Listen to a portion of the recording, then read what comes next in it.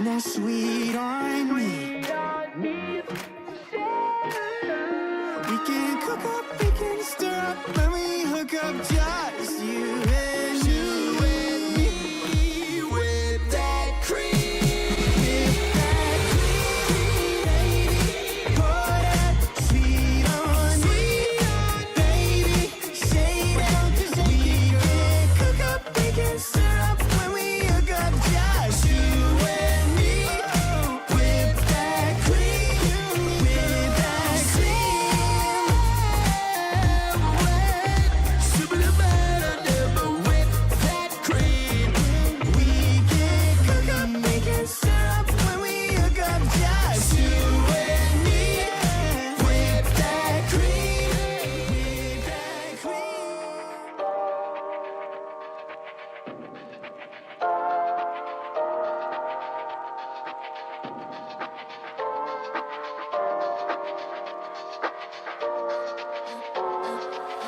I'm a little bit naughty, I'm a little bit too consumed, but every part of my body is telling me to run away from you. Come a little bit closer, yeah, yeah. Come a little bit closer, yeah. You're a little bit crazy. It's been days, but you never change. What's love got to do with it? He comes around, better knock that stuff down.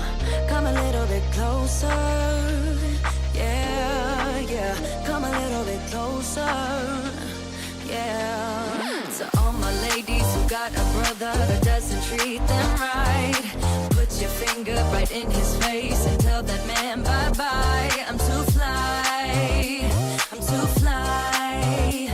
Bye-bye, bye-bye, bye-bye. You're a little bit selfish. You get mad every time you lose. You can't take me with you. I'm scared you're gonna blow your fuse. Come a little bit closer, yeah. I can really start over, yeah. In the back of my mind, there's someone waiting on me. You're just wasting my time because you're scared and lonely. Finally got some closure, yeah. I can finally start over, yeah. To all my ladies who got a brother that doesn't treat them right, put your finger right in his face and tell that man bye-bye. I'm too fly, I'm too fly. Bye-bye, bye-bye, bye-bye. Here's to the memories. Cheers to who used to be. Your friend said that you left me. I'm glad that's what you believe. To all my ladies who got a brother that doesn't treat them right, put your finger right in his face and tell that man bye-bye. I'm too fly, I'm too fly. Oh, bye-bye, bye-bye. U-G-L-I, that's how you spell goodbye. U-G-L-I, you'll never see me cry. U-G-L-I, that's how you spell it. Bye-bye, bye-bye, bye-bye.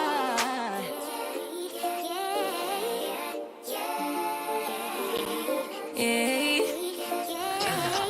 Bad little flex, she wanna know me. I stay low key, all gas, no brakes. Baby, let them hoes sleep.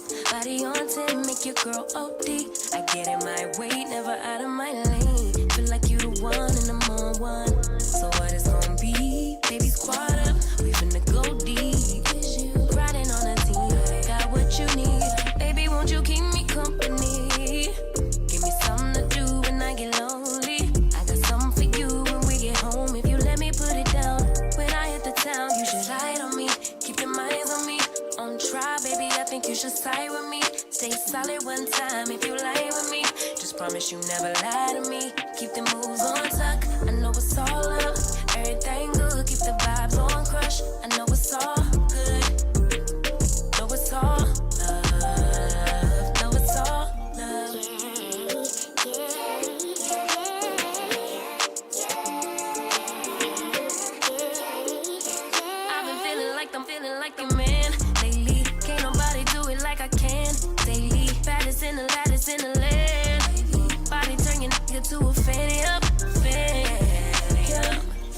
it where I'm at on my own. Had a couple blocks in the road, but I get to the bag on the low. I be counting stacks while they grow, yeah, you know me. Baby, won't you keep me company? Give me something to do when I get lonely. I got something for you when we get home. If you let me put it down, when I come in town, you should slide on me. Keep your minds on me.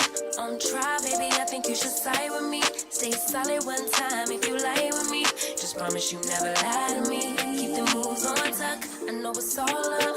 Everything good. Keep the vibes on crush. I know it's all good. Good. Know it's all love. Know it's all love.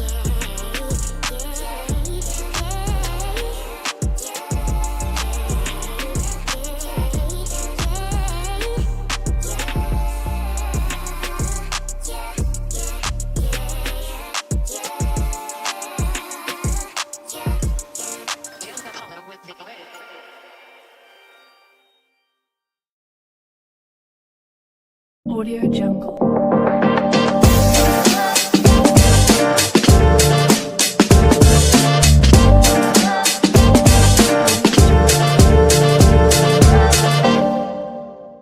Good afternoon, people, and welcome again to another episode of Beard Burner Chronicles of yours truly. I'm James Bubba Williams. DJ Exclusive is in the building. Bing, bing, bing, bing, bing. I don't know why I'm doing that because I got real sound effects that I could actually be using. So, yeah. But what's going on, people? It is so good to see everybody today. I hope everybody is doing well. It is Thursday, September 25th, and we are here. I guess we didn't make it. And if you don't know what I'm talking about, we'll get into that later on.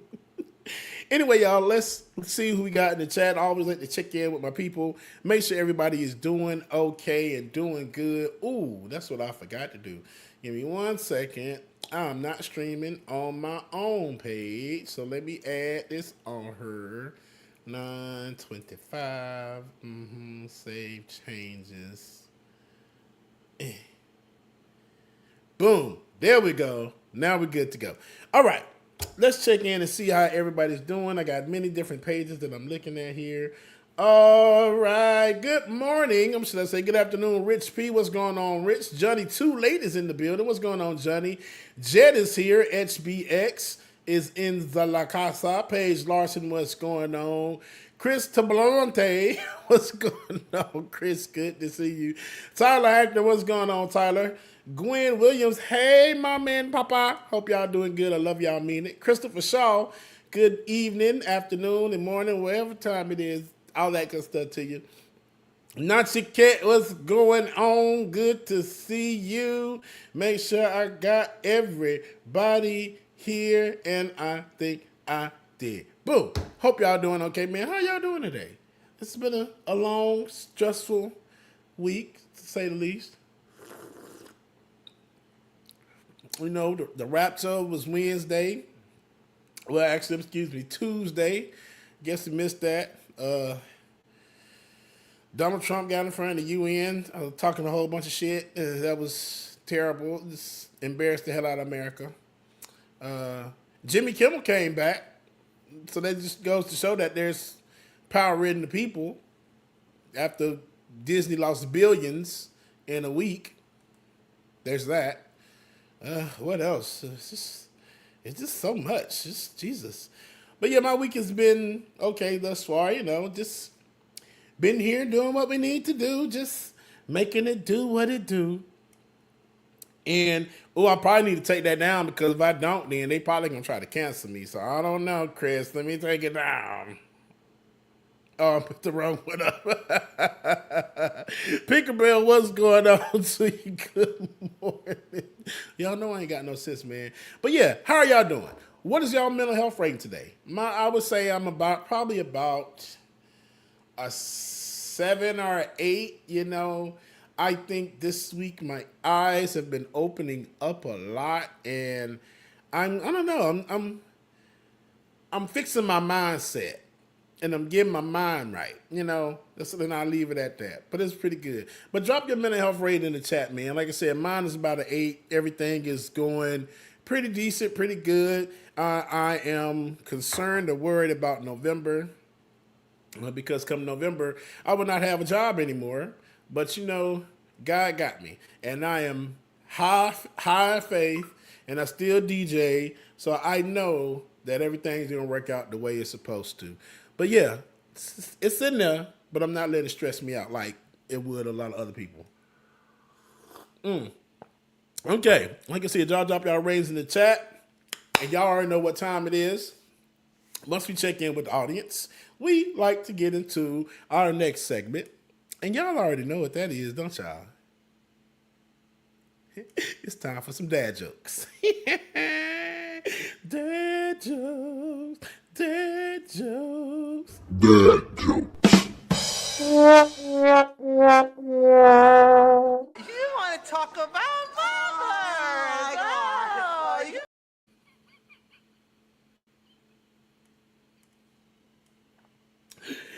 I ain't got no sense. By the way, because I'm stupid as hell. Why would I add that on the end? Because I ain't got no damn sense. That's why. But shout out to my mama. Now, I was about to shout her out in her business, but she going to put bad jokes on here. So I don't know. I'm going to do that anymore. No, I guess I will. Shout out to Shade Dragon in the building, too. What's going on, Shade Dragon? Good to see you. But yeah, mom has a wreath making business. I don't know if I've told y'all, where she not only does wreaths, it's called Gwen's Cups and Such. And she does a lot of stuff, man. She makes like cups, notebooks, wreaths, everything. And I keep saying that I'm going to get this stuff from her and post it. Y'all bear with me 1 second. Mama, I got you. I got you today, mama. I got you today. And of course, my stupid phone won't show all the stuff that she has sent me, because anything other than that would be uncivilized. Oh, here we go. That's a good one. Let me save and save that one. Then we are going to go here.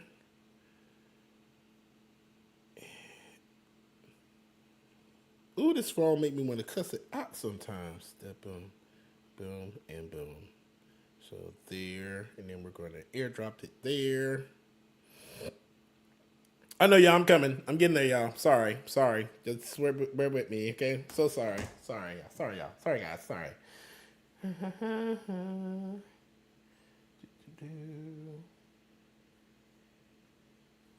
Should have gave y'all some like listening music or waiting music or something.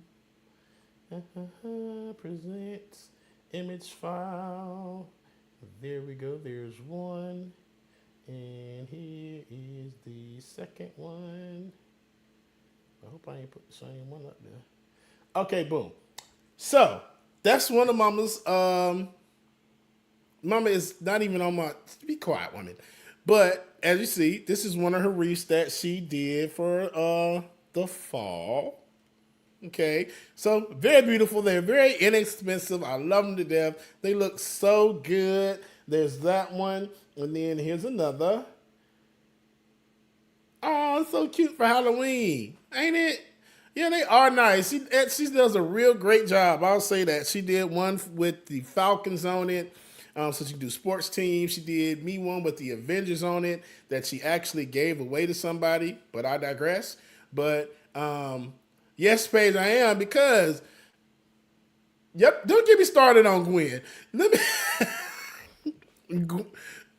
Anyway, y'all go follow Mom's TikTok. Mama, drop your TikTok. I think it's like GL Williams or something like that on her TikTok. So if you go follow it, you will see what I am talking about, where she has everything on there. And she has, yes, Gwen Williams 43. Gwen Williams 43 is her TikTok, where she has all her stuff on there. She has that, and then she adds other stuff. She's going live and stuff, y'all. Mama do more TikTok than I do, and I don't even know how. Okay, but please go support. It'll make a hell of a difference. And yeah, I appreciate y'all. Okay, so now let's get into these damn dad jokes. So Here we go. I'm reading a book on anti-gravity. It's impossible to put down. What do you call a belt made of watches? A waste of time. How do cows stay up to date? They read the newspaper. Newspaper? What did one plate say to the other plate? Lunch is on me.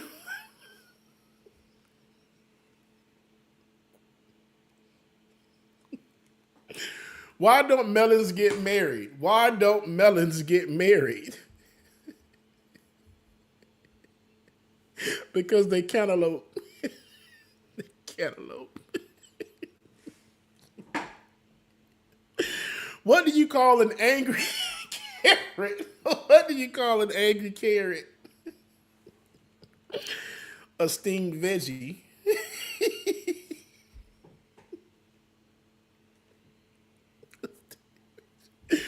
What do you call a peanut in a spacesuit? What do you call a peanut in a spacesuit? An astronaut.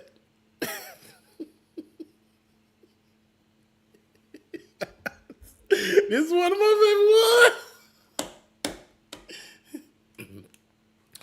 What did the fish say when they hit a wall? What did the fish say when he hit the wall? Damn.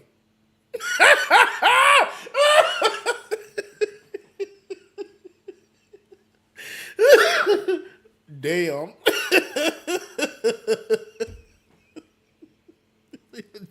Damn. Oh, man. Oh. What do you call a bear with no teeth? What do you call a bear with no teeth? A gummy bear.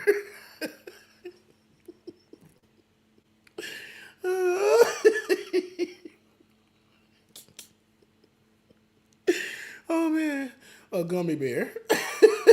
Damn.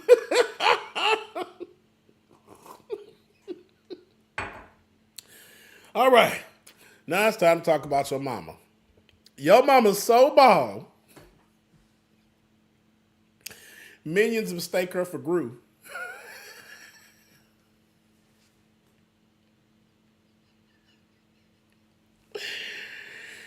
Bruh, what? Your mama's so dumb. When y'all were driving to Disneyland, she saw a sign that said Disneyland left. So she went home. Mama, not that left. She like it. You know what? Don't worry about it. Your mama's so ashy. Every time she rubs her arms, it snows. Jingle bells, jingle bells. Oh my God. Y'all need to get me off of these people's internet, okay? Because they got no goddamn sense. So that, ladies and gentlemen, were our Zajokes for today. Dad jokes. You want to talk about mothers? Oh, you... Okay, so like I said, we was gonna talk about this later on.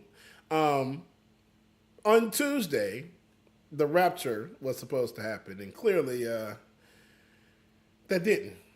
So a South African pastor, I'm not even sure what he is, went viral a few weeks ago saying that the rapture would happen like on the 23rd. And his comments went viral. And I tell y'all, and I was trying to get some videos, but I couldn't download any. But, you know, I'm sure y'all have seen it. But people have been selling cars, selling all their earthly possessions, giving away money. One guy got a wad of cash and after this couple came in from church, and they done gave this man a wad of cash saying, we about to get raptured, we don't need the money, all of that. It's been a whole lot. And the most recent video I saw, and I'm just like, I don't think I want to play that one, was in Africa, this congregation, huge, I mean, it was a lot of people out in the forest or the woods or wherever, it's in some trees, and they just shouting to the heavens. Just nothing happened.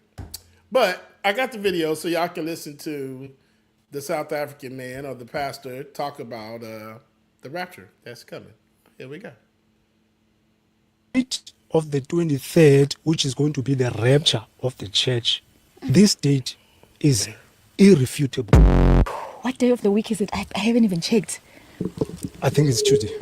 The words that are coming out of my mouth are coming straight from the mouth of the Almighty God. Australia, Asia, that side, you know, they'll be on the 24th. And we, South Africa, I think Israel, Africa, Israel, and America will be on the 23rd. Many people have said that we want to see what he's going to say on the 25th. And some have said that he will disappear on the 25th because, you know, it won't happen. And some have said I'll be coming up with excuses, you know, to explain away why the rapture never happened. Every single thing that I've spoken will come to pass. You're 100% confident. 100% does not do it for me. I'm a billion % sure.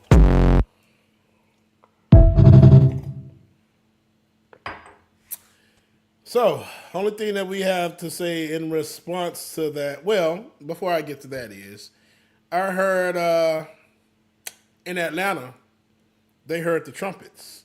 And the trumpets that they heard were this. So, I don't know. I mean, let's play it. ASAP, ASAP, ASAP. ASAP, ASAP, ASAP. People are so unserious on Beyonce internet, bro. What is going on? So no, them weren't the rapture trumpets you heard. That was T.I. that you heard. ASAP. That's all that was. So not the right trumpets. And of course, the other response to everybody is that is this one. Did I snort?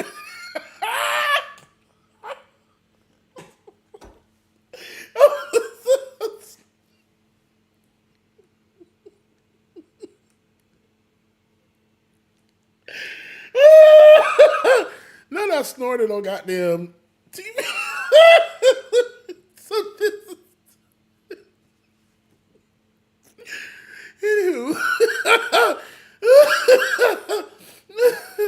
this is our response to the rapture. I'm still here.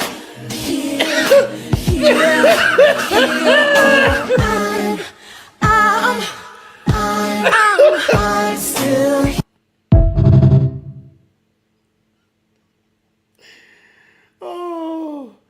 Oh man. Oh man.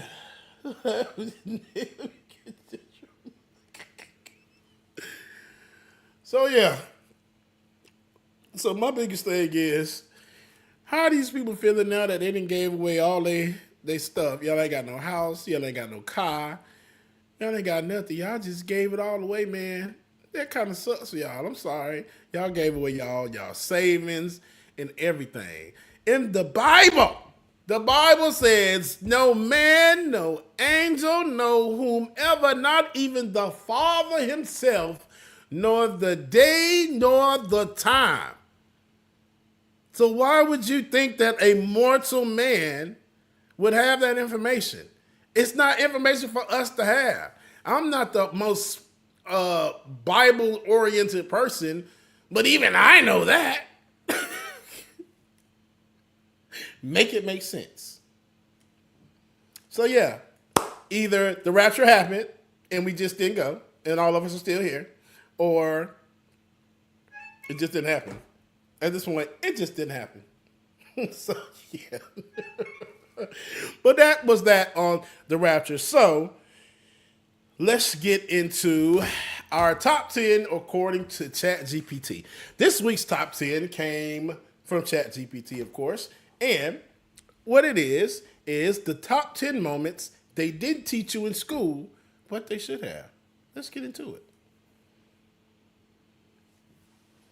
I really didn't need to play that one. I could have just went on to, boom. There we go. All right, top 10 according to ChatGPT. They didn't tell you in school, but just should have. See, I'm getting ahead of myself already. Let me go back and restart. And then let me drop the volume down because I'm about to be screaming over the goddamn microphone. Okay, here we go. Let me shift back where I need it to be. All right, top 10. Welcome back, fam. Today we're diving into the top 10 moments they did teach you in school, but absolutely should have. These are the stories left out of the textbooks. Stories that shape who we are, where we come from, and where we're going. So let's get into it. Number 10, the Tulsa Race Massacre, 1921. We've all heard about this. We talked about it before. Imagine an entire community so successful, it was called Black Wall Street. In 1921, that dream was burned to the ground in Tulsa, Oklahoma.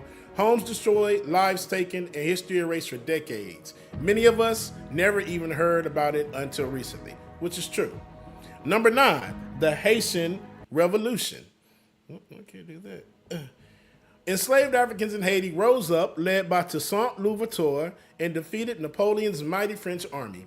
Haiti became the first free black republic, proof that freedom could be fought for and won. Yet, most schools never mention it. They really don't. Now, I heard the name, but not the whole story. Number 8, the Partition of India, 1947. When the British left India, they drew a line on the map dividing India and Pakistan. That decision displaced over 10 million people, sparking violence, loss, and one of the largest forced migrations in history. A human story too big to ignore, but often forgotten. Number 7, the Stonewall Riots, 1969. A hot summer night in New York City.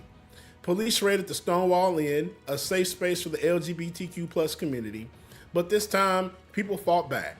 That resistance became the spark for the modern LGBTQ plus rights movement. Pride started here. It really did. Number 6, the Japanese American internment, 1942 to 1945. During World War II, over 120,000 Japanese Americans, many of them citizens, were taken from their homes and forced into internment camps. Families lost everything, treated as enemies in their own country. Sounds about American to me. It really does. Number 5, the Trail of Tears, the 1830s. Thousands of Native Americans were forced off their ancestral lands, marching hundreds of miles under brutal conditions. Many didn't survive, a tragedy we just can't brush aside as expansion. The Zoot Suit Riots, 1943. Never heard of this one before. In Los Angeles, Mexican-American youth in their flashy zoot suits were targeted and beaten by servicemen. Racism disguised as patriotism, and it exposed deep tensions about culture, identity, and belonging in America. Number 3, COINTELPRO, 1956 to 1971. The FBI secretly spied on, infiltrated, and tried to destroy civil rights groups from Martin Luther King Jr. to the Black Panthers. A government program built to silence voices fighting for justice, and yet most of us never learned the name COINTELPRO in school. Which was, let me pause this, which is really crazy because I never found out anything about COINTELPRO until I started doing stuff with the show, like with Like It or Not. So I'm like, what are they talking about? What is that? So really didn't find out any information on it until literally a few years ago. Sucks. Moving on. Number 2, the Berlin Conference, 1884 to 1885. Europe carved up Africa like a pie with no thought for the people living there. That conference set the stage for decades of colonization, exploitation, and struggle. Its impact is still felt today. Sounds about white. And number 1, the Move bombing, 1985. In Philadelphia, police literally dropped a bomb on the home of the Move organization, killing 11 people, including children, and destroying an entire block. This happened less than 40 years ago, but it's rarely in our history books. These stories aren't just history, they're lessons. They remind us that silence can erase truth, but speaking up can bring it back. Let's keep telling the stories they left out because history is ours to remember. And I'll be honest, y'all, a lot of these things really didn't know about or didn't find out about to this. The Move bombing, that was just in 85. I was 78. I was 5 years old. No, I was 7 years old. I don't remember hearing about that. Even going through school, never heard anything about it. That's because, like they always do, try to whitewash our history on everything. And with the Britain one, or them splitting up Africa, it just seemed like to me, white folks like to take shit that ain't theirs and claim it as their own and split it up and divide it amongst themselves. Mother sucker, this is not your country. It's not your land. You just came over here and decided that because you were white, that you can come take this land and claim it as yours all you want to. How the hell does that work? Who gave you that authority? But I digress. Okay, so we got it's 1:30. Let's see where we want to go because we have a few things that we can discuss. So before I do, that's where we'll go. We'll go ahead and do that.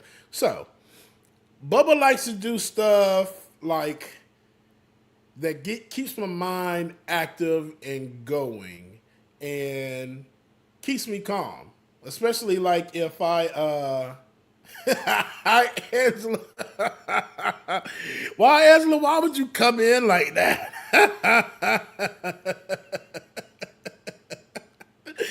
Yep, we did, Angela. Girl, we still here. We here. I guess we ain't make it.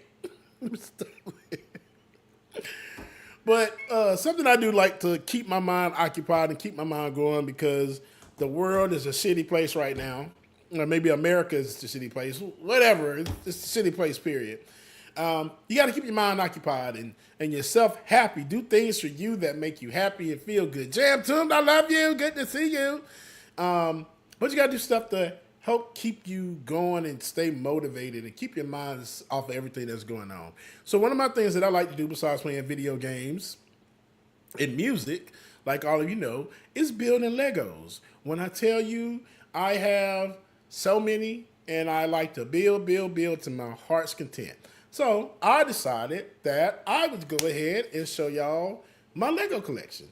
So last night, excuse me, y'all, I'm sorry.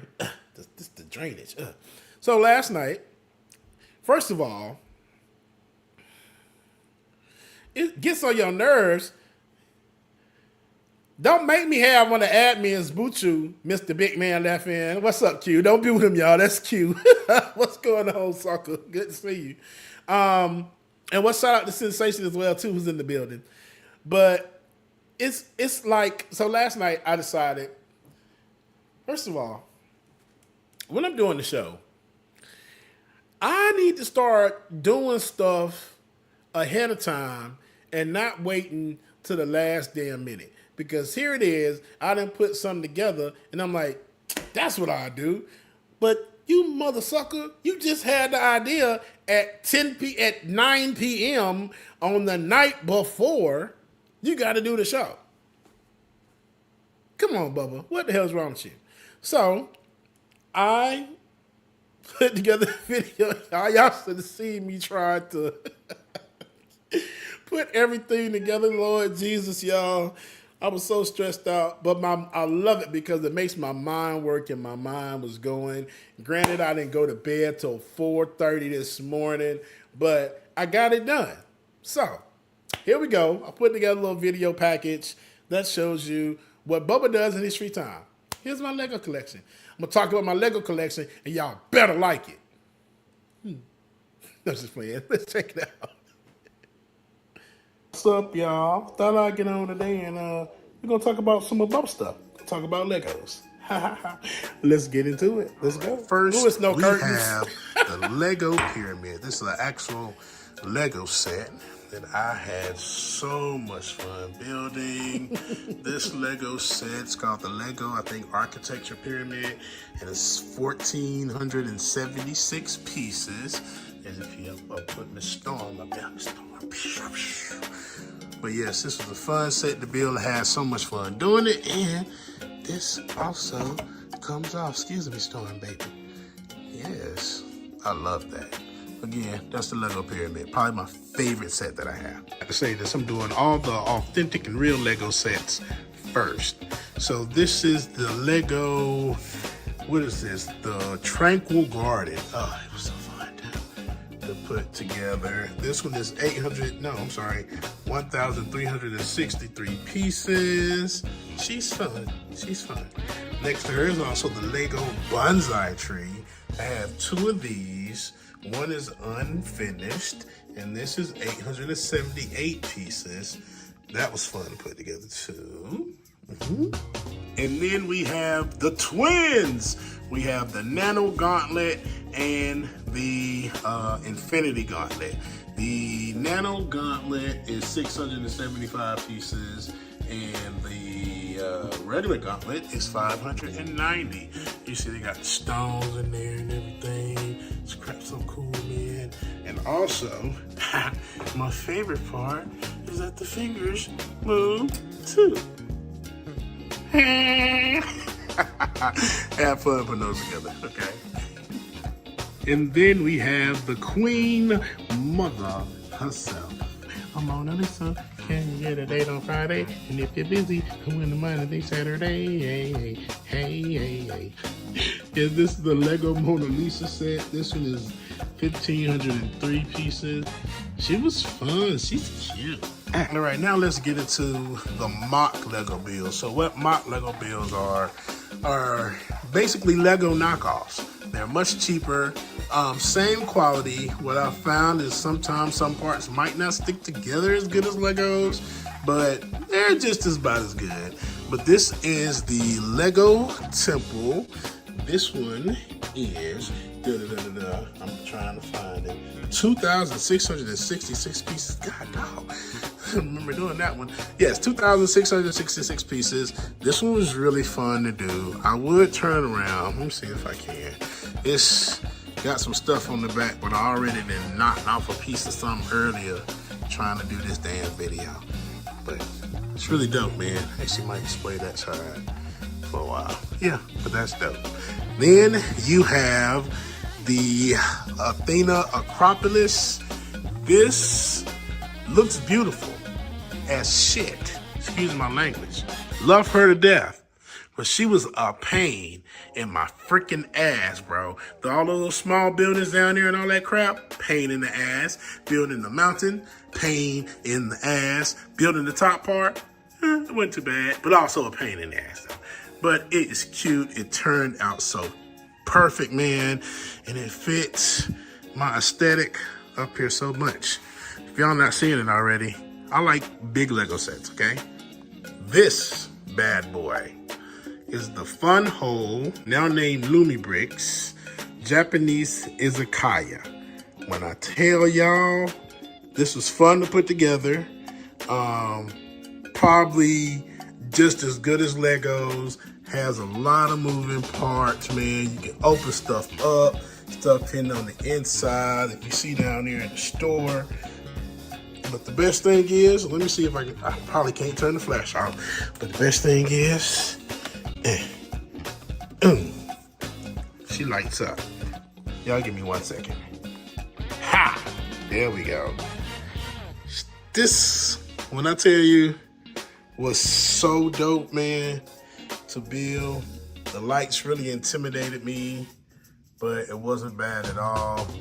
It turned out great. Look how the lighting is on the inside, bro. That's dope as shit. Like a little noodle shop. This was a little stand where you put something in there and like it'll dispense the whole thing. But yeah, fun. Love this set. I can't express that enough. All right, and lastly, out of the ones that we have built, is another mock. This is like a Lego globe. It's really cool to put together. Has like a space station on the inside of it, a little plaque on it. It's also a mock build. I think it's around 675 pieces. I love it. And then it does, boom, it lights up. Really cool. Oh, that way you can see the inside. Oh, there we go. But I love it. So those are my babies, my collections. Yeah, and now I got something else to show y'all. Y'all hang tight. All right, y'all. So welcome back. As an added bonus, I figured I'll show y'all what I actually have left still to build. And my God, today it's a lot. So let's start. Now I got here. My excuse me, my arms out of stuff. I'm all strong. Look at him. Chrysanthemum. That looks great. It's gonna be fun. We have the plum blossom. That's gonna be a fun one too to put together. I like the small builds. My nieces love them too. Ooh, this is the Pagani Utopia. Okay, that's gonna be dope. All right. Oh, okay. We're going to some of the bigger boxes now. This is the other bonsai tree I was telling y'all about. This is my second one. So once I do the Tranquil Garden, this one will go next to, in between the Tranquil Garden and the other bonsai, basically. Y'all know what I'm trying to say. One on each side. Damn. So that's that. So these are my mock Lego brands. These are the fake Legos that I call it. This is the City Hotel. It's cute. This is the one I'm one of the ones I'm working on. But this one, let me tell y'all why I stopped building it. I stopped building it because I was putting it together. Got the second level done, and as I'm attaching the second level on to the first, the whole mother sucking thing collapsed. Y'all talking about somebody that was mad? So I just left it alone. I said, F you, and I'll come back to you another day. So that's when I started buying everything. And I paused it because I want to say that it was Q. Q was the reason why it broke in the first place. He did something and knocked over the whole thing and made the whole second floor just mess up. So Q fault. Q did it. Everything else. So the next one is another Inge brick. It's the City Music Club. I feel that it's going to give me the same pain in the ass that the other one did. Let's see the back of it. Also comes with the light. So that's going to be real cute to play with, put together. Now, what I have been working on lately, let's start with her. The recent one I'm working on is this beauty. The pirate, what is it called? The dragon boat, Chinese dragon boat. And when I tell y'all, she's cool. It's hasn't been terrible, but it's a little challenging. But Bubba has gotten smart, and Bubba went and got some Gorilla Glue, because you ain't going to keep falling apart on me. So I've been gluing the shit out of these bricks. I have. So got to be careful with that one. The next big one I have is, what is this? This is the Harvard Memorial Hall. I saw this, I like big sets. Has a lot of pieces, 1,411 pieces. And it looks like it's got some pretty good detail on it, man. And I'm excited to build it. One thing that I did see when I was looking in there, though, was it's a lot of damn stickers. And trying to put stickers on Legos, I don't know if y'all ever done it. It's no bueno. I got some big ass hands, man. Y'all see it. I have some big ass hands. So trying to put stickers on stuff never works well, okay? And lastly, my last one, let me put you right there. Last that I'm working on, I saw this. I really was like on this thing for the longest. And I'm like, okay, I'm going to do it. And then I found like, freaking, I'm going to do it. I want to treat something to myself for myself. So I did. So this is the King Wang Pavilion. front of the box. And the packaging on these, my God. But this is a bigger picture of it. Isn't that beautiful? I cannot wait to put this together, man. It's going to be freaking amazing. I know it is. Like I said, the packaging is amazing. If you open it up, another thing about this one too, it's a lot of damn stickers.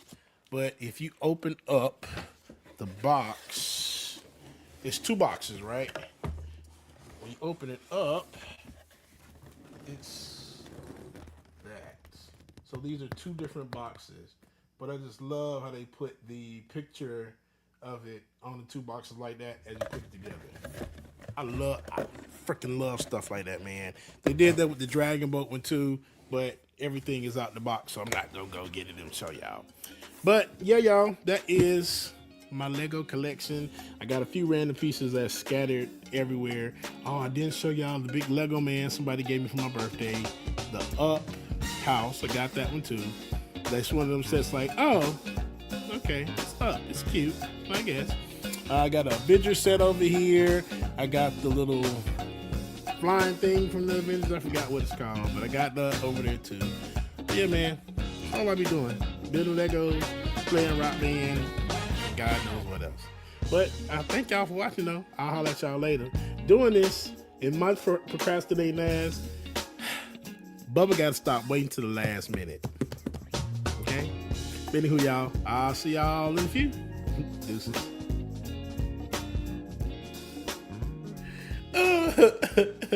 I appreciate y'all so much for watching that, man. It's something that I just love to do myself, getting into all the Legos and stuff, man. I will say, it's so much fun. It just takes your mind away at everything. You just set my table up on the side, and I just start building. Just start going. Just that. Yeah, so when I tell y'all Gorilla Glue, especially in a little small tube, I'll be gluing the shit out of you Legos, bro, because y'all will not handle me when I tell you it comes to like you building so well.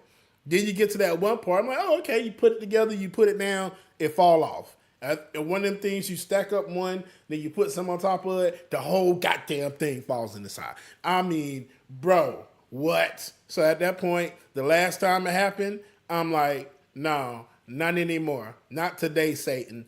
Where's my Gorilla Glue? And I start gluing pieces all together. If I see that you flimsy, that's the only thing about the mock Lego brands or mock Lego builds is that the pieces are flimsy and might not fit all the way together. Super glue is going to help the shit out of that. Trust me. That's all I use it for. But and the best part about it, y'all, I will say, the actual Lego sets are the most expensive. Thank you, Mom. I love you. Appreciate it. Mom said, you're an all-around guy. Oh, thanks. You know, I do everything. I cook, I clean, everything. And Big Man Left Hand, the mock-glues basically disintegrate. Yes. He should know. He knocked over the last one. Or he did something. He may have walked past it. That's why it's his fault. He walked past it, and it just...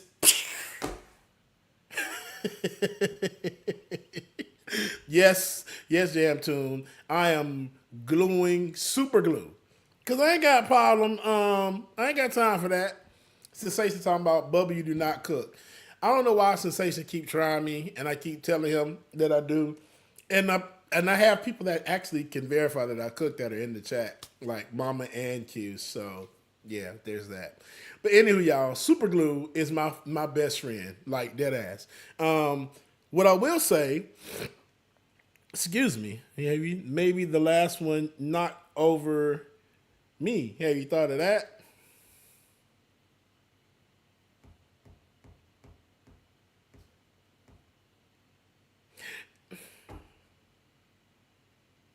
You know what?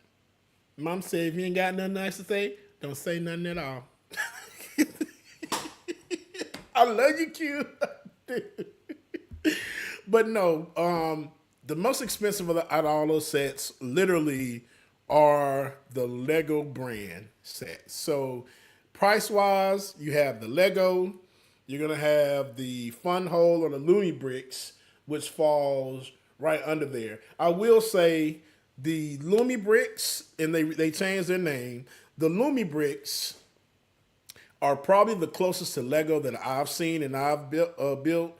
That set that I put together, the Japanese izakaya, I think was $120. I had a $100 Amazon gift card that I got from doing my doing a recall. They gave me a $200 Amazon gift card for going ahead and do a recall on my car. And with that, I think the set was like $120 or $130. And has lights, it has printed bricks, everything's on there. So that brand is very, very good, and they are very detailed. Only thing I don't like about Lumi Brick brands are their figures. I'm not a fan of their minifigures, and minifigures look weird. I don't know. Look like Tyco.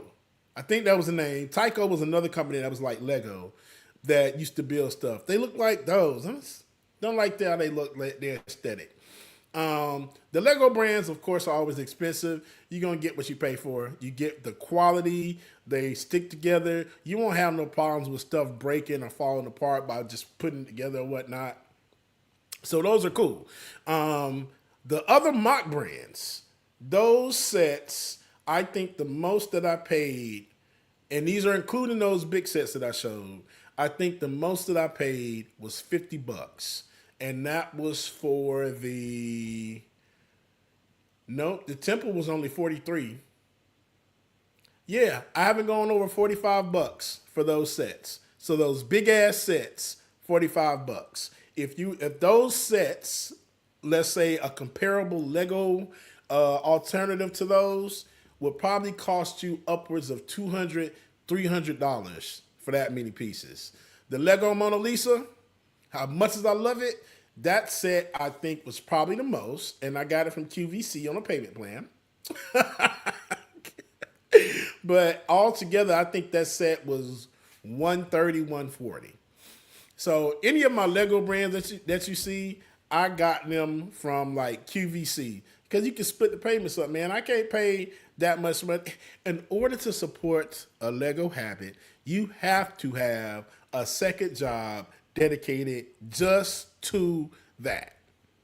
Like dead ass. I see some people that like this one cat that I follow, and he has like Lego everything, bro. And he did a video on like explaining how he was able to afford it. And as in his 20s, he started something and he sold it to somebody. That's how he made his money. But if you're just a regular Joe Smo person with a regular 9 to 5, bro,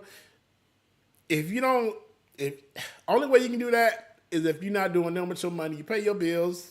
I don't pay mine. You pay your bills and you put up stuff and you save it and you buy it eventually down the road.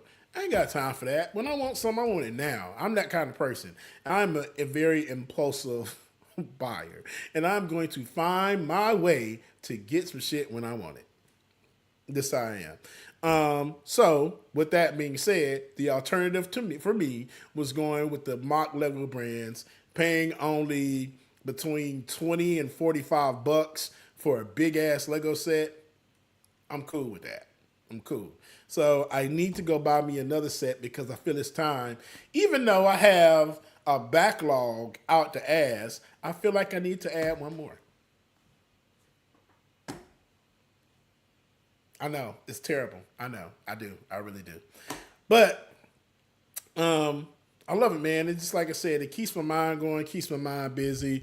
My nieces build Legos now, especially my second to youngest niece. Hell, even the youngest niece, she loves Legos as well too. And I actually bought them a little Lego set to build together when they come back in town. So we'll build that one. And I got it. And it's a cute set. It's like a little flower house, y'all. It's so adorable. But why I want it for myself? So now I have to buy me one. Oh, and two things I did not show y'all. I wonder if I can get this real quick. Yes. Nick, can you put up the beard bunnet screen real fast? I'm going to try to go grab this real quick. See if I can. Let's see if he heard me.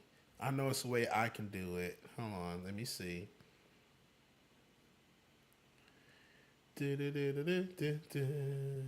See, I want to play the intro because then y'all gonna be like, okay, boom, all right, and take me there. There we go. Okay, y'all hang tight.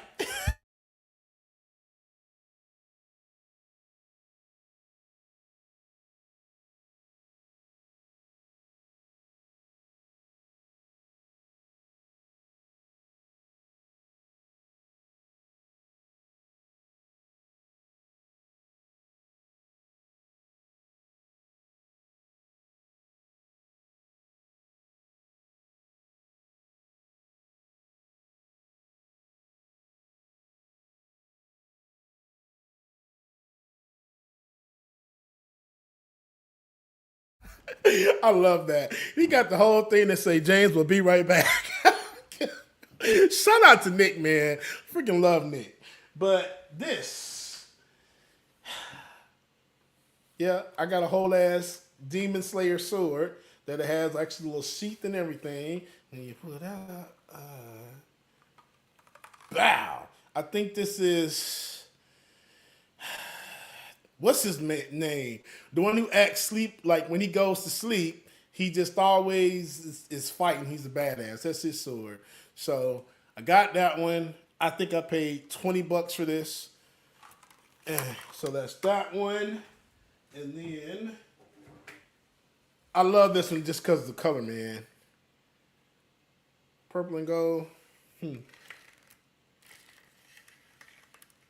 Now these can be a pain to put together too because some of the pieces at the bottom are flimsy. But once again, that's when you use the goddamn Gorilla Glue and you glue the shit out of these. So yeah, those are my Lego swords. So I'm looking for more stuff to build, like mechs and all kind of shit, man. When I tell you I be buying stuff, bro. Like for real. And I love it. Right. I forgot about the swords. I forgot to put them in the video as well, too. So, yeah. Zenitsu. Thank you, Nick. That's his name, Zenitsu. So, yeah, I love it. I love it. I love it. Okay, that's my Lego talk. I done talked about Legos long enough. I showed y'all a long-ass video. So, of course, before we get out of here, I have to leave y'all with story time. It's a good palate cleanser, and I think it's a good way to close the show. So yeah, here we go. Eater by Kenzie Mazing for mature audiences only. Hi, my name's Oh, where did it go? I eat so much. I'm always eager. I eat. Started for the I'm an eater by Kenzie Mazing for mature audiences only. Hi, my name's Earl, and I'm an eater. I eat so much, I'm always eager. I eat morning, noon, and night. I'm never turning down a bite. I eat tacos, I eat cake. Life's too short not to partake. Eating is a hobby. Eating is a sport. I bring my A game to every food court. I want my full meal on display. Watch me dive in without delay. I don't need my hands, just my mouth. I'll eat my way from the north to the south. I munch, I slurp, I spit, I chew. There's nothing left. Hold on, wait. Okay.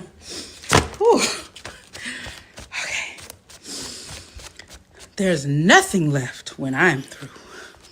I bet. I take my time. I eat nice and slow. I'll never stop eating. Don't tell me no. Okay, Earl.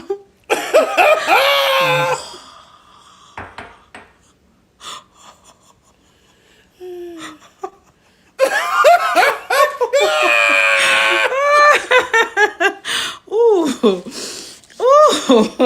Hold on. Watch me eat. You won't regret. I'm not even halfway through yet. My nose is in there. I'm a mess. I can't breathe, but I could care less. I love cookies.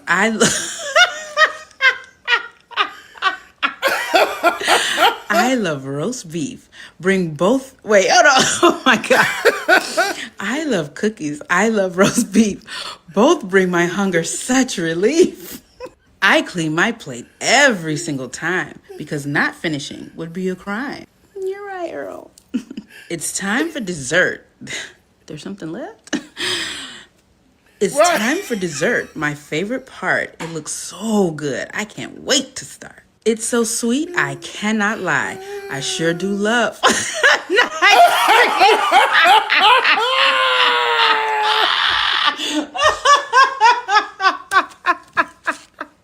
So whether it's breakfast, dinner, or even lunch, you know I'll be there. I'm a certified munch. For all my eaters out there, but especially my husband. Well, not me. I don't have a husband. That's the author. But I do have my number one munch. And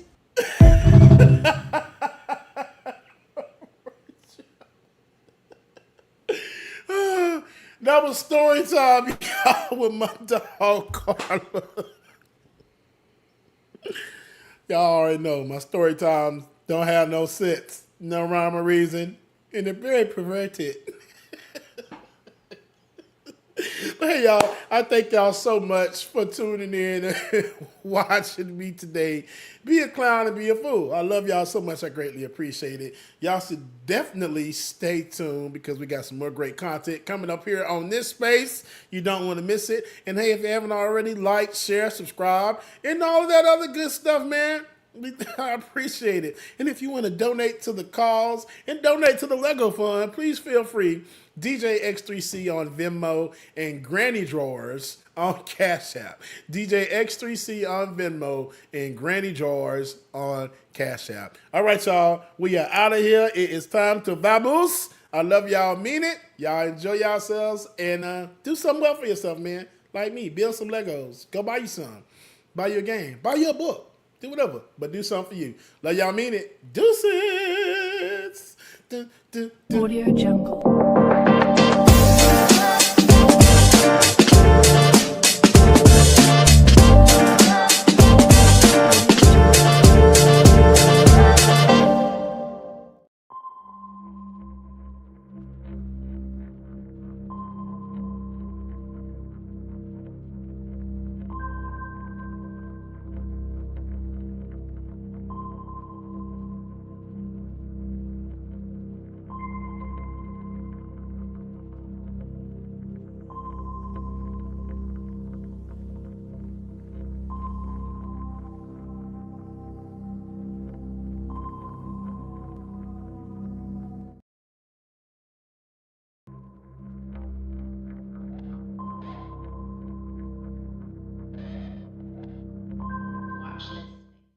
Hey everyone, welcome to the show. I have a bunch of details to share with you guys about the man accused of killing Charlie Kirk. I also have more updates to share about the fallout from his murder, from Kirk's murder, how MAGA is absolutely melting down, throwing tantrums left and right about people posting negative comments about Kirk. Because, you know, as we all know, the so-called free speech party, it's filled with a bunch of fragile little snowflakes who believe that only they have the right to say whatever they want. So before I get into all this news, though, I want to tell you guys how you can drive these people nuts.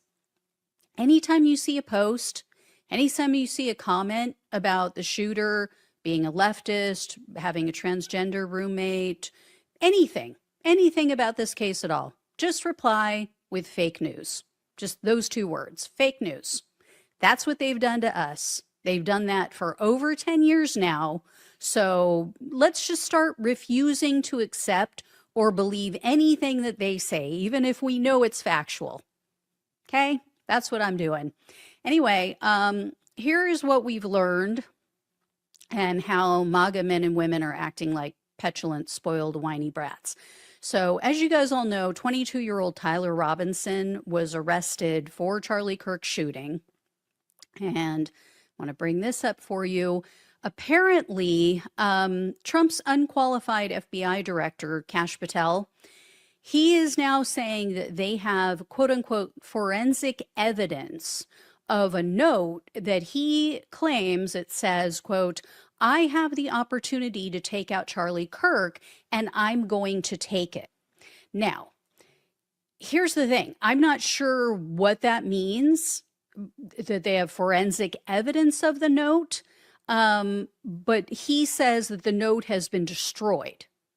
So the physical note has been destroyed. I don't know if they saw like indentations on a piece of paper. I don't know if he wrote it on a computer and then he deleted it and they, who knows? We'll see. Anyway, I think Patel, he might just ruin this case. He might actually destroy this case against Robinson because he is talking so much about this case.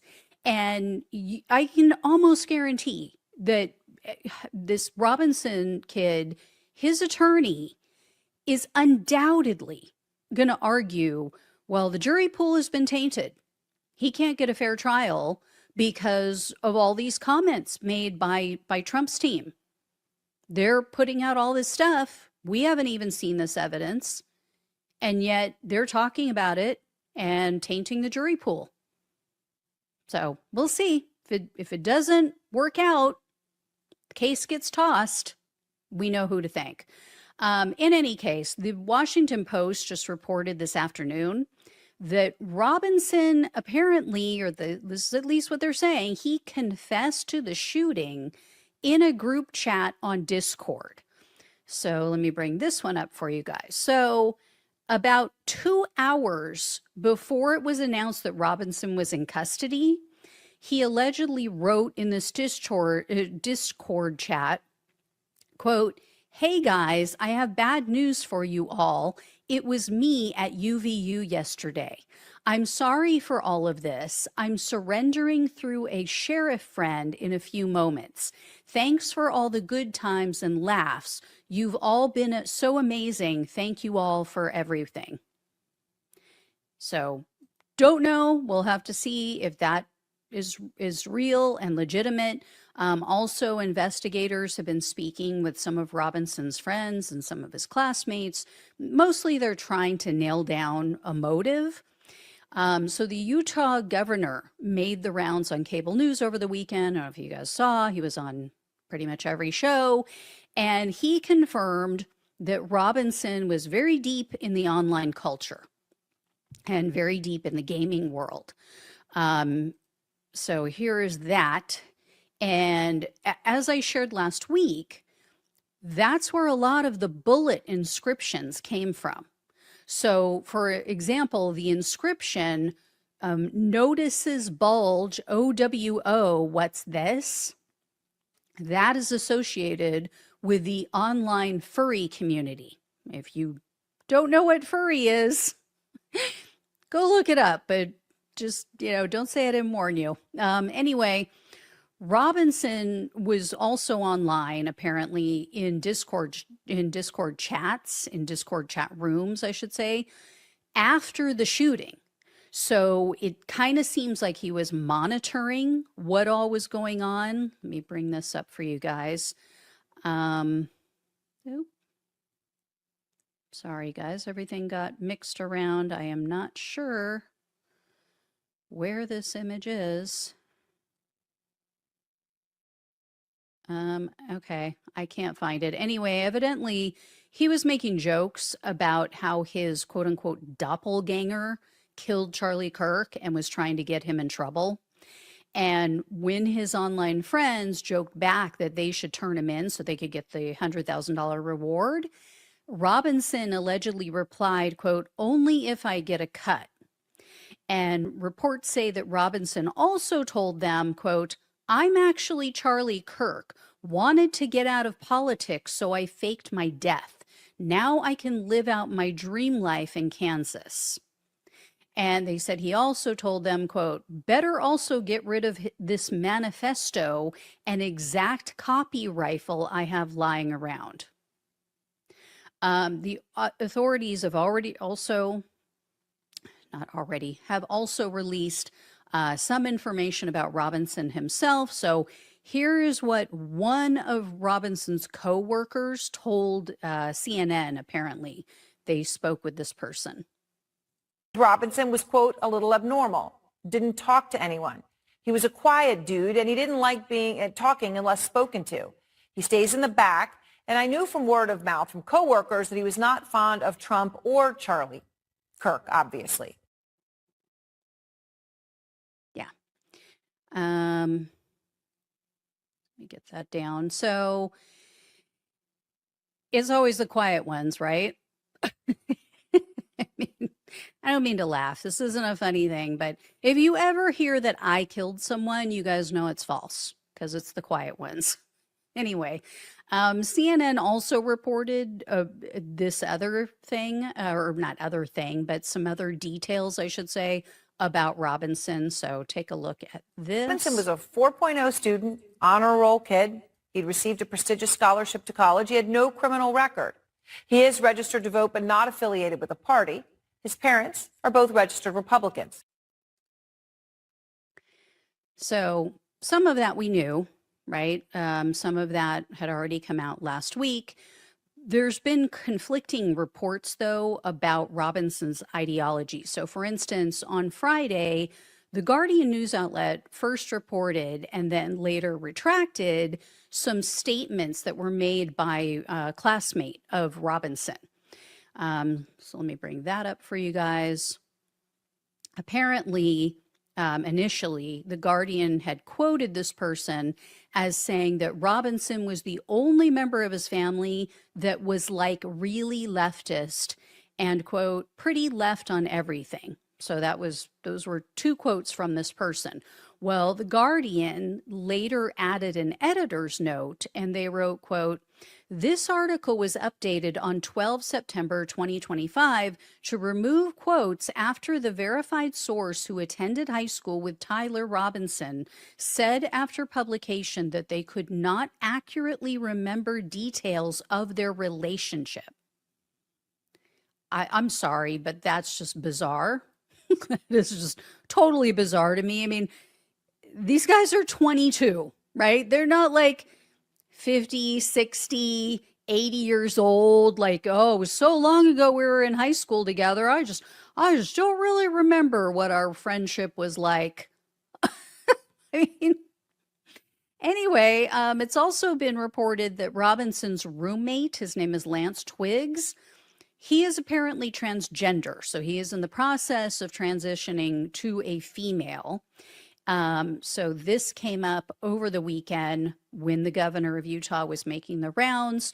The original source of this information was less than reliable, so I didn't share it at first. But like I said, the governor of Utah went on CNN. He confirmed this over the weekend. He claims that Robinson and Twiggs were in a romantic relationship. I don't know if that's true, but if it is, I would venture a guess that Robinson's parents are probably more upset about that than they are about the murder. I'm just saying.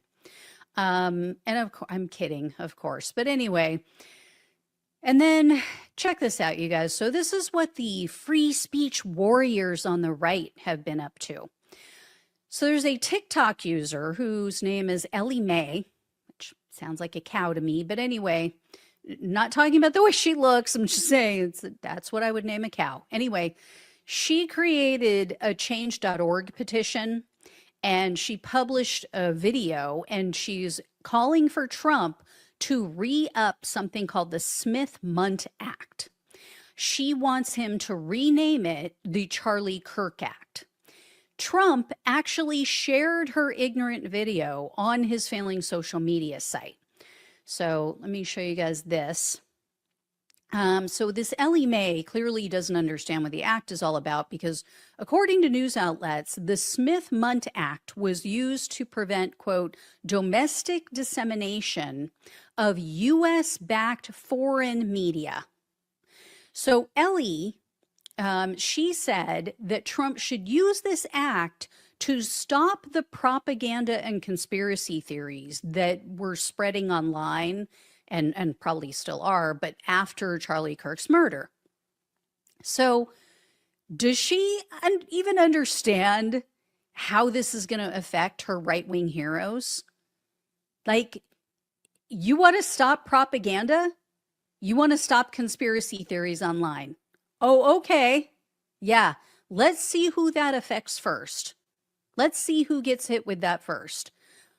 So this Ellie Mae, after this whole thing blew up, after Trump shared her post, she gets called by the media. She spoke with The Independent, which is a news outlet, and she was complaining that media outlets label people as, quote, fascists and Nazis, white supremacists, or bigots without evidence. So she wants to stop people from having opinions.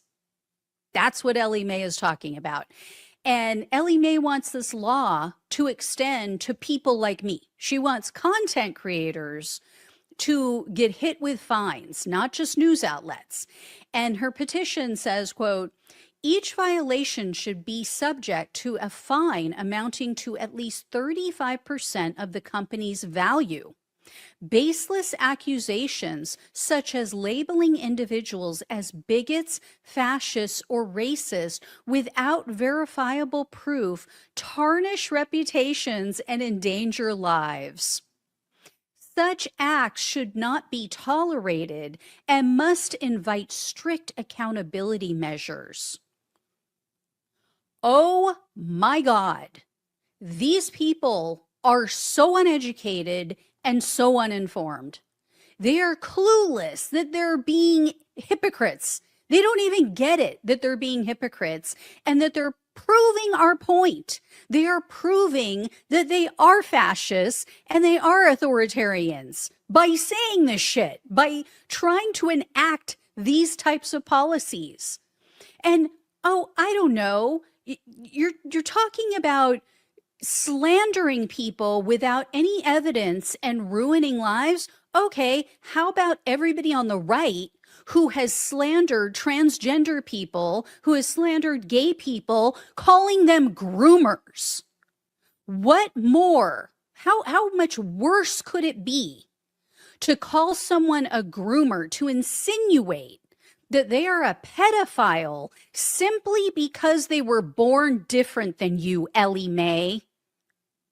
So, Ellie Mae, if you don't want to be called a fascist, maybe don't try to enact fascist policies. Don't act like freaking fascists. Seriously. And I'm sorry, but when you go out and you talk about how, oh, well, the Bible says, we should stone gay people to death. You don't think that person should be called a bigot? No, sorry. That's what it is. That is bigotry. If you think that because God made someone gay, who you all claim to believe in, and then you want to talk about them being a groomer, you want to talk about how, oh, we should just stone them to death. And I watched a video that she posted on Twitter because she was getting a lot of pushback. And so she was trying to make things better. She didn't. Spoiler alert, she made it worse. It is as cultist as you can possibly imagine. She called out left-wing media for lying and deceptively editing news clips to frame a narrative. Yeah, left-wing media. Oh, I'm not saying they don't do that, but to never mention once all of the lies, all of the edits made by MAGA media, and she did not mention one time the nearly $800 million penalty that Fear News Network had to pay to Dominion Voting Systems after they lied, after they allowed their hosts to come on and lie ad nauseum, night after night, about a stolen election that was not stolen. So she is clearly so in her right-wing bubble, I bet she's not even aware of that Fox lawsuit. I bet she is not aware of any of the right-wing shows that got sued and got slapped with massive penalties for lying about the 2020 election on Trump's behalf. But wait, guys, there's more. There's more fascism afoot. So check this out. Let me see if I can find this one for you guys. Looney Laura Loomer, she wants Republican lawmakers and Trump to designate Antifa and the Muslim Brotherhood as terrorist organizations. And she wants them to ban the transgender pride flag in America. Yeah. I mean, but they're not fascists. They're not fascists, guys. What are we talking about? Right? But wait, there's more. There's this. So a South Carolina state House member, he's not a U.S. House member, he's a state House member in South Carolina. He called for Clemson University to be defunded because they didn't fire teachers who posted about Kirk's death. And guess what? As of today, the university caved. So let me bring this up for you guys. So as you can see here, they're now being called the Nazi Karens. Clemson announced that they did suspend an assistant professor, and they're investigating that employee's social media posts. And then I guess they're investigating other social media posts from other teachers as well.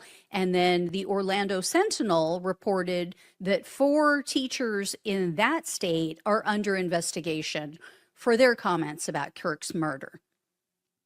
Also, U.S. Congressman Derek Van Orden, he has lost what little he had left of his mind. Over the course of 5 days, Van Orden posted 550 times on Twitter. Check this out. This man is receiving nearly $200,000 in taxpayer funds, and yet he is using it. He's taking that salary and then doing this, just spending his entire day posting online. Think about that. That is an average of 110 social media posts every single day for 5 days. And most of what he's posting was absolutely abhorrent. It is encouraging retribution against the left. He's repeating the lie that MAGA keeps telling, that Democrats tried to kill Trump.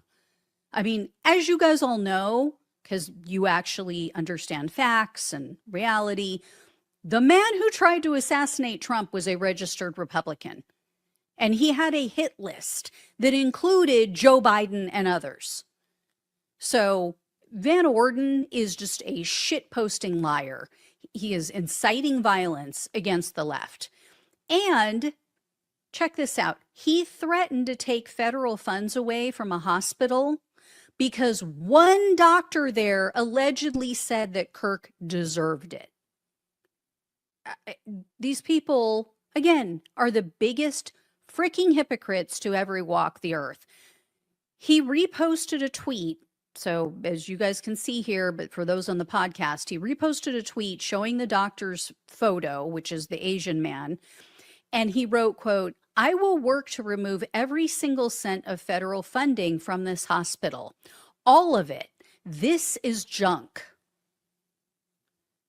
Then, not to be outdone, of course, attention whore, Republican lawmaker, and narcissistic Nancy, she had to get in on the action.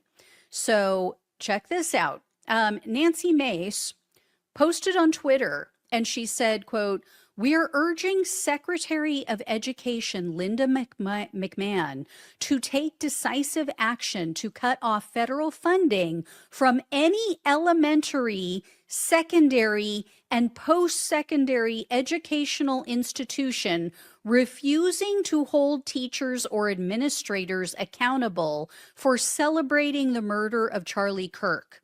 We stand ready to work with Secretary McMahon to ensure taxpayer dollars never fund hate, extremism, or violence inside our schools. We don't fund hate. We fire it." Oh, really? Really? I mean, if you guys don't want to fund hate, then, maybe don't donate to churches. Maybe don't donate to right-wing groups like Turning Point USA. Remember, These are the same people who claim that Biden weaponized the government against Republicans. Imagine if the left wanted to take money away from children.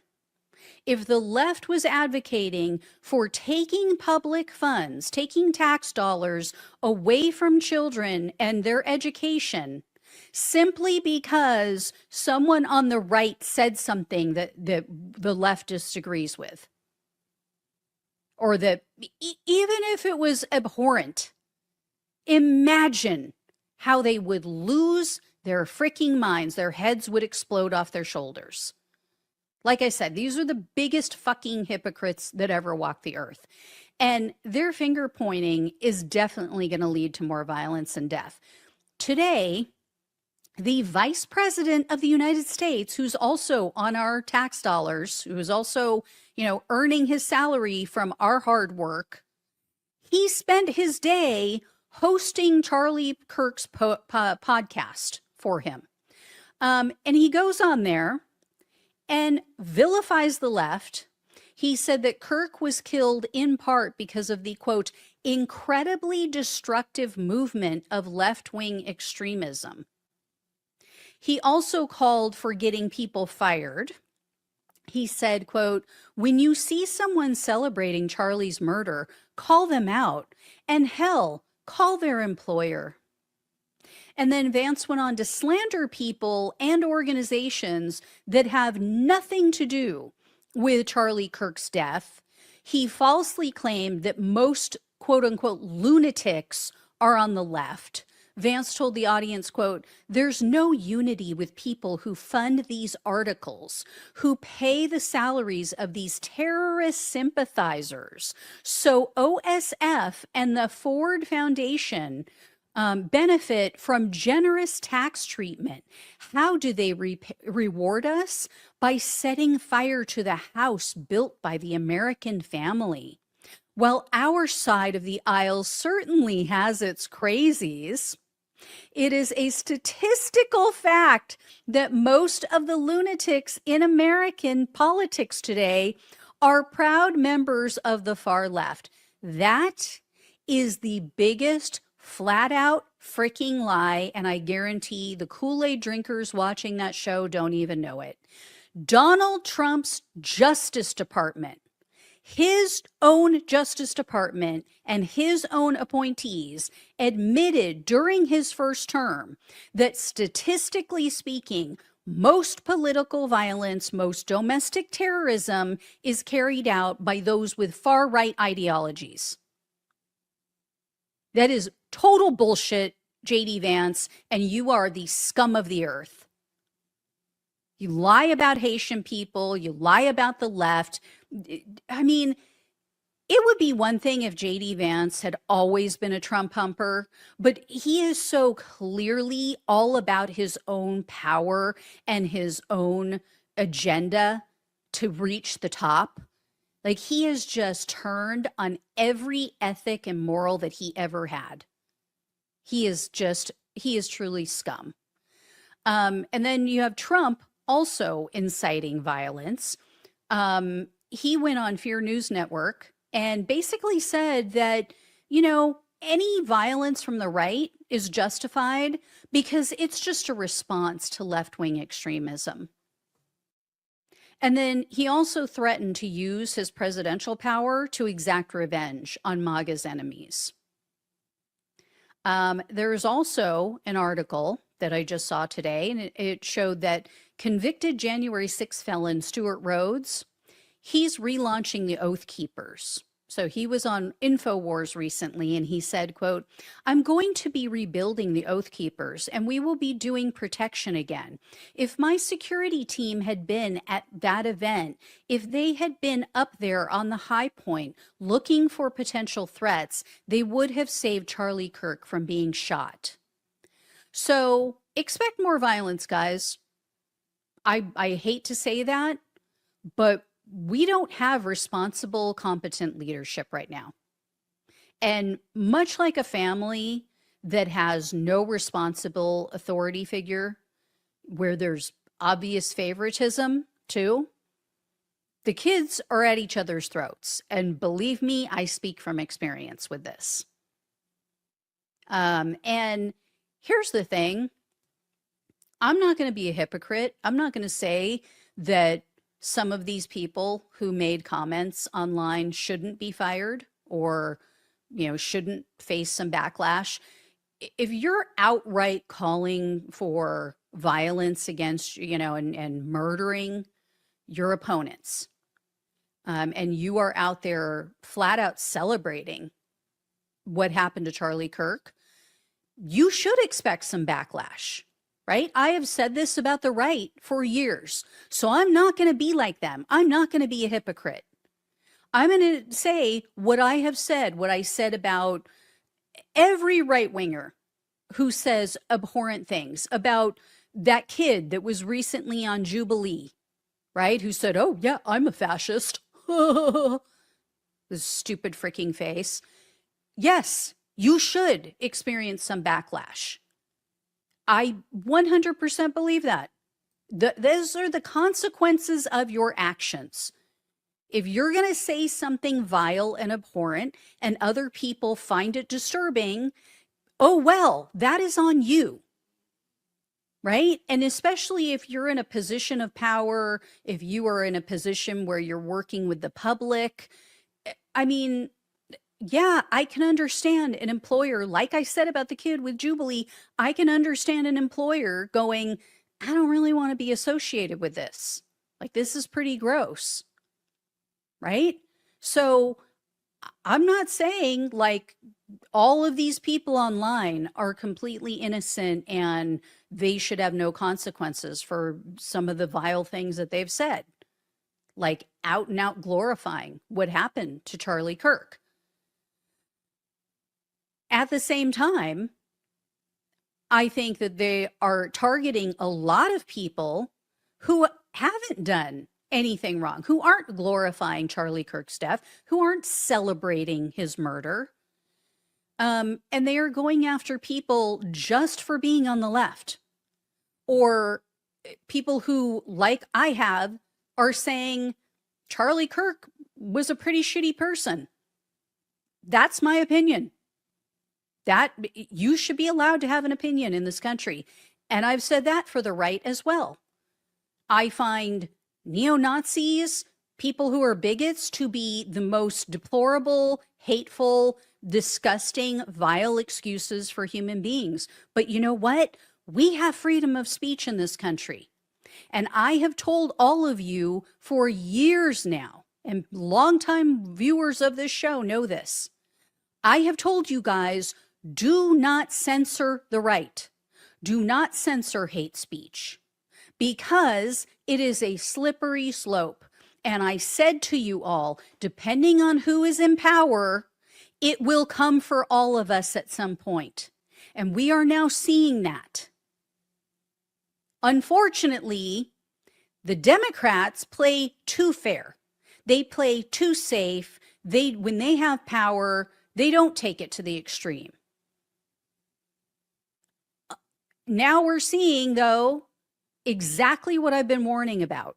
You have a psychopath in office like Donald Trump, and he has psychopathic followers and supporters, and they're all gung-ho. Let's go for it. Let's take away their rights.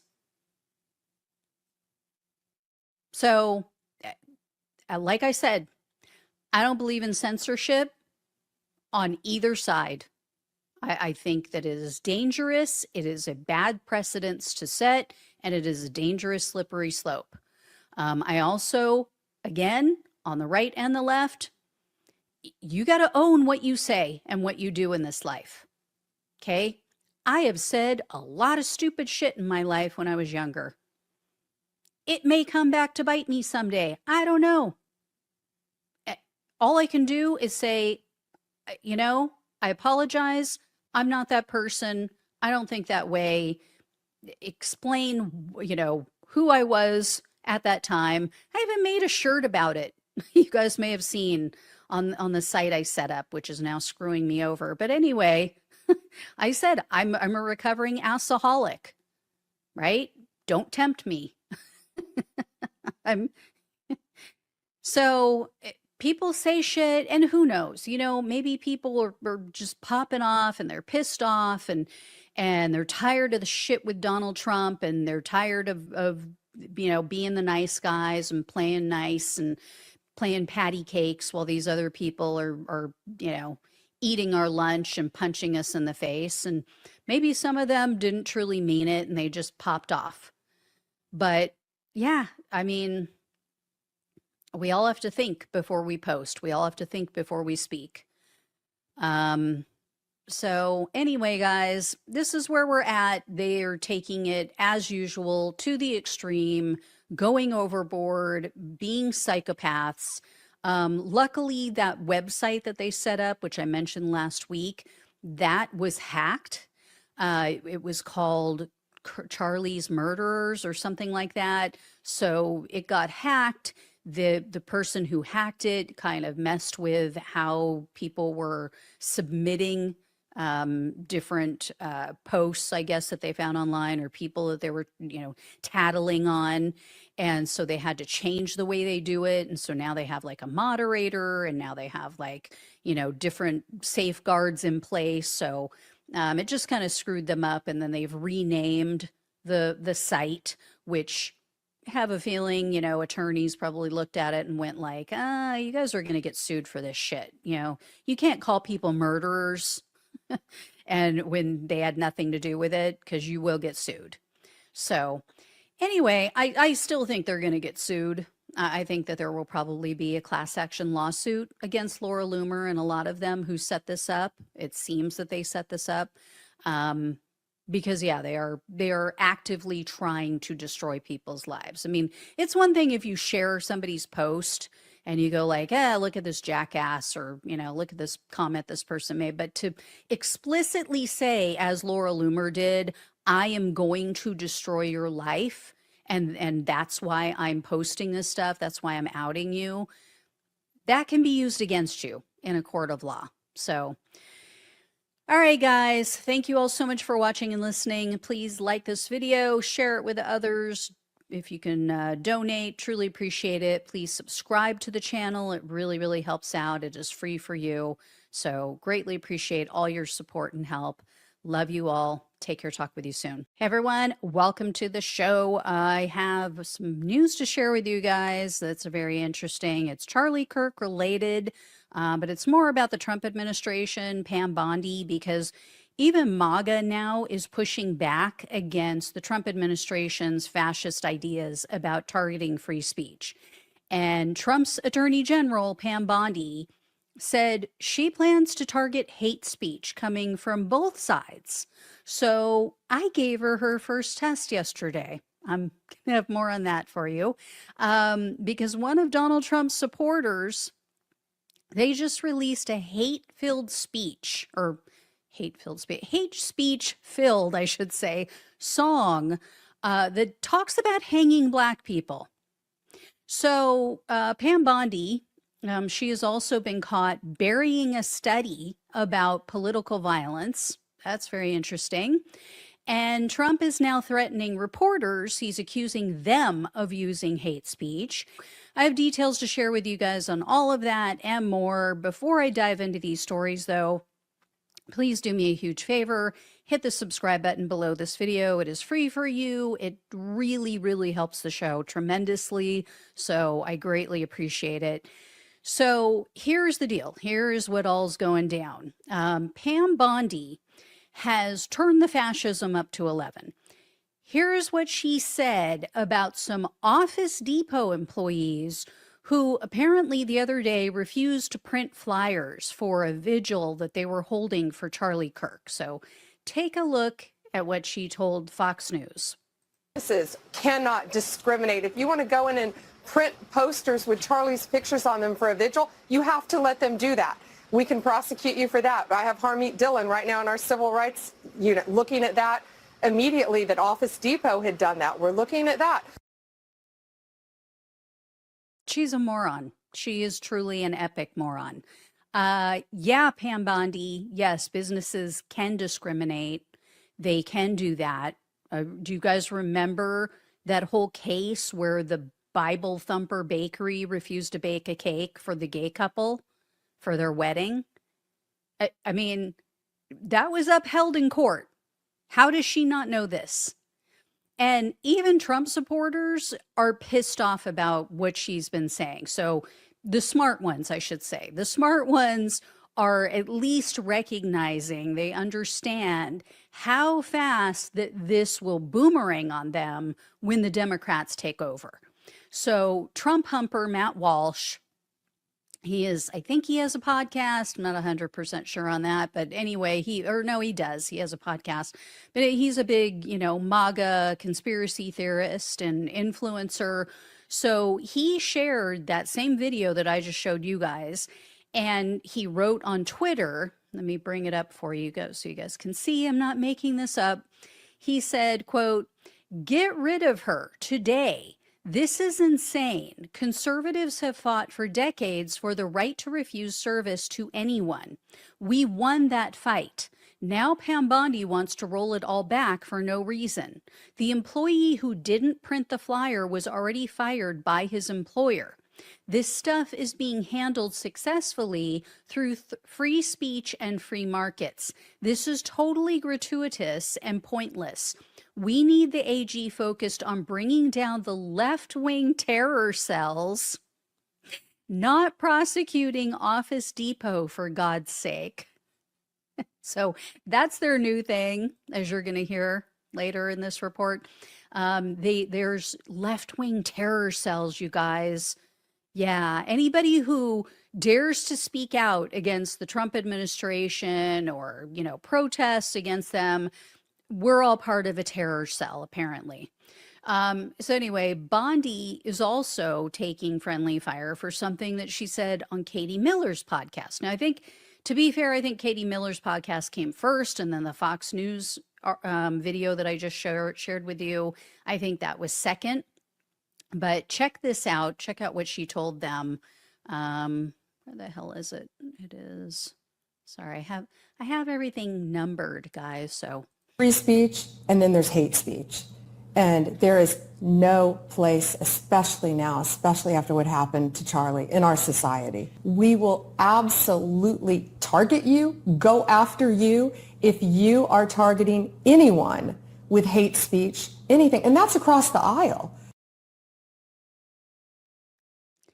yeah, so you heard her say there, she's going to go after people on both sides for quote unquote hate speech, right? Well, like I said, I gave her a chance to make good on this promise yesterday.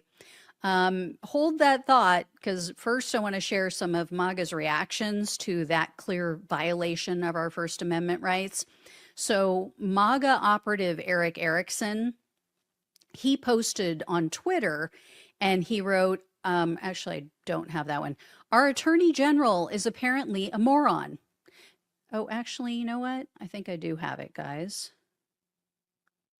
Yeah. Is that it? No, that is not it. I guess I don't have that one. Anyway, he wrote, I'll start over. "Our attorney general is apparently a moron. There's free speech and then there is hate speech. No, ma'am, that is not the law." Matt Walsh also laid into Bondi again. He wrote, quote, "There is no law against saying hateful things, and there shouldn't be." And then the user for a MAGA Twitter account that's known as End Wokeness, they have like millions of followers. They wrote, quote, "What we need is a massive crackdown on trans terror cells, not some hate speech police. AG Bond, yikes. Trans terror cells." I told you, this is now their new thing.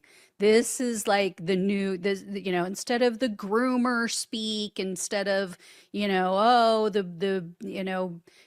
invading at the border. They always have to come up with the next big terrifying thing that they can promote and push ad nauseum on Fear News Network. So this is their new thing, the left-wing terror cells, the trans terror cells. Just be forewarned, this is what we're going to hear for the next 3 years. This is what they're going to push nonstop. So these people are just like terrified little clowns. They just see the boogeyman around every corner. In any case, I sent Bondi a link to this article. So let me bring this up for you guys. For those on the podcast, this is titled Outrage as Pro-Trump Rapper and Country Singer Release Pro-Lynching Song Hang 'em Up High at Sundown. Yes, you heard me right. If you are not familiar with MAGA wannabe rapper Forgiato Blow, that is his name. That's his stage name, Forgiato Blow. You are very lucky, and you're missing nothing. I mean, he's like, he sucks. He just sucks. And I like rap music. I don't know anything about this country singer that they mentioned. I'm sure he's equally untalented. I'll show you a picture of him. I'm not going to say anything. I'll let you guys just talk amongst yourselves. Here, I'll give you a topic. Talk amongst yourselves. Aerosmith, dude looks like a lady. I mean, I don't care. I don't care what you look like, right? But they're the ones always talking about soy boys. So anyway, their song repeatedly calls for hanging people at sundown. And here's part of the lyrics, quote, a big tall tree and a short piece of rope, hang them up high at sundown, and, quote, leave them swinging so the folks all know you don't mess around in our town. Also, quote, we ought to do it like they did it way back in the day because granddaddy's way works best. Yeah. They also, in case anyone missed the point and what they're trying to get at, they mention 3 different white people who were murdered in the recent past by either Black people or Hispanic people. And in one part of the song, they mention that one was killed by an N-word. Yeah. Now, obviously, they didn't say N-word, quote unquote. They actually used the racist term. So, yeah. I posted this for Bondi, and I told her she needs to investigate. She needs to investigate and arrest them for the hate speech. I mean, this is what she's looking for, right? She said both sides. So, yeah. I mean, what I find so ironic is how this idiot Forgiato Blow, he tries so hard to be like Black rappers, and he totally appropriates their culture. And yet he's talking about hanging people, which is obviously meant for minorities based on the whole sundown reference. And if you're in another country, I don't know if you guys know this, but here in the US, we have areas that are known as sundown states because certain cities, certain communities in these states have areas where minorities are at serious risk of either assault or death after the sun goes down. These are places where Black people were routinely hung after dark just for being out in public and being Black. That is America. That is what the Trump regime is trying to whitewash from our history. Speaking of which, speaking of whitewashing facts, Bondi just got busted for secretly deleting a study. This was a study done in 2024, and it shows that far more of the violence is committed in America by the right. So take a look at this. This article just came out.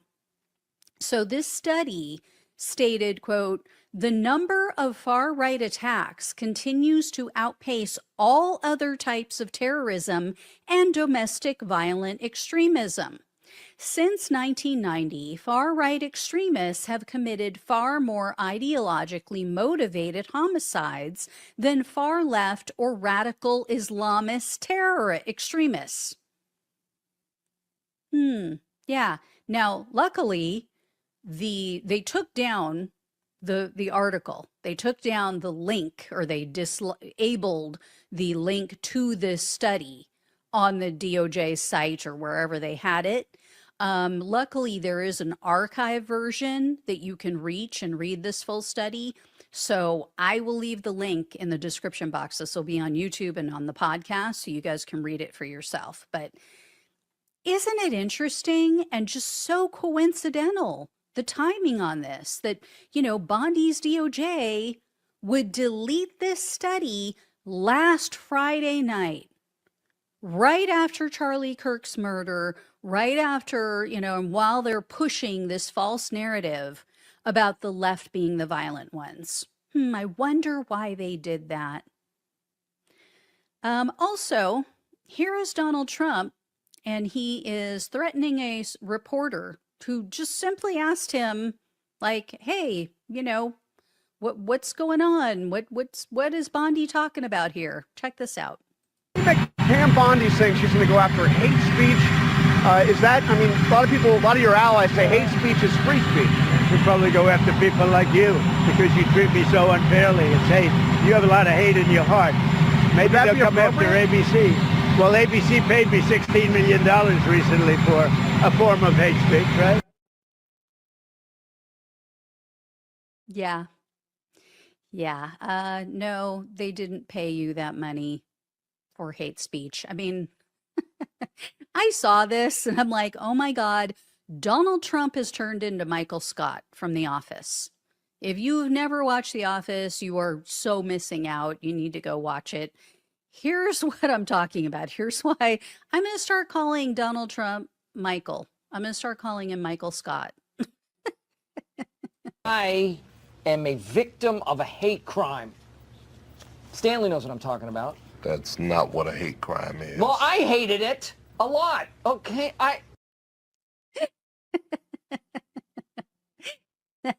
That cracks me up every time I see it. I don't care how many times I've seen it. So yeah, Trump thinks he is the victim of a hate crime or hate crimes just because he hates what the media is saying about him. He hates that they tell the truth about him. So anyway, I will leave you with this next story, or this last story, I should say. So MAGA totally melting down as usual. And various MAGA influencers are now calling for Democratic lawmaker Ilhan Omar to be not only censored, or censured, I should say, but also they're saying Donald Trump, you need to denaturalize her so she can be removed from Congress.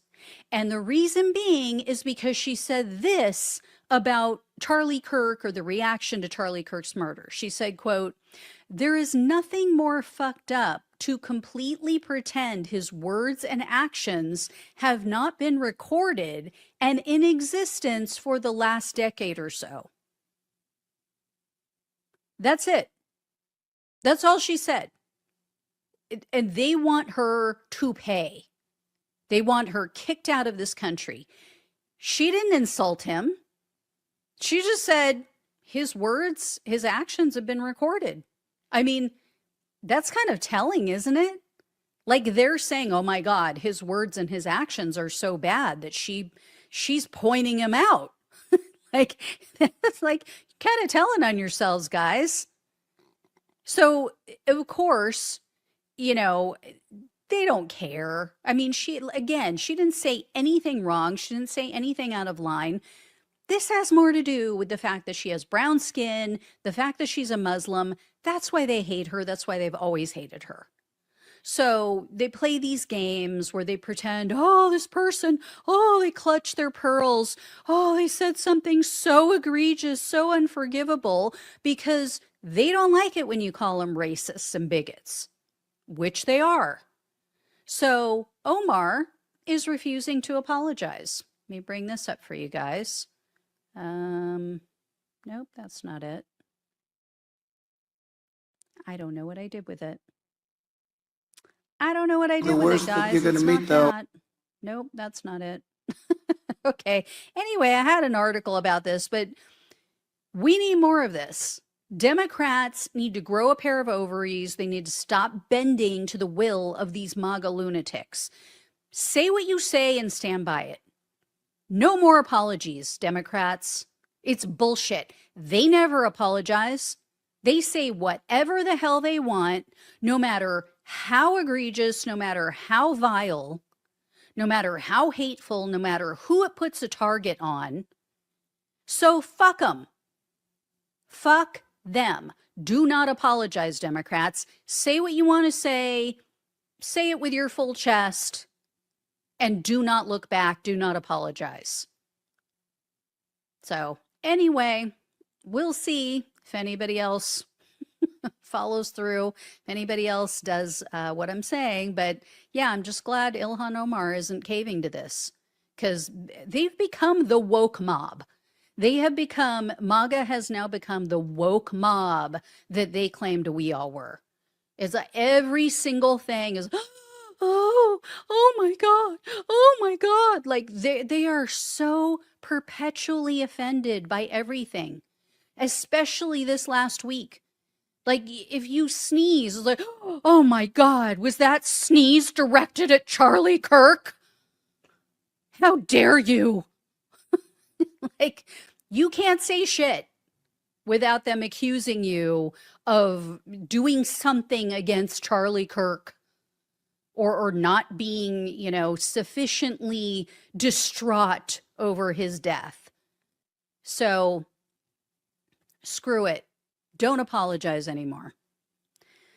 All right, guys. Thank you all so much for watching and listening. Please like, please share, and subscribe to the channel if you have not. Please donate if you possibly can. Love you all. Take care. Talk with you soon. Hey, everyone. Welcome to the show. So I don't know if you guys heard this last week. Probably not if you only watch mainstream media and a little bit of YouTube. And even if you watch so-called independent YouTubers, a lot of them weren't talking about this, which is just shocking and very telling. So More Perfect Union, they followed Bernie Sanders as he spoke to Trump supporters at various events that he held throughout Ruby Red, West Virginia. What happened really should serve as a wake-up call to the Democratic Party and the establishment at large. Also really liberal voters who still falsely believe that Bernie would have lost to Trump. So I'm going to play a portion of it. It's really worth going and checking out the full video. You'll get more context, more flavor, and more of the backstory of this state, of how it became a red state.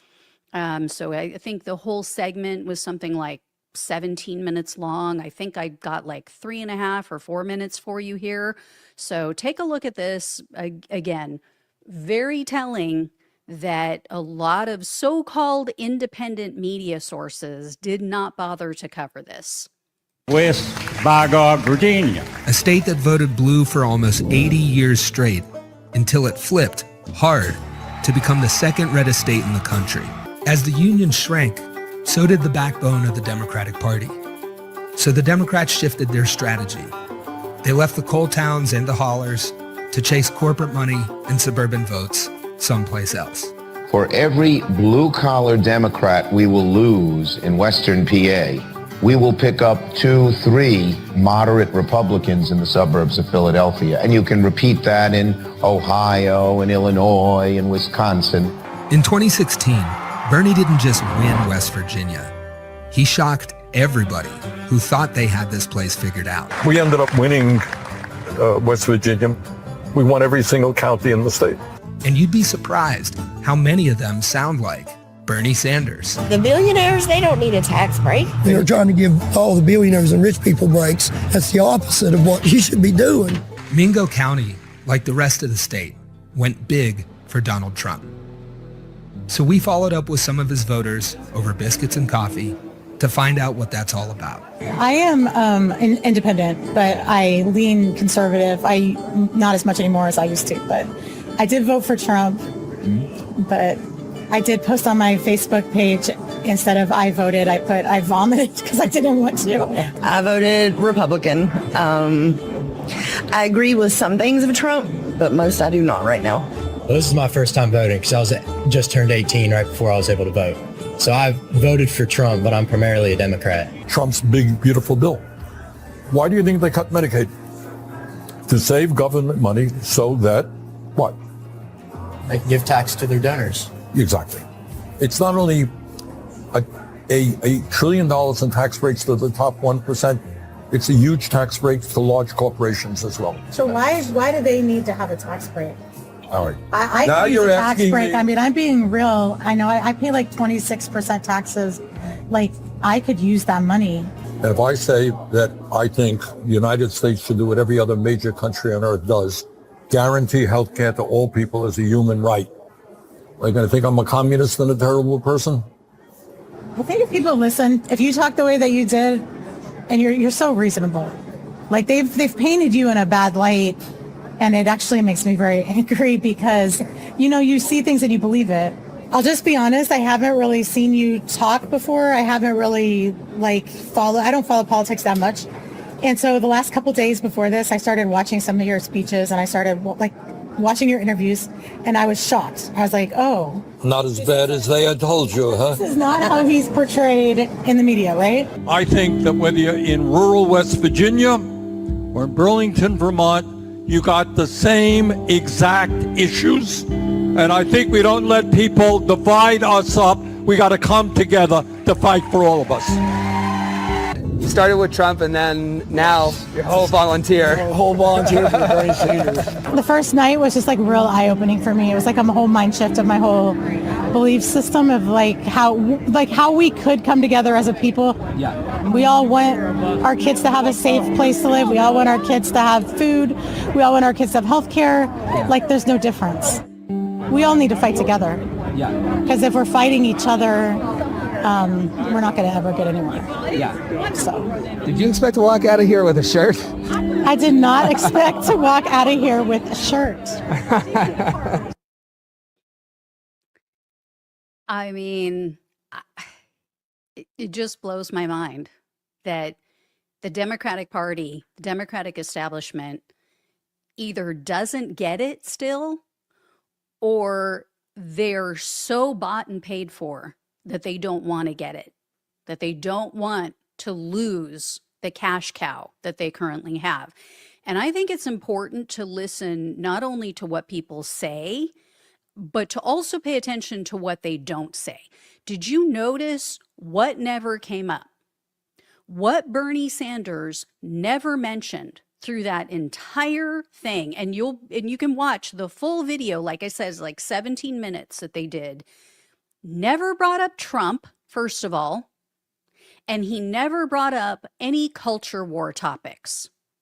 Now, does that mean Bernie is not pro-LGBTQ+? No, he is. He's pro-equality. He's pro-choice. But that never came up because when you talk about voters' economic pain, and they know that you are sincere, that you actually care, and you want to make a difference in their life, they don't care. They are willing to ignore all of that other stuff that they don't like. That is a fact, and I can prove it with 2 words. Donald Trump. Okay? Voters may have talked about transgender issues and other cultural issues, but the number one reason that Trump got elected last year was because of the economy. And you know how we know that? And that those topics are less important to these people? Because they're pissed off right now. They're pissed off that he hasn't reduced inflation. Think about it. Trump has addressed all of the other stuff, all of the other culture war issues, all the trans rights issues, the DEI, a whole bunch of other stuff that was like the hot topic, and the right just talked about it ad nauseum. And yet, his poll numbers right now are horrific. And a lot of his 2024 voters have turned on him. I've been sharing that with you guys with the polling that has been coming out. And the top 2 things that I've been hearing over and over again in focus groups and what I've been seeing in polling is that the economy and the Epstein issue those are the top two things that are dragging him down right now. So we need to stop listening to moronic establishment hacks like Ezra Klein, which I'm going to share this with you guys. So check this out. Over the weekend, the New York Times published a podcast. It was with Ezra Klein. He was being interviewed on Ross Douthat's show, which I call Ross Asshat.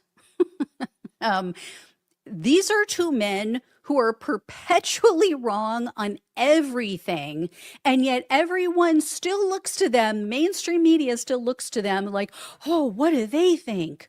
Well, they should tell us what to do because they're so smart, even though they're wrong all the freaking time, right? I mean, it's like, what's his name? I forget. Anyway, there's so many of them. They constantly, let's have them on as a guest because they must know something, even though they're wrong on every topic. Okay? These are the people who help drive us into this hellscape of MAGA America. Here is Klein's big, bold strategy for winning over the people, winning elections in flyover country. Okay? He wants to capitulate to the right. He wants to give up even more to the right and agree to take rights away from women and girls. Check this out. As you guys can see on your screen, Klein said in part that the way to win back the Senate is taking political positions that'll make it more likely to win Senate seats in Kansas and Ohio and Missouri. Trying to open your coalition to people you didn't want it open to before. Running pro-life Democrats. I mean, what would we do, you guys? What would we do without great big new ideas like this? Like, this hasn't been tried 1,000,000 times before, has it? Are you freaking kidding me? You really think that someone's going to go for Republican light when they can have full-fledged, full-fat Republican? This doesn't freaking work. If it did, Kamala Harris would be president right now because all she did for half of the time she was running was run around with Republicans. If this worked, Hillary Clinton would have won in 2016 because she also tried to straddle the middle of the road. Has Ezra Klein ever read a fucking poll in his life? The vast majority of Americans are pro-choice, and that includes a plurality of Republicans and a majority of independents. So if you want to keep losing, by all means, keep listening to these antiquated ideas from people like Ezra Klein and Chuck Schumer, who's about to cave again, by the way, about to give in to the Republicans once again and cave and refuse to shut the government down. Schumer and Klein are driving people like me away from the Democratic Party. I would never in 1,000,000 years become a Republican. I would never in 1,000,000 years vote for a Republican after this Trump BS, but they are driving me to the couch. And here's the thing. Moderate Republicans did not put Schumer in office. He seems to forget that, right? He talked, we could pick up these moderate Republicans. Dance with the one that brought you. Remember that saying? What Bernie did in West Virginia shows why Democrats need to go on shows like the Joe Rogan Experience, like Andrew Schulz, his Flagrant podcast. It's easy for the right to paint every Democrat as a scary socialist when the audience isn't hearing directly from the candidates, right? You heard that woman. Oh, the way they portrayed you in the media is just so wrong. exactly when they get to see someone who is talking common sense, who's going, you know what? Your tax dollars should be put to work for you. Your tax dollars should be giving you health care or paid family leave or free child care or free, free college education, instead of paying for all of these freaking wars, instead of paying for a genocide in Gaza, instead of giving tax breaks to the wealthy. That's it. That's all they want is common sense. Hey everyone, welcome to the show. So as you guys may have heard, Kash Patel had some meltdowns during his congressional testimony last week. He basically implicated Donald Trump in Epstein's crimes without actually meaning to. And Patel was also caught with some very peculiar notes in front of him. And then after the hearing, a Republican, or actually it may have happened during the hearing, a Republican lawmaker revealed he knows of approximately 20 Epstein clients that he believes the Epstein or the FBI has their names. So that directly contradicted Patel's testimony. So Patel may have perjured himself. So I have news on all of that. I also have some damning polling to share with you guys, which shows that by and large, the American people aren't falling for the excuses about Epstein. So I have all of that. Before I dive in though, please do me a huge favor, hit the subscribe button below. It is free, really, really helps the show. So I appreciate it greatly.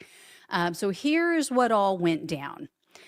Trump's FBI director, Kash Patel, he testified before a House committee, and he made it very clear he is covering for Trump and he's covering for his involvement with Jeffrey Epstein. So take a look at this video, if I can find it for you. In your oath to tell the truth, did you ever tell Donald Trump his name is in the files? I have never spoken to President Trump about the Epstein files. Did you ever tell the Attorney General that Donald Trump's name is in the Epstein files? The Attorney General and I have had numerous discussions about the entirety of the Epstein files and the reviews conducted by our team. Did you tell the Attorney General that Donald Trump's name is in the Epstein files? And we have released where President Trump's name is in the Attorney files. It's a simple question. Did you tell the Attorney General that the President's name is in the Epstein files? During many conversations that the Attorney General and I have had on the matter of Epstein, we have reviewed. The question is simple. Did you tell the Attorney General that Donald Trump's name is in the Epstein files? Yes or no? Why don't you try spelling it out? Yes or no, Director? Use the alphabet. Yes or no? No, A, B, C, Director, D, E, F. it sounds like you don't want to tell us. Did you tell the Attorney General that Donald Trump's name was in the Epstein files? Why don't you try serving your constituency by focusing on reducing violent crime in this country and the number of pedophiles that are legally harbored in your sanctuary cities in California? I'll work with you on that. Regular order, Mr. Chairman. Director, I'm the lawless gentleman from California. Did you tell the Attorney General that Donald Trump's name is in the Epstein files? The question has been asked and answered. You've not answered it, and we will take your evasiveness as a consciousness of guilt. Yeah, like I said, could not be more blatant that Patel is just hiding information about Trump and Epstein. And here's why Trump, in my opinion, is likely furious about Patel's response, because we all know Donald Trump has no qualms about lying under oath, right? He's done it over and over again throughout his entire life. So I can almost guarantee that he's pissed because Patel didn't just flat out lie. He didn't just say no, right? And Patel screwed up in another part of his testimony too. So check out this part of it. I searched Jeffrey Epstein's Manhattan residence, correct? I believe that happened in 2018. I think there was 2 locations, sir. It's 2019, and in that residence, the FBI found a safe, correct? I don't have the catalog of evidence in front of me. In that residence, the FBI found a safe, correct? I'll accept your representation. Okay. And in that safe, the FBI found topless and lewd photographs of girls, correct? Again, sir, I'll accept your representation. I don't know. Thank you. It was All over the media at the time, there's a New York Times article that says Jeffrey Epstein is indicted on sex charges as discovery of nude photos is disclosed, dated July 8th, 2019. And the Times reports a trove of lewd photographs of girls was discovered in a safe inside financier Jeffrey Epstein's Manhattan mansion. Author Michael Wolff has conducted numerous interviews of Jeffrey Epstein. I'm going to play for you a video clip of what Michael Wolff said Epstein told him was in the safe and what he showed. And I was sitting talking to Epstein, and he said, "Wait a minute, I got to show you something." And then he went into his safe, and he came out with photographs. They were Polaroids, I think, and he kind of spread them out like playing cards, and it was Trump. I mean, I think there were a dozen of them, and it was Trump with girls of an uncertain age at Epstein's Palm Beach house, where all of the things that he would ultimately be accused of took place. And I remember very vividly 3 of them. There are 2 in which Trump is, the girls, topless girls, are sitting on Trump's lap. And then a 3rd in which he has a stain on the front of his pants, and the girls are kind of pointing at it, sort of bent over, laughing. Are there any photos showing Donald Trump with girls of an uncertain age? No. How do you know that? Because that information would have been brought to light by multiple administrations and FBI investigators over the course of the last 20 years. Well, you know what? That's just not true, because no one knew about the creepy birthday message that Donald Trump wrote to Jeffrey Epstein until the Wall Street Journal disclosed it. Maybe the Epstein estate has it. You raise a great point. So I'm going to ask you, have you asked to talk to Michael Wolff? You raise a great point. I haven't personally asked to talk to Michael Wolff. Has the FBI asked? But the FBI, I'll get back to you if the FBI specifically So Michael Wolff has has ever. about 100 hours of testimony of Jeffrey Epstein. Wouldn't it be good for the FBI to interview Michael Wolff? I'm not saying they haven't. I just don't know. Has FBI subpoenaed the tapes that Michael Wolff has conducted of Jeffrey Epstein? I don't know. Have you looked at all the photos in Epstein files? I have looked at all the information that the investigators who investigated this case have provided to run out credible leads. And in the Epstein file, was there that creepy birthday message that Donald Trump had written to Epstein? No, that's what I was trying to tell you. You raise a great point. The estate of Jeffrey Epstein has a voluminous amount of information that they have not released before. Okay, so that's great. So wouldn't it be great if FBI subpoenaed the estate of Jeffrey Epstein for all that information? The estate is under no obligation to provide that material, even pursuant to a subpoena. That's a great point. Yeah, that's just false. Okay. That's just false. You're the frickin' FBI. You can subpoena the information from the estate, and you better do that. That's literally not how it works. I'm going to move on now and talk about Epstein's client list. Is Donald Trump on Epstein's client list?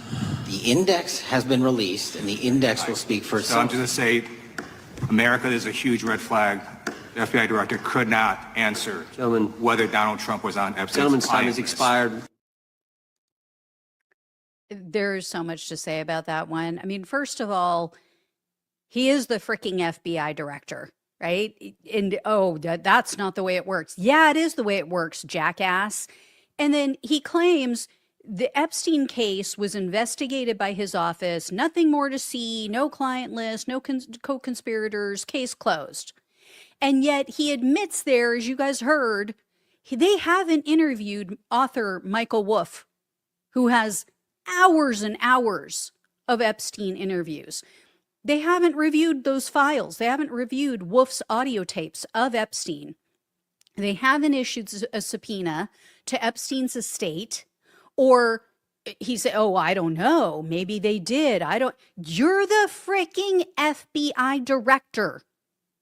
You're the one who kept saying that we're going to get to the bottom of this. The FBI is the deep state. When I get in there, things are going to be different. So you've done a thorough investigation and found nothing, but then you admit that either you haven't exhausted all avenues or you don't know if those leads have been chased down. So not only are they covering this up, but they're completely incompetent about their cover-up. And some of Epstein's victims are furious about this testimony. They issued a statement and it was read on CNN after Patel's testimony. So I'm going to read part of it to you. It says in part, quote, Director Patel's testimony raises more questions than answers. For years, he has railed about the incompleteness, or actually, I think I have this so you guys can read along with me. I'll start over. Director Patel's testimony raises more questions than answers. For years, he has railed about the incompleteness of previous investigations. He seems to acknowledge that the FBI FD 302 reports naming other men to whom Epstein-Maxwell victims were trafficked were real. So will he release those reports to the House Oversight Committee and to the public?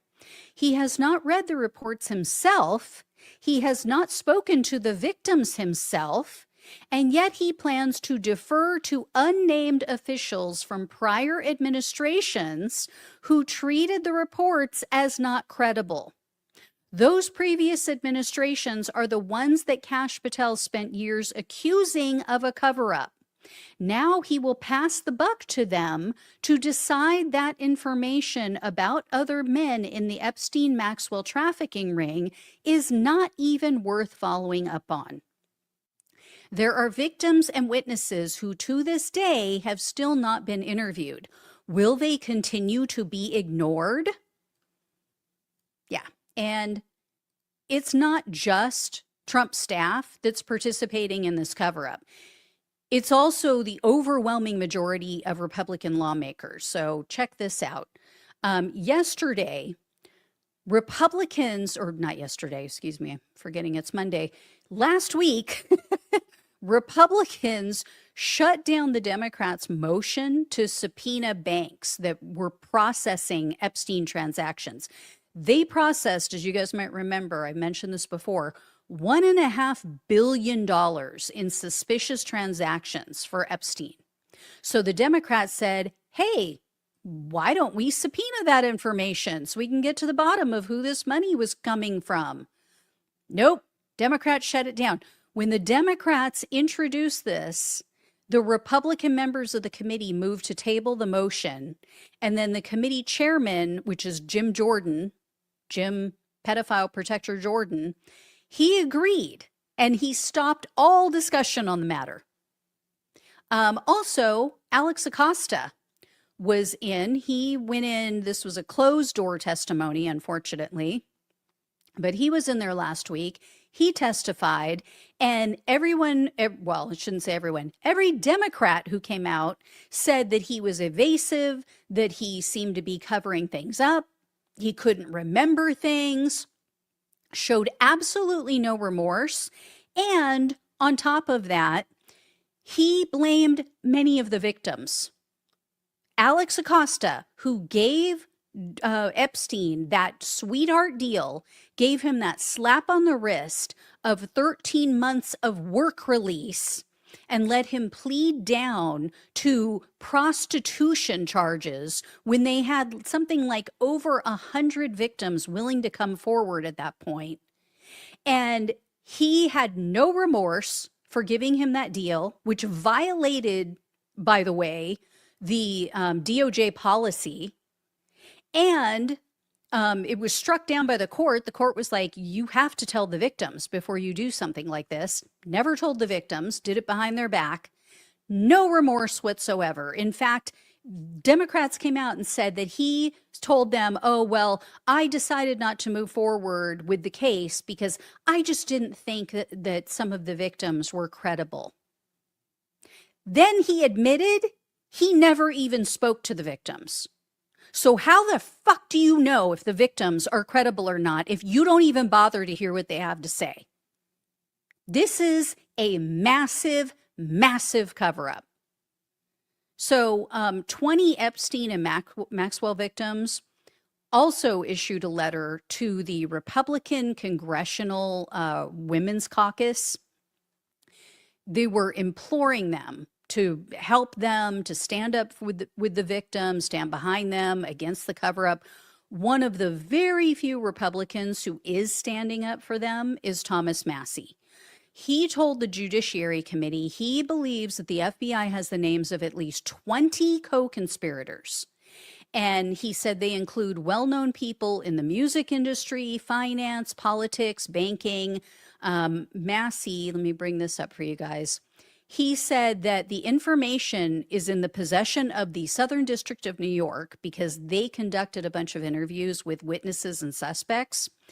And he told Kash Patel during Patel's hearing that the interviews include details regarding, quote, one Hollywood producer worth a few $100 million, one royal prince, gee, I wonder who that is, one high-profile individual in the music industry, one very prominent banker, one high-profile government official, one high-profile former politician, one owner of a car company in Italy, one rock star, one magician, which we've heard that name before, we know who that is, and at least 6 billionaires, including a billionaire from Canada.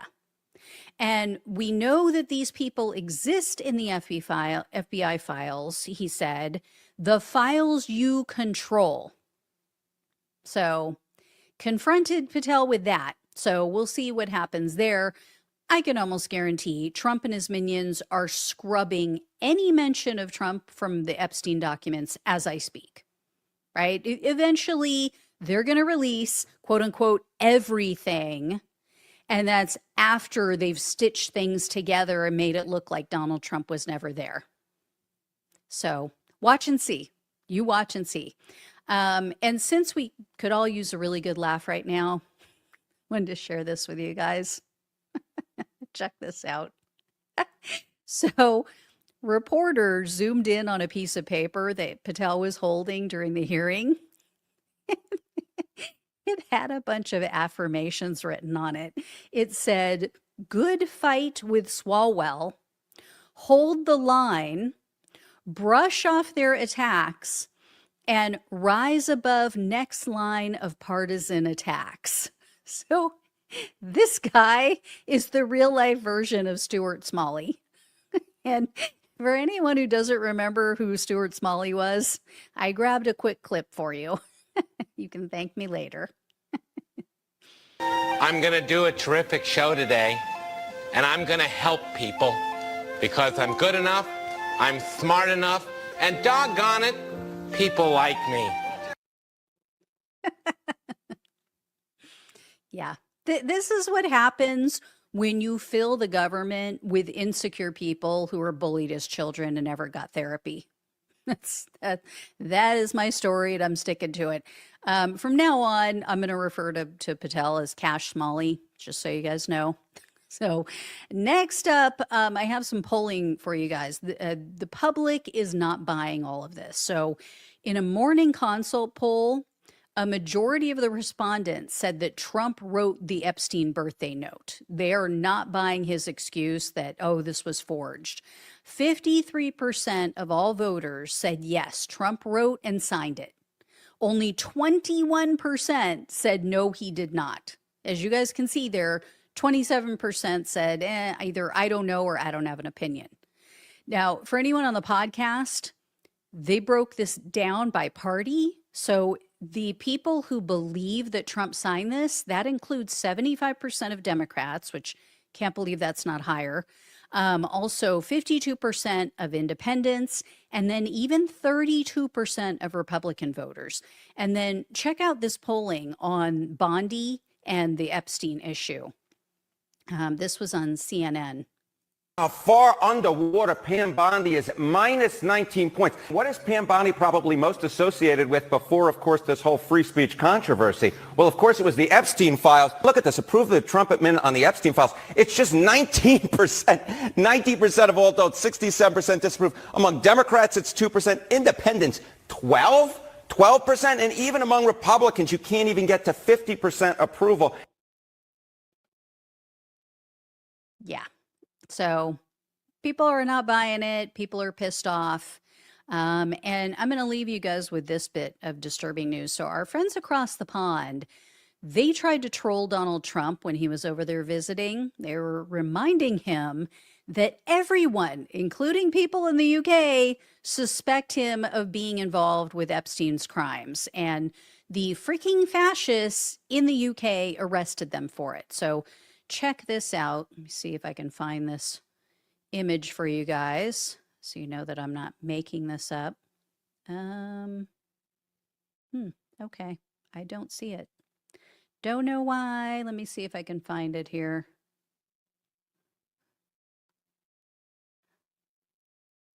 Nope, that's not it. Okay. Oh, there it is. I found it. Okay. So the UK has this group. They're called Donkeys, or excuse me, led by Donkeys. They projected images of Donald Trump and Jeffrey Epstein onto the side of the Windsor Castle. Also, they put up like the story of Jeffrey Epstein, how Trump knew him. They also put up images of Epstein victims and their stories. So this was when Trump was just over there. I think it was just last week visiting. Well, 4 members of the group were arrested. This is where we're heading. This is where our country is heading. We are becoming a nation where you can't even make benign comments. You can't even give an opinion without being targeted by the government. And that's the difference, right? It's not just the woke mob, quote unquote, that they always complained about. That's not who's coming after you. That's one thing.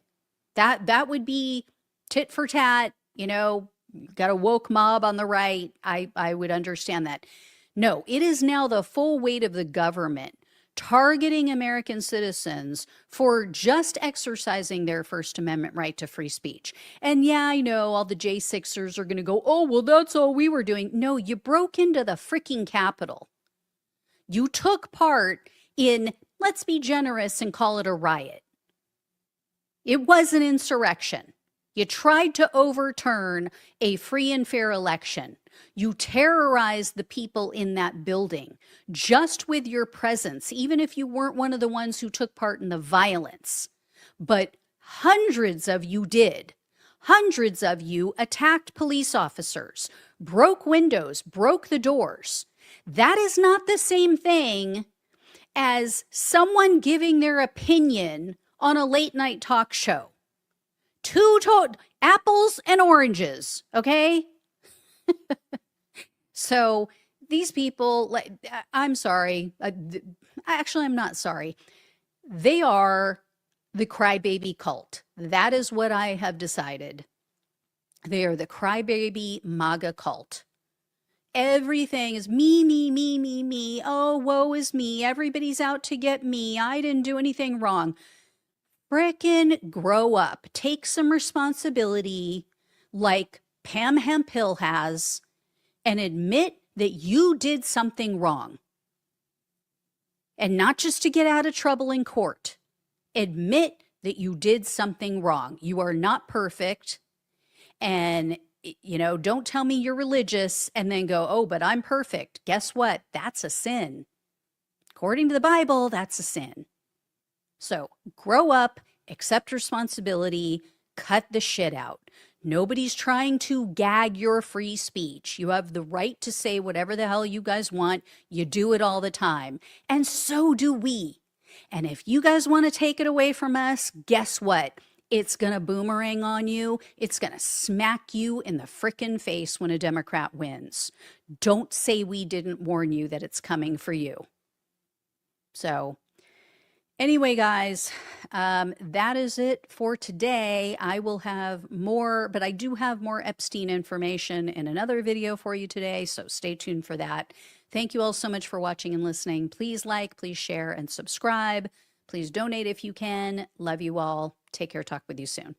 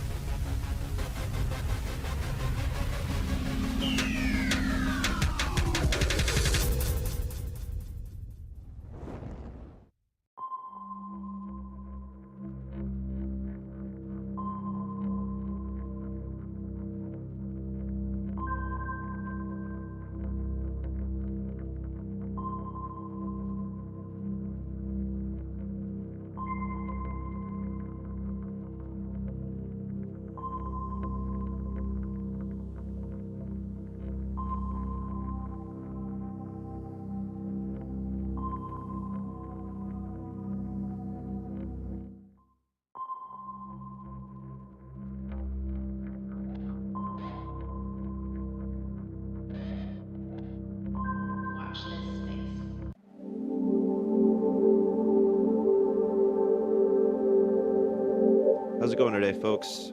I'm Carter of Locally Sourced. Today, my guest is John Kuiper. He is a musician, an author, restaurateur, and he is a current independent candidate for governor of New Hampshire. John, how are you? I'm great. Thank you for having me on. Really appreciate Yeah, it. of course. It's a pleasure to have you. So, I guess we'll just dive right in. Yeah. Before we get into like some of the deeper policy stuff, I want to kind of address the nature by which you've chosen to run independently as opposed to with the Democratic Party. You've said that if Ray Buckley wasn't the chair of the Democratic Party, then you would be running as a Democrat. And I think for people that aren't as familiar with like the inside baseball of the New Hampshire Democratic Party, I'd like to kind of take a moment to familiarize people with Ray Buckley and his position with the Democratic Party and why specifically they're so obstinate when it comes to addressing the concerns of the progressive left in the state of New Hampshire. Yeah, I think it's also not just the progressive left. I think it's a lot of basically the rank and file people on the ground that are doing the door knocking and the phone calling, the text messaging, doing the work. It's just a frustration. So just to go back, the New Hampshire Democratic Party has been run by Ray Buckley for about the last 15 years, and basically in those 15 years, we have seen a steady decline of Democratic enrollment in the state. And the weird thing for me, and I think it's a weird thing for most people that are involved in Democratic politics, is that somehow we win the federal races. We've got Maggie Hassan, Jean Shaheen, Chris Pappas, Maggie Goodlander going to DC as Democrats. Yet the whole state government is run by Republicans. And I think it's this, if we were a totally red state, I don't think anyone would have any criticisms to say of Ray. They'd just say it's a red state. This is what it is. But it's such a, really, it's just so hard to understand. I mean, it just doesn't even make any sense how this could possibly happen, that we would have these votes being so different, it just kind of boggles the mind. And it was one of the reasons I got into running, is I really wanted to find out what's going on behind the scenes that would be making this sort of really bizarre voting pattern happen.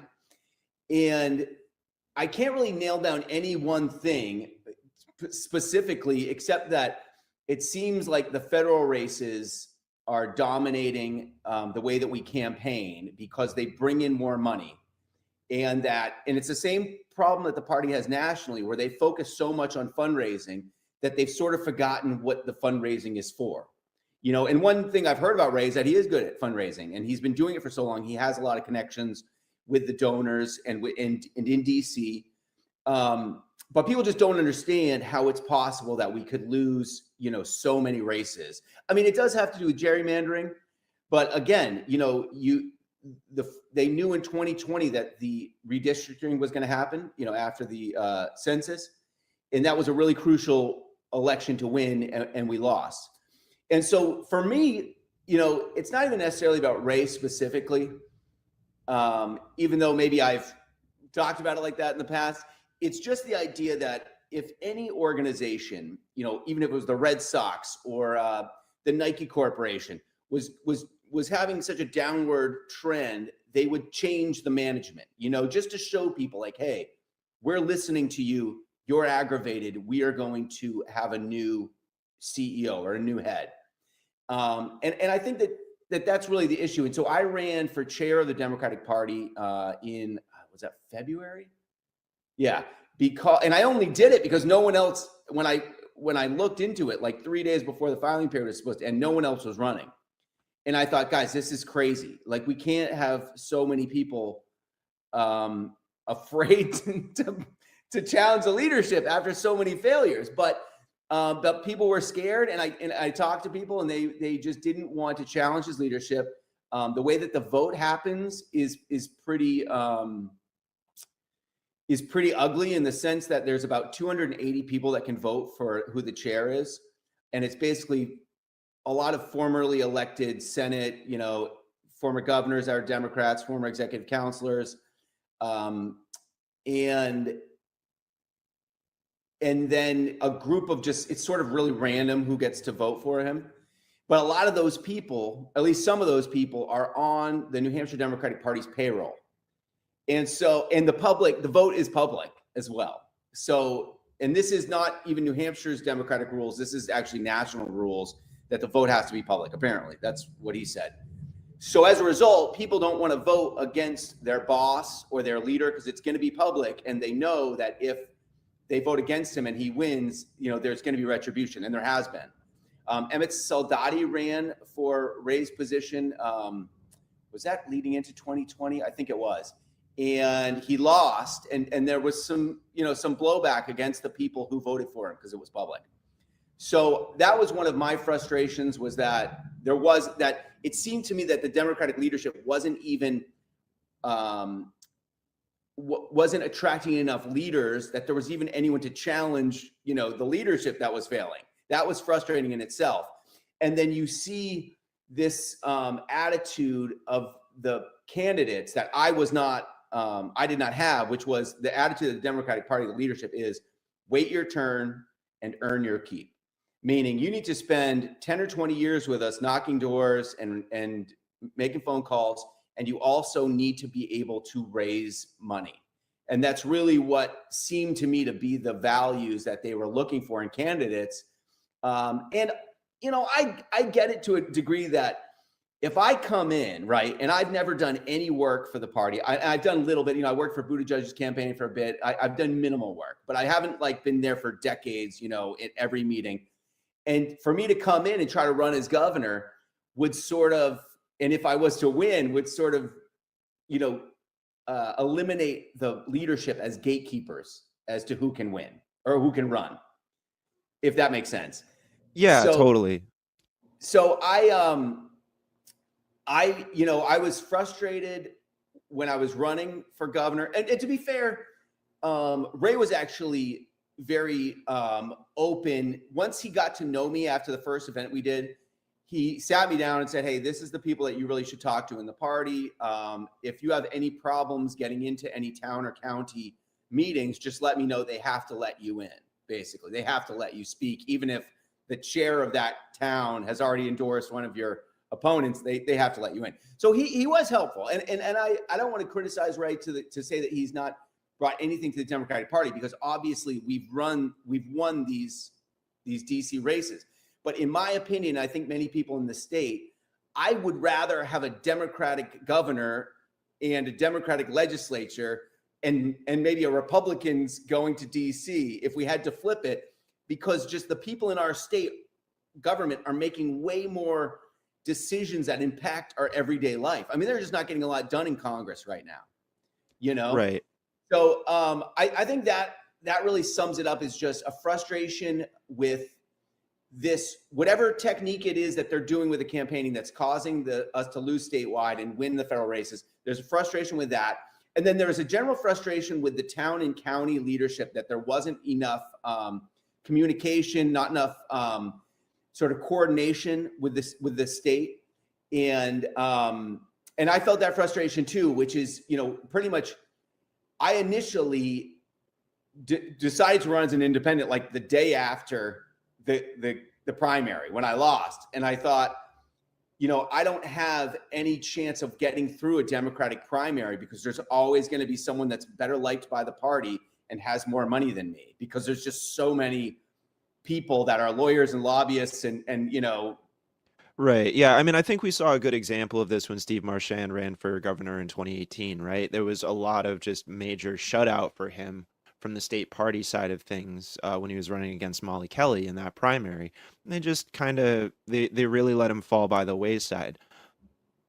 Yeah, I agree. And I mean, it's kind of funny talking to Steve, because he says, and he and other people thought he was going to win, you know, like there was a vibe that he assumed he was going to win, and just the people that turned out were not his people, you know. And this is just a kind of a really weird thing about the primary is And I think people got to really think about this because it really is a bigger impact than I had thought initially, which is the dates, the beginning of September. So you've just gone through the whole summer where families are gone, they're not around, people are then getting back into school mode. Like no one is thinking about the governor's race. No one is thinking about politics at all until literally like 3 weeks before. So it really is a huge factor in who shows up. And that's where it's really tough because who is going to show up is older folks and people that are really dedicated to the party. And they're just more likely to vote for a party insider because it's just kind of who they think, is going to win. And it's hard to convince these people, hey, you've been wrong 5 times in a row. Like maybe think differently. And it was so funny because the first big event I did last time was the Shaheen McIntyre dinner. And I got up there and I gave my spiel and it was basically, hey, if we want to win, we got to get independent voters to vote. And they are generally younger people, they're working class people, and they need to hear simple messages like weed for housing. Like these simple ideas. Not everyone, a lot of people want weed legalized and most people want housing to be more affordable. So it's a no-brainer, And it was so funny because I gave this speech and everyone else that was talking, every senator that got up there, every one of the representatives basically were just railing on the Republicans the whole time. It was just like, Republicans bad, abortion, Republicans bad. And a couple people came up to me and they were like, you're the only one that was actually talking about like strategy and how to win and not just trying to like fire up the base with rhetoric and just having an actual like numbers-based approach, like knowing how this works. And it was refreshing to hear it from some of the people.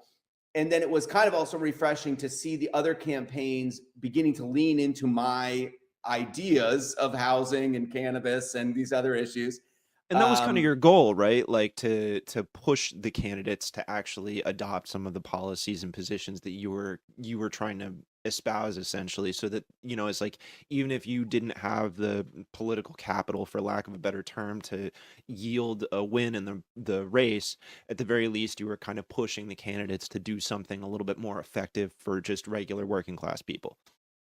Yeah, and I think that that's something that everyone should take away from my run, was that you can have an impact without winning, but you have got to, have a goal. You have to have tiered sort of goals. And, obviously my first one is always winning, but the second one is, okay, if I can't win, I want to move the Overton window into a situation where the things that I'm talking about and I want to be talking about are the things that the other candidates are talking about too.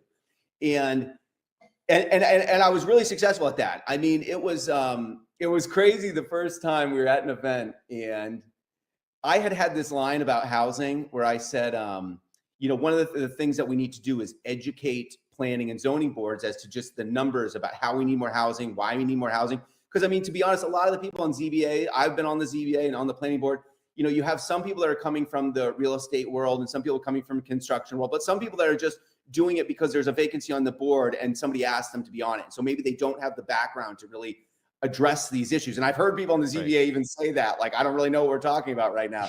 Yeah. So my thought was, educate them and just say, hey, this is why we need this type of housing. And maybe it would improve their decision-making. And and it's a great line because one, who knows if it's going to work? I mean, I think it would work, but it might not, but also it's free. It's basically free. It's a good solution.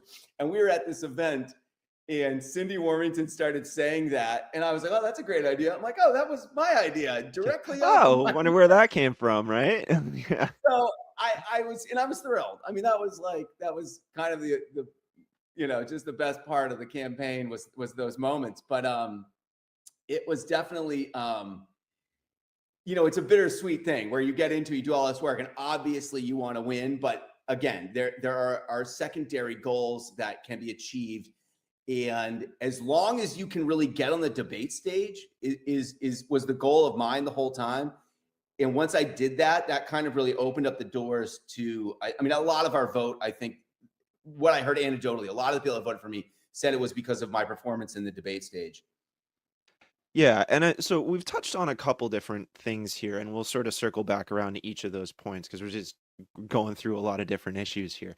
I want to sort of reel back a little bit to the concept of organizing and planning. So you brought up a really good point about sort of like just people being checked out over the summer because they're doing other stuff, and then you've got 3 weeks before the actual election, right? So this always is something I'm pretty like devoted to in terms of effectively communicating to people, is this notion of like really getting into the weeds and understanding sort of the nuances and specifics when it comes to the actual organizing that needs to occur. Now, like I referenced earlier, Steve Marchand's campaign in 2018. Now, I actually worked on that campaign to a certain degree. I was doing ads for him. I like a lot of the sort of Facebook ads that we were putting out, like I had gone out to his stump speeches and cut those for him. And something that I remember being just sort of like a clear bottleneck for them was that Steve really had this solid agenda of going around and sort of knocking on doors and getting out to people. But the problem was the staffing, right? Now, I like to draw a parallel to sort of what's happening in New York City with Zohran Mamdani, right? You've got a lot of very, very condensed housing, right? You can send door knockers into an apartment building. You can hit hundreds of people all in one go. And we don't have that luxury here in New Hampshire. To do something that hits the same number of people, you're talking about staffing expenses, you're talking about gas prices, you're talking about wear and tear on vehicles. So it simply doesn't work in the same way. Now, I think you have a really great strategy where you're utilizing TikTok and social media to reach out to people, which was something that we found on Steve's campaign was fairly effective, right? We were able to get some of those view counts up into the 10, 15,000 type of plays. But again, that wasn't really enough to sort of like crack through the shell to make a really widespread appeal. Now, things may have changed since then. Obviously, we're talking about, you know, it's what, 7 years later. So the proliferation of digital media in terms of it being able to touch people for political interest has changed. And I think that's something worth noting and addressing. But it doesn't change the fact that on the ground, when it comes to really getting to people that are sort of just politically disengaged, who are focused on like going up to Winnipesaukee and, you know, like running their boats or having a good summer, right? That they probably are just trying to check out as much as possible, especially when just like everything that's happening nationally right now is just like an absolute headache. And I think there's probably a lot of people that are just trying to find a way to escape the like hyper politicization of just about everything in the country right now. So my sort of question here is like, as an independent who doesn't necessarily have that like financial institutional backing from the Democratic Party, which has like a long history of of doing this, you know, connections that go all the way deep into DC. You're out here, you're trying to start a new party functionally. And I'm sort of curious, when you look at sort of those challenges that you're facing in terms of really getting into that nitty-gritty, what's your take on the strategies to really kind of leverage reaching sort of disconnected, depoliticized voters, people that like may very well find progressive policies to be attractive, identify as independents, might be easily swayed by Republican talking points because they're really good, as again, as you've pointed out, sort of like shortening things down into catchphrases, right? Like they're really, really effective at sort of like abbreviating things and getting them out there to people. And I think Democrats and especially leftists are really bad at that. And they always want to sort of explain things to people in paragraphs, if not pages. Yeah. And you know, pointing to academic institutions and a lot of data, which usually just makes regular working class people just check out, you know, and it's frustrating for them. So I'm sort of curious how you plan to sort of thread that needle. Yeah, I think it is funny, particularly I find one very ineffective argument is when I'm either debating with someone or I see somebody making a video and they say, you know, you got to read these 10 books and then come back to me. And it's like, man, I didn't come on here for a book assignment. And like most people aren't reading regularly. Like if you can't give me the the notes on that, then this discussion is kind of over. But I think right now we are actually probably in one of the more difficult times maybe ever to disseminate a message of political nature. And, one of the issues we ran into at the beginning of the last campaign, or shortly after we'd begun, is Facebook stopped promoting political content pages to anyone that wasn't already following that page. And so we immediately saw a drop in our website views it went from like 150 a day to like 30, like overnight. But it was just only really hurting new politicians, because if you're Bernie Sanders, you already got 1 million or 2 million followers on Facebook. It didn't hurt you. But if you were a new upstart like us, it really hurt you. And then just even trying to run Facebook ads, I had to do a bunch of back end stuff proving that we are a legitimate campaign. And every once in a while, an ad would just get taken down for no reason. I had some problems with Google. I couldn't run YouTube ads because I tried to at one point. I didn't have the paperwork right. They flagged me as being like a, disinformation campaign. And I could never get through to anyone to even run ads on Google because it was like the black hole of customer service. So you got that whole issue. And then like one of the funniest parts was I was, adamant the whole time. I'm like, I got to get on WMUR. Once I'm on TV, this whole thing that I'm doing will be legitimate, and then people will see me as a legitimate candidate. And I got on WMUR and I was so excited, did my interview with Adam Sexton or whatever. And the next day, these kids came into my restaurant. I say kids, they were like in their 20s. Some guys I knew they were in a band and they were coming in, we're talking about their band, had a show coming up. And I said, hey, I was on TV last night. I was on WMUR. Did you guys hear about that? And they were like, what's WMUR? I was like, priceless. Oh my God. And then even people like, I don't have a TV that I can just turn on WMUR. I don't. Like, I'll see the clips on YouTube or I'll see them on Facebook or something, or I'll post them there. But like, I don't watch live TV. I don't know very many people that actually do, aside from like my parents and their generation. Right. So we've got this problem where people over the age of, let's say, 50 are getting a lot of news from WMUR, and maybe they're still reading newspapers. You've got, people, really young people and really old people, like using YouTube a lot. And then you've got sort of very, sort of 40 to 70 using Facebook. And then Instagram is kind of like, let's say 25 to 50. And then TikTok is like 18 to maybe 45, but it's kind of come to this world, I think, where most people are really only using one form of social media. Like, I don't watch a lot of YouTube. I don't watch a lot of Instagram. I don't really mess with Facebook that much, but I'll watch videos on TikTok. And I think there's people that, have picked their social media apparatus, if you will. And so that's kind of the hardest part, where running TV ads is only going to get 20% of the people. Running Facebook ads is only going to get maybe 20 or 30%. Running TikTok ads, which you can't even do for politics, is only going to hit another group. So, and the funny thing too is like what I have found is what I'll put on TikTok, I'll do the edgier stuff. I'll do stuff that like is a little bit more casual, and then I'll clean it up for Facebook and Instagram, knowing that that's so. TikTok is where you go to get more followers. You're not really going to get more followers on Meta because of the way that they've sort of siloed this political stuff. But you've got to go to Meta to sort of grow, like, and to sort of feed that garden of followers that you have there, if you will, or communicate with those people. And like I've found, it's a lot more effective for me to post stuff on my personal Facebook feed as opposed to the governor's page, because the governor's page, or John Kuiper for governor, just doesn't get as much traction. It just doesn't get as much, doesn't hit the algorithm, because they want you to that buy kind of tracks. ads. And because they want you to buy the ads, so they sort of have taken the pages, and they're not.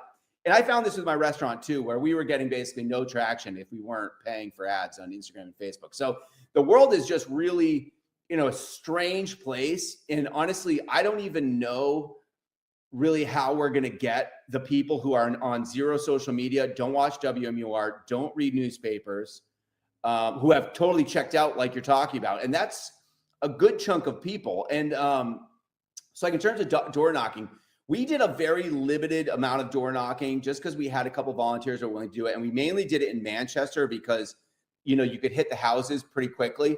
Right. I'm skeptical that the input output of knocking doors in really rural areas makes a lot of sense. But I'm sure there's people that will argue the other way. But it is just extremely time consuming to drive down a mile long dirt road to go to one house, you know.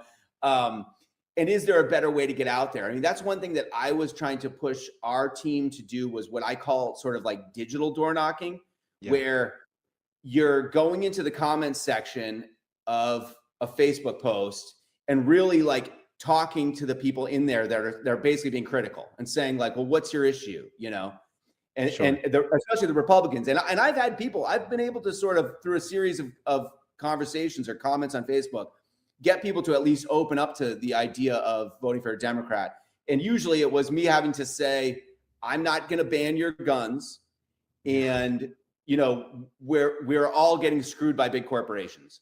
And that would, people would be like, oh, cool. Like, you're not a lobbyist for Purdue Pharma. All right. You know, you're not a lawyer. You're not one of these people that's sort of screwing me in your private life and then coming here in politics and saying, oh no, I'm the good guy. I'm here to help you. And it's like, well, you know, everything you've been doing in your private life would say that you've been sort of screwing me, you know, or screwing my type of people, you know, with your, with how you've been running, you know, your private life. So there's like this, this misalignment of just goals, I think. And that's where I think that I did well, was just because people trusted me, because I'm straight there in the economic battle. You know, I'm not this rich lawyer who's looking down and saying, oh, we need to help these poor peasants. Because what happens is, you know, we keep voting for rich people to solve poor people's problems, and then they somehow don't. And then they just go, oh, you know, they go, oh, well, you know, we couldn't get minimum wage through, or we don't have Medicare for all, we don't have, you know, good schools or whatever, but I guess we'll try again next time. But for me, it's like, if we don't have affordable housing, I'm stuck in this 700 square foot apartment. You know, if we don't have good schools, my kid's not going to college. If we don't have lower property taxes, like that was one of the, you know, biggest hurdles for me running my business, was every 6 months getting a $4,000 bill from the town and being like, oh, remember that money that I thought, the profit that I thought I made in my restaurant? Like, no, I didn't. It's gone. And so that's kind of where I think I will be a more effective governor, because it's just, I need these things for me. Like, it's selfish in a way, you know, it's like, and I think people got to look at the motivations behind their politicians. And like, I hate to say it, because I know a lot of Democrats' hearts are in the right place, but when I sort of am with them and on the campaign trail, I don't know why they're running. You know what I mean? Like, yeah, exactly. Like, So what's your motivation? You know, what are you doing here? So, and I think that you're actually kind of, we're sort of walking a line that I think is really interesting, right? Where we're talking about the idea of like being self-serving in a sense. And I think there's a strange, I'm fascinated by sociology, right? And I think there's C. Wright Mills talks about this in a book called The Sociological Imagination, where he talks about the sort of disconnect between the self and the community. And I think there's something kind of fascinating there, where we've sort of done a really, really effective job in this country of breaking down the connection between the individual and the group. And I think, you know, to the sort of point about maybe why things have fallen apart with the Democratic Party is that I think the thing that plagues them is very similar to the thing that plagues the Republicans, which is essentially this idea of like, I've got mine and I'm going to pull up the ladder.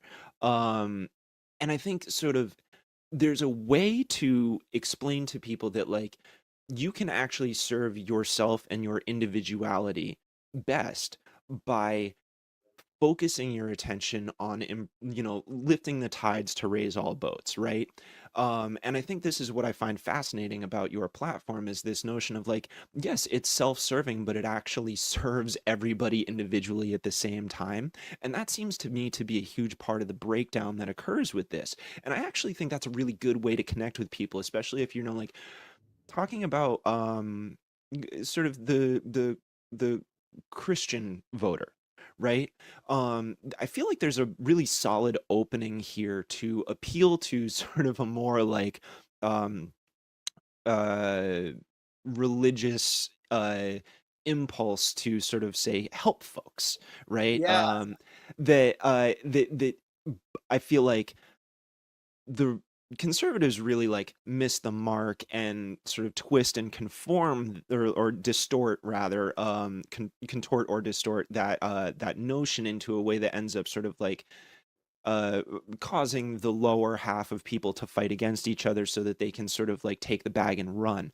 Yeah. And I think that the Democratic Party has really kind of like, whether they're conscious of it or not, ended up doing basically the same thing.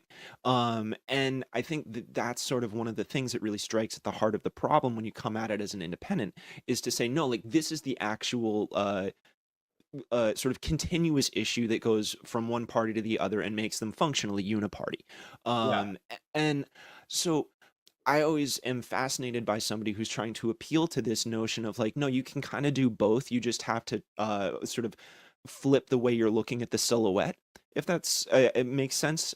So I'm just sort of like, and I don't, I'm trying to find a way to turn this into a question, but I really think that like this is a fascinating dynamic, and I always think that there's a way to approach this. Like I, as someone who's very much so staunchly on the left, a critique I have for a lot of people on the left who want to sort of like hone in on identity politics and focus on sort of like the characteristics that make us who we are. It's like, yeah, but you're kind of overlooking the fact that regardless of your gender or your race or your, sort of like whatever identity parameters you use to sort of categorize yourself, right? We're all workers. And at the end of the day, that might be the best way to unite some sort of broader concept of how to sort of collectively advocate for things that help each of us as individuals, right? The idea that, well, if we raise the taxes on the wealthiest members of the state, which, like, I think it's worth pointing out that right now we are functionally sort of a tax haven, right? And I think a lot of wealthy people from other states look at New Hampshire and they're like, wow, it's kind of like Florida, except it's a little less cooked and there's like less crime, right? You know what I mean? Like they sort of see all the wonderful things about Florida and they get to have that sort of like old-timey Yankee New England vibe, and they can live in their little house on the lake and have a nice long private driveway and be totally insulated and not have to sweat anything. And so you get a lot of really, really big, super wealthy sort of CEOs or like upper management people that are trying to buy property here and basically use it as a way to sort of protect their nest egg. And that really screws over the working class in New Hampshire. And I mean, I think as a restaurateur, that when you denigrate younger people, wage workers, you're making it so that the availability of things like restaurants sort of peters out. And it makes it a lot harder for those places to exist, which is ultimately going to kill the communities and undermine exactly like many of the reasons why these people would move here in the first place. So I'm sort of wondering what your take on that assertion is. Yeah, I mean, it's 100% true. This state is a tax haven. There's no way around that. And one of the ironies I think about Kelly Ayotte's campaign is she's saying that Democrats are going to mass up, or Massachusetts, make New Hampshire into Massachusetts because of our leftist policies. But the reality is it's the Republicans, tax or lack of tax policy, and their sort of lack of policy on housing and zoning and planning in terms of allowing family style homes to be built that has put us in a situation where, you have $700,000 duplexes in my town that no one in Newmarket is going to buy. And I met the people that bought them, and they're from Massachusetts. And so you have to be making a Boston-based pay to buy a new home in a lot of areas in New Hampshire. So people from Massachusetts are doing that. And then, like you said, you have people moving here for the simple reason that they don't want to pay a lot of taxes. And that's just not really the kind of neighbors you want when I look at taxation as in a lot of these is investing in our community, in our schools, into our downtowns and making our state better. And these people fundamentally are moving here because they don't want to invest in anyone else's community aside from their own immediate, needs. And it's just not a great way to run a state. And I mean, going back to what you were saying at the very beginning, I grew up going to a Christian church, and I was always sort of flabbergasted by the amount of money that the church had and what seemed like it was not doing enough for the poor people in the Seacoast area. Now, they did do some things, and some people would argue they do a lot, but it always seemed to me as a little bit confusing to be hearing about, not being rich and then seeing all the BMWs in the parking lot. And I thought of this I think when Bernie was running the last time, he's talking about socialism and stuff. And I at one point I thought, shut up about socialism and just say, hey, it's the good Christian thing to do. Like, this is a Christian nation, right? Like, be Christ-like and welcome the stranger and feed the hungry and clothe the needy and do all these things. Love your neighbor like yourself. Like, use the old Jewish guy to advocate for Christian Christian points. I know, It's right? very you really good cracking into that sort of Zionist impulse there. Yeah, right. I know it was wishful thinking, but and it's kind of funny because a lot of people on the left are atheists or agnostics, and I sort of want to like slap in the face and go, hey, these people on the other side are saying they're Christians. Let's just push them to do the good Christian things that they claim to be, in favor of. And that's like really the best argument in my mind with the Christian right and how you can sort of use very easy language in the Bible and just say, look, you guys are clearly not following your own religion, So I think it's really important, getting back to what we were talking about earlier, to message to these people who are not traditional voters or are independents that are not voting all the time, and to get them on the same page and get all of us on the same page that it's like, hey, if we want to tax the rich, we can at any time because simply we have the numbers. It's democracy. There's more of us than there are of them. And we could, I figured this out. This is just back of the envelope calculation, but a 1% tax on people making over $250,000 a year would be $150 million per year. And that would only cost each one of these families between $3,000 and $5,000. Like, we're not talking about them each having to pay hundreds or thousands of dollars. Like, the tax would not be that much, but it would be substantial in aggregate. There's this argument that, and this is one of the cool things about using social media that I have found, is it can be like a little focus group. So I'll put out a message or a video on YouTube or TikTok or social or Meta, and you can look at the comments and find out what the arguments are going to be from the Republicans. And then sometimes people on the left will give you the arguments against it. And like, for instance, I made this post about taxing the rich. And a bunch, not a bunch, but a few Republicans came in and say, oh, then the rich will just take their money and leave and we'll lose, all that, whatever they're providing us now. And It was really funny because people in the comments said, hey, Massachusetts implemented a wealth tax and they did not leave. And when I ended up researching it, I found that they studied this a lot and people just don't move based on taxes. It's just not, it's part of a number of factors, but it's not the only reason, shall we say, that someone would move from one state to another. It's a lot of things. But yeah, I think it's going to be hard, but we have to get this message out that there's a group of us that are struggling. And the way I look at it is, if since 2020 your life has gotten better, you're probably not on my team. If since 2020 your life economically has gotten worse, we're probably on the same team, because that's most of the people that I'm friends with. And even the ones whose jobs, and this was the problem with my restaurant, is we were doing mathematically higher sales, but lower profit. And everything was costing more and more. So we were netting less profit. And I talked to my friends who have gotten promotions, they've gotten better jobs, but the net is their property taxes have gone up. The cost to keep their kids, fed and clothed has gone up. So they're not feeling any wealthier than they were before the promotion. So that's, I think, where we have the source of unity.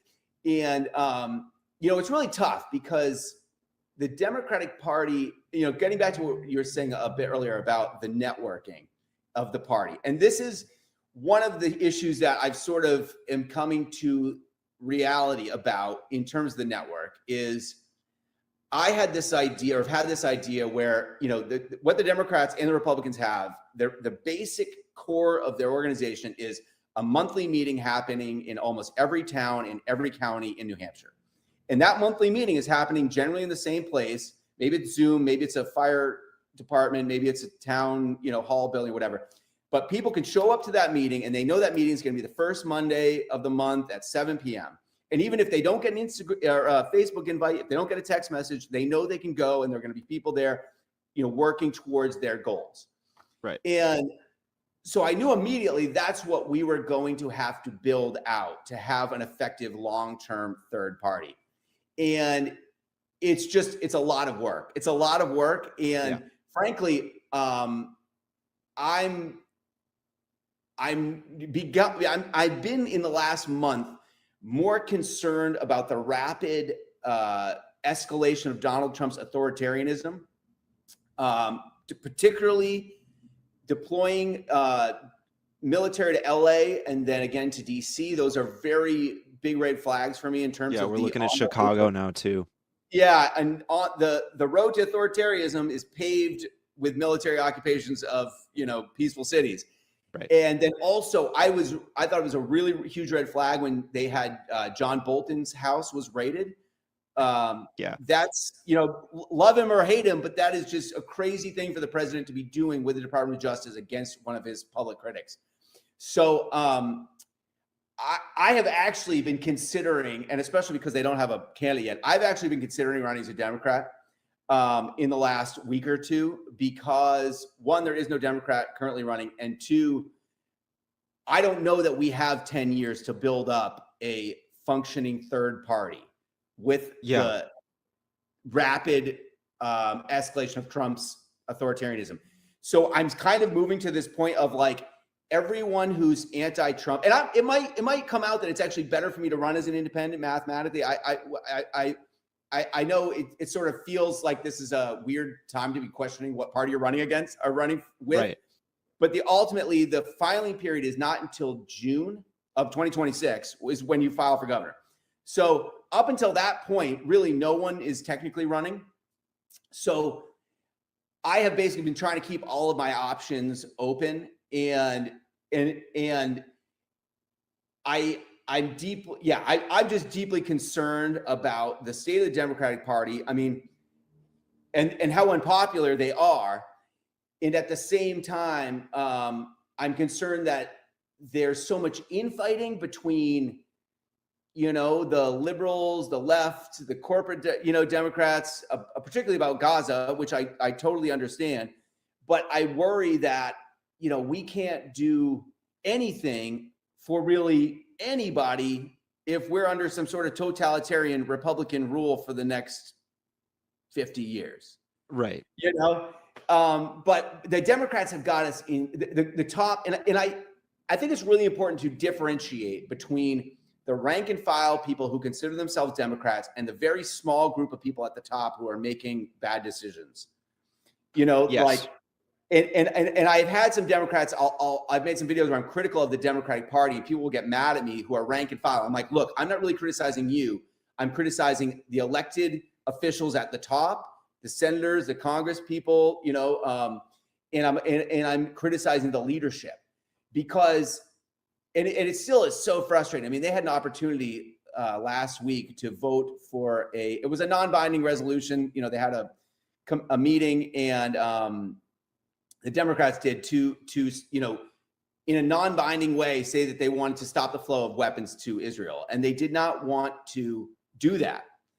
And I see these different things like that, and then the continued taking the money from AIPAC, which seems to be like really the biggest issue. And a lot of people on the left are saying to the Democrats, like, just stop taking the money from AIPAC. Like we can draw this line and we can win back these people who maybe didn't vote for Kamala in 2024 because of the Gaza protest movement. What are you doing to win them back? And it seems like very little, and right. so we're in just such a strange period where the Democrats seem like the only functioning opposition to the Republicans, while at the same time seeming like doing everything that they can to not be popular amongst, their supporters. And so it's such a maddeningly frustrating time to be in politics, because you would think that with everything that Donald Trump's doing, the left would be solid, in opposition to him and his authoritarian pushes, but we're not. And and so in some ways I want to stay as independent, not even have to get into that mess. But when I look at, and especially thinking about if, let's say I log into TikTok tomorrow and I post a video about politics and it says this video is flagged. What if I go on Facebook and I make a post and it says this post about Democrats is being taken down? You know what I mean? Like, what if that full sort of surveillance technology is unleashed on us, which we know Peter Thiel, Palantir, these groups are, they're using that technology right now in Gaza. They've now transferred the same technology to ICE that's using this to survey everyone in this country. And if they're able to use that before 2028 and put us in a situation where all of our guerrilla tactics for spreading messages are suddenly, not viable because of their censorship of social media, how do we meet? How do we coordinate? And that's when the Democratic Party realizing, like, this is, because I went to a meeting, Litchfield Dems last week, and that's kind of where it occurred to me, is like, these people know to come to this fire station every Monday or whatever it is. And they'll come, even if their phones didn't work, if like all the power was shut off, they would probably know to come here and coordinate and like figure out what the next move is, Right. And there's just no other apparatus that exists. There's no other network of people that would exist in a world where we couldn't communicate via social media. So like, that's just something that I've kind of been coming to grips with and wanting to be part of the solution, as opposed to, part of the division on the left. So this is kind of like been this ongoing struggle since from the last time. I wanted to run as an independent in 2024. Yeah. Because I'm just an independent person. I don't like being constrained by the groupthink. And I generally think a lot of people in New Hampshire are in the same world as me. The problem is that people are just so programmed into the two-party system that, and the people that I'm worried about, or not worried about, but who I think are going to vote Democrat no matter what, is these people who are checked out, right? They haven't been watching the news. They don't know. They're not mad at the Democratic Party because they're not even watching the news. And when they walk into that ballot booth, they're going to vote for Democrats, no problem, no matter what. You know what I mean? And then it's going to come down to the people who don't show up. And this is really one thing that I don't think we talk about enough in politics, is the elections are not always decided by who votes. It's often who doesn't vote and who chooses to stay home.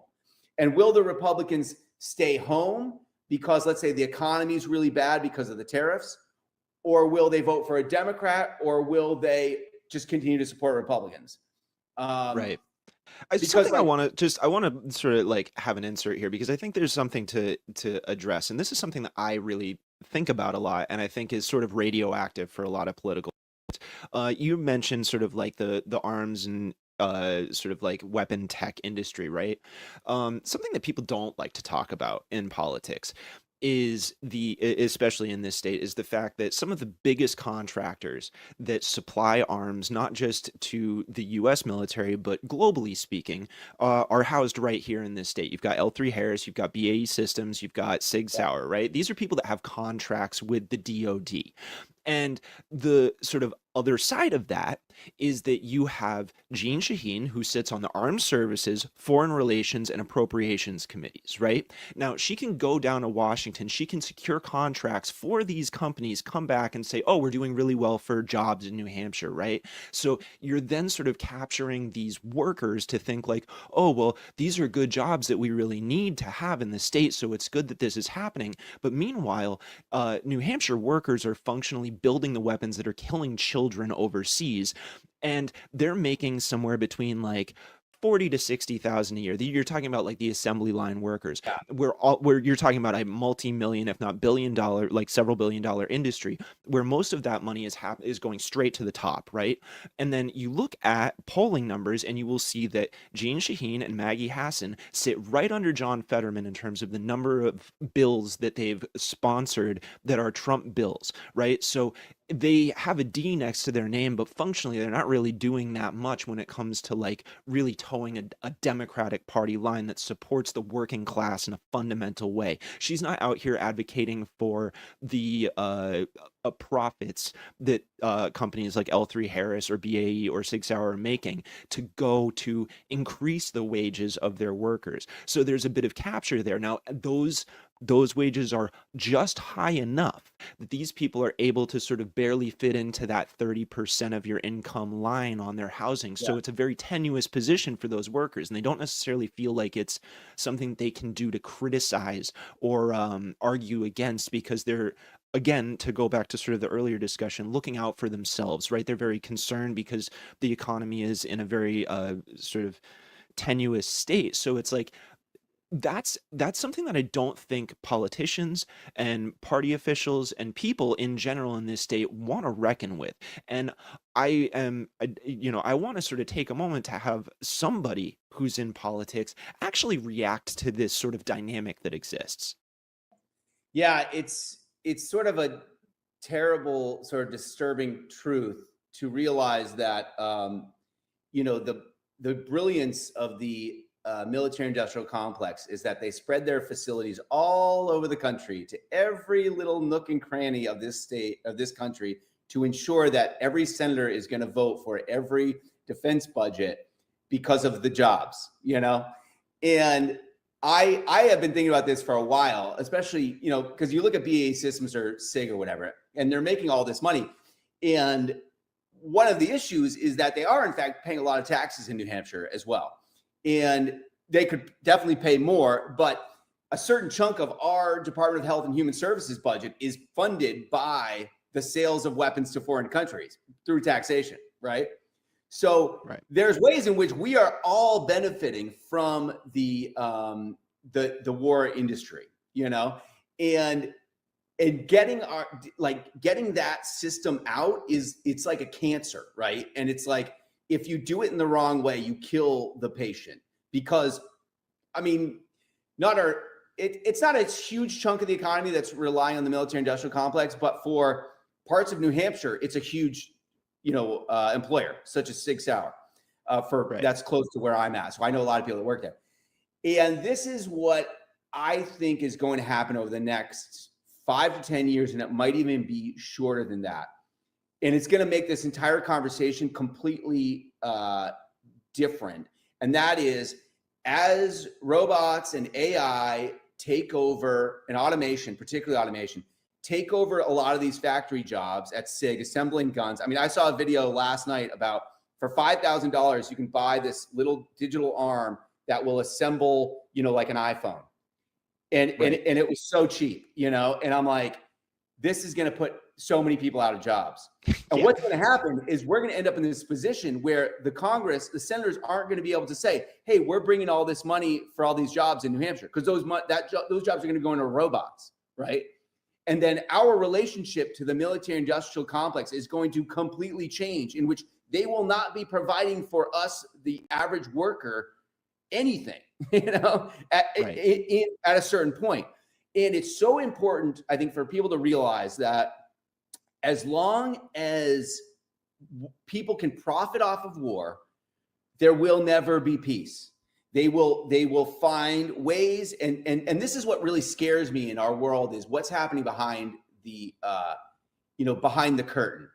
And you hear about Ukraine, and they're talking about a ceasefire deal, and then something happens. And in the back of my head, the conspiracy theorist in me is always thinking, did some military-industrial company send an email to somebody at the State Department and say, hey, we're not quite ready for a ceasefire. We've got some more ammunition we've got to sell. We've got some more fighters that we want to get off of our shelves. So can we just keep this war going another 6 months? It'll be great for your donors. It'll be great for your the people working on the military equipment in your town or your city. So let's just keep this thing going a little bit longer.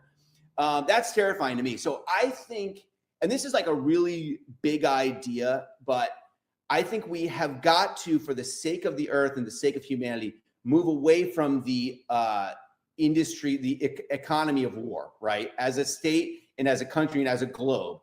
And in my opinion, the way to move that technology is into space exploration, frankly. I think we need to turn the industries of war that have actually bred us a lot of technology. A lot of technology we have is because of the military industrial complex. So there is kind of this capitalistic, benefit from that. But at the same time, we reach this point where the technology is getting dangerously good at, identifying people from satellite in space. And we really need to have a goal as to how this technology is going to bring us to peace. And we have to, in our heads, be able to comprehend that world peace must be possible. A lot of people will disagree with that. No, we'll never have world peace. If you continue to say that, then it will never be world peace. But we've got to think that has to happen, because the alternative to world peace is world war. That seems inevitable, that there will be continuous war with this profit motive behind it. And I think that really needs to be something that everyone is thinking about and focusing on. And I think that if there's any good to come of what's happening in Gaza, it's that people are starting to see this connection between the military-industrial complex, Israel, what they're doing with the people in Gaza, and how that's now coming home to roost with the technology coming to ICE.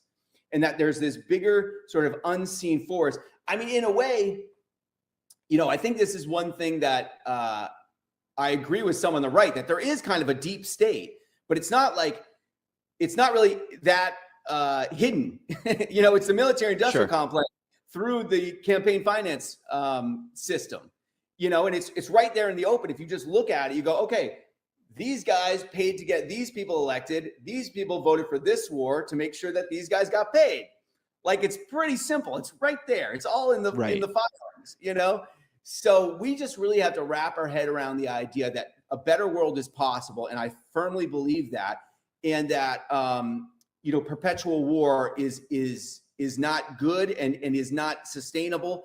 And that energy, in my mind, would be better spent trying to get off of Earth. Because I think, and this is what I think a lot, some people have realized, I think Elon Musk realizes this, is that no matter what we do, Earth's time is finite, it maybe it's 1 million years or whatever, but like, if we don't kill it, eventually the sun's going to swallow it anyways.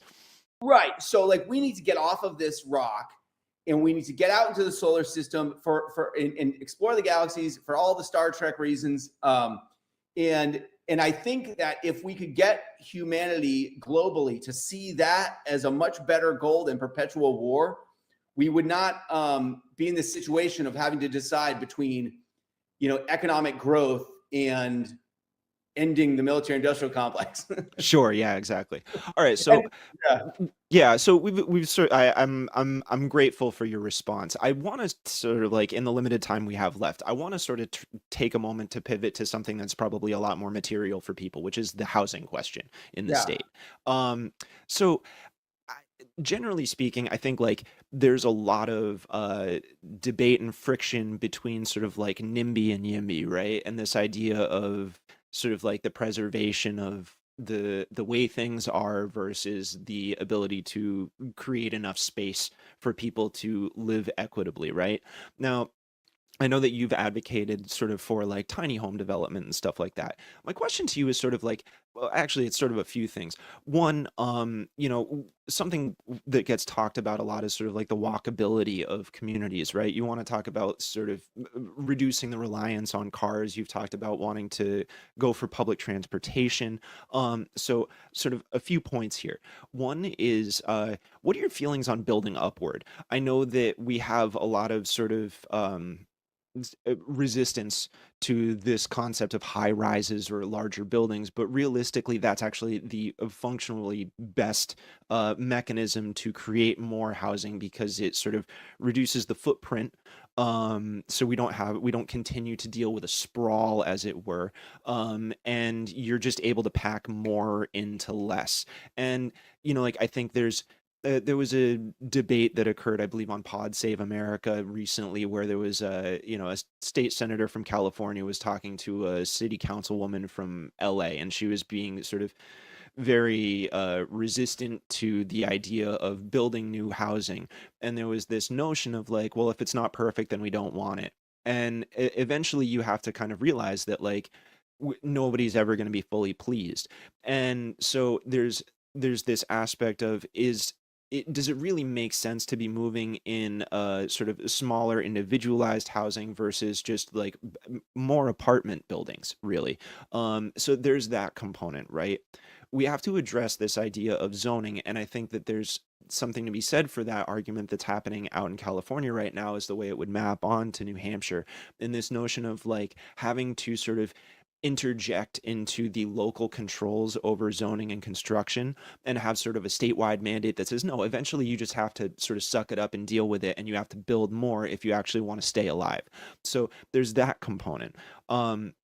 And then there's the broader question of actually paying for it. A lot of people, the sort of abundance agenda loves to talk about like, oh, well, it's just restrictions and in terms of funding, and how are you going to, allow contractors and developers to build more, and so on and so forth. And I think that exists in that's you're sort of trying to trim fat around the edges without dealing with the real meat of the problem, which is the fact that there's simply not, you're not removing the commodification of shelter. Right? You're not addressing the fact that you are trying to make a profit. You are trying to build like sort of generational wealth off of a need to have a roof over your head. And right now we're looking at sort of an attempt by, nationally speaking, on the part of the Trump administration to essentially criminalize homelessness, right? So there's this weird sort of impulse that like, oh, if we just, have, make the market a little bit more free, that it'll simply solve the problem. And I personally, from my perspective, I don't agree with that. And I think that one of the best ways to sort of solve the problem is to directly subsidize, right? If the government comes in and actually literally foots the bill in part, or in maybe in some cases in whole, to either create new housing or subsidize rents, what have you, that fundamentally relieves a lot of the pressure on the people that are trying to find housing. Now, like, as much as I totally see a sort of short-term need for people who are unhoused to have a campground that they can go to that's safe and secure, so that they're able to sort of like find a spot of respite, the real solution to homelessness is to provide homes, and to put people in those homes. Now, if those people are not able to get jobs, because you need an address in order to work, you actually, if you're going to sign someone's W-2, you have to tell them where you're receiving your mail, right? And if you don't have a home, then you can't get a job. So you need to be able to put people into those homes. Now, if they don't have that job to start out with, then they can't get, like or if they don't have the home, they can't get the job. And if they can't get the job, they can't get the home. So you have this vicious cycle. So at some point or another, there has to be, at least from my perspective, there has to be a acknowledgement that there needs to be tax dollars that go into funding this. Now, this gets to a broader question of, well, where do those tax dollars come from, right? Something you've mentioned is your willingness to have a discussion about additional or supplemental broad-based tax solutions in the state of New Hampshire, whether it's a sales tax or an income tax. Now, personally, I'm not for a sales tax because that's still regressive and it still punishes the people on the low end of the income spectrum, right? The way I like to explain that is like, if I have to pay a sales tax on something, if I'm making $4,000 a month and somebody else is making, I don't know, $40,000 a month, the portion of my money that goes to buy that carton of eggs or whatever, right, is significantly higher than the person who's making 40,000. So that's still punishing the lower classes. Whereas if you have something like an income tax, it's just a flat percentage coming out of your paycheck, right? Again, if you're on W-2, you're probably not even thinking about it that much because that money comes out before you even get your check written to you. So it's sort of out of your line of view. So there's my position on that is sort of the income tax really is the more equitable solution to the problem. People really cringe and get sort of like bodily, like, you know, that really gets people's cortisol running when they hear the concept of income tax. It's like, you're taking my money. But there, I also feel that there's a worthwhile moment to talk about sort of what is a regressive tax in of itself. So I know that I've sort of asked like 8 different questions here, but I think I got them right here. Yeah. So I'll work backwards. I totally agree with you about regressive versus progressive taxes. And it's something a lot of people do not understand. And it's really important for people to understand that at the end of the day, the question is how much of your total income is going towards taxation. And with property taxes, I did the math. I made a spreadsheet for the whole state and compared the average property tax bill in terms of what was going towards public education to the average income. And it's very clear from the data that the more money you make, the chances are you pay less towards, as a percentage of your income, towards public education. And if you make, I think it was over $100,000, you're most likely to pay in the bottom half of property taxes. So it's clear that our system of taxation right now is regressive, with the poorer towns are paying the most of their income, the richer towns are paying the least. I mean, if you go and look, there's someone who's running for CD1. I won't say her name. She has a house in Newcastle. It's worth $3.5 million. Her taxes are $6,000 a year. My taxes for my 1,400 square foot house in Newmarket that's worth probably $400,000 is $8,000 a year. So right there, you can see these discrepancies from town to town. Now, my idea with taxation is that I don't want to prescribe the solution. And the reason I don't want to is that we've had a couple of solutions brought forward as ways to fund education. Statewide education property tax was basically what they settled with. It didn't really work out because the donor towns didn't want to pay it, so now they keep it. But my point is that I want to have a series of forums around the state and come to a conclusion as to what is the best tax to go forward with. And in the meantime, there's some little things we can do to raise revenue, such as if we go back to the business profit taxes that we were raising or the levels that we're raising in 2015, 2016, that would raise $100 million a year. For instance, like rooms and meals was dropped from 9 to 8.5%, which is really not a lot of money for any one restaurant, but on the aggregate is tens of millions of dollars. Obviously, we could legalize cannabis to bring in some more revenue. And then I really want to get into taxing wealth as opposed to income. And the reason that I want to do that, or that is my preferred method, and figuring that out is a little bit tricky, obviously. But like we had a really good tax. The interest and dividends tax only hit people that were making over, I think it was $250,000 a year, most of them. And that was a really good wealth, tax on the rich because it was, interest and dividends on investments. It was a good tax for New Hampshire, and it was bringing in $100+ million a year. So we could bring that one back. But the issue I have with an income tax is that going forward, as I said before, robots, AI, automation are going to be taking more jobs, right? So more and more people are not going to have an income.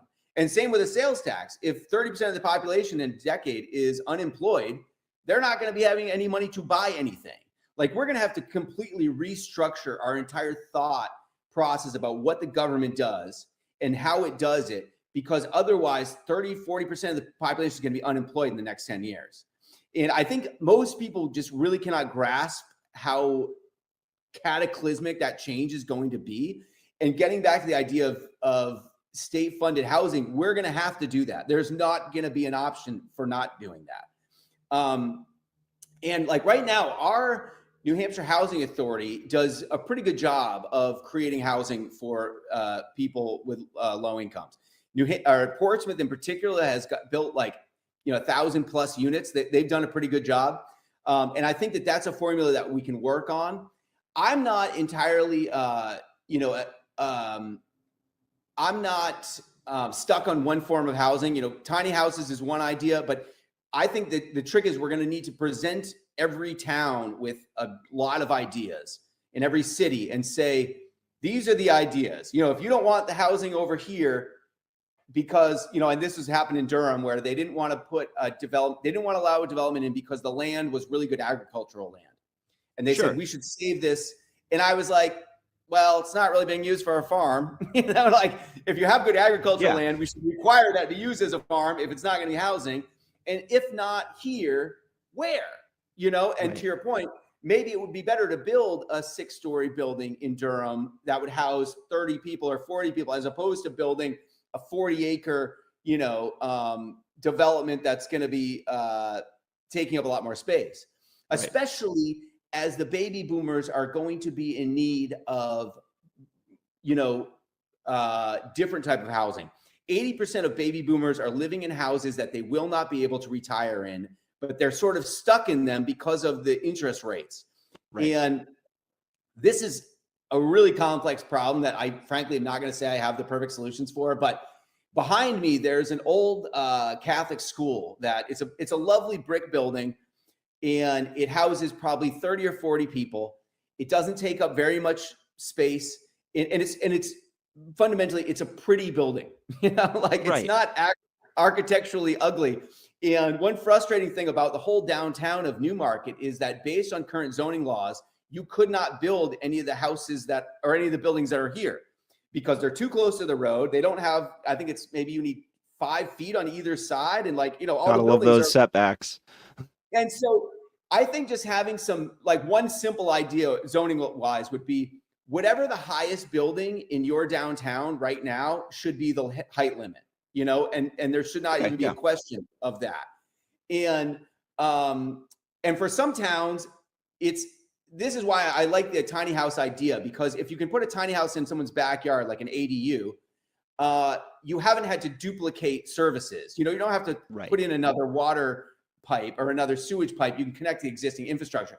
And the other thing that we've got to keep in mind is that we've got a housing problem for the next 10 to 20 years. And then by 2040, the population of New Hampshire, if we don't, it starts to go down. So we could very easily, and this is, I think, I don't think this is the argument the NIMBYs are making, but I think it is a valid argument, which is, let's not build a bunch of ugly housing that we're not going to need in 10 or 20 years. Let's build the housing that we need, which I used to be against these 50 plus buildings because I'm like, why are we building more housing for 50 plus? But if the people in New Hampshire are moving from their 2,000 square foot 3-bedroom to a 50 plus community, and that house is now for sale for a family, that's the flow that we need to have that we're not having now. And I think one thing that's also important to note is I've been looking for a house for 7 years. I live in this apartment, above my restaurant. I live in downtown, but me and my girlfriend have been looking for a house. She wants more kids, blah, blah. I will say in the last 3 months or even 6 weeks, I've seen more affordable housing in my area than I haven't seen since 2019. There's 3 houses right now that are less than an hour from me in New Hampshire, 40 minutes away, that are under 300,000. I don't even want to tell you where they are because otherwise they're going to get sold. Yeah, they get snatched up right quick. And these aren't ugly houses. They're not trailers. They're decent. They're small lots, 1,200 square foot, 1,400 square foot. But I'm kind of thinking that we're in the housing market is crashing in other parts of the country. And it was funny because I said to my girlfriend, because I'm looking at the news, and I'm like, oh, wow, Florida's housing prices are basically cratering for a number of reasons, like overdevelopment, but also they're having trouble getting insurance and all these different things.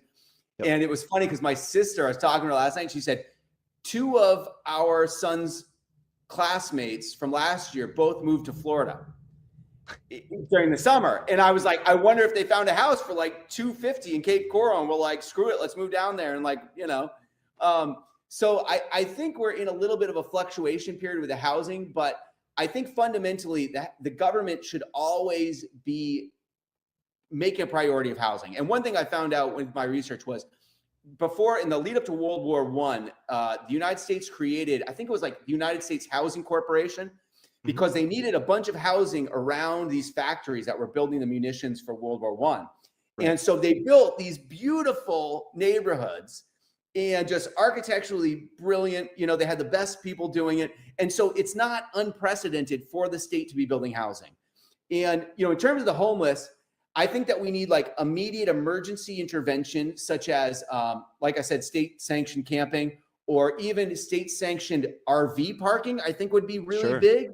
because you've got an RV, you've got a bunch of them for sale. You go on Craigslist, you can buy, there's tons of RVs for really cheap.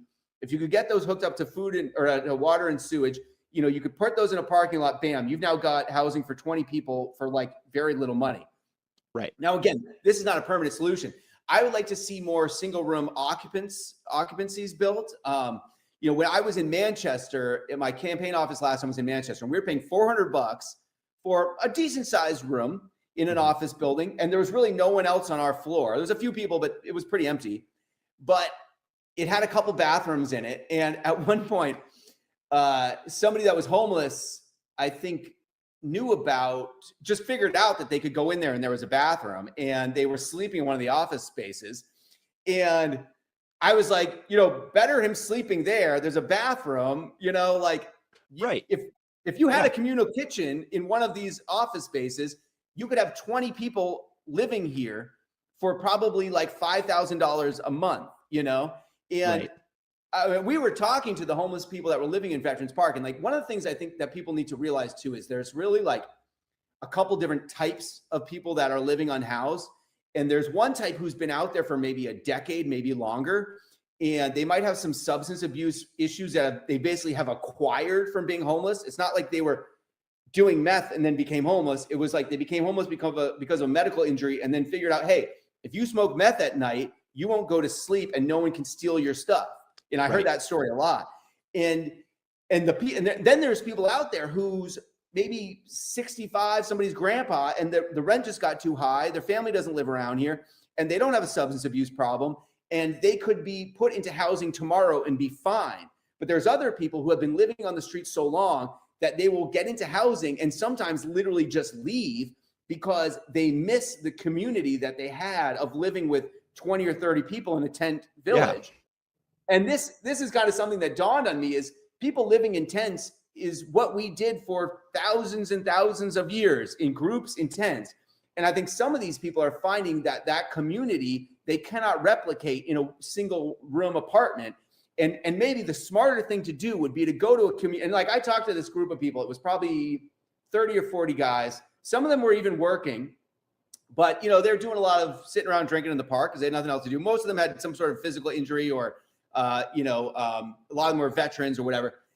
But there was a couple of them that were kind of like running the show a little bit. They would keep an eye on everybody, and they'd be like, hey, somebody watch that guy's stuff. He's going to the bathroom. Oh, Tommy's going to go buy cigs. Here's some money, Tom, And Sure. If you could find those people and like be like, look, we want to bring your whole community into this apartment building, or, into this little tent village we're going to make, or even, your village we're going to make, so that you guys are still together and you can watch out. You're functionally raising the quality of life for that group of people that would just be there. It's like they've established a community for themselves, and if you just give them a better space or infrastructure, that it's not like they won't leave that space because they miss their community. That's the idea. Right. And then if you say to them, hey, look, if you guys can police yourselves, in the terms of like keeping the place clean, and like, and then you sort of have to have, and this is kind of funny thing that happened in Manchester, is all the alcoholics are in one park and all the drug addicts are in a different park because they don't get along, which is kind of an interesting idea. They've chosen to self-select away from each other, probably because they just get in fights otherwise. Sure. But if then you could keep, basically, you're going to have some places that are going to be substance free and some places that are not. Because obviously, if someone's trying to get off of whatever drugs, they need to be away from people that are doing drugs. But you're going to have people that are doing drugs, so they need to be given space and sort of say, like, here's the resources, but like, we can help you get off of your opioid addiction, but you still need to be housed in the meantime. And I think the argument to be made there, and this is what's so important, is like, I think frequently Democrats want to make these humanitarian arguments about everything. Oh, we've got to save the homeless people because we're good people and blah, blah. The Republicans don't give a shit about that argument. But what does make sense to the Republicans is it doesn't make fiscal sense what you're doing. When we have to send the fire department out there, we have to send the ambulance out there, when these people are making our parks so we physically don't want to go in them. Like, why have we just seeded parks? Just given up on the parks in Manchester, as opposed to saying, let's help these people find housing so that we can enjoy our parks again. You know, there's a fiscal, you know, there was a study in Phoenix, Arizona. This was several years ago, where they figured out that there was basically 10 chronically homeless people in Phoenix that were costing the city millions of dollars in just ER visits. There was one guy that it cost the city $1 million because he'd get drunk, he'd fall over, you know, whatever, he'd be out in the elements. And they figured out, hey, if we house these 20 or 30 people and just have a nurse that's going to check on them once a week, a social worker is going to knock on the door, you know, every couple It days. just straight up costs less. It just costs less, you know what I mean? Yeah. And so that's what the argument I always try to make, because the Democrats preach to the choir, and I want to preach to the Republican-leaning independent and say, hey, this thing that's also good for the economy, this thing that's good for the environment or good for someone's health and welfare is also good for your bottom line. And so let's pursue that. Yeah, absolutely. Well, I'm actually running out of time here, so unfortunately, we're gonna have to call it for today. I mean, I could keep going with you on a whole bunch of different things for a while, but John, it was a real pleasure to have you on today, and I'm thanks so much. I really appreciate it. Yeah, of course. I'm glad that you were able to sort of entertain some of my more pointy questions here, because I know some of this stuff gets a little radioactive for political candidates and people that are trying to put themselves out there. So, yeah, significant appreciation on my part for your willingness to sort of engage. Thank you. It's been fun. I really appreciate it. Awesome. I will catch up with you soon, I hope. And yeah, so thank you so much. All right, I'll see you. Take care. And that's been John Kuiper. Candidate for governor. He's thinking about whether or not he wants to stay independent or go Democratic, as we just heard. But it is something to sort of look at, and I think he's got some interesting perspectives, and he's taken a new approach that is worth considering for folks. So if you enjoyed this interview, please subscribe to the channel. You can support us on Patreon, patreon.com/locally sourced. And that's been it for today. We'll catch up with you guys next time. Thanks so much.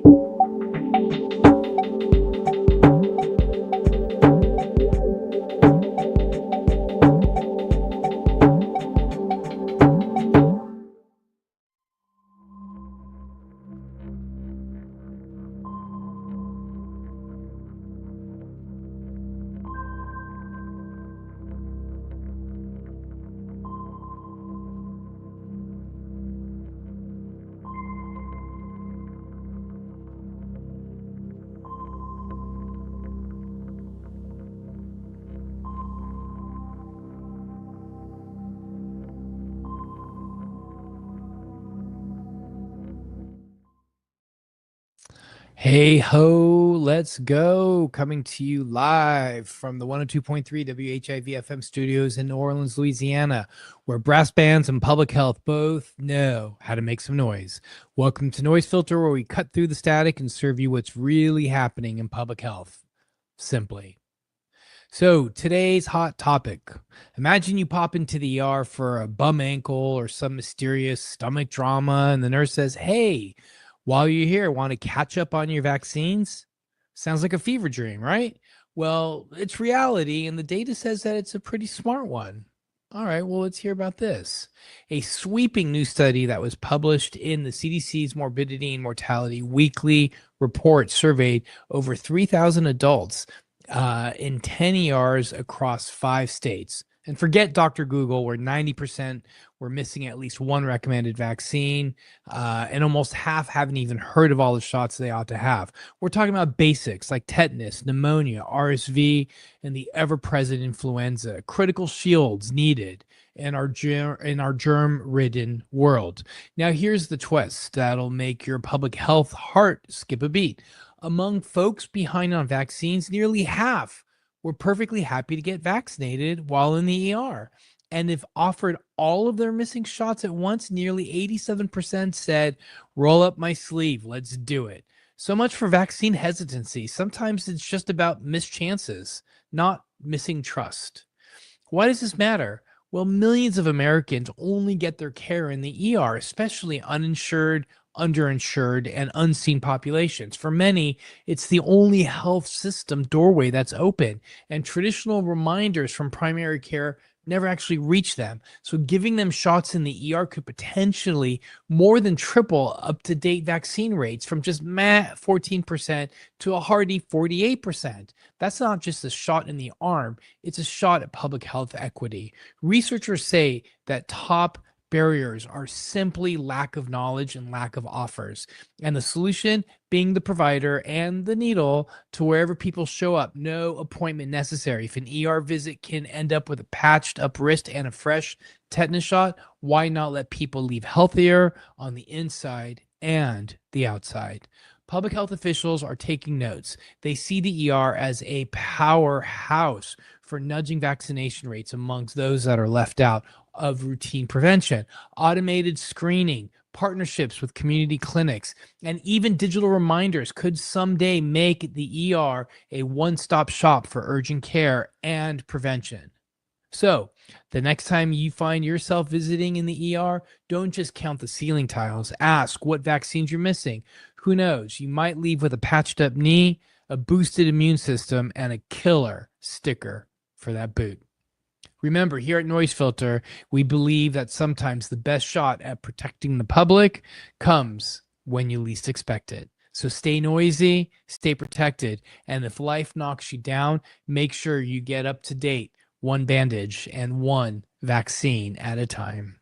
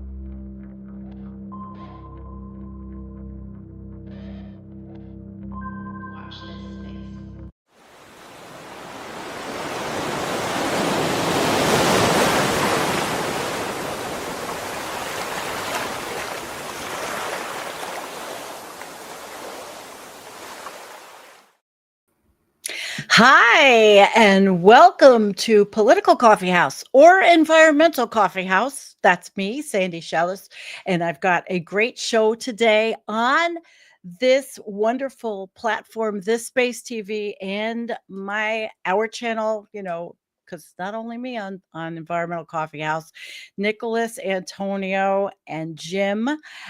Jennifer has retired, but welcome. And I'm so very happy to have you guys. Today's topic is kind of piggybacking off last week. My first show last week, we talked about data centers, energy, but today is about energy. Today, I'm talking about Chris Wright, the fracker in chief at the Department of Energy in the United States. He's full of a lot of bullshit. We're going to talk about that. I've figured out how to show some videos.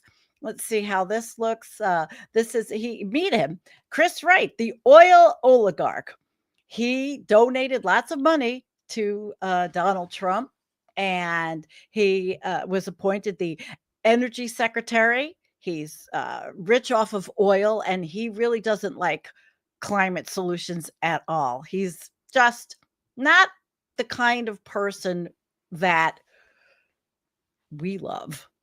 And hi, Alex. Alex, I can't flush it because this is not my platform. I have no flushing sound effects right now.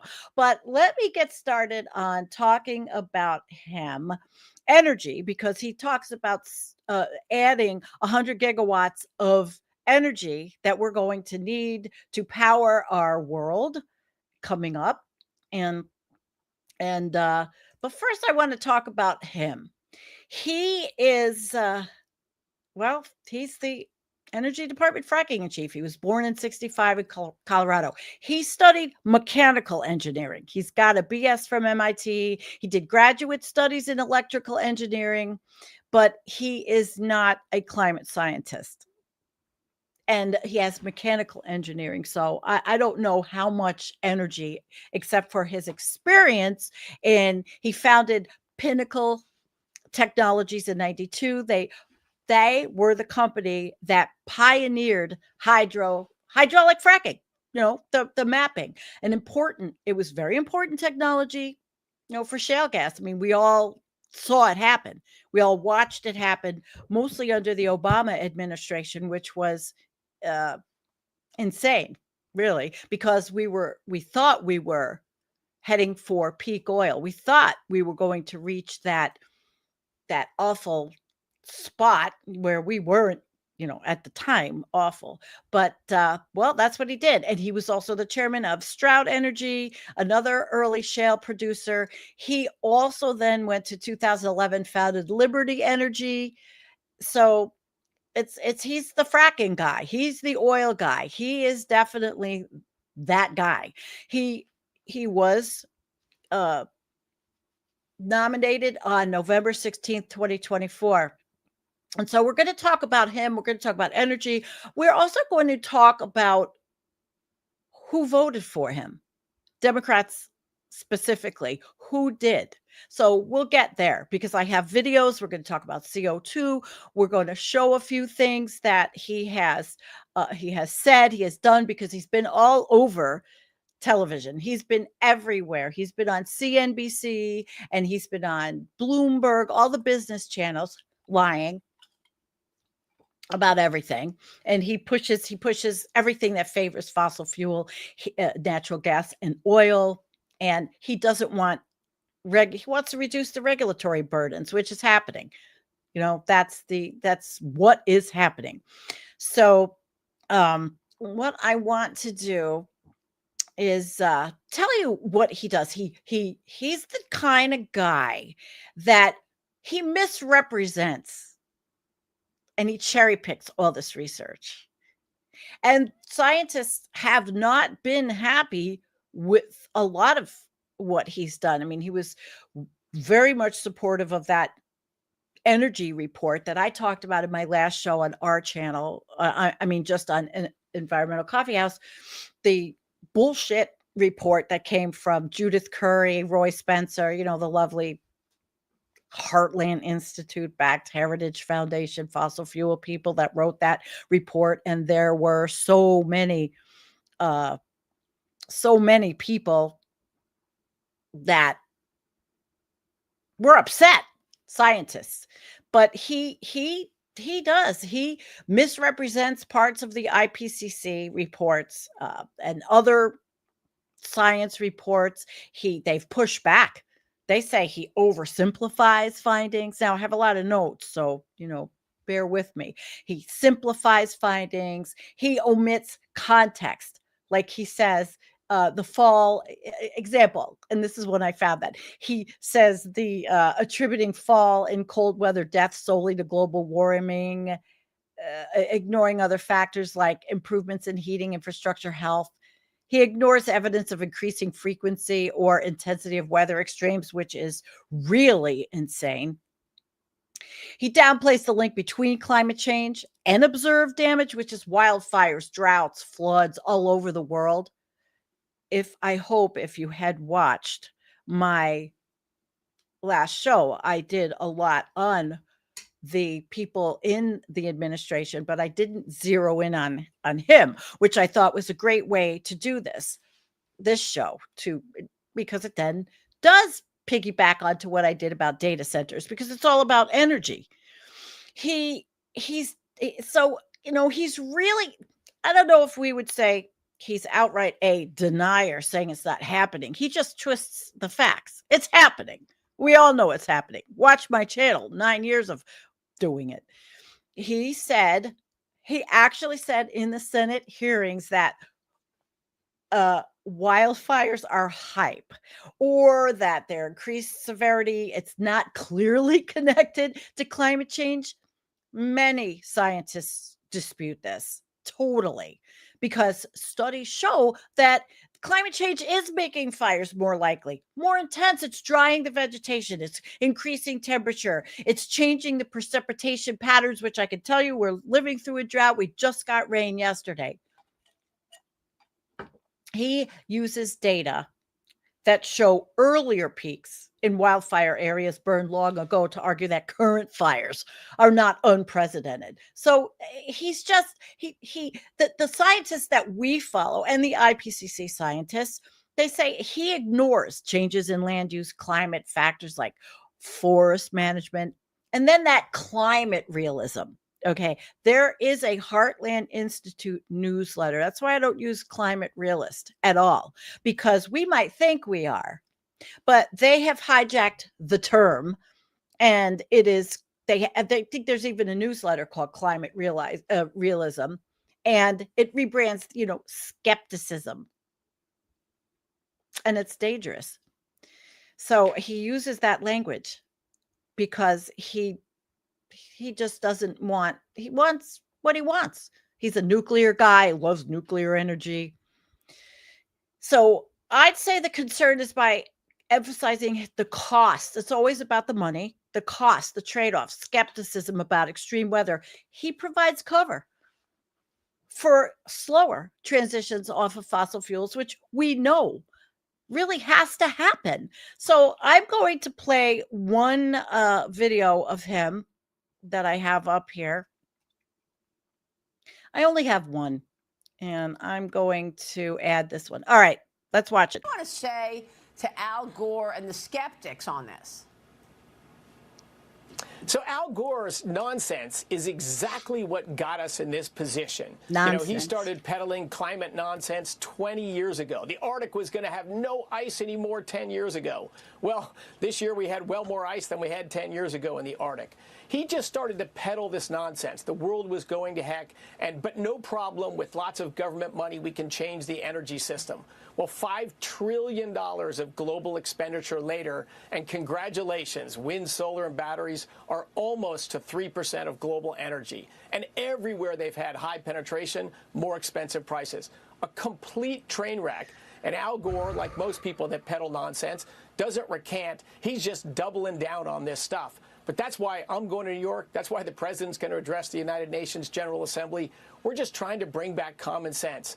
Get people to talk about what we actually know about climate change, a slow-moving, gradual phenomenon, nowhere near a crisis or a disaster, and the facts that our efforts so far to displace hydrocarbons in the energy chain have been just wildly unsuccessful. Let's be a little smarter about it. Let's focus on the things that can actually move the needle, which is basically natural gas and nuclear. Those are the needle movers we could have if you really wanted to reduce greenhouse gas emissions. And do you?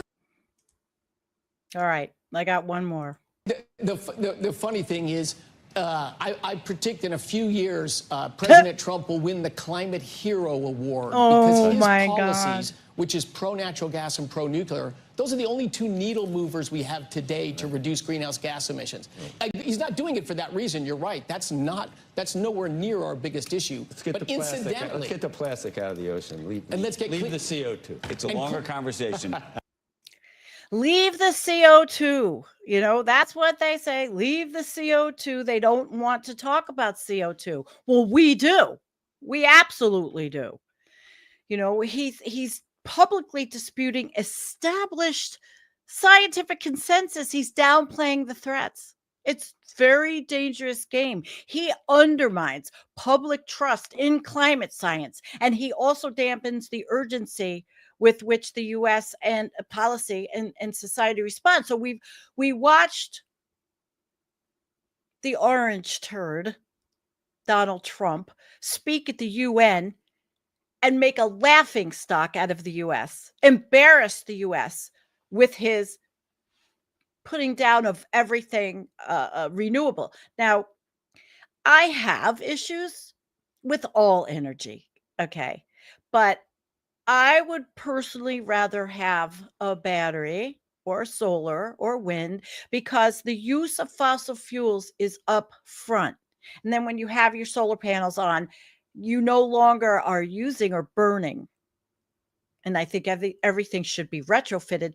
We should nationalize energy. That's how I feel. Of course, that's the commie libtard view. But it's really democratic socialism that I think would really be very important in this era. But it's not going to happen in this administration. Absolutely not. He talks about energy, reliable energy, rejecting clean versus dirty framing. I'd say I don't like that, quite frankly, but he stresses trade-offs or policies for climate are regressive. Well, hurting poor people? How about helping poor people? How about helping people in the United States get these things done? How about that? And really, it's the CO2 argument that I can't stand, because it's ridiculous saying that CO2 is great for plants. And I do have a couple of videos I'm going to play for you. But he's got conflict of interests with all of his fracking and Liberty Energy and environmental groups. They worry that his regulatory decisions, well, they will favor the fossil fuel industry. They will favor expansion over emissions reductions. Hang on. So, of course, he's going to favor technology that benefits companies that he used to be involved in, because this administration is corrupt every which way. So they don't see any of this. Who knows? Like Holman's bribes, did nothing wrong. There's nothing that's not corrupt about this. He's scaling back. He's going to stop the green energy programs that were starting. And a lot of people will disagree and say, well, I know that there's a controversy. I know that mining, like in Thacker Pass in the desert, that Max Wilbert fought against because of the lithium mining, it is destructive. Is there a better way? There has to be. There will be eventually. That's how technology works. We are not going to fight it. And I mean, I like to think that I am a deep green ecologist, but I'm also a person that understands where we are in this 2025. This is where we are. Technology is leading the way. We can't really fight it. We can't say, well, we don't want it. We want to go back to being what? Hunter-gatherers? That ain't going to happen. There's not enough animals for 8 billion people if we're going to go out and hunt and gather. So he wants to reverse those climate policies and lock in more infrastructure, a lot more infrastructure.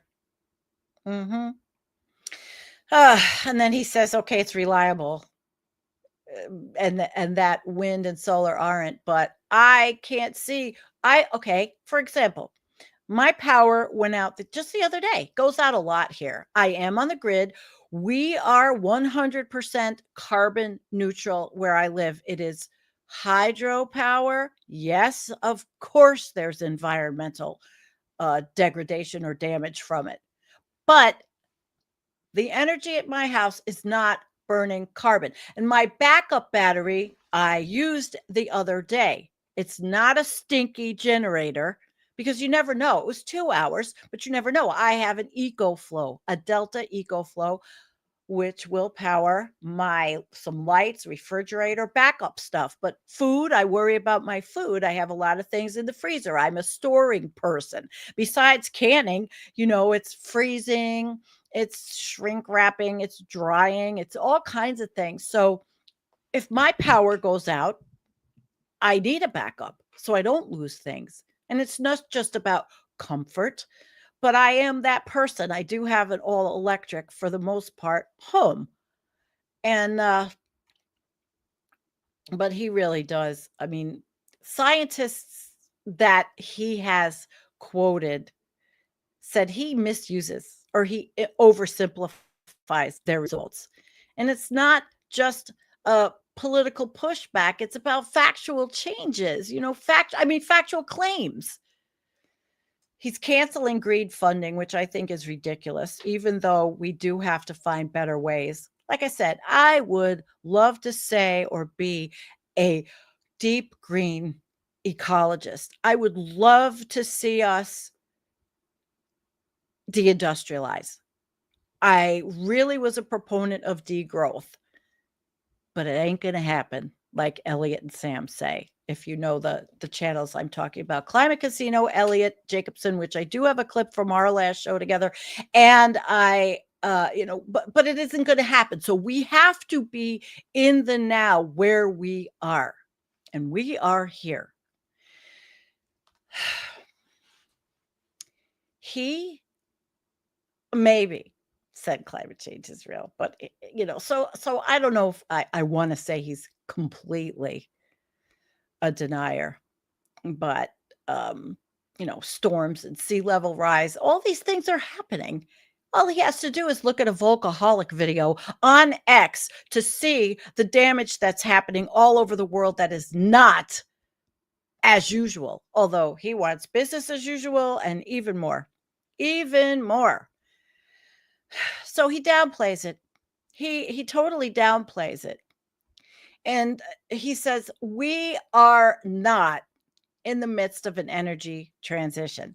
Now, I want to pull up my notes on the energy that we will need. He says we're going to need 100 gigawatts. It's an enormous amount of power. And here, let me move over. I have to move over my screen. You can't see it, but I have to make it a little bit better. I had paper and everything, but you know what? It's very hard. I have notes and everything all over, but so it represents the capacity of large scale, big. It's a lot, 100 gigawatts. And it is the measure of instantaneous power, not total energy. So its real world impact depends on how long it's generated. So what's a gigawatt? We start with just get a little power thing going. Gigawatt is equal to 1 billion watts or 1,000 megawatts. For comparison, a single incandescent light bulb uses between 40 and 100 watts. One large nuclear power plant might generate about 1 gigawatt of power. So how do you contextualize 100 gigawatts that we're going to need? He says, to understand the scale of 100 gigawatts, it can be compared to the output of real world energy infrastructure and demand. Powering homes and populations. 100 gigawatts of utility scale solar capacity is enough to power approximately 22 million homes. Now, I don't know what the degradation would be of the environment. It would probably be significant. It is. I've shown videos of these mines, and it is cringeworthy. But then there's, then you look at all the oil wells and the machines, the oil, whatever you call them. I don't know what you call them, but all over. And then somebody had said in the comments earlier about Texas and all the wind energy that Texas has, even though the orange turd hates wind, is canceling wind projects. And it's sad. I can deal with wind better than solar farms, actually, but that's because I feel that, again, I'll repeat it. Energy in the U.S. should be nationalized. Our government, instead of giving $20 billion to Argentina to bail out libertarian idiot down there, right-wing fascist moron Milei and his mismanagement, that's $20 billion that could be used to help poor people retrofit their homes, or landlords retrofit their places for renewable energies, for energies that don't burn carbon. But no, we're going to do that. And I don't even get me started on health insurance. So 100 gigawatts, 22 million homes, 100 gigawatts of total wind power capacity. It did exist in as late as 2019. It did. In the total solar photovoltaic capacity in the U.S. surpassed 100 gigawatts in the first quarter of 2024, which was also the hottest year on recorded record. They don't talk about that. Mm-mm. And I know a lot of you out there understand a lot of this, and probably if I make an error or whatever, please correct me, but do it on do it, privately. Write me a note, and then I can then adjust or fix what I may misquote here, because I pulled together a lot of stuff. A major portion of our country's energy mix, 100 gigawatts, is a significant share of a country, but I'll use the US because that's what we're talking about. Some energy analysts in 2020 projected that the US would need 100 gigawatts of energy storage by 2030 to meet clean energy goals. Okay. One of the things that Wright doesn't talk about, he talks about solar. He doesn't talk about storage of energy in the batteries. He never talks about that, which is what I have with my EcoFlow battery, which is so much better than a stinky generator, which I have in a cart and I can wheel it around the upstairs of my house, and I have the solar panels for that. Early as 2025, corporate energy buyers had cumulatively purchased 100 gigawatts of renewable energy since 2014, demonstrating the demand for power at this scale. People like it. A lot of people do like it because it doesn't stink. You're not breathing in. Millions of people die from respiratory illnesses from emissions from burning fossil fuels. And then, of course, there's the data centers, which I did the whole show on. And that is going to increase by over 100 gigawatts between 2024 or 2020, and 2035, illustrating those massive energy requirements of that technical infrastructure, which, again, we might not love all this. We can't fight it. We need to learn about it. We need to understand. Watch my show on data. Watch my show on the administration, on the, I've talked about the Arctic ad nauseum. We have so many things. So power versus energy, you have to distinguish between power and energy. Power in the gigawatts is the rate at which the energy is produced or consumed, like the speed of a car. And energy, which is the gigawatt hours, is the total amount of power produced or consumed over time, like the distance a car travels. So 100 gigawatts of power generated over a full year, which is 8,760 hours, would equal 876,000 gigawatts of energy. 100 gigawatts times the 8,760 hours a year. We are an energy hungry country. We are probably at the top. I'd say. I don't have the data pulled up for that. I did not do that. So he has said that there's no climate crisis. Okay. But what does the science say? The science says IPCC AR6. What does it say? Human influence has warmed the climate. Global surface temperature will continue to rise unless deep CO2 and greenhouse gas cuts occur. The report, which is the report, the IPCC report, which we have talked about on our channel and criticized also, because sometimes it may not be as strong as it should be about the danger we are in on this planet. The report, I mean, it's going to continue to rise, and I have a graphic on that, but we'll do it. I'll show the little video with Elliot and you'll see. So the IPCC report AR6, it warns the widespread, sometimes irreversible impacts, and says limiting warming requires rapid emission reductions now, which we are not doing. We didn't do under the Biden administration either. It's just going up and up. The science treats this as a crisis of risk management and systems resilience That's in the IPCC. But this fracker in chief, his phrasing minimizes risk and policy urgency. Yeah? Has he spoken to the insurance industry? The IPCC treats current warming and projected impacts as serious, actionable emergency, requiring policy choices now, which we're not going to get in the United States. Although companies like EcoFlow are manufacturing batteries for people that like this, like me. Miss Jevons paradox. I will use more energy because as energy efficiency increases, you use more. That's the simplistic way of saying it. But I'm probably using more energy. Although, like I said, if I use the solar panels, the sun charges my battery. The upfront use of fossil fuels is done. I have it, I use it.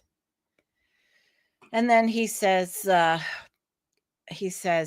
the no clean versus dirty framing to argue trade-offs matter, and the policy shouldn't punish fossil fuels while he ignores their role in lifting living standards. He emphasizes energy reliability and cost.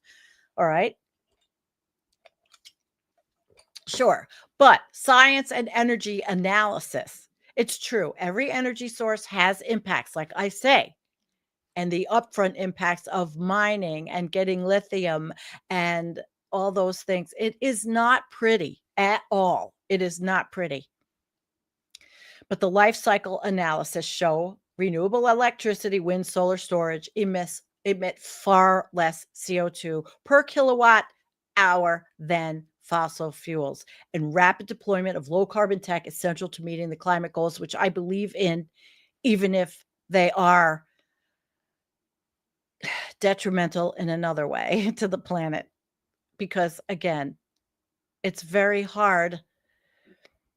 There's no energy that's not going to be detrimental. It's just it's the cost benefit analysis. But these people are all just greedy. They're just greedy. So the bottom line is actually, to me, is that it's a truth. And to meet the IPCC pathways, we really need to do this all over the world. Other countries are doing it. When they always talk about China and the coal use, they never show you, which I don't really like. And I did have a picture, but I'm not going to show you, of the solar panels that China's got blanketing all this area. And that's, to me also, that's another it is a problem to me for wildlife and environment and ecology. And it could be done differently, but that's for another show. And possibly maybe next week, that's what I'll take up, how that can be done. Yeah. So he's got industry ties and conflict of interests. Definitely. You think? Absolutely. So energy policy, it shapes which infrastructure gets built. And we need to choose. So they're going to choose in this administration, excuse me. I don't know, maybe my fan is making me have an itchy nose, but they're going to choose, and they're going to prioritize fossil fuel expansion. And it's going to lock in decades of emissions, which is called the carbon lock-in, and really reduces the chance of meeting the IPCC pathways when we're not even in the Paris Agreement. Orange Chair took us out. So it's really a conundrum because, it's very easy for me to say, hey, we are WASF, figure it out. This administration, and I call, between Chris Wright and Lee Zeldin, I call them the near-term human extinction administrators. They are. They're just ushering in more heartache and more death for the planet. Even worse. Even worse. So he just There's not going to be rapid decarbonization. It's a joke. It's not going to happen. And it's unfortunate. I would have liked to see it happen, but I would have liked to see it happen while also educating people about what overshoot is, overshooting the planetary boundaries. Potsdam in Germany has all of that information on planetary boundaries. We've done lots of shows on it. Industry executives shouldn't be allowed to lead these agencies because it's corrupt. It's corruption, conflict of interest. It's awful. I think it's awful. Yep. So there was one misrepresentation, and there's his name is between the warming and the extremes, lead author of the relevant IPCC sections about rights claim that there's no increase in frequency or intensity of hurricanes, droughts, or floods. That's called attribution science, and there's a lot of it going on, although it's not going to happen in the United States, unfortunately. We are an anti-science nation now, but it's easy to show. It's all there. It's all there. And this was in response to Wright citing IPCC work, but claiming extremes are not increasing, which they are. What did we see in North Carolina? What have we seen all over the world? What have we seen? And then he says, okay, here's another one with him. The cold weather versus hot weather mortality claims. And he said global deaths from extreme heat are offset by decreased deaths from extreme cold. He's so full of shit. He really is. Antonio Gasparini was the lead author on one of the studies that Wright cited.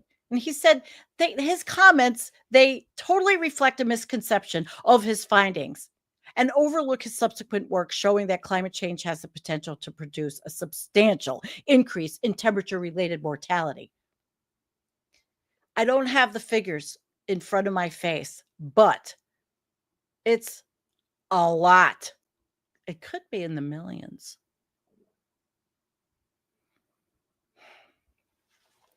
So he seriously misuses the research, and that was James Ray from the University of St. Andrews about how the report interprets his work. And also Suk-Young Lee from Penn State, same thing. So Wright is just full of shit. He's really full of shit. So I'm going to pull up a video. First, I'm going to pull up this, okay? 2024 was the planet's warmest year in recorded history. Global land and ocean surface temperature anomalies in degrees Celsius compared to the 1901 to 2000 average. Up. Now, in 2024, it says 1.29, but we have gone past the 1.6C, and Elliot talks about it, and so all of the scientists do. So what I'm going to do first is I'm going to play a clip from a show I did with Professor Elliot Jacobson, who is a statistical genius, mathematician, and who has taken on climate and doing the data for what we need to understand and what we need to look at. So let's watch Elliot and myself talk about CO2. Let's go. Let's start with the Mauna Loa, the CO2. Let's start with this one. So atmospheric, because we're worried about losing this observatory. And this is a very common, we've used this year to year, this particular one. I've used it in many of my videos. But for the layperson that might be the audience, or somebody that needs a primer or a refresher, let's go. So this is just showing you the measurements that are made at the Mauna Loa Observatory of atmospheric CO2 levels measured in parts per million. The first reading was taken in March of 1958, and I think this it shows it was below. Oh no, it's not mine. No, he Okay, fixed. Elliot. Am I frozen? Are you frozen? No, I'm fine. You're Can back. people still hear us? Do we know? You're back. Must be You're frozen back. for everyone. You're back. No, he you're was back. You're back. I didn't It's clip okay. this. It's Oh, okay. I sorry. can hear you. All right. So well, go ahead. You ended where yeah. you were talking about. So so the CO2 has been measured every month since March of '58, and I think the first measurement was below 320 parts per million, and the latest ones are up over 430 parts per million. You can see a little seasonal cycle in the data, and the idea is that during the summer, when there's more in the northern hemisphere, there's a lot more plant life, and so it's absorbing CO2, and so the CO2 tends to drop a little bit. During the winter months, when the northern hemisphere doesn't have the active respiration from plant life, we go up a little bit. And, this has been consistently going up, and it is not an exponential curve in the least. I don't want anybody to say it's exponential. That's, it's not exponential. And one of the things I've tried to do is to sort of show details of this curve, explain this curve in ways that other people haven't really thought about. And so if you could put up like that 12-month curve that I gave you right at the beginning, I will explain so this curve right here, and it might be a little bit hard for people to. Would you like me to make it bigger? I sure can. No, I can. I'll cover us and we can talk about this. Hi, everyone. Over here. There you are. What this actually does is I take the 12-month running average, and I've just taken that, every year since March of 1961 was the first time you could get a 12-month running average, right? And so I take the 12-month running average for every single month, and then I say, well, how much has that changed from the 12-month running average from a year earlier? So this is sort of how fast the 12-month running averages are growing. And what you want to notice, other than the gradual trend up, is that right there in 2024, you see that peak that happened? We had the fastest rate of CO2 growth ever just in this last year, just a few months back. We hit that peak. Now it's come down a bit since then, but you would have read in the news that CO2 hit its fastest rate of growth ever. And, that is really startling to see that. You can see that right in that data point, that CO2 gained over 4 parts per million. I think it's actually was about 4.4 something in that 12-month running average. And, that goes back, if you look back into the 1960s, we were only going up by about 1 part per million or so per year. So that really tells you that nothing is improving. When we're hitting these new peaks, it means that we are not making, genuine progress. And it's only going to get worse now with this Chris Wright. I don't know. What kind of turd is Chris Wright? Throw out a name for him in the chat if you agree. But that's Elliot. Elliot is with us in the chat. So I'm really happy that you're here, Elliot. This is great. Professor Elliot Jacobson, Climate Casino, does wonderful work. He's definitely, he's the graph master. Go on Bluesky, go on X, and now Facebook, and he updates every single day. Okay. And I do have another video to show you on CO2, but I just wanted to talk a little bit more about the wait a minute, I'm looking for my, okay. So there was that new the new paper which had so many problems. They found a lot of errors. They said, estimating that rising carbon dioxide could be a net benefit to U.S. agriculture, but neglecting to mention the negative impacts of more heat and climate change fuel extreme weather events on crops. The DOE, that new report put out by the Orange Turd administration, also states that there is no evidence of more intense meteorological drought in the U.S. or globally, but higher temperature and more evaporation, not just low rainfall. It can lead to and exacerbate droughts. We are seeing all of these examples all over the world. And Alex Hale, Chris Wright, compost. Chris Wright, compost. CWC. All right. So anyway, that's pretty cool. Let me get to my notes. I have more notes on. Yeah, he does not want to roll back anything on fracking. He does not. He says, okay, these are his core arguments on fracking, which then burning, more emissions, energy reliability, affordability, and security. Fracking gives access to large amounts of natural gas, which he argues is more controllable and less intermittent than solar or wind, and helps avoid supply vulnerabilities. Of course, not talking about storage again. Obviously, Texas likes it. Economic and practical benefits. Claims include the job creation. Okay, energy independence. They love to say energy independence. They love that term. And yeah, okay, lower costs, enabling technologies, but these are awful technologies, these fracking technologies. We don't want fracking in New York State. It's a big fight here. We won against the Northern Access Pipeline, which wanted to take fracked gas from Pennsylvania. And again, I talk about this eminent domain, take farmers' properties, take my friend's property, put the pipelines through, go under the Niagara River, go up to Canada and sell it on the market, but just destroy our area.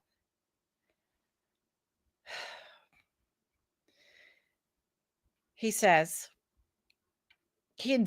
so he acknowledges some of the environmental concerns. He says, okay, now get this one, there are greener selections for fracking chemicals. Attempts to reduce emissions from equipment using natural gas instead of diesel for powering the fracking shit. Noise, dust controls, a quiet fleet, infrastructure, all the bullshit. And like they say, okay, so fracking is the Republicans, well, now it's MAGA. I don't even know if you can call them Republicans anymore. He says it's part of the broader energy strategy.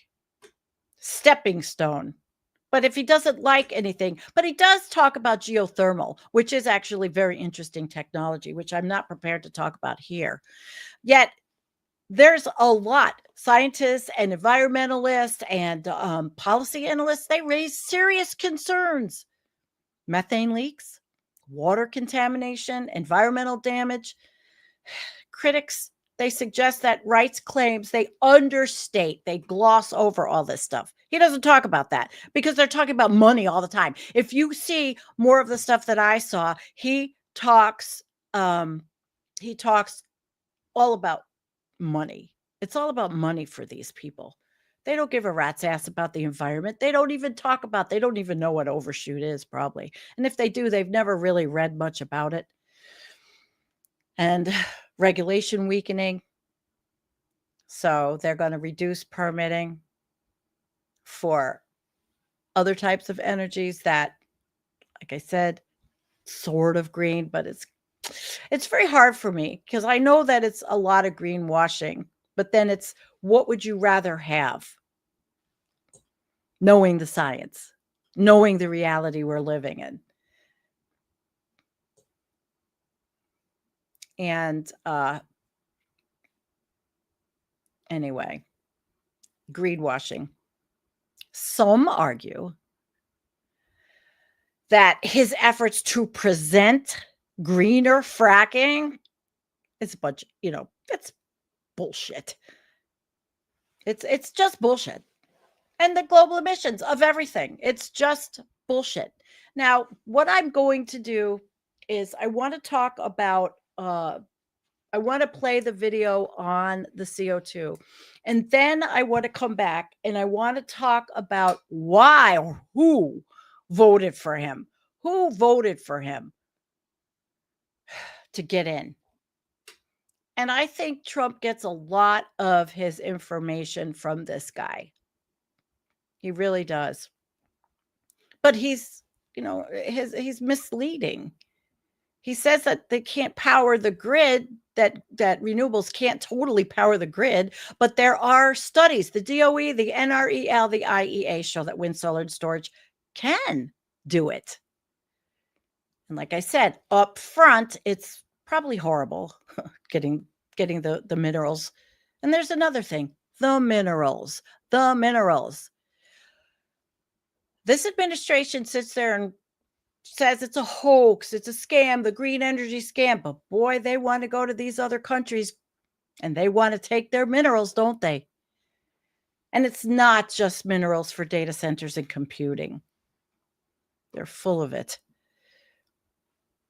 The U.S. Department of Energy's NREL, Renewable Future Study, found that 80 to 90% of renewables is technically feasible and reliable with current technology. Countries like Denmark have 70% wind, Portugal's got 60% renewables, and Spain run largely, they have large shares of their grids on renewables without blackouts. And what did I say before? He ignores storage, demand response, and transmission. He doesn't talk about it. And then he talks about the expense. And I will agree with renewables. They harm the environment because they do. Everything harms the environment. You're not going to get away from it. I'm sorry, but we have to make the choices, the difficult choices, if we are staying in an industrialized civilization, which we are. For how long? For how long can we go like this? That's why I call them the near-term human extinction. Chris Wright and Lee Zeldin, near-term human extinction cabinet members.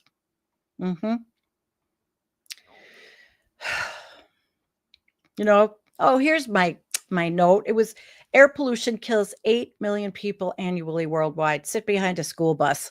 You want to go home and feel like you're dying. And then he says the energy transition isn't going to happen. You can't stop these tech people.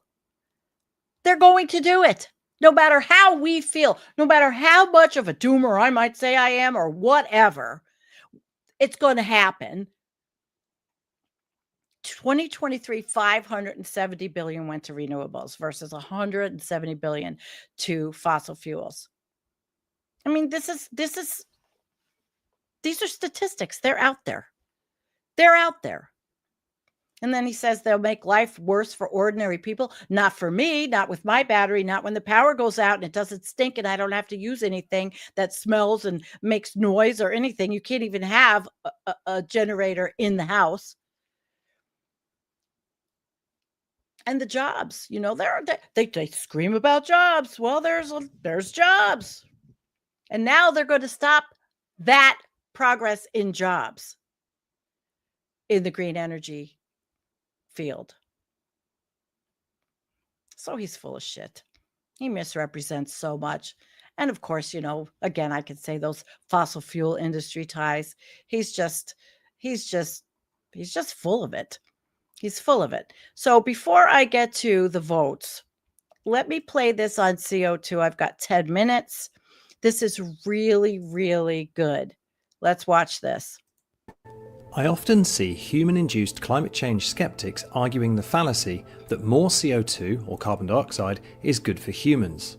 They point to carbon dioxide being a component of photosynthesis, so it's plant food, which is like arguing humans need water, therefore drowning is good. But of course, if we're going to assess whether the impact of more CO2 is good or bad overall, we need to look at the whole picture. So let's do that now. First, their argument, then the rebuttal. Plants love, they grow better with more carbon dioxide, and you can see the greening of the earth already. They claim the planet has greened due to CO2 fertilization. Greenhouses add extra CO2, so therefore more CO2 is good for humans. But here is what they leave out. CO2 is not the only limiting factor that has an effect on plants. And they leave out that CO2 has multiple negative effects on the other requirements of plants, and that while inside a greenhouse you can control external damaging factors to some degree, outside the greenhouse it's almost impossible. Okay, now for the full rebuttal. The CO2 fertilization effect is temporary. The effect drops rapidly the more you add. It's easy to confuse growth due to the use of artificial fertilizers or irrigation with CO2 fertilization. CO2 fertilization benefits weeds and some non-crop plants first, so these end up competing more heavily with the plants we actually want to eat, the net effect being more herbicide use by farmers.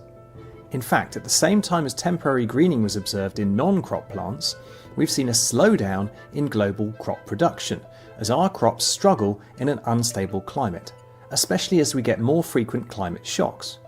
The USDA has pointed this out multiple times.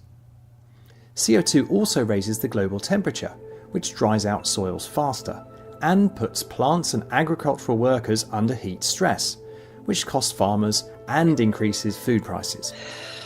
Higher temperatures can extend the growing season, but this also helps pests and diseases, which have a high cost to fight against, and increases water use, which makes summer droughts more likely. In addition to the increase in food waste, as food goes off faster in higher temperatures. When temperatures are raised, it means more water vapour in the atmosphere, so when it does eventually rain, you get extreme precipitation, which washes away soils or floods crops, which can cause the rotting of their roots. All our domestic plants were bred in lower CO2 levels than today, and they have evolved over the past 100,000 years to be optimised to lower temperatures and CO2 than we have currently, which helps explain why CO2 is still rising. Plants simply cannot use all the additional CO2 from the burning of fossil fuels. If they really needed more, then it would not be rising as fast as it is. Not to mention that in general, evolution cannot keep up with the current rapid rate of change caused by burning of fossil fuels. Some crops, such as maize or corn, don't benefit from additional CO2, as they already concentrate CO2 via their specialist photosynthetic pathways. Most plants, the C3 plants, suffer from damaging photorespiration in higher temperatures, where they use up vital glucose supplies. Both wheat and corn grow best in temperate locations, not hot ones. Plants given extra CO2 take up less minerals per kilogram of food produced, so you end up with lower quality food. Higher temperatures means higher sea level, which inundates fertile river deltas with saltwater, damaging soils and land plants. Rapid shifts in climate mean that pollinators become out of sync with crops that they are supposed to pollinate. And lastly, global hunger started increasing before the COVID-19 pandemic. Clearly, we aren't growing enough food, and climate change makes that harder. Okay, you get the idea. Focusing on one dubious benefit while ignoring the significantly greater downsides is highly misleading. So if you see someone saying, they grow better with more carbon dioxide, show them this video. There you go. Show them that video. And I will have the links in the show notes on my page. Now, it's funny. I looked at how many people are watching, and it's interesting because what did I call this? Chris Wright, the U.S. Department of Energy fracker in chief. But this is a climate, environment, political show, right? And definitely the views are down because people, their eyes glaze over. It's the least amount of viewed stuff anymore. It's not in the algorithm. People are, because of this administration, it's being ignored. It is climate and overshoot are the overarching issues of our time. They are going to lead an unlivable climate, going up in CO2, going up in heat. It's going to lead to catastrophe. It's already happening. Now, I haven't included anything on the Arctic, although I could, but that's another show. And if I do an Arctic show here on this space, I'm definitely bringing in an Arctic ice specialist with me, or possibly Antarctic ice, because ice is a big issue. What goes on in the Arctic doesn't stay in the Arctic. And it's really very, very sad. And I see this Polish redneck in my chat. Your arguments are ridiculous. Canada is not going to fail or fall. It's not going to join the USA. You've bought and drank the MAGA Kool-Aid. I don't even want you to come back. Why would you come back to this channel? We're trying to teach you, and all you want to do is argue with your bullshit. So I'm sorry, but I guess it was the title of the show. So I've got 3 minutes, and I want to thank everybody. I want to thank Looney, and I want to thank Bella for moderating. Thank you so much. I hope you got something out of this. Christopher Wright is a piece of shit. And I don't like him. And really, he is deranged.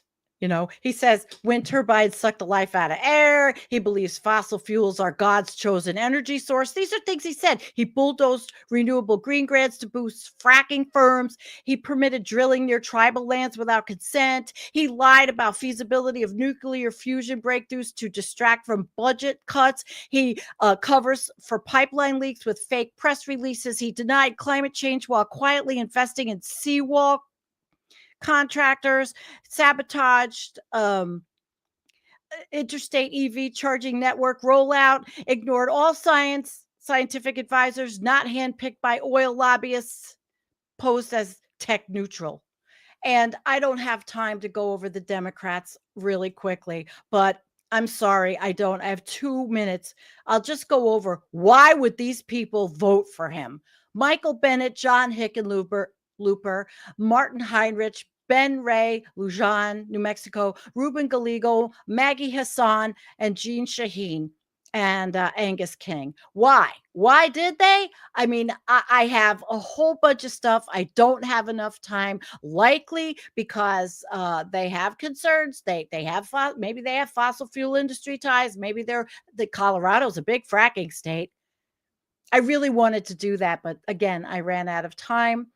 I'm not happy about it, but basically, Chris Wright, he's a fracking executive who's been downplaying the climate problem for years, and I have 1 minute left. I want to thank you very much, everybody. Thank you, Johnny. Thank you to my members. And Saturday night, we do have a show with Jim Massa, oceanographer out of Alaska. Saturday night, 9 p.m. Eastern, we will be discussing some new research out on, again, oceans, AMOC. And so please come to Saturday night show on Environmental Coffeehouse. I will be back Tuesday night with Scott, the End of the World Party. Tuesday night is a supportive show. We're going to talk about how to deal with the stress of what we're living through. We're going to talk about our anxiety. We're going to talk about the togetherness. We're going to talk about what we feel, and our chat, which is a beautiful chat, the followers of this channel and this space, this amazing cooperative of progressive voices.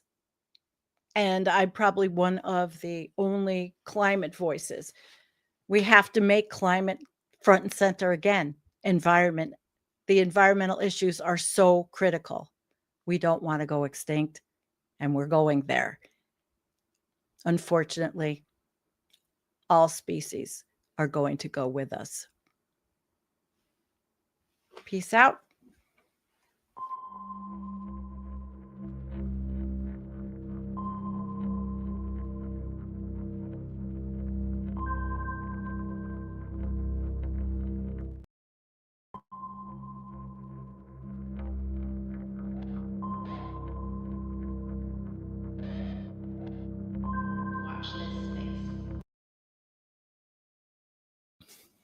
What's going on, everybody?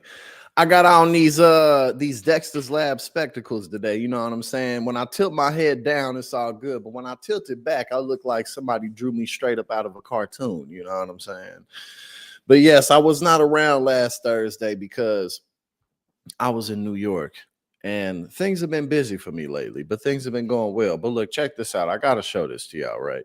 So first and foremost, today I'm drinking some Lagunitas. This is a very good go-to IPA. If you like IPAs, I highly recommend Lagunitas. It's a nice one.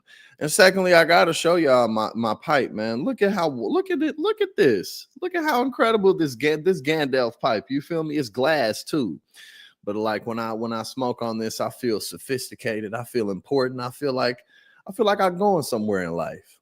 You know, when I really got to think through some real issues, I just pull out my thinking pipe. I put whatever I want into it. But nah, look at this. This is hilarious. I had to share this with you because I just love it. I can't get enough of the Gandalf pipe. So there we go. But other than that, man, everything with me is going well enough. You know what I'm saying? I've just been working for the most part, getting things in life together.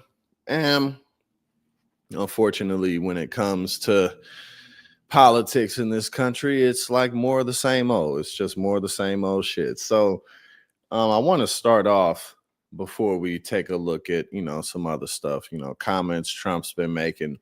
Obviously, they're ramping up their attacks on the left in general. So the left being anyone to the left of them, they're ramping their attacks up on them, trying to make like, if you're a Democrat, you're a terrorist. That's the direction we're going down because as I'm sure now, Donald Trump has labeled Antifa as a terrorist organization. And obviously the first issue with that is that it's not true. But the second issue with that, and perhaps more important, well, I don't know if it's more important, but it's equally as important at least, is that Antifa could be anybody. That is nothing more than a can that can be forever kicked down the road, a goalpost that can be forever moved. Who's Antifa? You're Antifa. So you see the issue with that, right? Oh, we got Anthony Davis from Dallas, Texas. What's going on? Thank you for joining us, Anthony Davis. But yeah, that's the issue. That's the problem. You know what I'm saying? That's a can that can be just endlessly kicked down the road. And another problem with Donald Trump and the Trump administration continuously ramping up the political violence against Trump's enemies, trying to get his enemies fired, whether they're in the government or out of the government. We saw what just happened with Jimmy Kimmel. Public disdain for Donald Trump. Trump's unpopularity is going to continue to rise just week by week as he wrecks the economy, as he wrecks our relationships with everybody, and just makes a general ass of himself. I mean, this dude just went overseas and was telling world leaders that their countries are going to hell, and just all that weird, stupid bullshit that he's always doing. And meanwhile, we got inflation, we got the tariff prices driving farmers damn near out of business. Trump talking about he's going to bail them out with the tariff money we've been spending. It's always silly when I see ads, well, not ads, but like write-ups, and they'll talk about like, the tariffs have brought in $350 billion worth of revenue. They brought in $220 billion worth of revenue. Like, I mean, that revenue at the end of the day is nothing more than U.S. taxpayer dollars. That's all that is. I mean, well, not taxpayer dollars, but basically a national sales tax. You're just paying more at the counter for things. Wholesale vegetable prices are up 38%. We got, in fact, I got this stuff written down. Let me pull out my handy dandy flowery notebook. You know what I'm saying? Like, to get these stats out perfectly. But if I remember, yeah, we got it right here. Eggs up 16 point, and this was a couple weeks ago too, right here. Eggs up 16.4%, coffee up 14.5%, ground beef up 11.5%. And these types of costs, lessen Americans' ability to spend money on everything else.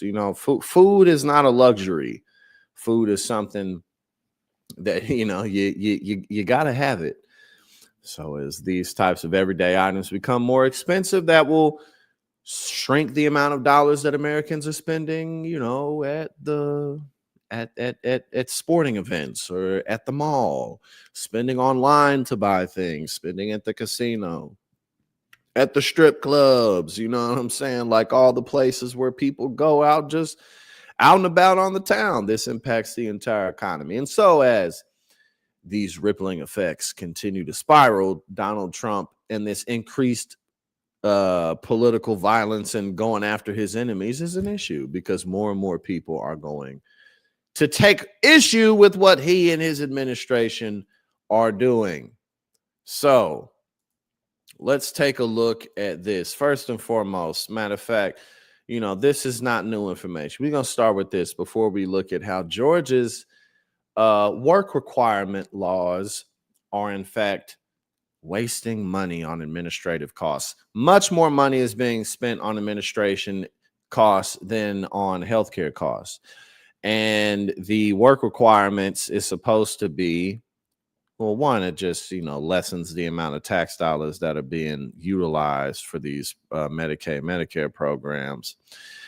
But, in theory, in terms of people who might believe in it, honestly, it's supposed to be a way to encourage people to like get up off their butts and go get a job and, just participate in stuff. But the issue is that, as you change things up, so like the requirements, like for instance, one of the changes with the work requirements now is that it used to be such that people from age 18 to 24, the work requirements, the work requirements apply to people who were ages 18 to 54. Now they're required for people who are up to 64 years old. So now that's even, obviously, the older you get, perhaps it's more difficult for you to work a labor job, be harder on your body. Who knows what type of position you may have, but that shrinks the pool of people. But to prove all these things, it costs more in administration. Another change used to be that veterans were once exempt from work requirements, as were the homeless, as were people who grew up in foster homes who were like 18 to 24 years old. Now, none of them are exempt from work requirements. So a huge middle finger to the veterans from the Republican Party, who's supposed to be all about the vets. So let me bring this up and we'll go over a bit more of these changes. But millions of people, as we've known, are preparing to potentially lose access to their food stamp benefits. This could impact like 23 million households or 42 million individuals. And so here we go. These are the numbers here. 2.4 million people, or 6% of enrollees, could just totally lose access to the SNAP program. And then the rest of it is, 22.3 million U.S. families who are impacted, and that rounds up to like 42 million individuals. And like the other thing that you got to keep in mind as well is that these people who are implementing these policies they're fully aware. They're very well aware that everyday Americans are negatively impacted by these moves.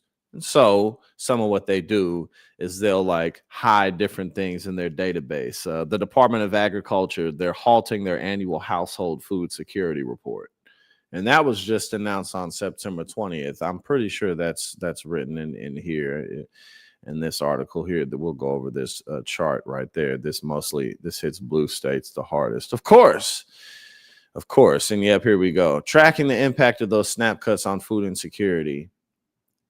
It will be difficult because the U.S. Department of Agriculture's September 20th announcement saying that it is halting its annual household food security report, which measures whether American families have access to healthy food. Now, why do you think they may be pausing that report? Oh, I don't know. Probably because more people are going to be going hungry and they don't want to look bad.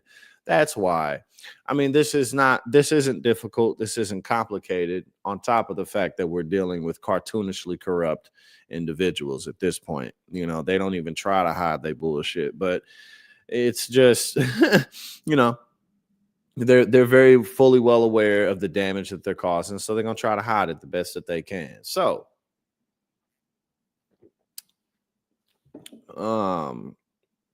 again, some of the changes with this, as I mentioned before, the new work requirements now apply for people up to age 64. The work requirements used to only apply to people from 18 to 54. Work requirements used to be exempt for former foster youth ages 18 to 24, veterans, and homeless people. But now those work requirements are no longer exempt, not even from the veterans. Okay, so we don't even get work requirements for them, right? And so another change is that SNAP applicants, if you apply for food stamps, you still are able to subtract like your utility costs from your incomes to, show like how much money you got left after you spend all your essentials to keep the lights on and keep a roof over your head. So you could still do that, but now internet expenses are no longer, you can no longer count internet expenses in that deduction. And so obviously pretty much everybody uses the internet these days. I mean, there's still households that don't have it, but for the most part, that's becoming less and less of a reality, particularly if you live in a city or in a rural area close to a city. You likely use the internet. And so that for 65% of people participating in this program, or 65% of households participating, they could see their benefit drop by an average of $10 per month because of this, because they're not able to deduct their internet expenses anymore. So, again, these are very intentional moves to make it more difficult for people to get benefits. But the irony of it all is that it's costing more money, right? So here we could take a look at some of these in terms of where the losses are going to be the steepest. And so these are going to be the heaviest in the blue states. You know what I'm saying? New York, Massachusetts, Rhode Island, Connecticut, New Jersey, Pennsylvania, Maryland, DC.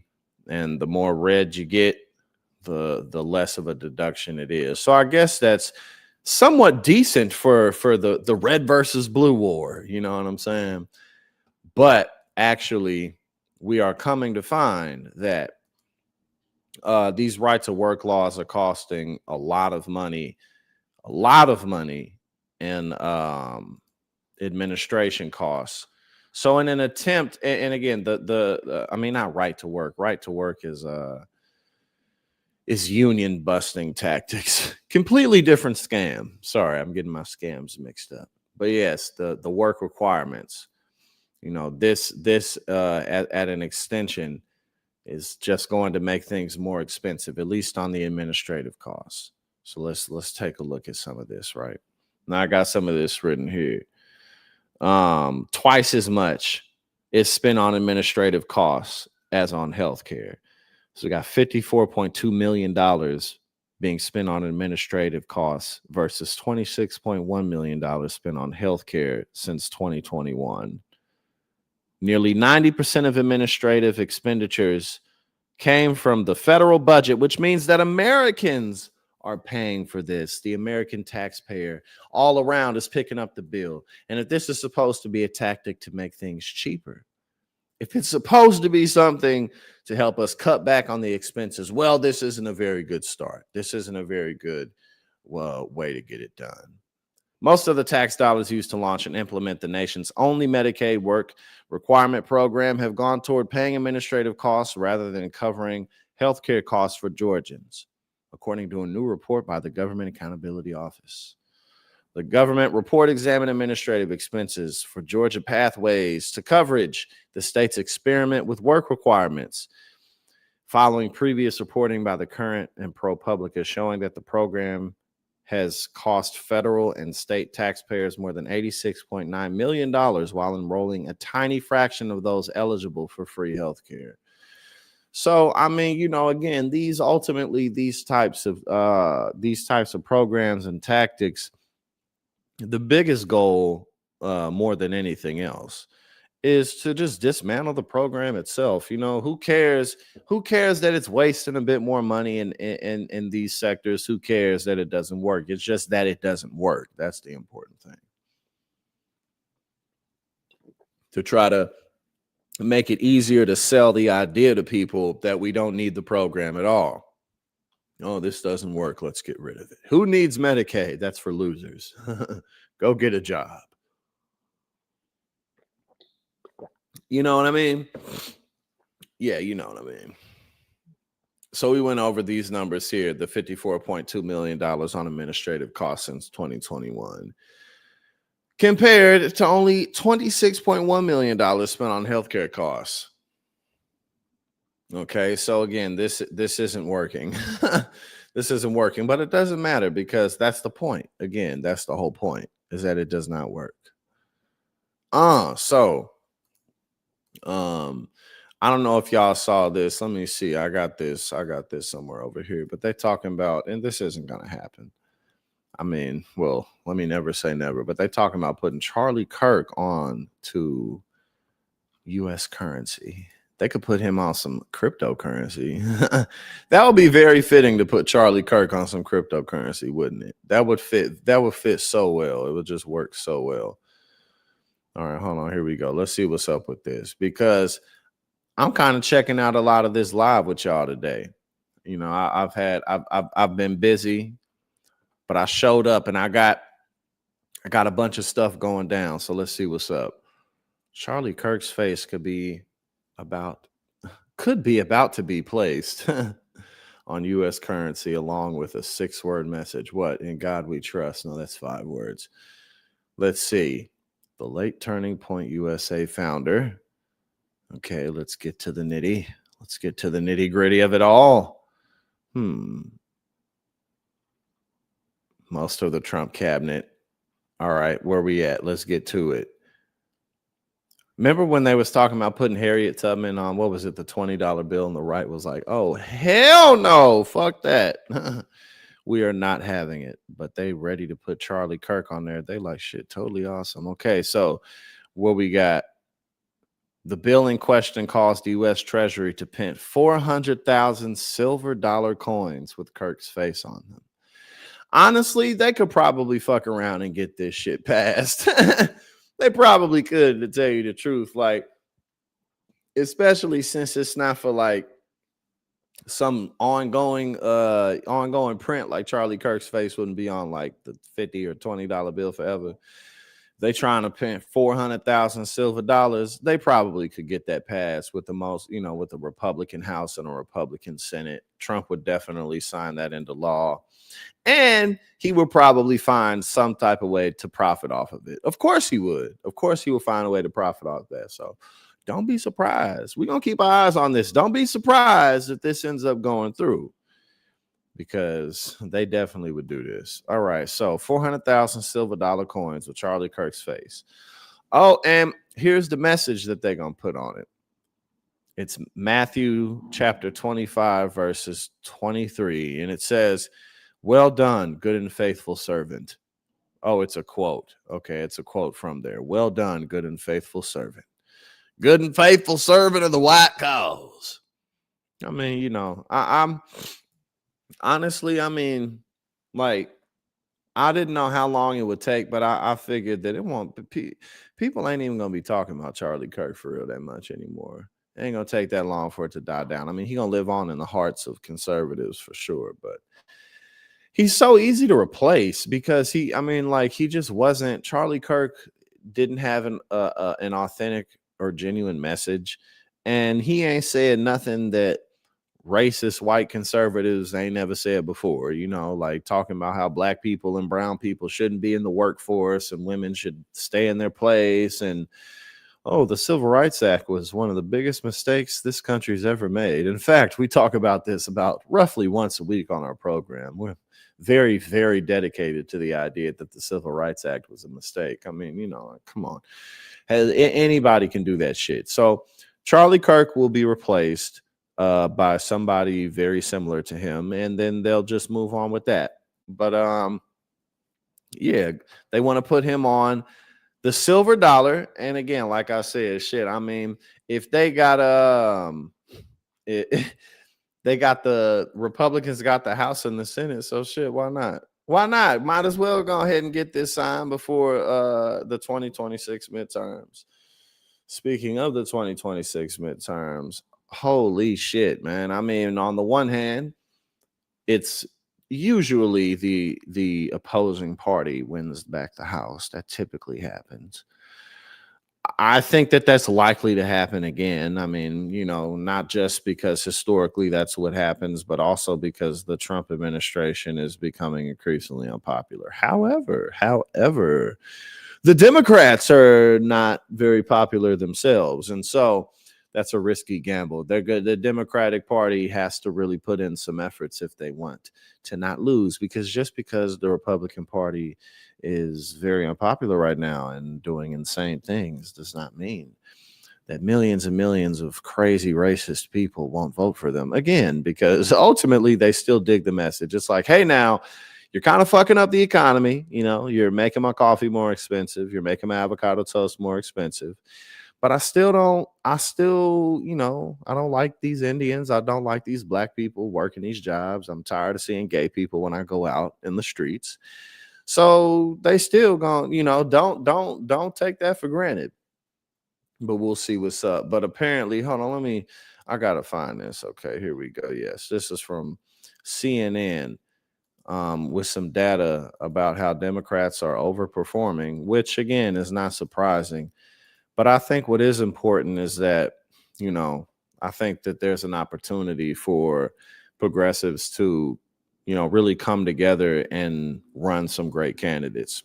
Don't know if that's, what the numbers are going to look like at this point, but I think that there's going to be some people who come through the weeds who we may not even know who the hell they are at this point.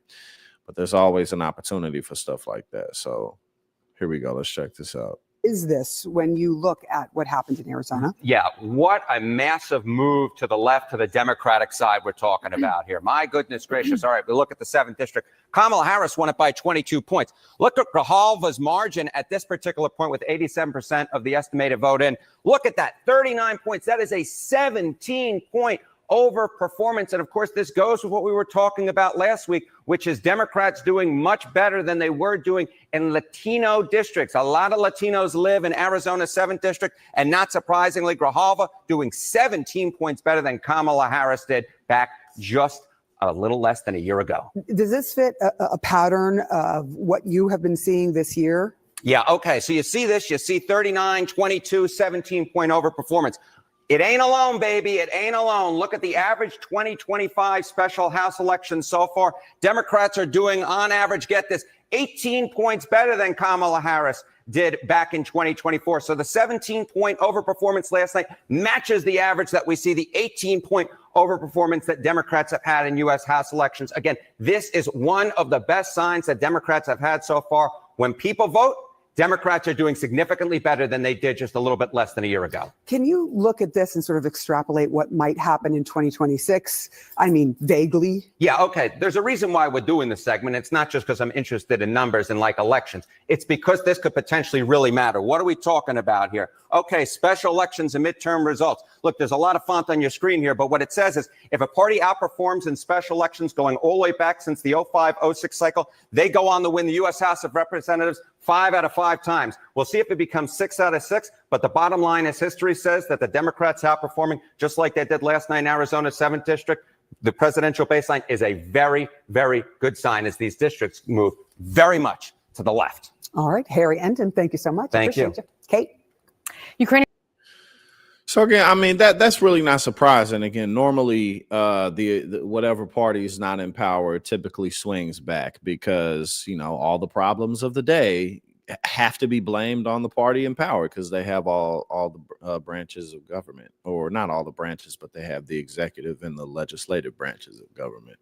So that's definitely good news for all of us. Good news for Democrats too. But make no mistake, man, the Democrats are not polling well at all. The sentiment generally is that the party's kind of over. It's the Democratic Party at this point is kind of like the last remnants of the Bill Clinton administration. The Clinton came in and he was a new Democrat and he kind of helped to rebrand the Democratic Party as one more of corporate influence, started to creep away from working class policy positions, started to creep away from social justice and things along those lines. And you know, a lot of the same people who came into office during the Clinton administration or shortly after, you know, they're nearing the end of their careers. A lot of these people are, you know, 75, 80 years old. And so naturally their time is just over in this game. So, you know, I think it's very important for us to take advantage of that. I think that's a strong selling point as well, to point out that these people have been in office for decades and look at the mess that we're in. You know, not only did this party ultimately allow Donald Trump to become president twice, but they've also dropped the ball many times when there could have been massive W's that not only would have made life better for everyday Americans, but also would have strengthened this nation's standing internationally. Like, for instance, just things like our test scores. You know, if Americans at large were better at reading and writing and math and had you know, more just widespread general engineering skills and things like that, then we actually could rebuild our manufacturing sector. We actually could you know, push more people into STEM, push more people into higher paying positions that could even, you know, contribute to, you know, progress of technology and innovations even more than we do. But we're stagnating on that because we're lost in short-term gain and you know, profit for the very few, unfortunately. And our system is just so corrupt. It's so corrupt. It's like, where the hell do you even begin with all of this shit? I mean, like, here, like, we're going to talk about this real quick. We got there's a Democrat out of Michigan who's filing articles of impeachment against RFK Jr. to get him out of here. I don't think this is going to go anywhere, but I mean, like, bro, like, what are we doing? Like, we're making announcements that Tylenol causes autism, you know, like, I mean, what are we doing? You know, all the memes around this shit. At least we got hilarious memes. Like, shit would be like, when you take a Tylenol and the autism hits, and then people are like spazzing out in like some trippy universe type shit. Like, sorry. Please be patient with me. My mom took Tylenol. My mom took Tylenol while she was pregnant, gave me a case of the tism, and I'm doing my best. Give me a moment. I mean, like, bro, like, how do we get here? And the answer really is ultimately corruption. You know, it's you get to a point where you have so much wealth. You know, these people, these handful of billionaires, these handful of captains of industry, you have so much wealth. Well, where do you get more of it? Well, cut people's pensions, cut thousands of jobs. That creates a big pool of dollars that you can go after. Cut benefits programs, cut hundreds of billions of dollars worth of research grants. You know, you create this pool of money that can now be gone after, and it's pretty straightforward. But the only way that you can continue down that path is if your opposition becomes more and more just obsolete and mediocre. You know, like, again, Donald Trump and the Republicans rightfully are losing their popularity, but the Democratic Party is not making any real significant gains, any wins at this point. You know, there's still time for some superstars potentially to rise up. We'll see if that happens, but you know, any gains that the Democrats make are just going to be on default. They're just going to be on default. They're not going to be because people are thrilled or have faith that the Democrats are gonna, you know, really come through. How many times, like, you know, the Democrats could have done things like raise the minimum wage. We could have codified Roe v. Wade. Now look at all the damage that we're going through, and rightfully the finger can be and should be pointed at the Democratic establishment.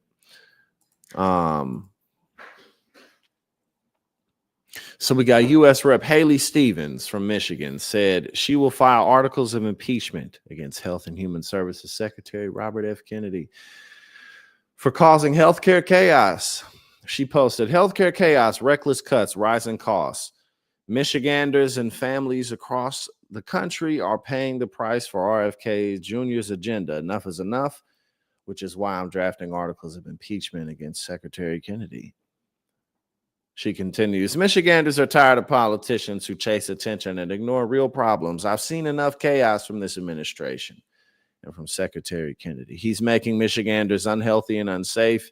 He needs to resign now. It's time for leaders who fight for science, for health, and for people, not for those who undermine the progress of our families and researchers' work so hard to achieve. And I mean, again, it's not even just like this, oh, Tylenol causes autism shit. I mean, they're like cutting back on vaccines in general, the things that have kept, people from having diseases and viral infections that we don't necessarily need to have. Like we figured out a way to go about this. It's been working quite well for quite some time. And I mean,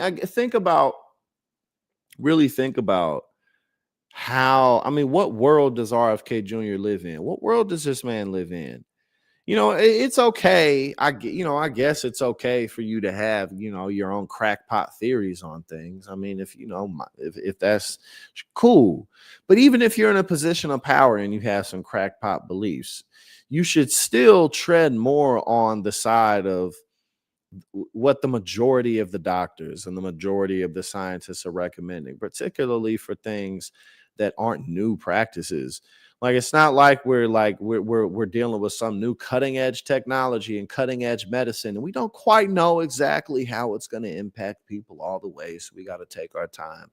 No, motherfucker. This is just straight vaccines for things like hepatitis and polio and my people don't even be getting polio. I don't even think I got a polio vaccine because you don't need it. You know what I'm saying? Like, people been stopped doing that. I mean, I got vaccines for everything else, but now in Florida, oh, well, they got a right to work law, but for vaccines. I mean, like, what the fuck are we doing? Like y'all can just keep, this is just going to be Florida's business. Like, no, bro, people from all over the world fly in and out of Florida. There could be some type of nasty outbreak or some shit, and it goes all over the world now because why? Because of some fucking manosphere dude bro corners online who are like, you know what? I know better than all the doctors and all the scientists because, yeah, bro. I mean, that's literally what we got running the government right now. It's insane. And Donald Trump just goes around saying something like, oh, I ended 7 wars. Like, bruh, no, you literally did not end 7 wars. Like, what the fuck are you talking about? Like, what is even going on right now? All right, let's check this out. We apparently, as y'all know, Donald Trump is building this damn ballroom. He's constructing this ballroom. Look at how big it's gonna be. It's gonna be like bigger than the entire White House. The ballroom that's bigger than the whole damn White House. All right, look at this shit. So these are the drawings for it. So over here, in the middle there, we got the White House behind here, and this ballroom off to the side, I guess, right here. That's like twice as big as the White House itself. And of course, the inside is decorated with the gaudiest. I mean, bro, like Donald Trump. This is like, bro, this is like the style of a rich, well, obviously a rich, wealthy bastard, but like, this is like 90-year-old woman type of shit. You feel me? Like, this is like greasy ass old rich auntie type of style. Like, you go into your rich ass auntie house who got 50 cats and she just drinking all day. It's just loose bottles of wine and wine boxes and shit all over the place. And she just got gold plated everything. And it's like, damn, auntie, like, why don't you ever open your, like, like, this is just so ugly. And in the White House, the Oval Office looks like this too. Like, it just looked like it smelled like all mothballs in this motherfucker, like mothballs and Jupe cologne, old people cologne, all through this motherfucker, just rustic wood. And look at the Rose Garden. He just put concrete. Like, he did all these updates to the Rose Garden. You would think like maybe he would put more flowers or some type of luxurious pathway to walk down. But no, it's just straight concrete. $200 million. Y'all remember when they was asking Trump something about Charlie Kirk? He was like, yeah, that's nice, but we got a $200 million ballroom that we're making right over there to the right. If you can turn and just look. And then Trump has replaced a lot of pictures in the White House with pictures of himself because, of course, but look at this big, ugly ass ballroom that's just elite central. Be like, hey, everybody, want to come hang out at my house? Want to come hang out and buy favors at my house, purchase pardons and purchase all types of political favors. Bro, Donald Trump got gifted a $400 million airplane. Like nothing to see here. Nothing to see here. What we got going on. Nothing to even talk about. Now, I don't know if y'all are believers. I don't know if you heard. I don't know what you know about it. But apparently the rapture was supposed to be the other day. It didn't go down, though. The rapture did not go down. We are still here. I'm still here. So that, you know, that means one of two things. Either that means that the rapture did happen and I'm going to hell, or it means that the rapture didn't happen. It only means one of those two things. Now, I don't actually have that much commentary to give around this because in my lifetime, I'm 33 years old, and I think this is like the fourth or fifth rapture that's failed. I don't even think the rapture is in the Bible. I think the rapture was like an idea that someone in the 1800s came up with, and then people just ran with it. So it's not even biblical at the end of the day. It's just like some dude had a vision type of shit. And then, yeah, this is like the fourth or fifth time in my short life that I've lived. I've only been here for 33 years. And it keeps on not happening. But I wanted to bring this up because I think it's important to highlight the fact that, man, people will believe anything. People will believe anything, man. That's why we have millions of people who believe that the earth is flat for whatever reason. You know, there's plenty of evidence that it's not flat. We've known that this is not the case for quite some time. But nonetheless, there's tons of people who believe the earth to be not spherical. It's like, oh, well, there's all this other spherical stuff in the sky, but just, you know, this, not us, not us. So people will believe anything. That's why we have so many people who buy into QAnon. That's why we have so many people who still to this day buy into MAGA, despite the fact that Donald Trump has failed on all of his campaign promises right away. The man wasted no time failing to deliver on his campaign promises. Everything's more expensive now. Everything's more chaotic now. You know, like, so that just is what it is. What we got now? Hold up. Okay, so apparently, hold on. We got Lindsay Halligan. So my man's Donald Trump hired some here now, I'm pulling this up right now.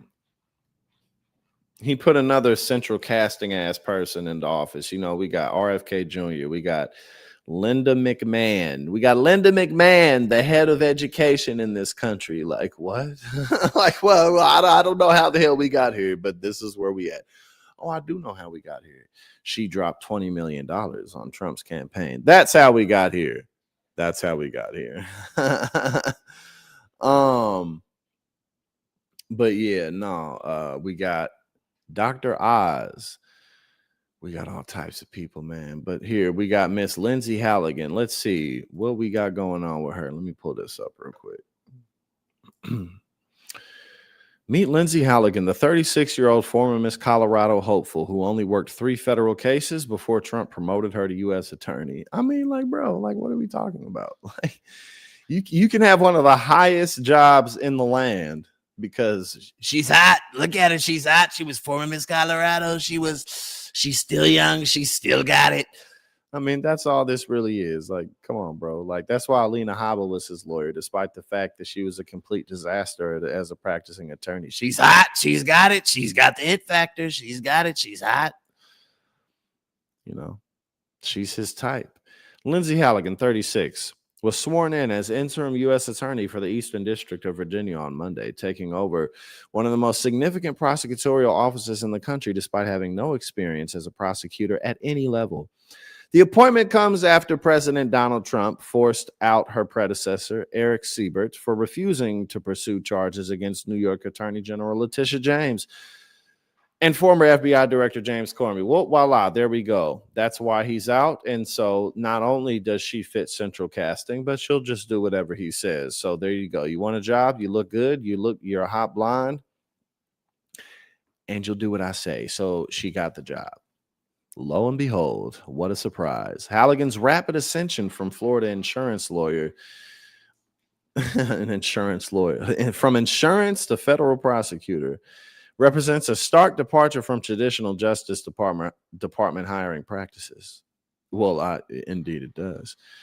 Court records show she has participated in only 3 federal cases throughout her career, all while serving as one of Trump's personal attorneys. By contrast, Siebert, whom she replaced, was listed as an attorney on 675 federal cases during his extensive prosecutorial career. I mean, like, bro, like Donald Trump is literally just destroying the entire country. I mean, like everything about how we do everything. And we had problems, you know, we definitely had issues, but he is just like functionally destroying the country. Like this motherfucker just doesn't work anymore. You know what I'm saying? Like he's just putting any old body in all the positions, going around the world telling people their countries are going to hell, going around the world telling people that Tylenol causes autism. And everything's just breaking down, man. Everything is just breaking down. This shit ain't working. This shit is not fucking working. All right, so let's continue. Before joining Trump's legal orbit, Halligan followed on a conventional legal career path. She went to Holy Family High School in Colorado before earning a degree in political science and broadcast journalism from Regis University in Denver. The same school Erica Kirk, Charlie Kirk's wife, attended. Well, she competed in Miss Colorado USA pageant. You know, she did well, got in the semifinals. Was a 3rd runner-up in 2010. She did her thing. Applaud her for that. You know what I'm saying? After graduating from the University of Miami of Law in 2013, Halligan was admitted to the Florida bar in 2014. All right. And then she joined Trump's legal team. And then after that, you know, the rest is history, basically. But obviously, let's read a little bit about the office. The Eastern District of Virginia, known as the Rocket Docket for its rapid case processing. Oh, so there's a lot of cases that go through there, and she has no experience with it, so I'm sure she's going to do fantastic. For its rapid case processing, handles significant national security and terrorism cases. Oh, of course. Of course. Owing to its proximity to Washington, D.C., the office serves more than 6 million people with a staff of 300 prosecutors. Oh, go. Yeah, bruh, she's just totally not ready to do this job whatsoever. Trump announced Halligan's nomination in a social media post. She represented me and she won in the disgraceful Democrat documents hoax. She's extremely intelligent. She's fearless and she's hot. She's hot. She's got that it factor. Well, there you go. So not only is she unqualified, but she's taking a position that's quite important. Now we go and we take a look at Oklahoma. What's going on in Oklahoma? Now, do y'all remember the man, the superintendent who put $3 million worth of Trump Bibles into the schools? Bro, think about that. Think about, again, cartoonish levels of corruption. $3 million in taxpayer money was spent buying Trump Bibles so that they can be put into the schools. You know, Trump pocketed that money, bro. Nothing to see here. That's totally what Jesus would want. So apparently he's going to resign. Let's see why. Oklahoma superintendent who attracted national attention as he sought to install religion and right-wing viewpoints in Oklahoma schools will resign to run a conservative education nonprofit. Oh, he'll probably be making more money or better opportunity for him. Yep, he's been leading Oklahoma schools since 2022. He put the Bibles into the classrooms and required teaching 2020 election conspiracies. Oh, and you got to teach kids that, oh, actually, Donald Trump won the 2020 election. He is leaving the post to lead the Teacher Freedom Alliance, which says its mission is to help teachers develop free, moral, and upright American citizens. Walters fearlessly fights for the woke liberal union mob. Oh, he fights them against them. I'm sorry, he doesn't fight for them. So they're excited to have him. They say Walters fearlessly fights the woke liberal union mob. Teacher, what is it? What is the TFA? The Teacher Freedom Alliance. The Teacher Freedom Alliance will take the fight straight to the unions, and we will not stop. Together, we will build a national movement that is centered on freedom and common sense, not on bullying and intimidation. Educators will now. Bro, all these people do is project like that. They just endlessly project their own behavior onto everyone else.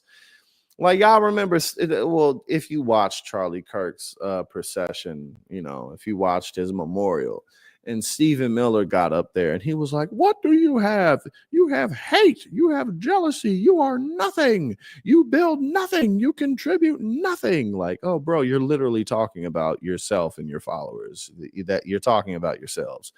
You have nothing but hate. You contribute little to nothing to society, and you're just endlessly divisive. You're talking about yourself. When Donald Trump calls people low IQ, she's a low IQ individual. She's so, you're low IQ, bro. Like, you're literally the dumbest guy and one of the dumbest guys in the world. Literally. All right, what we got? Oh, I don't even want to bring this shit up. I got something pulled up about the farmers. The farmers complaining and shit about the tariffs. And it's just like, look, man. Look, y'all knew what this dude was going to do. You knew what this dude was going to do. He didn't hide what he was going to do, right? Okay? He didn't hide what he was going to do. He told y'all from the jump. So let's see what Trump says he's going to do about it, because obviously he's talking about using the tariff money to bail the farmers out, which he did before in his first administration. He did that shit. He used tariff money to bail. Well, no, he used taxpayer dollars to bail people out. But in this, he's talking about using tariff money. But it's like, bruh, this is just a national sales tax, So this isn't helping the farmers get back in business, because the rest of the world is starting to navigate around us. They're starting to make alliances with other nations, because the United States is unstable and untrustworthy. Any deal that you make with the United States, we're liable to break it, depending on who's in office. And so the world has had enough of us pushing them around. All right, so let's see what's up. This is him in the Oval Office.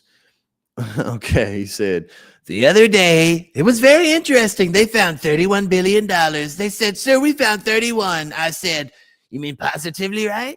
They said, yeah, $31 million, more than we knew. And they said, we don't know where it came from. They just, we don't know where. He just says things, man. This dude, he just says shit. So what we're going to be doing is we're going to be taking some money from all of the tariff money we've been. It's hard to read sometimes it's difficult to read what he says because his grammar is just so like simple sometimes and just ridiculous. So what we're going to be doing is we're going to be taking some money from all the tariff money we've taken, and we're going to distribute it out to our farmers until the tariffs kick into their benefit.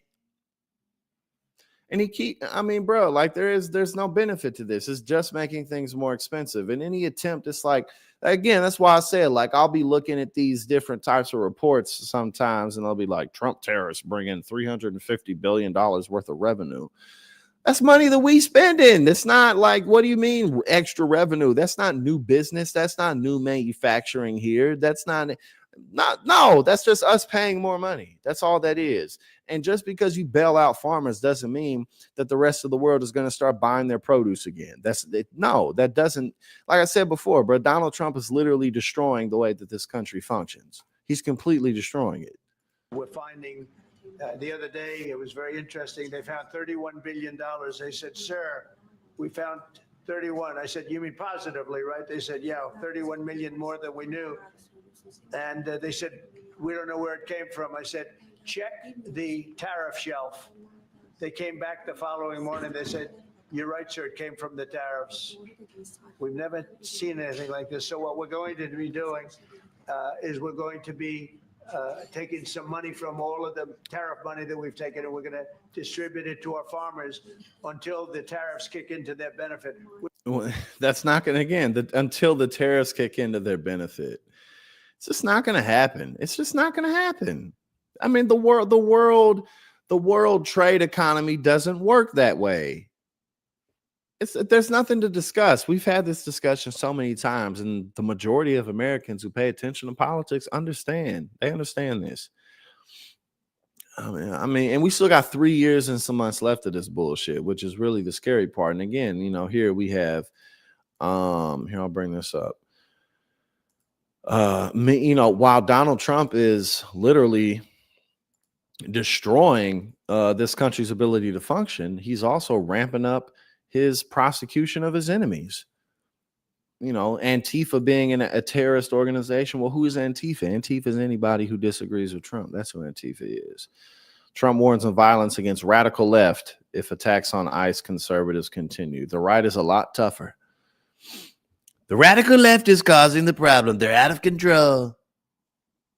They're saying things, and they're really dumb people. And I look at Texas Democrat Rep Texas Democrat Rep, and I look at Texas Democrat Jasmine Crockett. I look at some of these people that are very low IQ people, actually. But the radical left is causing this problem, not the right. It's going to get worse, and ultimately it's going to go back on them, Trump predicted. I don't want to see that happen either. I'm the president of all the people, Trump went on. But the radical left is causing this. Radical left Democrats are causing this problem, and it gets worse. It gets worse, and it'll get to a point where the other people won't take it anymore. They will not be good for the radical left, and they don't want that. We don't want that. No, we don't. Actually, while I was reading that, James Comey just got indicted.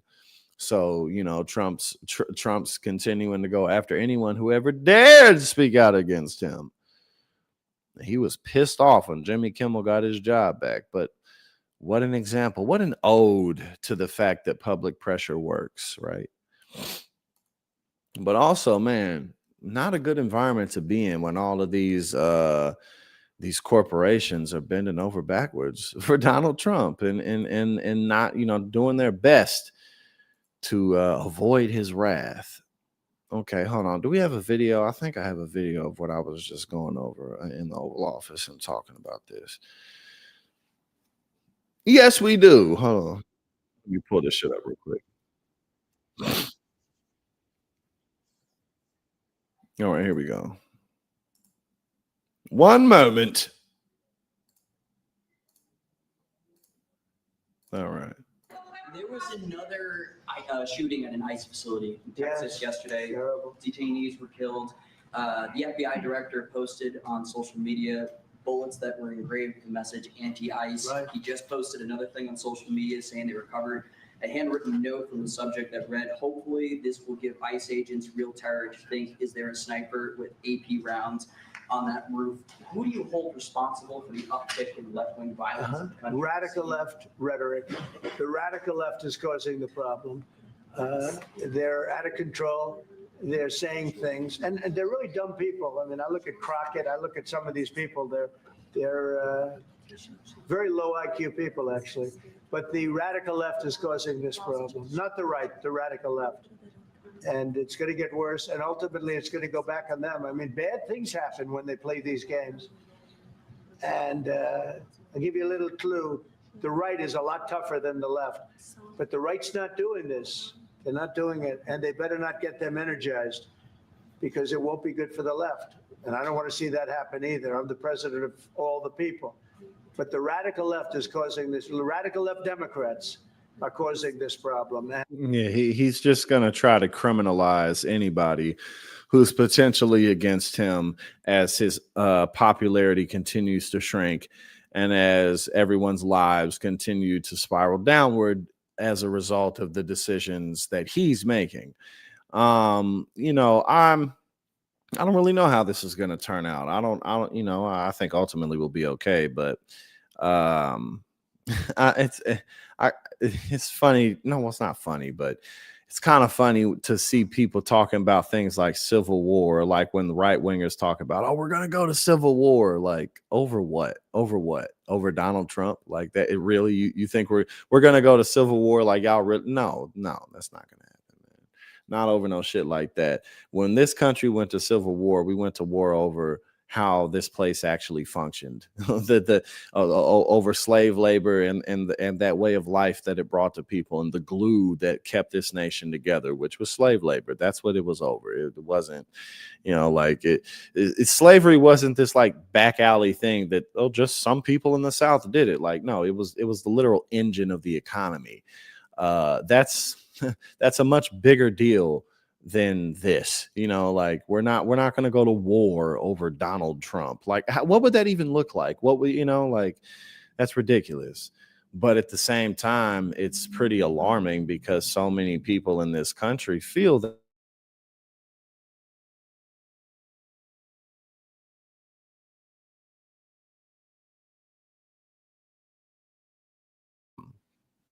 these malicious policies that go after people's right to just exist peacefully in society.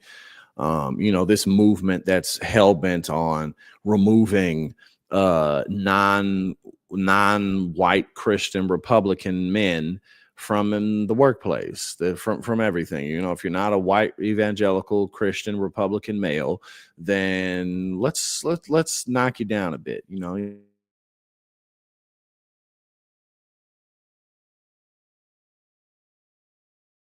it quite some time ago, and they're losing it now. Unfortunately, we have to suffer. We have to fight. We have to keep the fight alive while we deal with these people going down kicking and screaming. But ultimately, they're just not going to win. So thank y'all for joining me. Today has been good. It's been nice. I got a couple things I need to do. I got more work I need to do this evening, but I will be looking forward to seeing everybody next week. So y'all be well and be safe out here.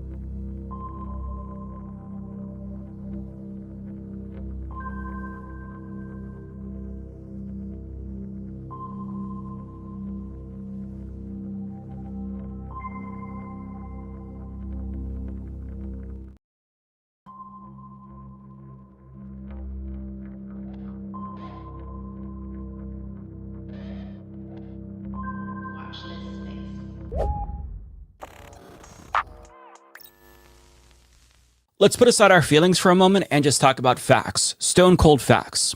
Trans people are not fueling the epidemic of gun violence in America, despite what conservatives will have you believe. The 7 shootings sensationalized by Fox News, which allegedly involved trans shooters, account for just 0.17% of the 4,147 mass shootings that have occurred between 2018 and 2025. And since trans people make up just 1% of the total U.S. population, this means that they're actually underrepresented in mass shootings, i.e., they're statistically less likely to commit gun violence than their cisgender cisgender peers.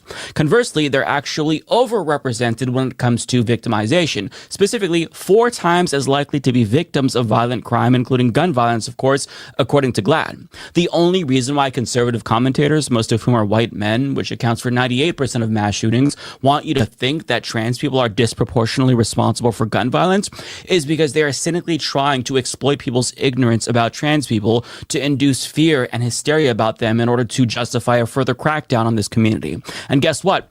The left, broadly speaking, also isn't responsible for the lion's share of political violence in America, even though conservatives desperately want you to think that that's the case following Charlie Kirk's murder. In a 2021 issue of the Journal of Democracy, Rachel Kleinfeld mapped terrorism in the United States between 2000 and 2018 based on ideology. And as you can see, far-right terrorism has been on the rise since 2015, which correlates with Donald Trump's rise, by the way, and far-left terror attacks pale in comparison. We're talking single digits here, but this is only based on one data set. In 2023, the Washington Post published an analysis of ADL data and found that the number of deaths linked to right-wing extremism between 2013 and 2022 far surpassed deaths linked to left-wing and religious extremism. And when you look at individual incidents, the picture is very clear.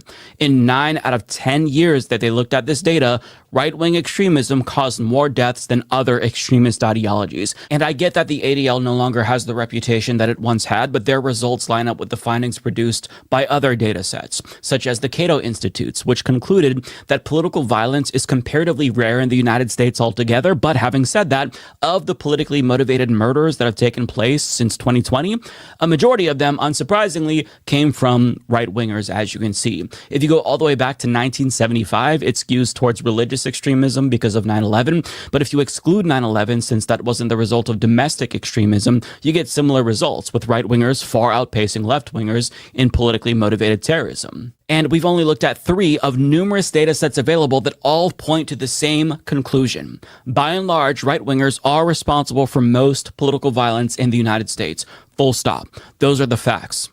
Conservatives are very much aware of these facts, hence why they're trying to suppress data that debunks their narrative about the left being more violent. In fact, as Emmanuel Mayberg of 404 Media reports, the DOJ actually scrubbed their own report about how white supremacist and far-right violence continues to outpace all other types of domestic violent extremism in the United States. They simply don't want you to hear the truth because the facts and statistics available, they conflict with the narrative that they're trying to construct. So if you're a right-winger, I understand why you think that the left is out to get you, because it's what you've been told again and again and again for years by right-wing media outlets and pundits and influencers who profit off of divisive politics.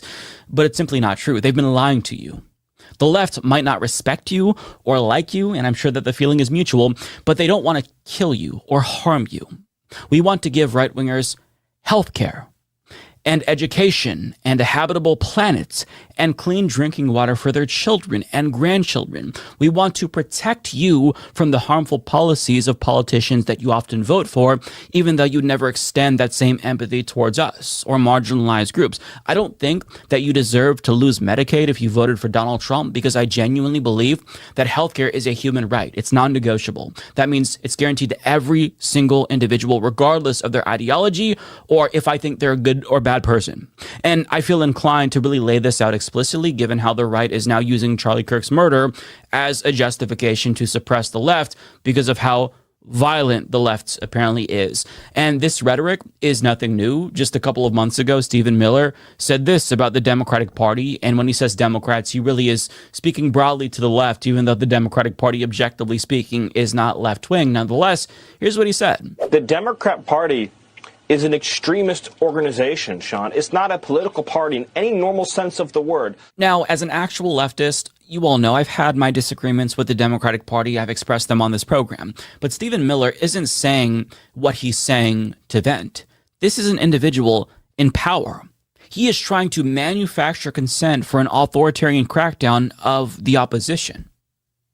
All that they needed was an excuse to crush their opposition in service of protecting Americans from this extremist party. And they got one last week when Charlie Kirk was murdered.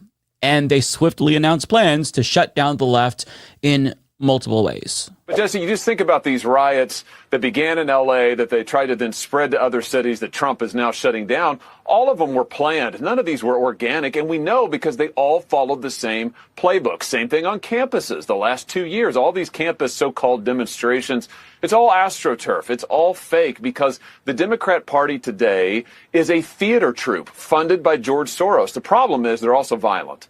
And that's what we've seen in the last week. Once again, we have got to stop the flow of the money. We've got to prosecute those who engage in violence.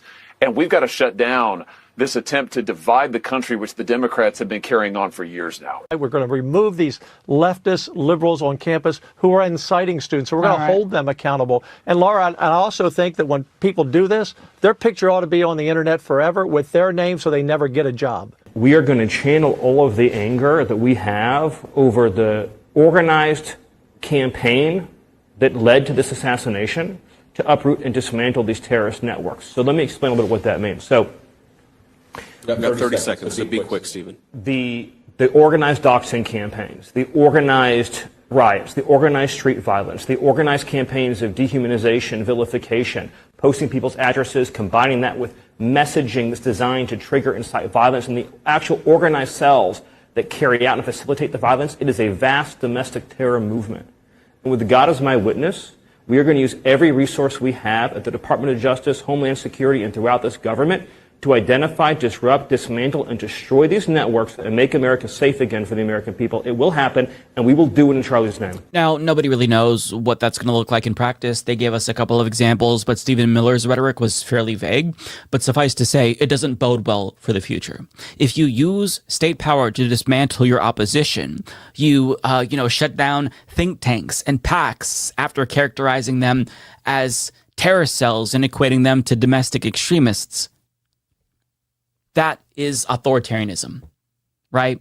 That is how you turn America permanently into a one-party state. It's what happened in Germany in the aftermath of the Reichstag fire. And that comment and the comments that right-wingers are making have led people to wonder if that's where we're headed, where the Democratic Party is just straight up not legally allowed to exist, which is something that happens in authoritarian regimes when leaders there are trying to consolidate power. The president's deputy chief of staff came out today and called the Democratic Party an extremist organization after the president said that he was going to take action against extremist organizations. So the question arises in my mind, is the president of the United States going to outlaw the Democratic Party?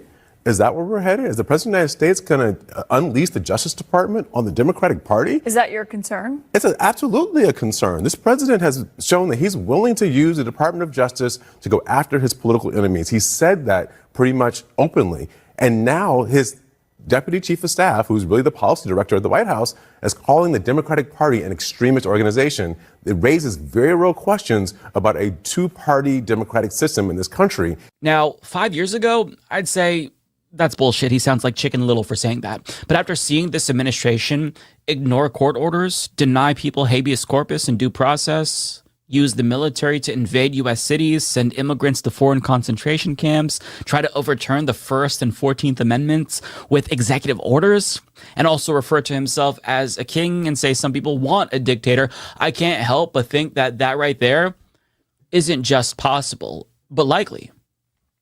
I can't help but think that banning his opposition is what comes next, especially since Donald Trump is currently escalating his threats against the so-called radical left, as HuffPost reports, a call that's been echoed, by the way, by his vice president. And to make matters even worse, right-wing influencers are adding fuel to the fire. Matt Walsh, for example, tweeted, "Radical leftists are the greatest domestic terror threat we face. They killed Charlie. One person killed Charlie, not, quote, the left. They will kill many more if they can. They want us dead, and they're very clear about it. The media is trying to run cover for them and let them off the hook. The right must not help them in that effort. That would be a huge mistake, one of the worst mistakes I've ever seen conservatives make." And with regard to Kirk's murder, he said, "This was left-wing LGBT terrorism. There was never much doubt. Now there is none at all. All left-wing terror networks must be crushed. All of the terrorists and their helpers and funders must be arrested, prosecuted, and put to death." But what constitutes a terrorist helper? Someone who advocates for LGBT rights? He said that all of the left is responsible for killing Charlie Kirk. and seemingly all LGBTQ plus people. So is it just anybody who advocates for left-wing values or LGBTQ plus rights, or do they actually have to be a literal accessory to murder to qualify? Like, I'm just trying to figure out the parameters to determine who should or shouldn't be murdered based on Matt Walsh's arbitrary criteria. He's not the only one, though, who's calling for a crackdown on the left. Others, like Laura Loomer, are demanding Trump do the same thing that they say you should never, ever do, which is political violence against your political opponents. She tweeted, "I have to say, I do want President Trump to be the dictator the left thinks he is, and I want the right to be as devoted to locking up and silencing our violent political enemies as they pretend we are. I've had enough of the left only thinking we will defund them, prosecute them, lock them up, and dismantle their power for generations to come. It just needs to happen." And far-right influencer Ali Alexander took it even further, and I'm just going to let him speak for himself. My attention is going to be on trying to get Kash Patel fired, trying to get Donald Trump off his fat ass to avenge his friend, trying to use state power to tell civil libertarians to shut up while we excise all of Antifa from our country. I think 500,000 people need to be arrested, tried, and possibly killed if they're convicted for treason or something like that. I think America needs a penal colony. I do not want to coexist with these people.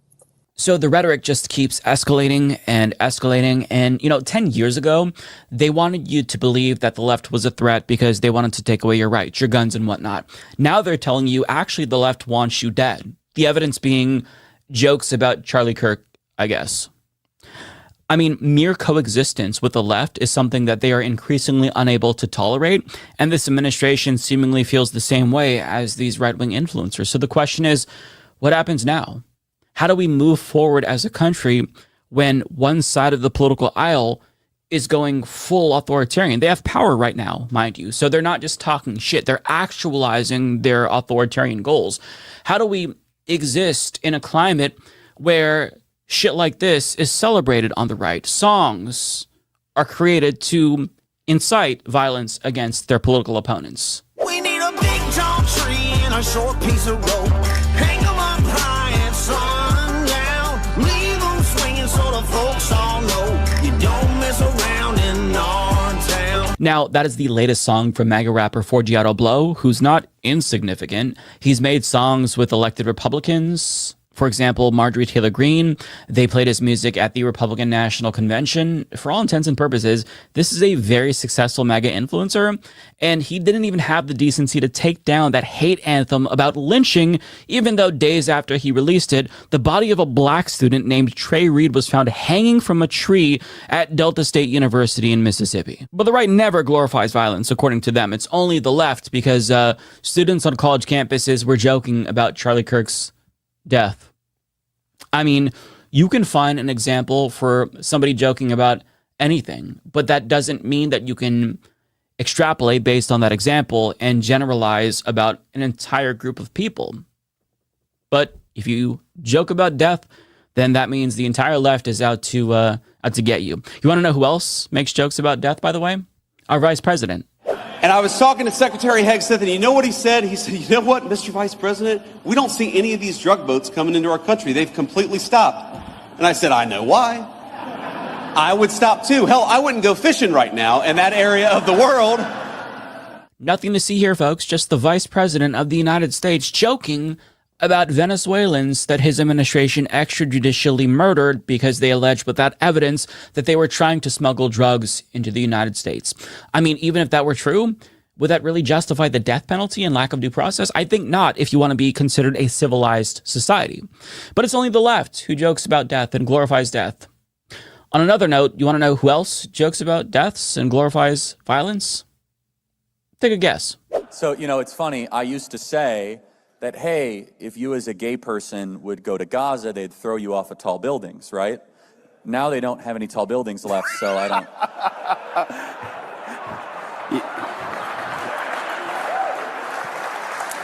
When you mess with the bull, you get the horns. Is that too soon? I'm sorry. Maybe you shouldn't kill Jews, stupid Muslims.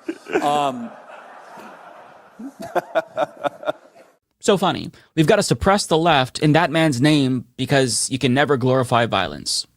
Now, according to Israel's own intelligence, 83% of Palestinians who are being murdered in Gaza are civilians who are not responsible for what Hamas does, by the way. But it's funny to joke about their destruction, apparently, because I guess that guy's a left-winger, Charlie Kirk, left-winger, because it's only leftists who joke about violence. And by the way, that line about how Palestinians would throw gays off of buildings is used to justify their killings. But even if that were true, the sentence for homophobia shouldn't be a death sentence. Otherwise, you could use that same logic to rationalize bombings of people in the South. Charlie Kirk himself called stoning gay people God's perfect law. But I mean, it's only the left who glorifies violence, according to right-wing media. I'm so fucking sick of it, on a serious note. I am so tired of it. I'm sick of right-wingers' selective outrage about political violence. I'm sick of them lying about trans terrorism, which is a despicable term because terrorism is committed against them more often than not.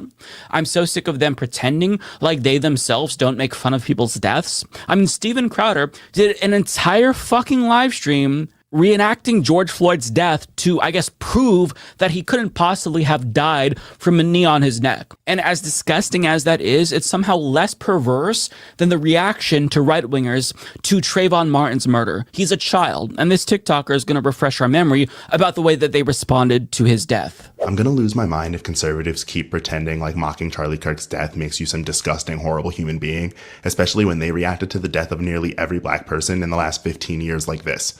Like, when Trayvon Martin died, they held meet and greets with George Zimmerman and asked him to sign bags of Skittles and cans of iced tea, and the gun that he used to kill Trayvon Martin was auctioned off for like $250,000. Like, the hypocrisy is insane.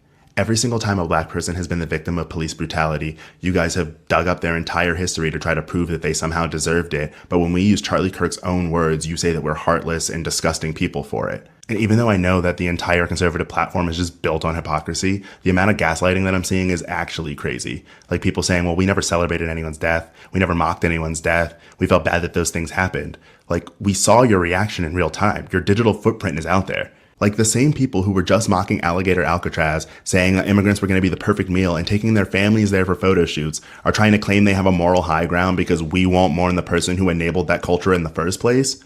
You guys are delusional. You've genuinely lost it. He couldn't be more right. So I don't know what comes next, but regardless of how oppressive this administration becomes, at least spare us the fucking bullshit.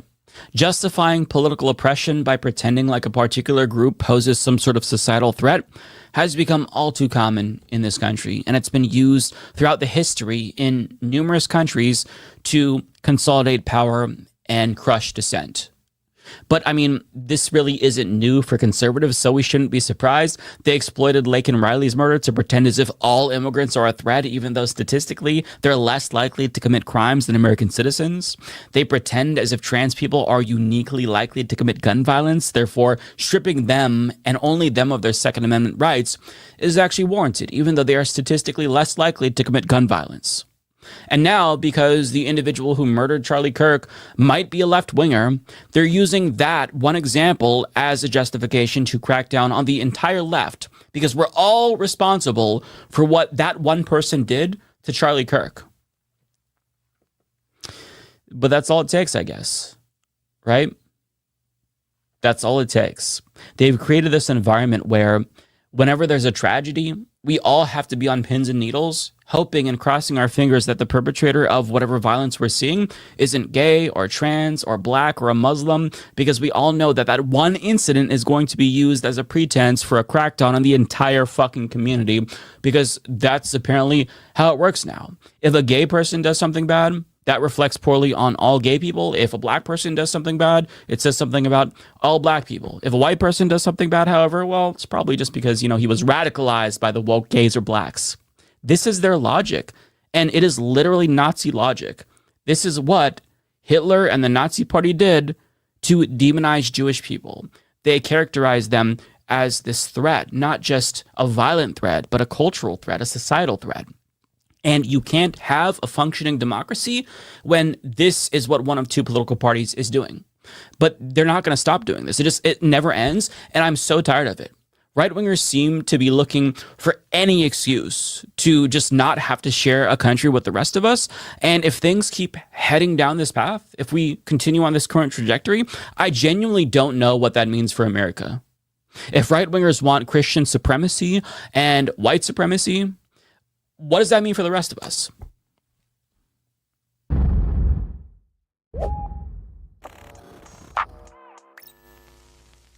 we are truly witnessing the total destruction of the First Amendment in real time. And it is horrifying because I feel so hopeless because I'm not sure what to do about it, aside from just continuing to exercise my own free speech until they take that away from me. And the firing of Jimmy Kimmel was barely the tip of the iceberg, but it's already having the chilling effect on free speech that we all expected it to have. For example, The View, which also falls under the umbrella of Disney, by the way, they were conspicuously silent about Jimmy Kimmel's firing, which is something that you would expect them to react to until you remember that they were on thin ice with Disney because their CEO told them to tone down the negative coverage of Donald Trump. So perhaps if they reacted to this and were honest, they might end up offending dear leader Donald Trump, which would lead to their subsequent firing. So we're in this environment now where almost all of media has fallen under the control of the state in some way, shape, or form, meaning that we no longer have a free press in the United States of America. Now, part of the problem is coercion from the federal government, but another problem is rapid media consolidation where Trump-friendly billionaires are buying up as many outlets as they possibly can in order to turn them into Fox News-like outlets. The main culprit is Larry Ellison, and as the New York Times reports, Larry Ellison is already a major stakeholder in CBS and Paramount. Now, CNN, HBO, and a major share of TikTok are in his sights. If all goes as anticipated, this tech billionaire, already one of the richest men in the world and a founder of Oracle, is poised at 81 to become one of the most powerful media and entertainment moguls America has ever seen. And like most billionaires, he is a Donald Trump dick rider because Donald Trump is really good for individuals like him. Cuts taxes, deregulates, so the rich love Donald Trump. Now, if you're curious as to what CNN or HBO could look like under his control, all you have to do is look at what he's done to CBS. He appointed a conservative ombudsman to field criticism of the station's coverage. Very, very Orwellian. And on top of that, he put his son, David Ellison, in control of CBS. And they're currently in talks to purchase the Free Press by Barry Weiss for around $100 to $200 million. And they may possibly give her a role as CEO or co-president of the network as part of the deal, which would allow her to shape its coverage. And for those unaware, Barry Weiss is a right-wing propagandist who goes above and beyond to whitewash Israel's genocide against the Palestinian people. And I didn't know about this until I heard Kyle Kulinski point this out. But the Free Press is not worth that much money, obviously. Like, I didn't think that it was. But when you look at their YouTube channel, for example, we have nearly double the subscribers that the Free Press has. And most of their videos don't pass 100,000 views. Some of them don't even pass 10,000 views, even though they've been up for 10 hours. And as somebody who does this full time, I can tell you that those analytics would not be sustainable. Certainly not worth $100 to $200 million, mind you. Maybe like you could survive and support yourself with those kind of views if you were doing it alone, but you can't have a whole media company with that kind of revenue, that kind of views, because it just doesn't yield the revenue that allows you to fucking pay the bills. Having said that, though, I'm sure that she's being propped up by right-wing donors, so money isn't necessarily the issue that it would be for someone like me who's independent, but it's by no means successful by any measure, and it's not worth that much money. But see, it's not about the talent or success, it's about the narrative. It's why Elon Musk overpaid for Twitter, because if you can seize control of the narrative, you seize control of our collective consciousness, which is the ultimate power that, of course, also nets you wealth. And Barry Weiss pushes a narrative that is beneficial to the ruling class, which is why they're elevating her. But we've only touched on media consolidation up until this point. I don't think that people grasp the other element and the scope of what Axios is calling media's MAGA makeover, where networks are rushing to rebrand themselves as more right-wing friendly in an attempt to curry favor with Donald Trump. Mark Zuckerberg, for example, of Meta, gave Donald Trump allies jobs at Meta. He eliminated fact-checking and he allowed hate speech on the platform again. The Washington Post owner Jeff Bezos announced that their opinion page would promote more conservative-leaning opinions. He also killed the paper's endorsement of Kamala back in November and struck a $40 million documentary deal with Melania Trump, obviously to impress Donald Trump. They also just fired Karen Attiah, the last full-time black opinion columnist, because she dared to quote Charlie Kirk. Also, the owner of the LA Times, Patrick Soon-Shiong, also killed the endorsement of Harris by his editorial board and promised to balance it out with more conservative voices. On top of that, there's Univision, whose new owner buddied up with Donald Trump. There's the Baltimore Sun, which shifted to the right after it was sold to a Sinclair executive, which is a conservative company buying up local media around the country, which will be airing a Charlie Kirk tribute in place of Jimmy Kimmel's show on ABC, by the way.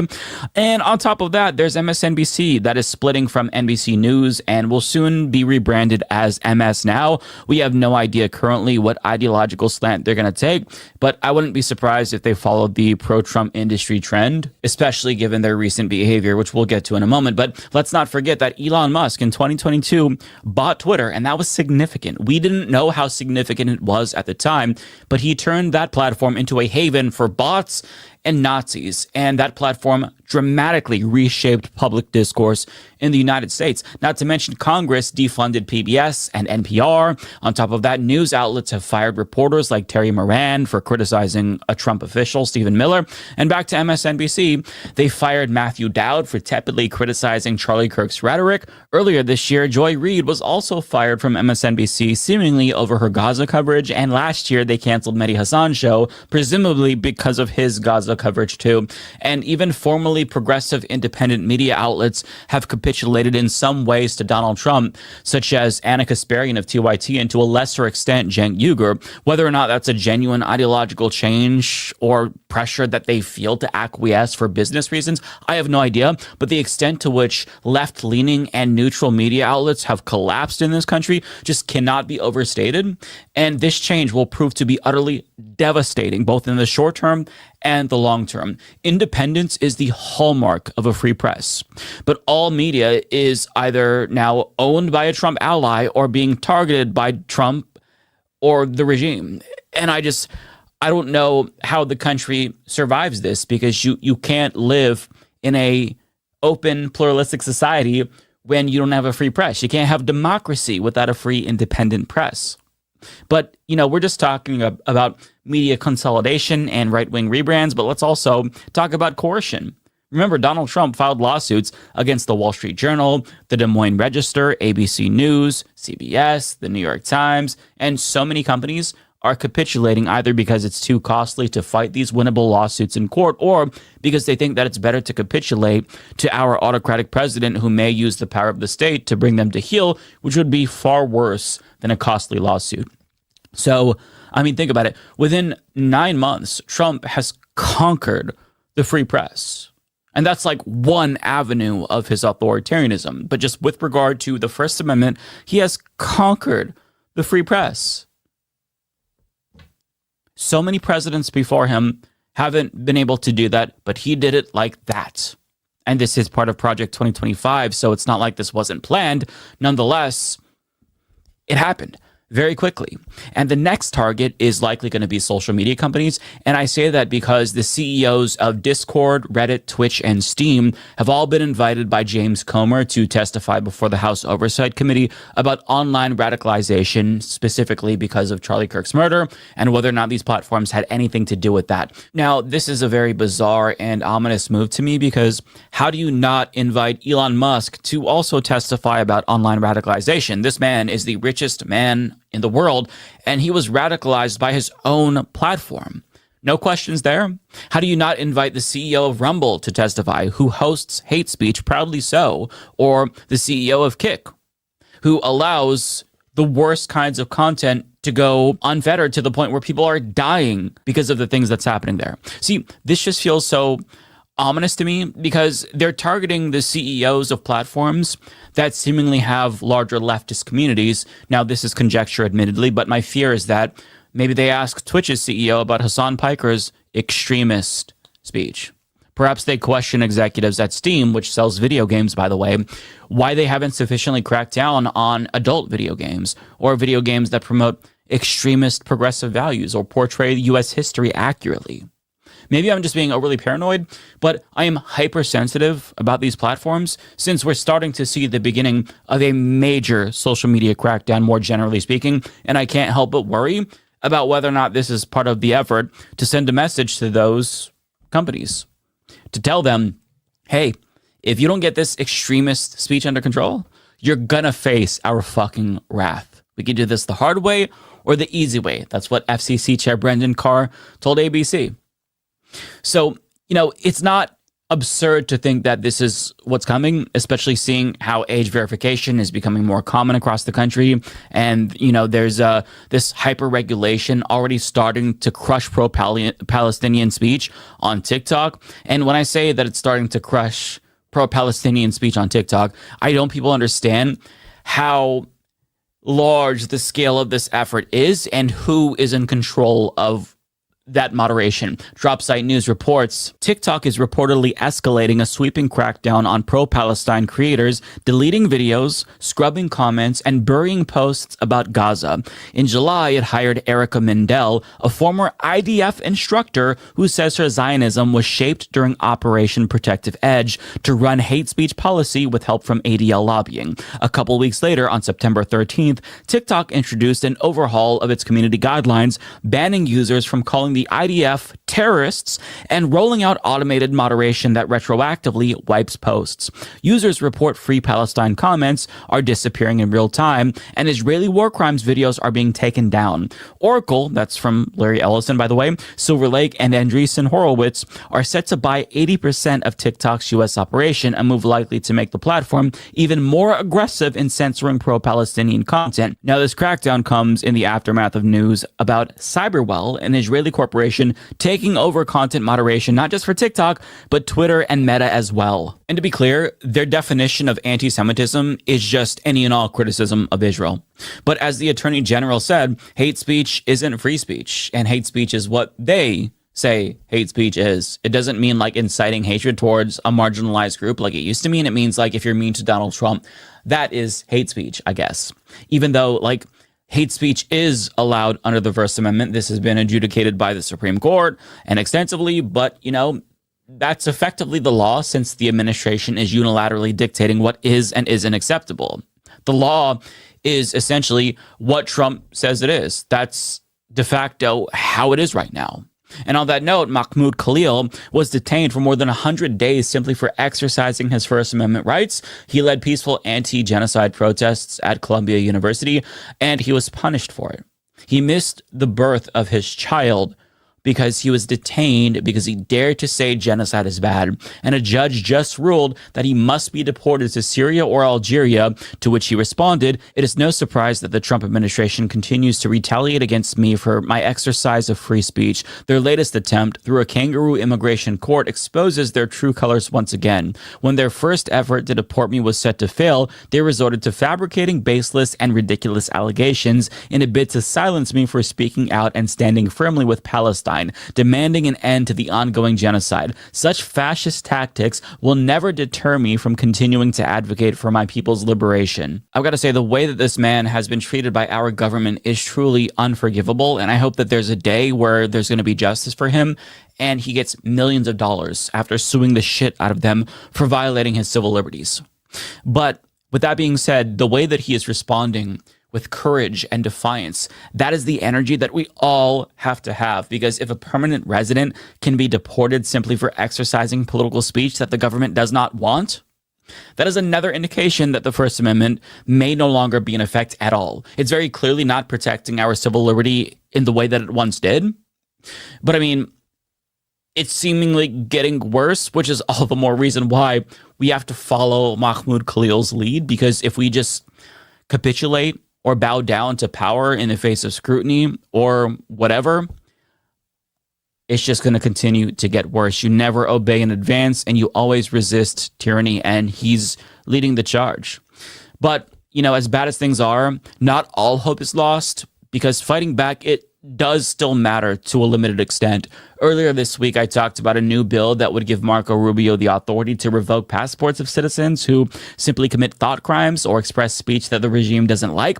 But that bill was actually withdrawn following severe backlash from civil liberty groups. So that's why you never give up hope. Using the diminishing freedom that we still do have to speak out does still make a difference. But I'm afraid that it'll only get us small victories going forward, because all of the media consolidation and capitulation that we're seeing simply cannot be undone. And that's one thing that chills me to the bone. Going forward, we will have more conservative media in this country than ever before. And we saw the effect of Fox News on an entire generation, but now amplify that. Make most stations Fox News or right-wing adjacent. And then what does that mean for society? How bad does it get? How brainwashed do the peasants become? It's a permanent change. You can't really undo that. And now that Republicans know how easily media companies fold, they're going to never, ever unlearn that fact. There's no way to use the Men in Black pen to make them forget about the fact that these companies will fold like that. Going forward, every president, assuming that Donald Trump ever leaves office, is going to use the power of the state to coerce media companies to give them the coverage that they want, because Trump is doing this and getting away with it. That independence can never be returned once it's lost, especially with right-wing billionaires at the helms of these companies dictating what they can and can't say. And democracy simply cannot exist without a free and independent press. So going forward, the institution of media is not going to be the unofficial fourth branch of government in order to hold it accountable, because like the agencies that are also supposed to be independent, the media has also been absorbed by an executive branch that has become all-powerful. That is not how this country is supposed to be, but how it's supposed to be and how it is are two very different things right now, because we have a power-hungry dictator who thinks that he should have absolute control and no pushback whatsoever. Media companies at this point, for all intents and purposes, are under state control, and that is a fact that is blowing my fucking mind right now, right? They're under state control in some way, shape, or form, either directly, indirectly, or they're facing threat through government coercion. And it's only a matter of time until the remaining voices online are silenced next. So I think that leftist content creators, not to put this into the universe because I don't want to give them any ideas, but I think they're already, swirling in their heads. Leftist content creators need to come up with a contingency plan of sorts, because this platform may not be long for this world either. That doesn't mean that I think YouTube is going to go away anytime soon, but it could mean that Google's president, who attended Trump's inauguration, makes a call to the CEO of YouTube, whose parent company is Google, and tells him to get the criticism and extremism under control. Maybe they'll make some changes here and there to the terms of service or tweak the algorithm to either bury criticism of Trump or promote pro-Trump content. Either way, that can happen overnight. It's just a matter of whether or not Trump discovers that there is an abundance of criticism on this platform. They're finding out about Twitch. So after they clean up the extremism on Twitch, how long until they set their sights on YouTube more directly? And that dystopian reality might be just around the corner. So cherish the way that things are now, because as bad as they are, it could all be so much worse in the near future. He did not hate his opponents. He wanted the best for them. That's where I disagreed with Charlie. I hate my opponent, and I don't want the best for them. I'm sorry. I am sorry, Erica. But now Erica can talk to me and the whole group, and maybe they can convince me that that's not right, but I can't stand my opponent.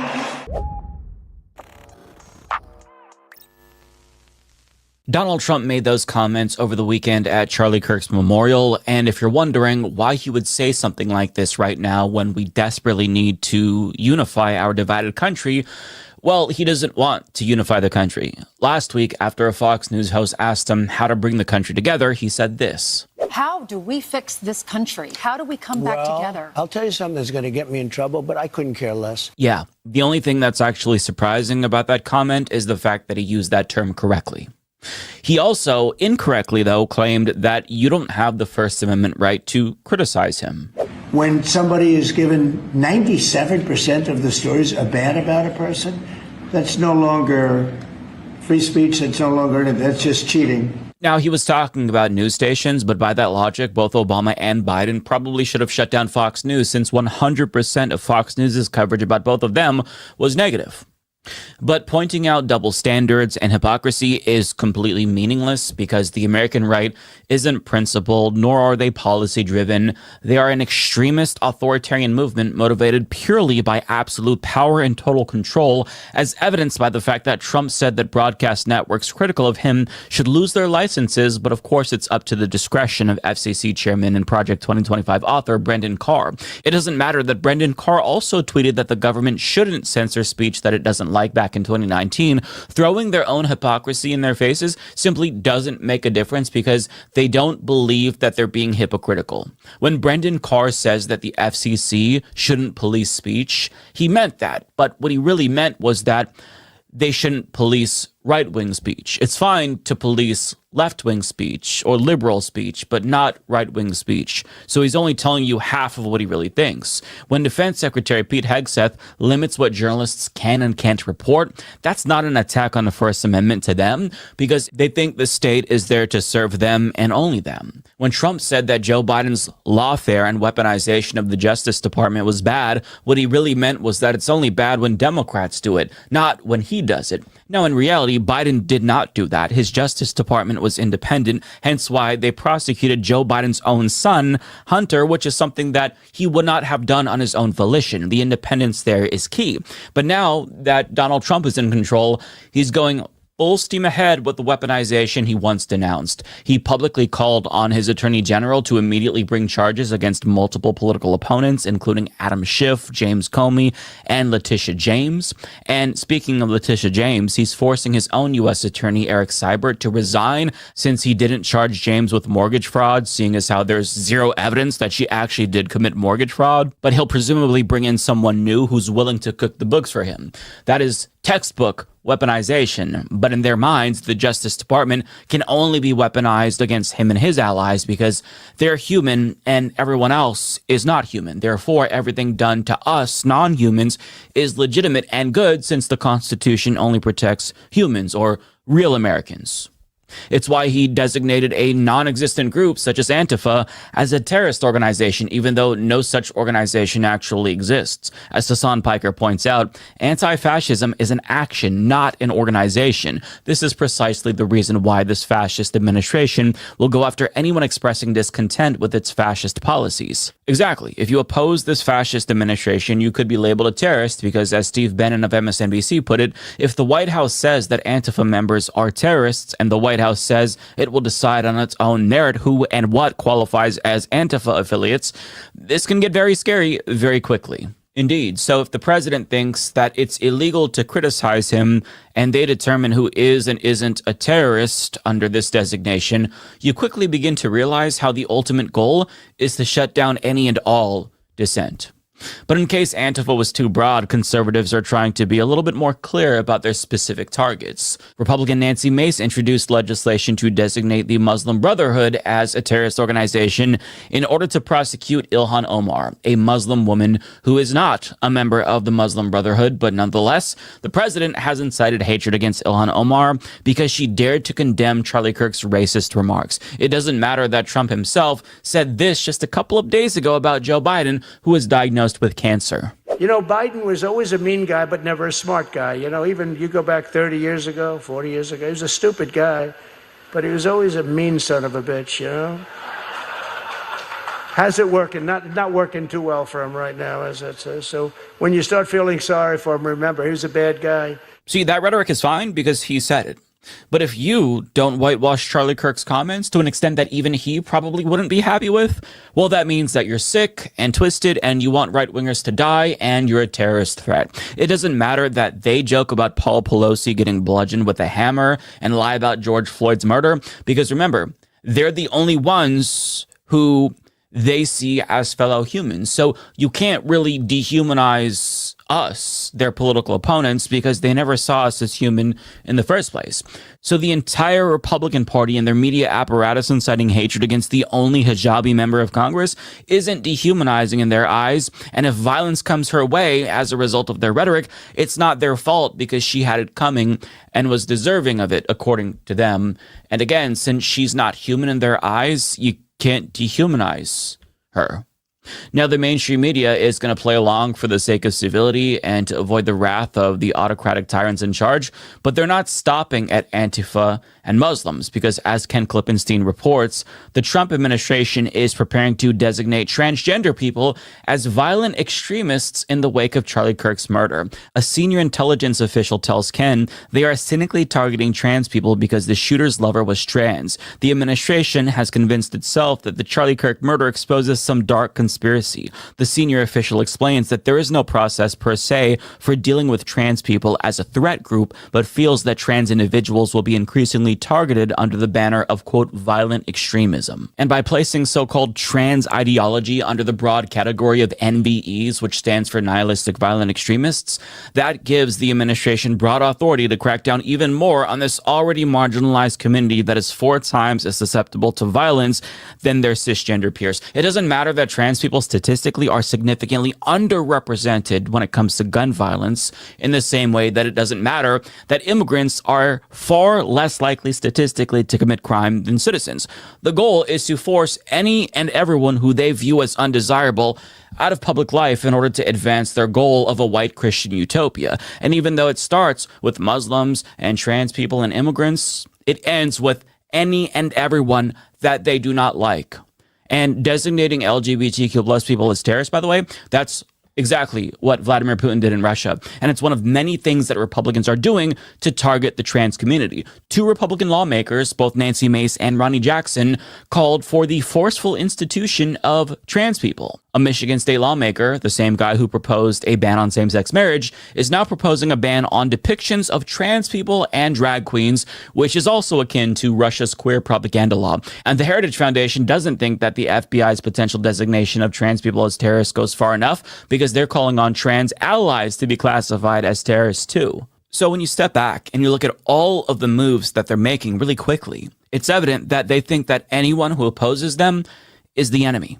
And they're currently building up the power to stop who they deem as the enemy from resisting their tyranny. At the end of last month, Trump signed an executive order that would allow regular citizens to join what they're calling a quick reaction force that allows them to team up with the National Guard to crush protests anywhere in the country. A civil liberties attorney called it the scariest thing he's seen in U.S. politics in his adult life. And I agree.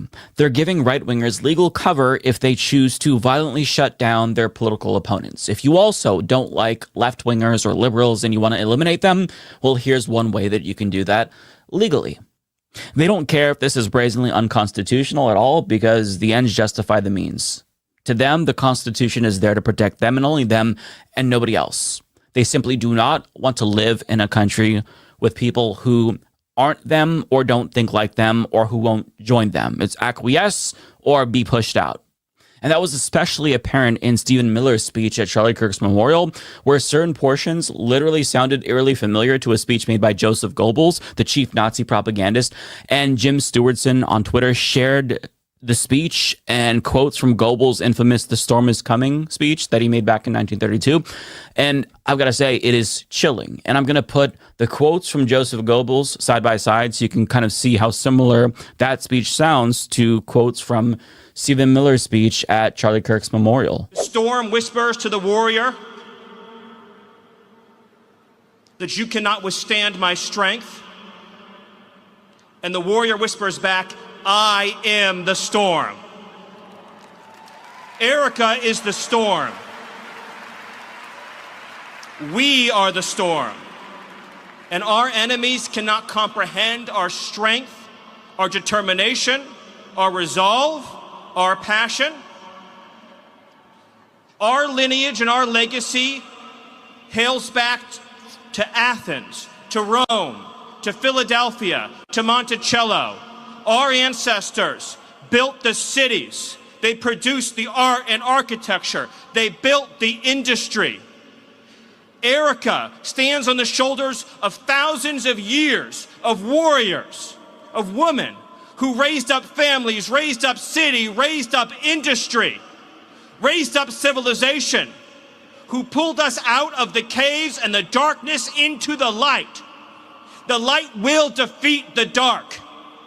We will prevail over the forces of wickedness and evil. They cannot imagine what they have awakened. They cannot conceive of the army that they have arisen in all of us. Because we stand for what is good, what is virtuous, what is noble.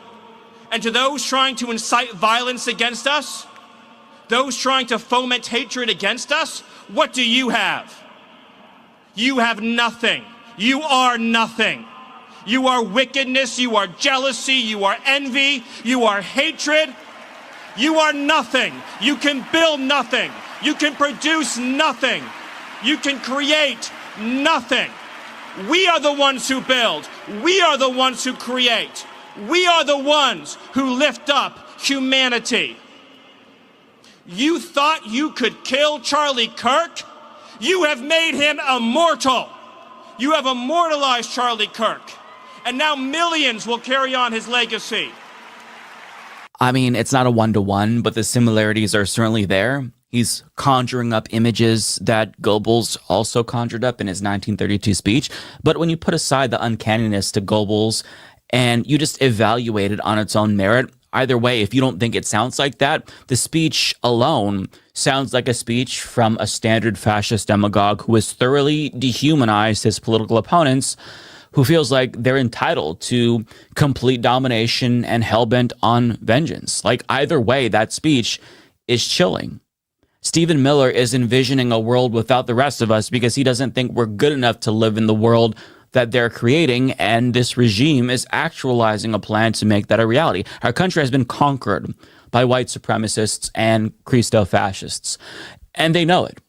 They know that they've won. And to demonstrate how they know they won, I want to share this short month-old clip from MSNBC, which features chilling quotes from a Charlottesville neo-Nazi and a Proud Boy who essentially declare victory. On the anniversary of the deadly Charlottesville riot, where neo-Nazis marched by torchlight, chanting about immigrants and Jews, the lawyer who helped organize that event, that march, tweeted this: 8 years ago, you were an extremist if you protest being replaced by immigrants. Your life was over if you talked about stopping or reversing it.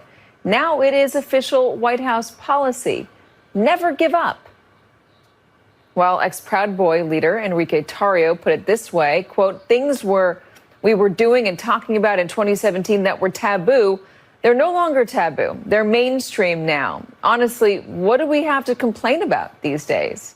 Yeah, so happy for them. So if you're wondering what happens after fascists capture control of an entire government, this is what that looks like. They crush their political opponents by any and all means necessary.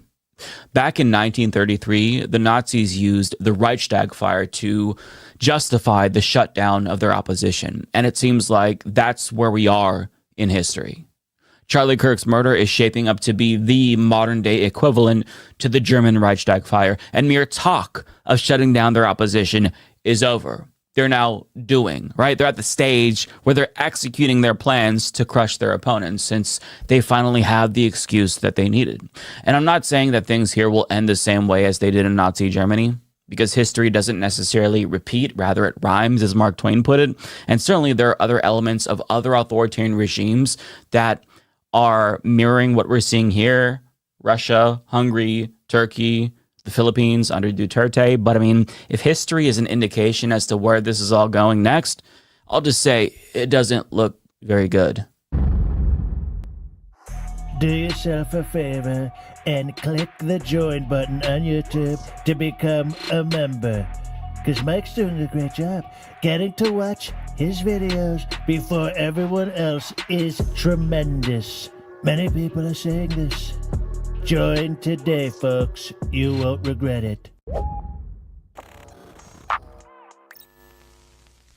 Well, turns out we have some semi-breaking news, and I say semi because I'm relatively late to the party on this particular subject. Nonetheless, it's still important, so I wanted to get a video up about this as soon as possible. Jimmy Kimmel is returning to the air on Tuesday. His show is back, and Disney, who owns ABC, released the following statement about their decision, writing, "Last Wednesday, we made the decision to suspend production on the show to avoid further inflaming a tense situation at an emotional moment for our country. company. It is a decision we made because we felt some of the comments were ill-timed and thus insensitive. We have spent the last days having thoughtful conversations with Jimmy, and after those conversations, we reached the decision to return the show on Tuesday, Disney added. Now that, my friends, is corporate bullshit. They did not decide to return him to his show because they had a conversation with him and just wanted to suspend him so he could think about the naughty words that he said. They decided to bring him back because, like many companies, this started to cost them money. See, lots of people canceled their Disney Plus and Hulu memberships. Celebrities started to speak out. So because this is a bigger shitstorm for them, there's a lesson there. Anna Gomez, the lone Democratic FCC commissioner, says, I am glad to see Disney find its courage in the face of clear government intimidation. More importantly, I want to thank those Americans from across the ideological spectrum who spoke loudly and courageously against this blatant attempt to silence free speech. And that is exactly what this was, and it's important to point that out because right-wingers are now pretending as if, oh, see, this wasn't what you all said it was. This wasn't the government cracking down on speech in violation of the First Amendment. This was just consequence culture. ABC and Disney didn't like what he said, so they chose on their own volition to suspend Jimmy Kimmel. That is not what happened. Again, to recap, FCC Chair Brendan Carr boasted about getting them to do what he wanted. He said we could do this the easy way or the hard way, and after they suspended Kimmel, he then started to talk about going after The View. But let me show you some examples of the weaselly right-wingers and what they're saying. Scott Jennings says, so basically his employer suspended him for being an insensitive prick, and we don't live in an authoritarian regime. Got it. Piers Morgan says, so Kimmel wasn't canceled by Trump or the FCC after all, but temporarily suspended by his employer because they thought what he said was ill-timed and insensitive. So these are the new NPC talking points that have been apparently uploaded into their brains, so look out for that. Understand that it is complete bullshit. Listen, if they chose to suspend him on their own accord and there was no government pressure, yes, this would simply be a company making a bitch move, but that is not what this was. There is a Rolling Stone article that details how executives were worried about the blowback from the Trump administration, and even though they didn't necessarily find his comments insensitive because they weren't, they chose to cancel him anyway because they feared retribution. They would not have made this decision without the government. But the implications of this are really important because it shows you that not all hope is lost. Listen, capitalism is killing our entire country, but the one thing that we have going for us is that the capitalist overlords that rule over us, they're really fucking greedy, right?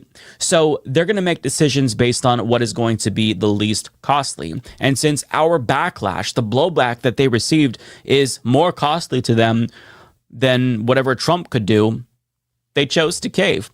Keep that in the back of your mind, because this isn't going to be the only instance where the Trump regime is going to try to shut down speech that they don't like. Trump said that he thinks that criticism of him from these networks is illegal.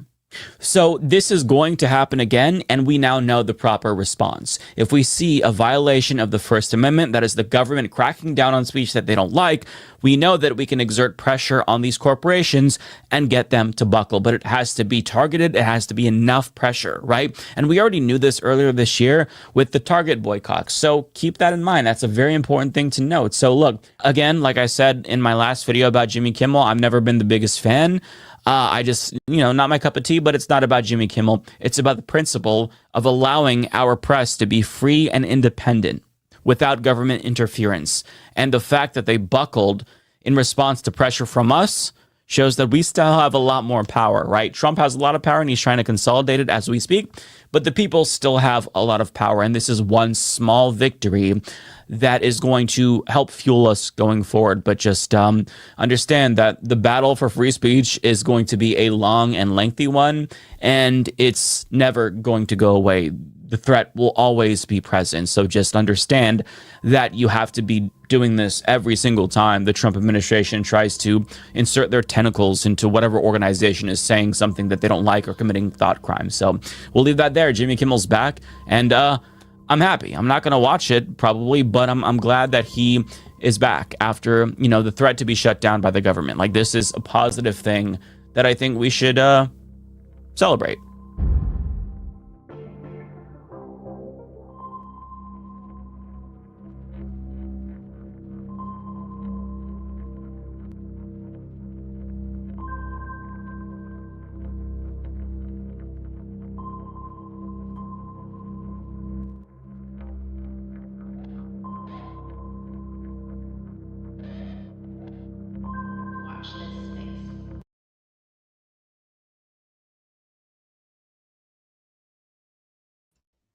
You're muted, AG. There you go.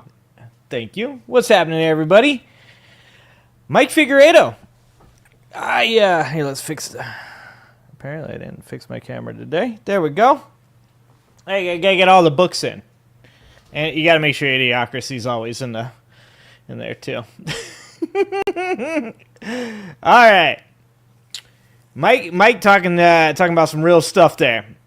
And we're going to talk about something similar because for some reason I'm always talking about the same thing as everybody else right before me. So it doesn't matter if it's Benjamin Dixon or if it's Mike. We're going to talk about the suppression of information. We're going to talk about more things coming out about the Epstein files, the video that dropped, I believe, just yesterday.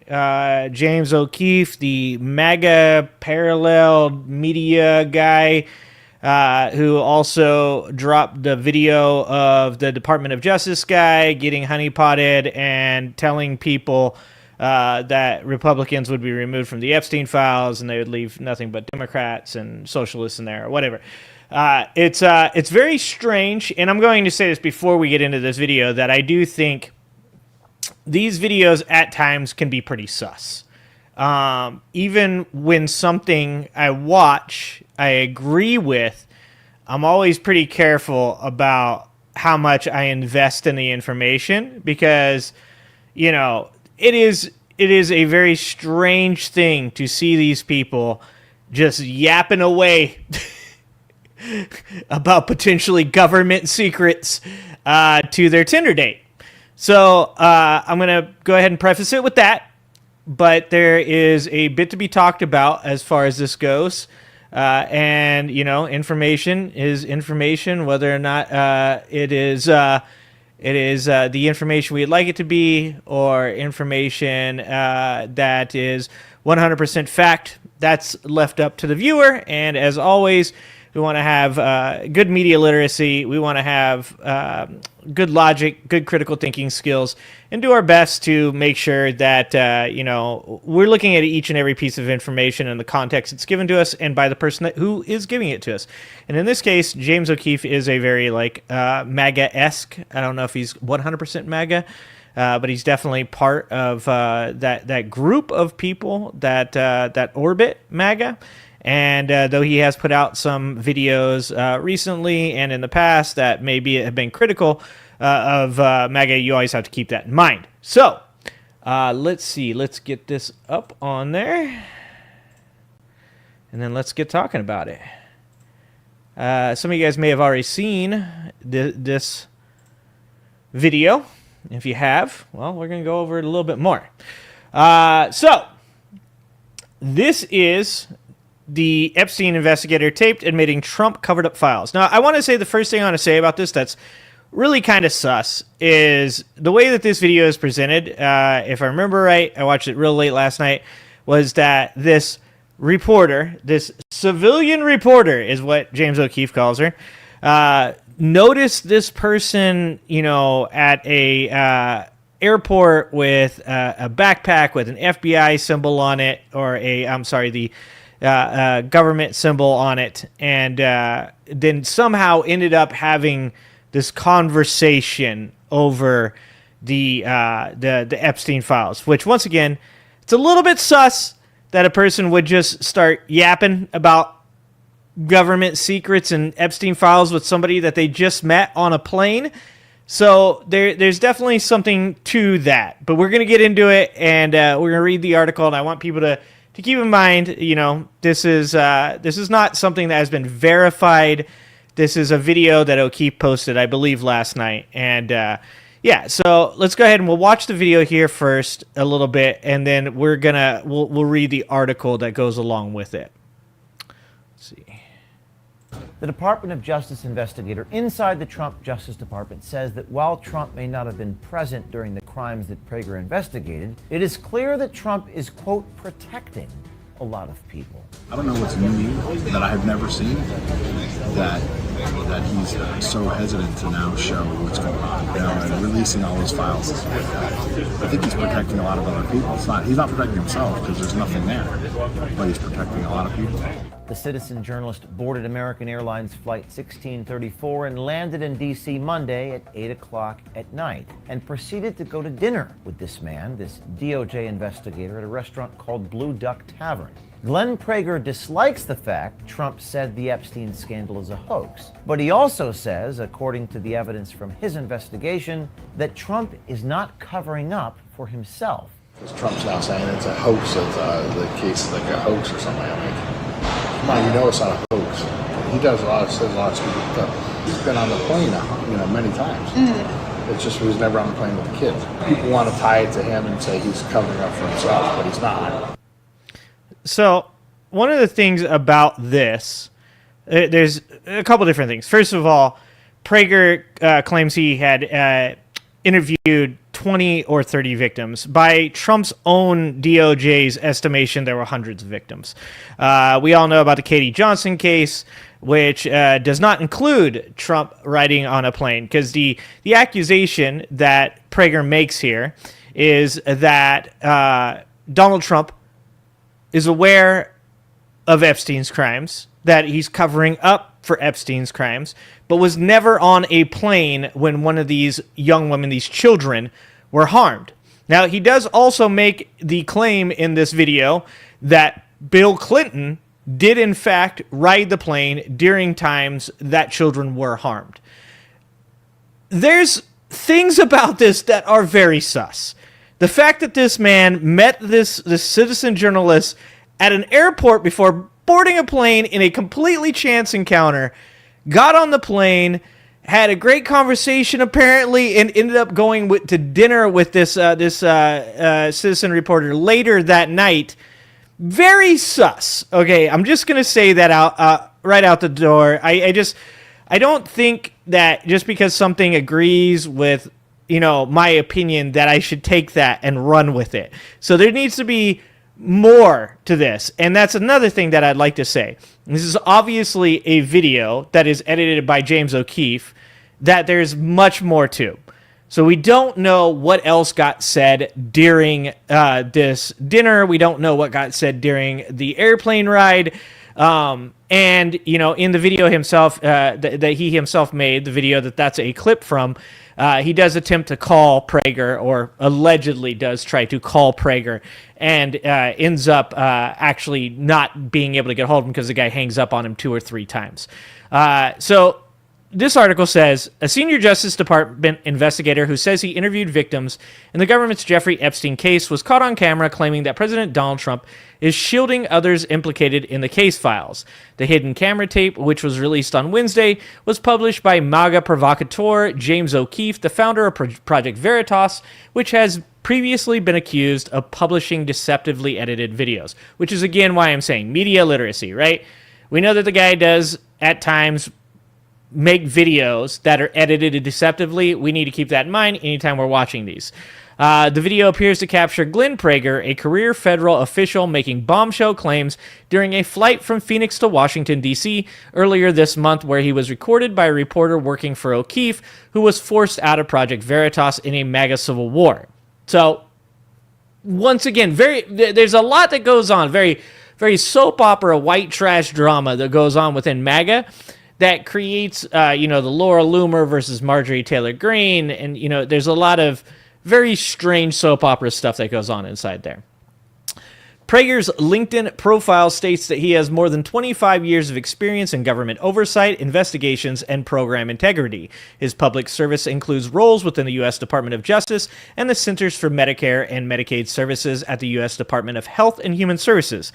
During his tenure at DOJ, Mr. Prager served as an inspector overseeing sensitive investigations involving major DOJ components, including the FBI, DEA, Bureau of Prisons, U.S. Marshals Service, ATF, and the U.S. Attorney's offices, his profile reads. Now, this is all coming off of LinkedIn, once again.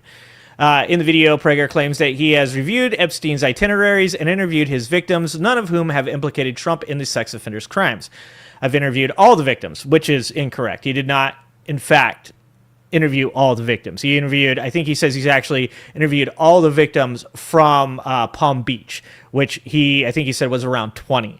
Like I said, Trump's own DOJ says it was in the hundreds, which of course now he's saying it's a hoax. I've interviewed all the victims, he said. There's never been an instance where Trump was on a plane with these kids and the rapes occurred. And once again, also he's saying never on the plane. If this guy is legit, the things he is saying do not also in any way connect to like the Katie Johnson case. People want to tie it to Trump and say he's covering up for himself, but he's not, said Prager. However, Prager believes the president is clearly protecting a lot of people in his ongoing attempts to pull MAGA's attention away from the Epstein files, despite promising to release the files during his reelection bid. And this is something I've said before. I've said, even if you want to be the best faith in these conversations and say, okay, well, Trump didn't actually, harm any children, then even the best case scenario here is that Donald Trump is legit covering up for people that did harm children.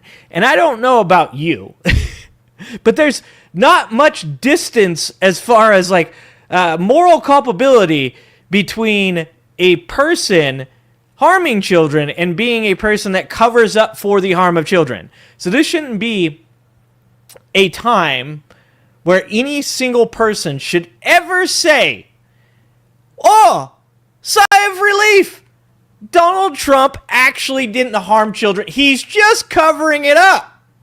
That should never happen. Because if that's where your head is, we are fucked as a society. If Donald Trump is covering up the harm of children, that is just as bad as people harming children. Let me say that again. If Donald Trump is covering up for his friends who harm children, that is just as bad as Donald Trump harming children. So, and like I said, that's not even getting into the Katie Johnson case and other cases that involved Epstein. So, he says, I don't know what's new that I have never seen. So, once again, he's admitting he doesn't know anything. I believe he was out of the DOJ 15 years ago. So he doesn't know anything that's been since like 2010. So this is the 2009 case, right? I don't know what's new that I have never seen, Prager said. He's so hesitant to show what's going on with releasing all his files. I think he's protecting a lot of other people. Trump has insisted that he and Epstein, who died by suicide, allegedly, in Manhattan holding cell in 2019, were never close friends, repeating several times that he distanced himself from the late financier after he was put on the sex offender list in 2008, shortly after he pleaded guilty to a charge of solicitation of a prostitution with a minor, which we know from the Ghislaine Maxwell emails that were released, that he got this plea with the help of Ghislaine Maxwell, who they're trying to free now. He's also continuously referred to the Epstein issue as a hoax and claims any sensitive information in the files would have been revealed by Democrats long ago. Prager is bothered by Trump's characterization of the scandal. I mean, come on, he said. You know it's not a hoax. He says a lot of stupid stuff. He's been on the plane now many times. It's just he was never on the plane with the kids. According to Prager, the same could not be said for former President Bill Clinton. While Bill Clinton was on Epstein's plane, there were grapes that occurred, Prager said, adding, that's where the big cover-up was. And here's the other thing. Like, people all the time are like, well, Clinton's in it, Clinton's in it. I've said this a million times. We don't care. If Clinton did that shit, put his ass in prison too. If Trump did it, put his ass in prison. If Stephen Hawking did some shit, dig his fucking body up and take it to prison. I don't care. And we all know that at one point or another that Donald Trump and the Clintons were friends. So even if it came out that this whole time Donald Trump was covering this up for Bill Clinton and Hillary Clinton or whoever, that wouldn't at all matter to me. I would just go, yeah, still, put their asses in prison. If there is evidence, these people should be investigated. They should be put on trial. And if there's enough evidence, they should be found guilty and they should be put in prison. It doesn't matter what their political affiliation is. Prager also claimed that it will soon be public knowledge that Epstein was a CIA informant. He also said that he worked for Israel, by the way. In this video, and you guys should go watch it. It's James O'Keefe. I believe it's Epstein Bombshell. You can go and watch it.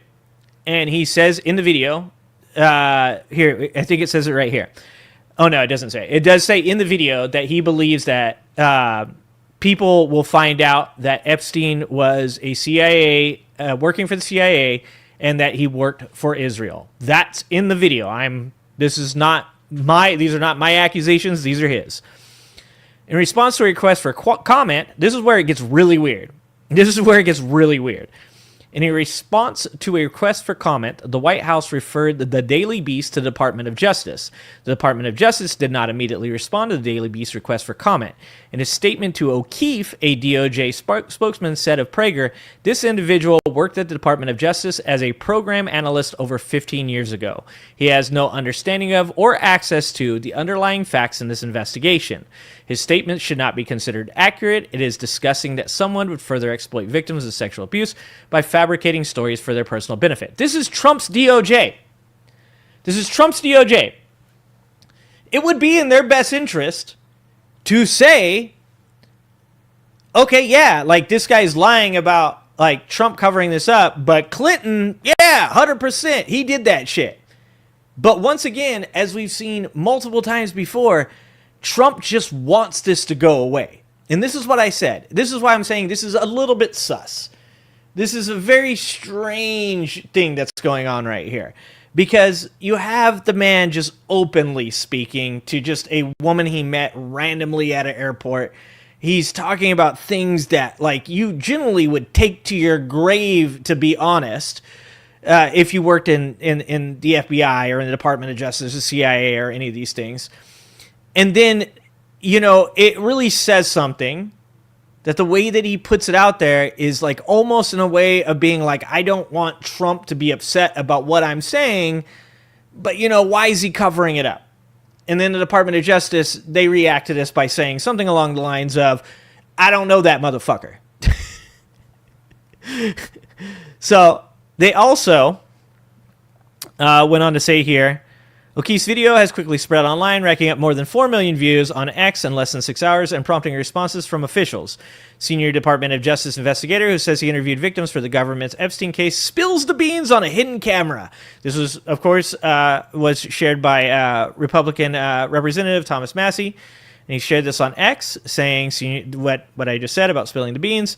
And he shares the video here. So, like I said, of course, the Jerry Springer Show is a more highbrow version of the Republican Party. That is fucking spot on, my friend. Spot on, my friend. So, once again, this is one of those things that, is it too good to be true, guys? Is it too good to be true? Like, it just seems so. I of course, I believe that Donald Trump is intimately connected to these files. It doesn't make any sense that Donald Trump would continue to try to, thwart people's attempts to have any type of information released. It doesn't make any sense for that Donald Trump is now calling it a hoax. The fact that his stories have changed over and over and over again. I think at this point, there is should be absolutely no doubt in anybody's mind that Donald Trump is connected to these files. Now, whether or not he is abused children or whether or not it is that he is connected to people that have, this is the question that must be answered. And I'll tell you this right now, if I was in his place and I had not either done anything, nor had I covered up for anybody doing anything, I would be releasing those files. And we just recently did get enough votes in that Arizona special election. Oh, yeah, and I wanted to show you guys this too, so we'll get this up here. We just did get that Arizona special election where the Democrat won, and now we have enough votes to force a vote on getting the Epstein files released, and that's going to then go to the Senate, and then it has to, if it passes the Senate, it will go to Donald Trump's desk, and then he will either sign it or not. And I'm going to tell you this right now. He's not signing it. He's not signing that even if it makes it through the Senate, which most likely it will not go through the Senate, really what Democrats are doing here is they're trying to show people who it is that is willing to block them seeing this, right? So I wanted to show you this also before we do get there, because this is also something that had came from James O'Keefe as well earlier. And this is the Department of Justice Deputy Chief admitting once again to some type of Tinder date. The yapping is prolific in the government. I don't know how they have any secrets, but this is him admitting, apparently, allegedly, that if they do release the files, that they will be heavily redacted as far as Republicans' names go. Well, those files do exist.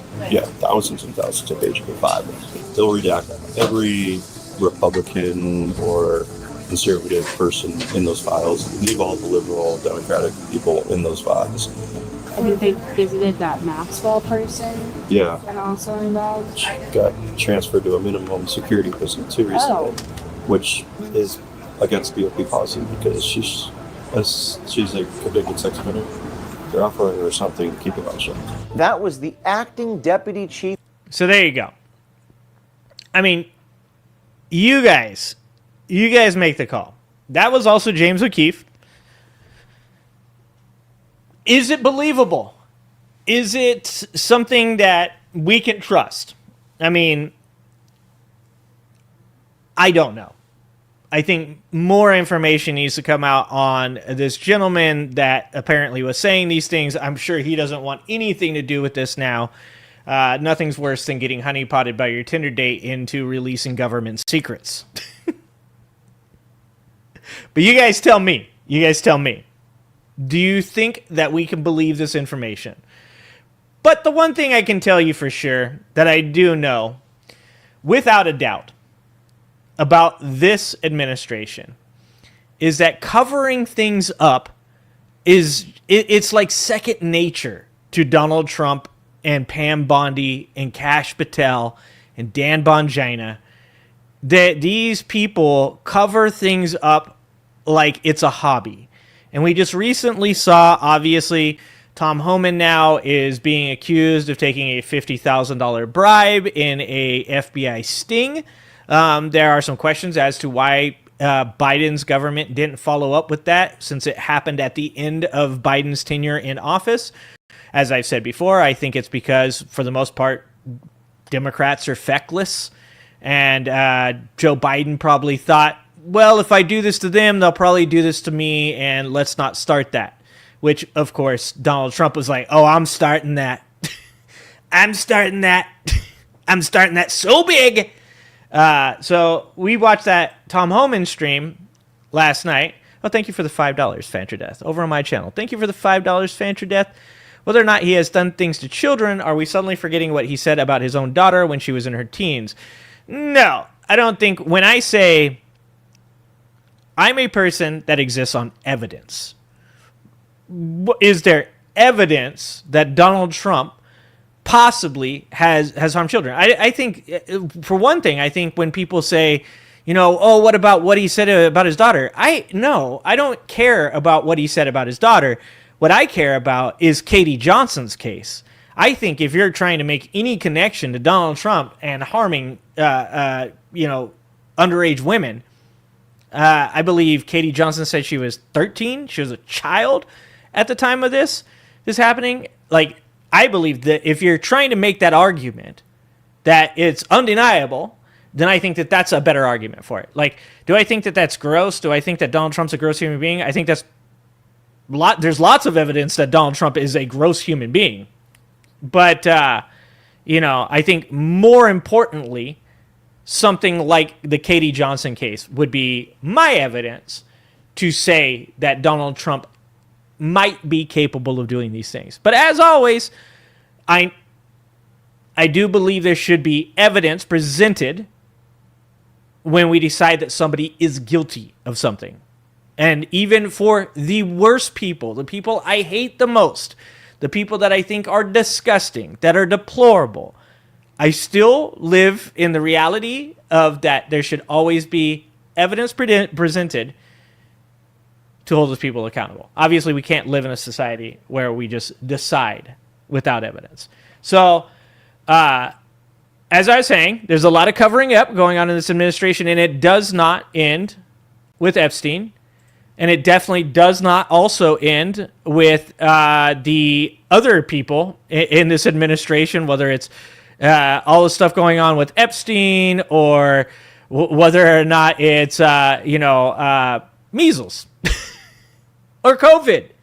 How many people right now have COVID, know someone that has COVID, works with somebody who has COVID?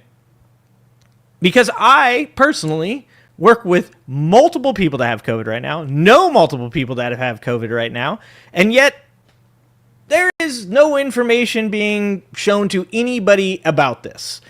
And, we're seeing more and more of this. I just talked about last night on my show, I talked about the fact that they're not doing the food insecurity report anymore. They chose this year not to do the food insecurity report.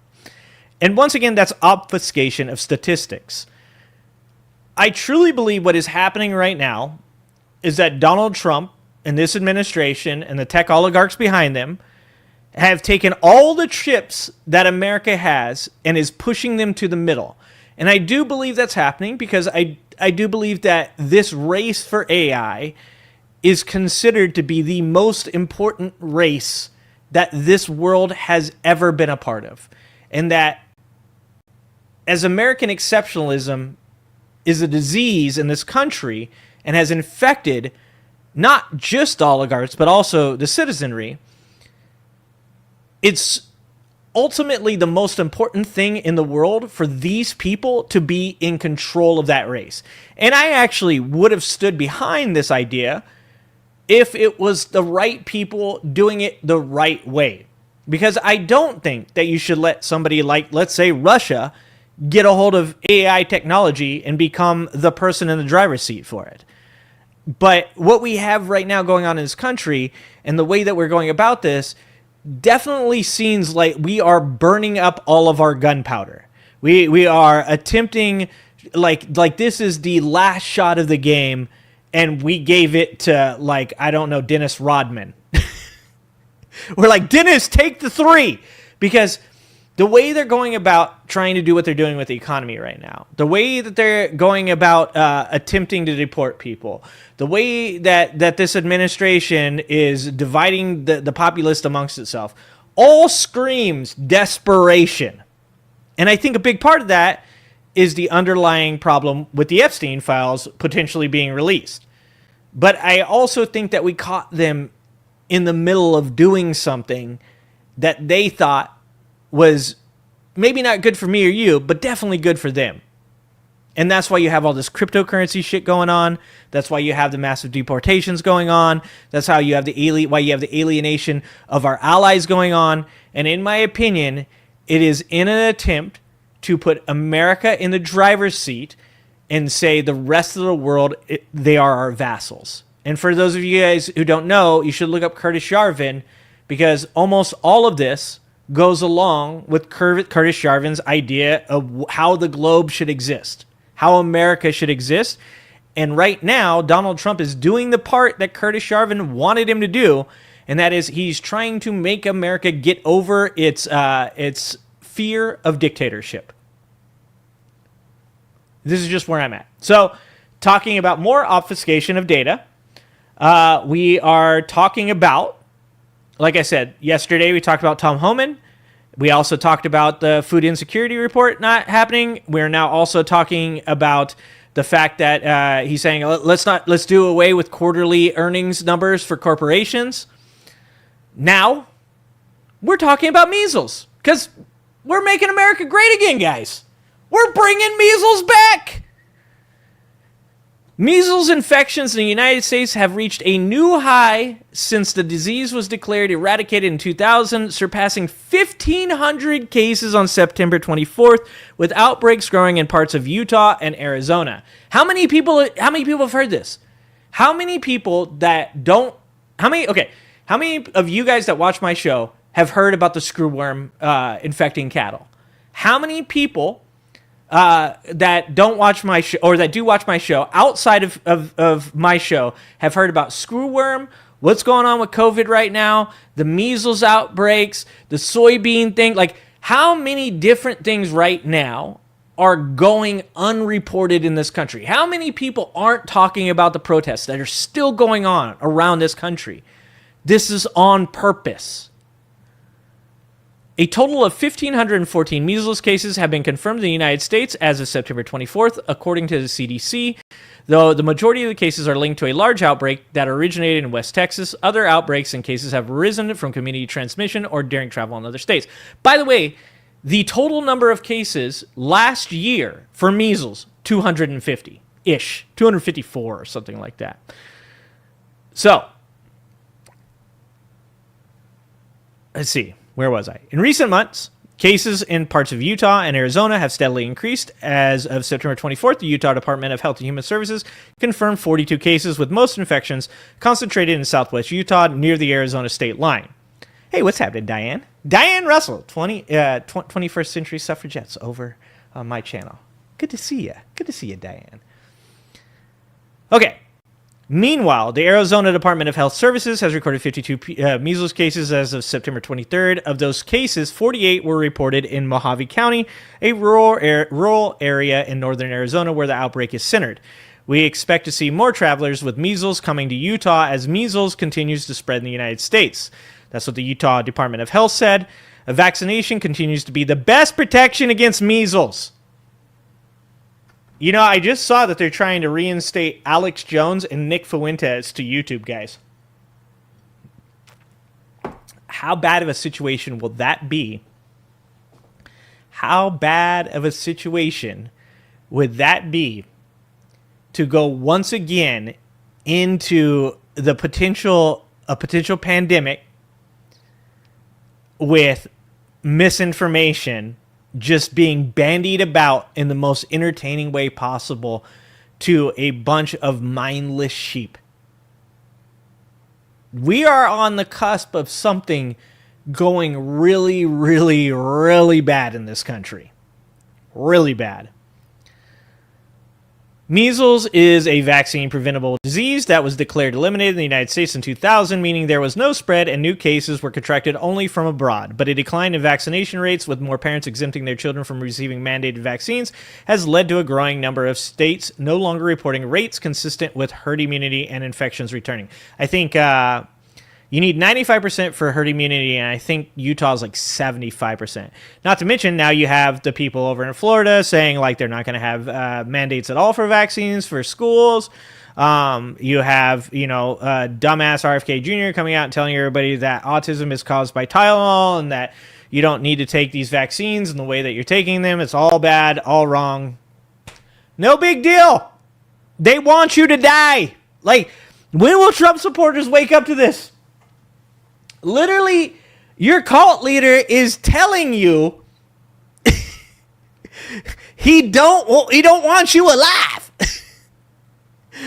Actually, I'm gonna be best faith here. I think Donald Trump doesn't even understand how vaccines work. I think he's just like, is it causing the autism?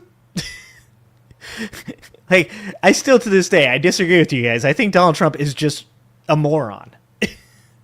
I think people come to him and they're like, look at all this data. It's like, remember the white genocide? Damn.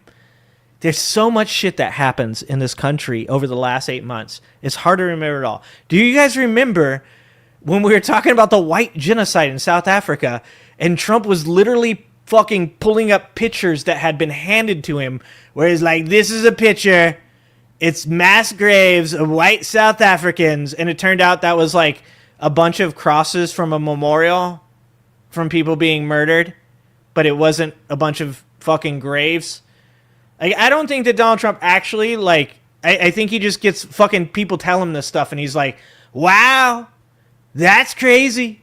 People need to stop taking vaccinated. Is that what's wrong with me? I think it's because I got vaccinated. The measles outbreak in Arizona began in and around the town of Colorado City in Mojave County, according to the Arizona Republic. The town is notably known for its connection with Mormon fundamentalism and polygamy, along with the neighboring city of Hilldale, Utah. Mormons! Mormons are doing this to us. Great. I just found out the other day that Mormons actually claim Bigfoot. They say that Cain was actually Bigfoot. That's real. You guys should look that up. And if I'm wrong, definitely put that in the comments. Pretty sure that's correct, though.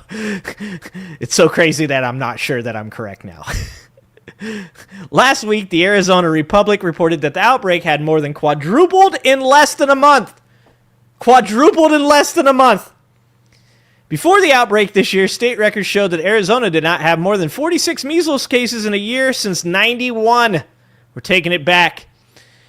In August, the Mojave County Department of Public Health announced that potential exposures may have occurred between August 2nd and 7th in both Arizona and Utah.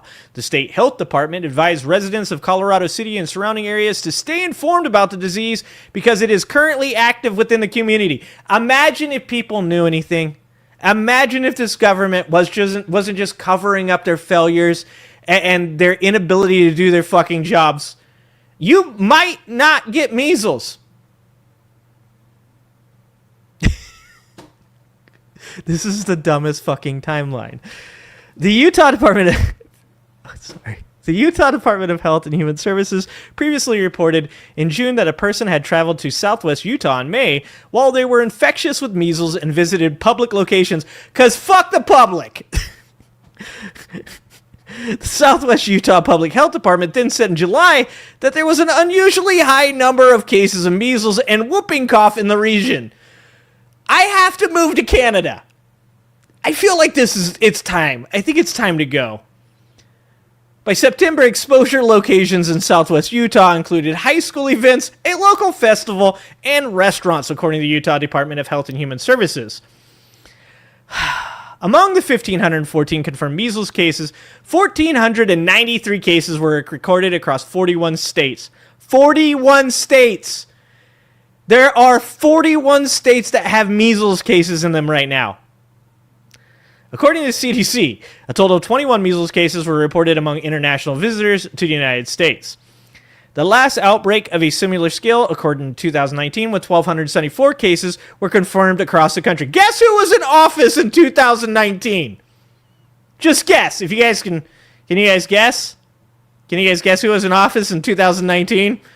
Holy shit, the coincidences. By July 2025, measles cases topped that number with 1,288 confirmed. That was July of this year, by the way. The record in 2019, the most recent record was for the year. By July, we had beaten that record. Because we're number one in measles cases, guys. Number one in measles cases. You guys are fucking... We're the best. Of the 1,514 cases, 27% occurred in patients under 5 years old, while 39% reported in those ages 5 to 19. According to the CDC, the agency also reported that 185 patients had been hospitalized, including 88 patients under 5 years of age. 88 kids under 5 years old being hospitalized with measles.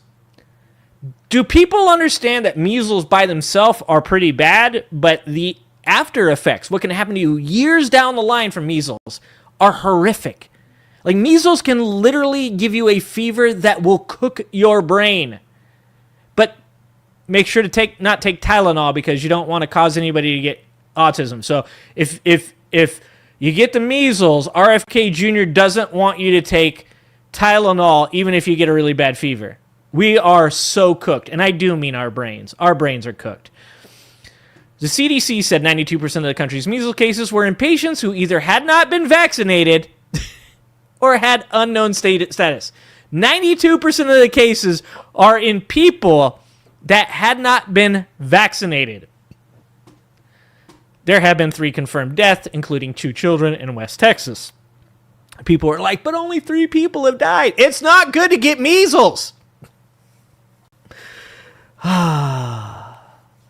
So anyways, I mean, you all know. Get vaccinated. Like, this isn't a question for you guys. Like, this is... We're number one. This isn't for you guys. This isn't for you guys. This is for the rest of these people. This is for the rest of these people. Get vaccinated.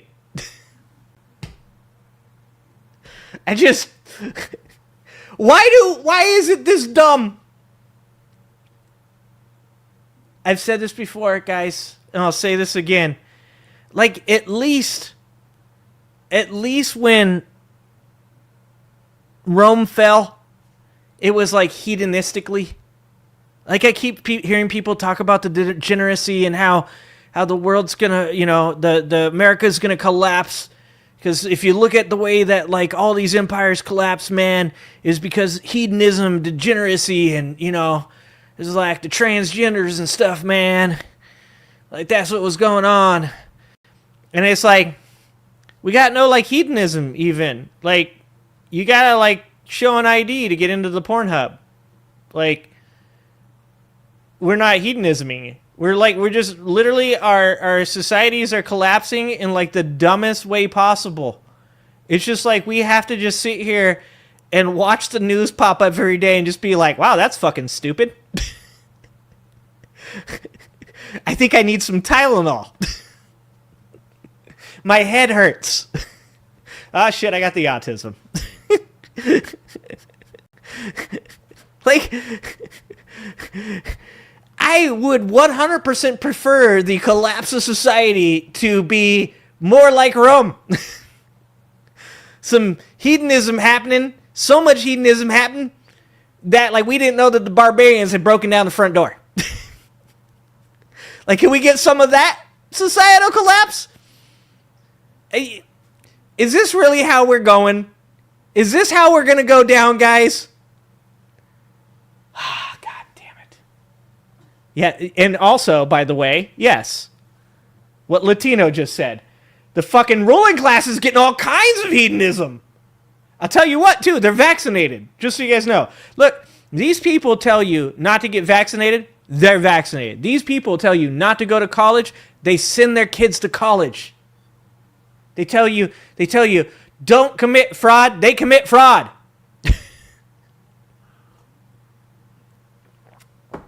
No, Groove Dragon, shingles is caused by chicken pox, which will be also making a comeback, I'm sure, pretty soon.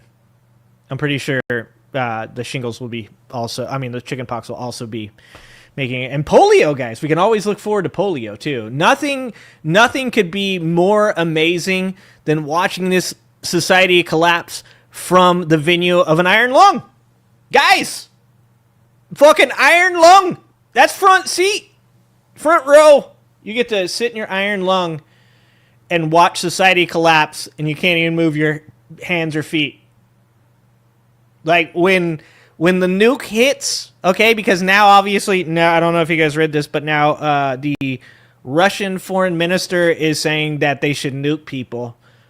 I mean, that's not really all that new, to be honest. That's why I'm not as concerned. Heard this one before.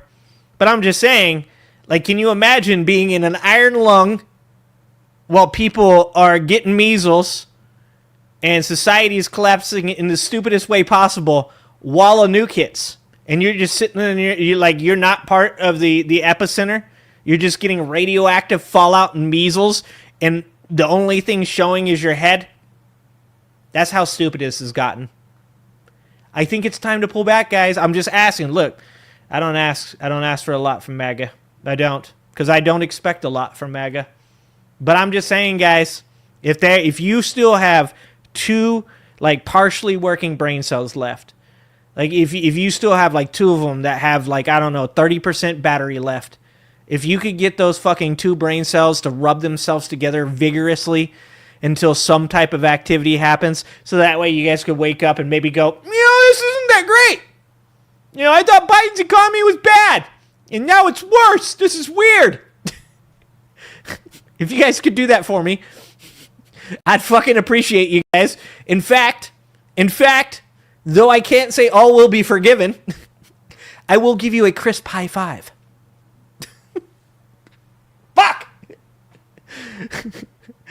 All right, but we're not done. Because I always have. Dude, I should buy stocks in iron lungs. Is there an iron lung stock?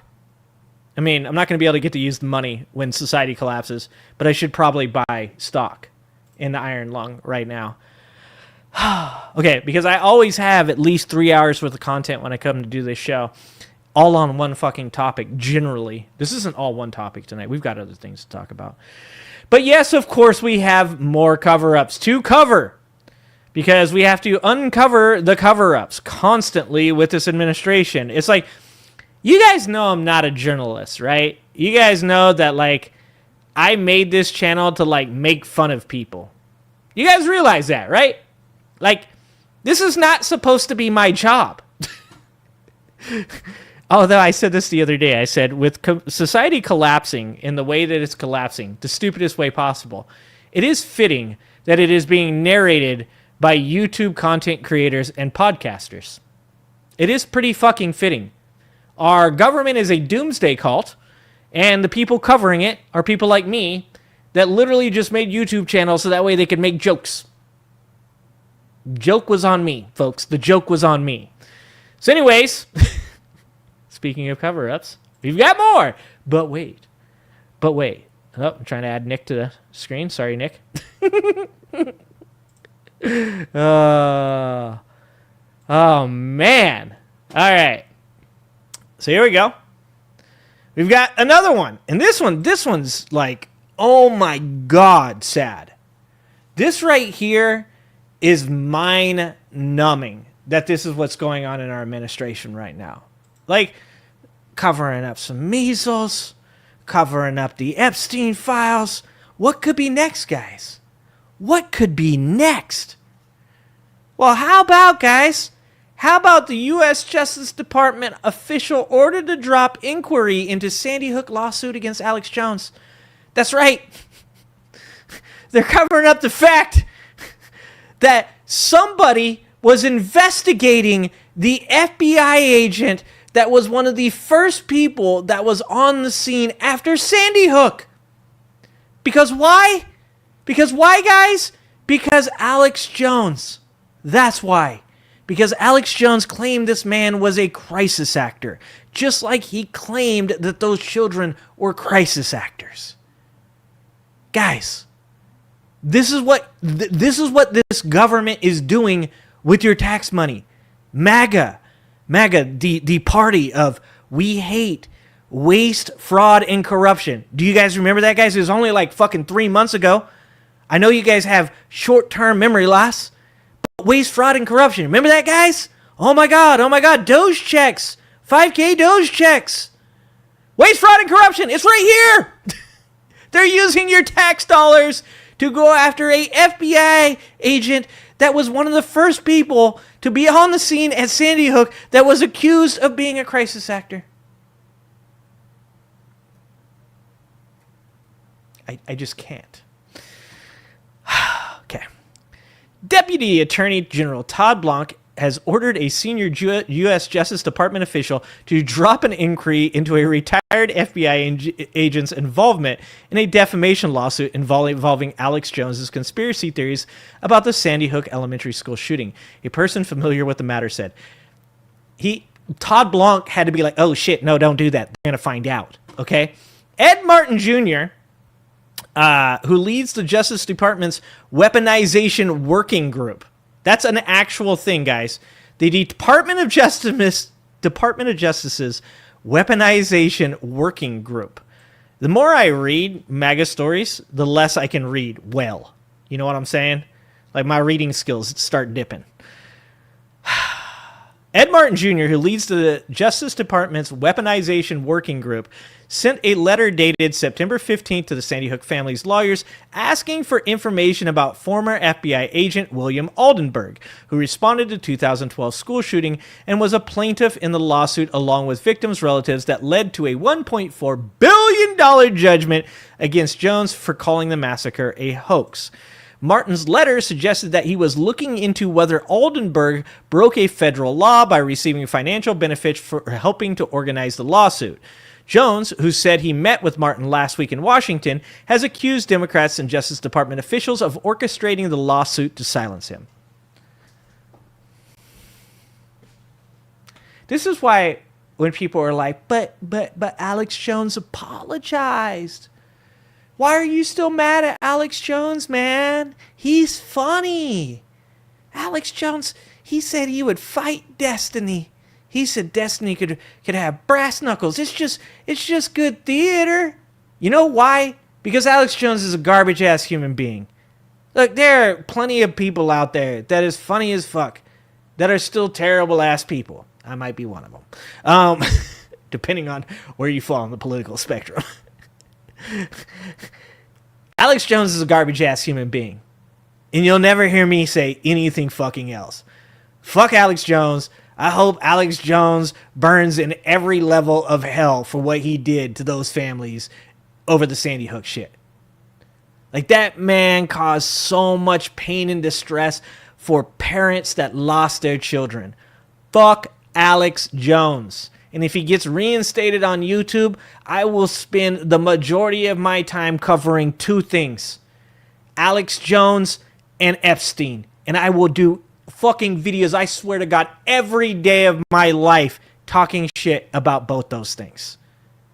He's a garbage human being, and the fact that he is now, after all this time, now going after an FBI agent that he accused of being a crisis actor because he was held accountable for his actions, just proves how much of a piece of shit human being Alex Jones is.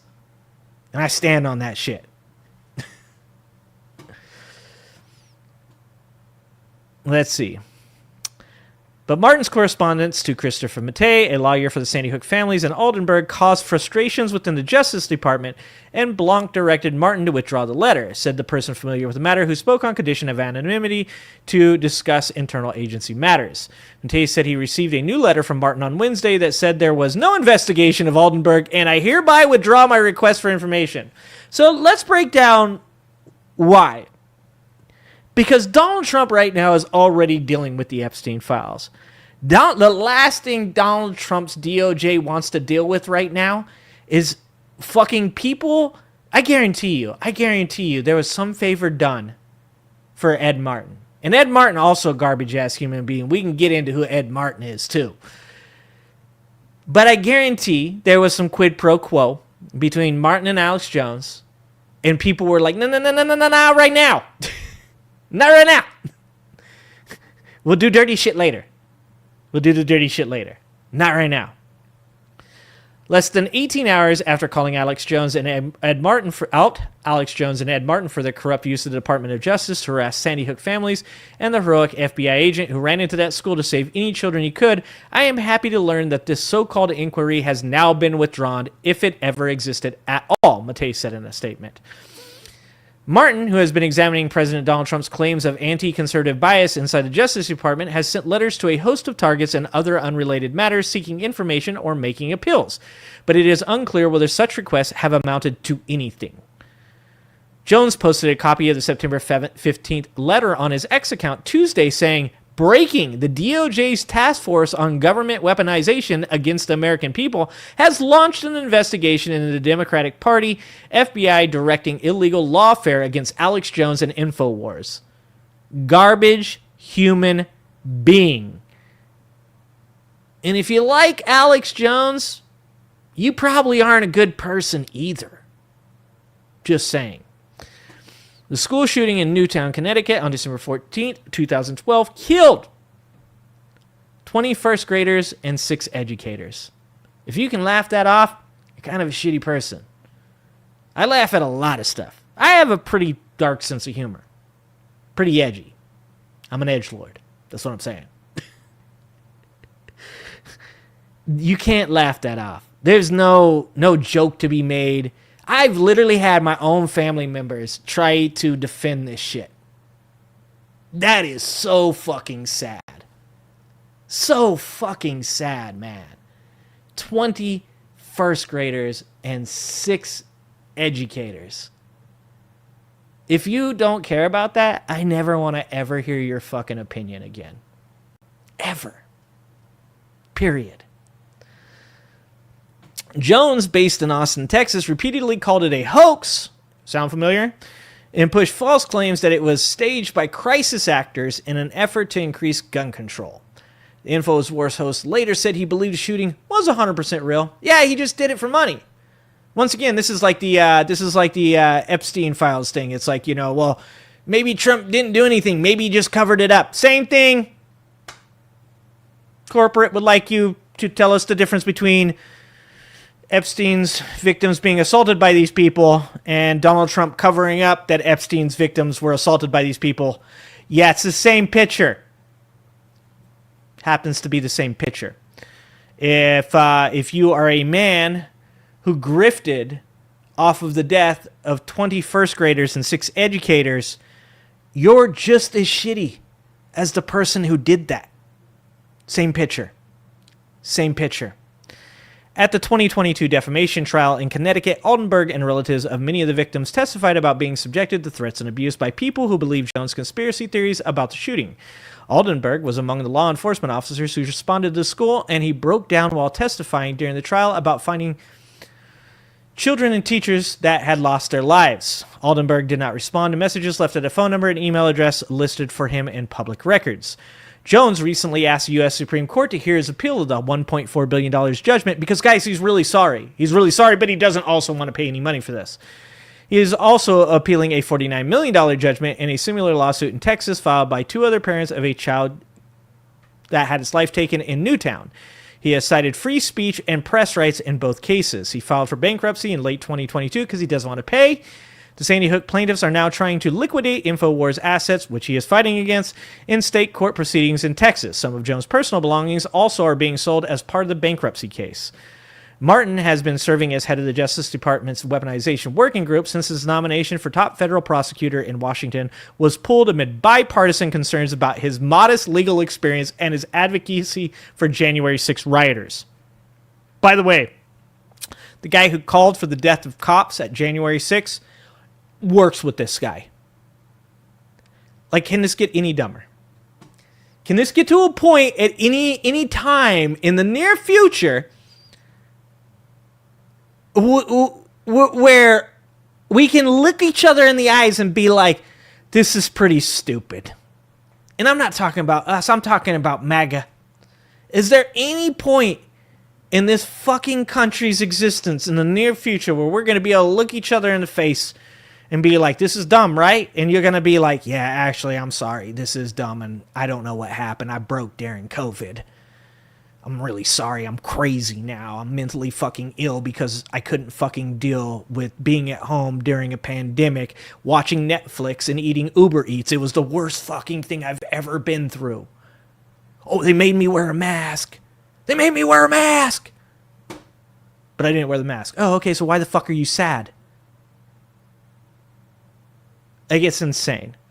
Attorney General Pam Bondi created the group to scrutinize matters in which conservatives claim they were unfairly targeted or treated. Martin was also recently named a special prosecutor to help conduct the separate mortgage fraud investigations in Democratic New York attorney Letitia James and Adam Schiff. Can it get any dumber, guys? Should I even ask that question? I shouldn't ask that question. I know it can. What's the quote, guys? What's the quote? Fuck. Depravity. What is it? Evil can only go so low, but stupidity has no bounds, right? Right? Is that what it is? That's where we're at. We are in the stupid part of all of this. We are currently in the stupidest part of all this. Fuck, I said it again. This is like hold my beer moments for MAGA Republicans. I don't even know what to say anymore.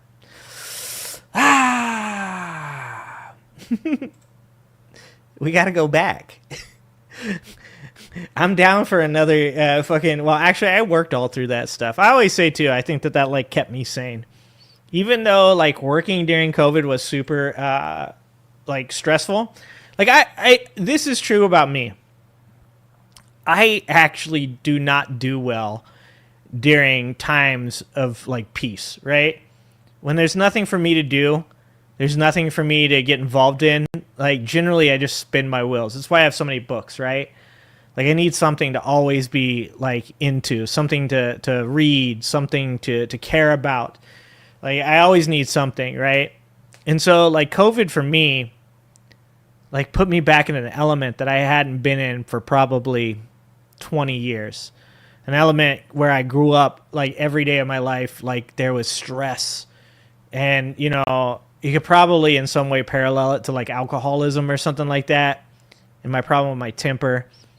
Like, I've always been fighting against something, right? And the pandemic, going to work every day during the pandemic and being responsible for people's safety in the environment that I worked gave me a reason to be active and be a part of it. And, you know, I want to believe that I did a good job. And I don't get to determine that. The people around me that worked under me, that were part of my team at that time, those people get to determine that. So it's up to them to say whether or not I did a good job during that time or not. But the one thing I do know is that when these things happen, generally that is when I feel the most engaged, the most active. When there is something to be fought for, that is when I feel at my best. And so for me, I don't think I would have done well just being stuck at home during all that time. So sometimes I wonder how many of these people broke during COVID because they were stuck at home eating Uber Eats and watching Netflix and going down rabbit holes on the internet and, you know, that kind of stuff. I've told you guys before, a big part of what I think is wrong with MAGA is that during isolation, this is something Andrew Callahan said, during isolation, they had some traumatic event. Either they lost their job because of vaccination beliefs and that their job was a big part of their personality, they lost homes, or they lost loved ones. Like, that seems to be the formula that has created this current mentally ill MAGA movement. And that is lose a loved one, lose your identity, lose your security and your connection to things, and be stuck at home going down the rabbit hole on the internet into these places where people have monetized hate and fear and anger, which really drove this alternative media sphere, this content creation sphere, through the roof to where it is today. Like, now every Facebook post is monetized, every Twitter, every tweet is monetized, every video is monetized, and it just seems like a lot of that illness comes from that time. So we've got a video. There's always something to be fought for. Bunkor.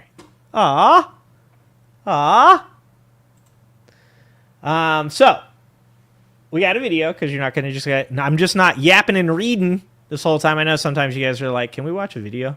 Can you stop talking? Just like my kids. My kids are like, can you stop talking and can we watch this?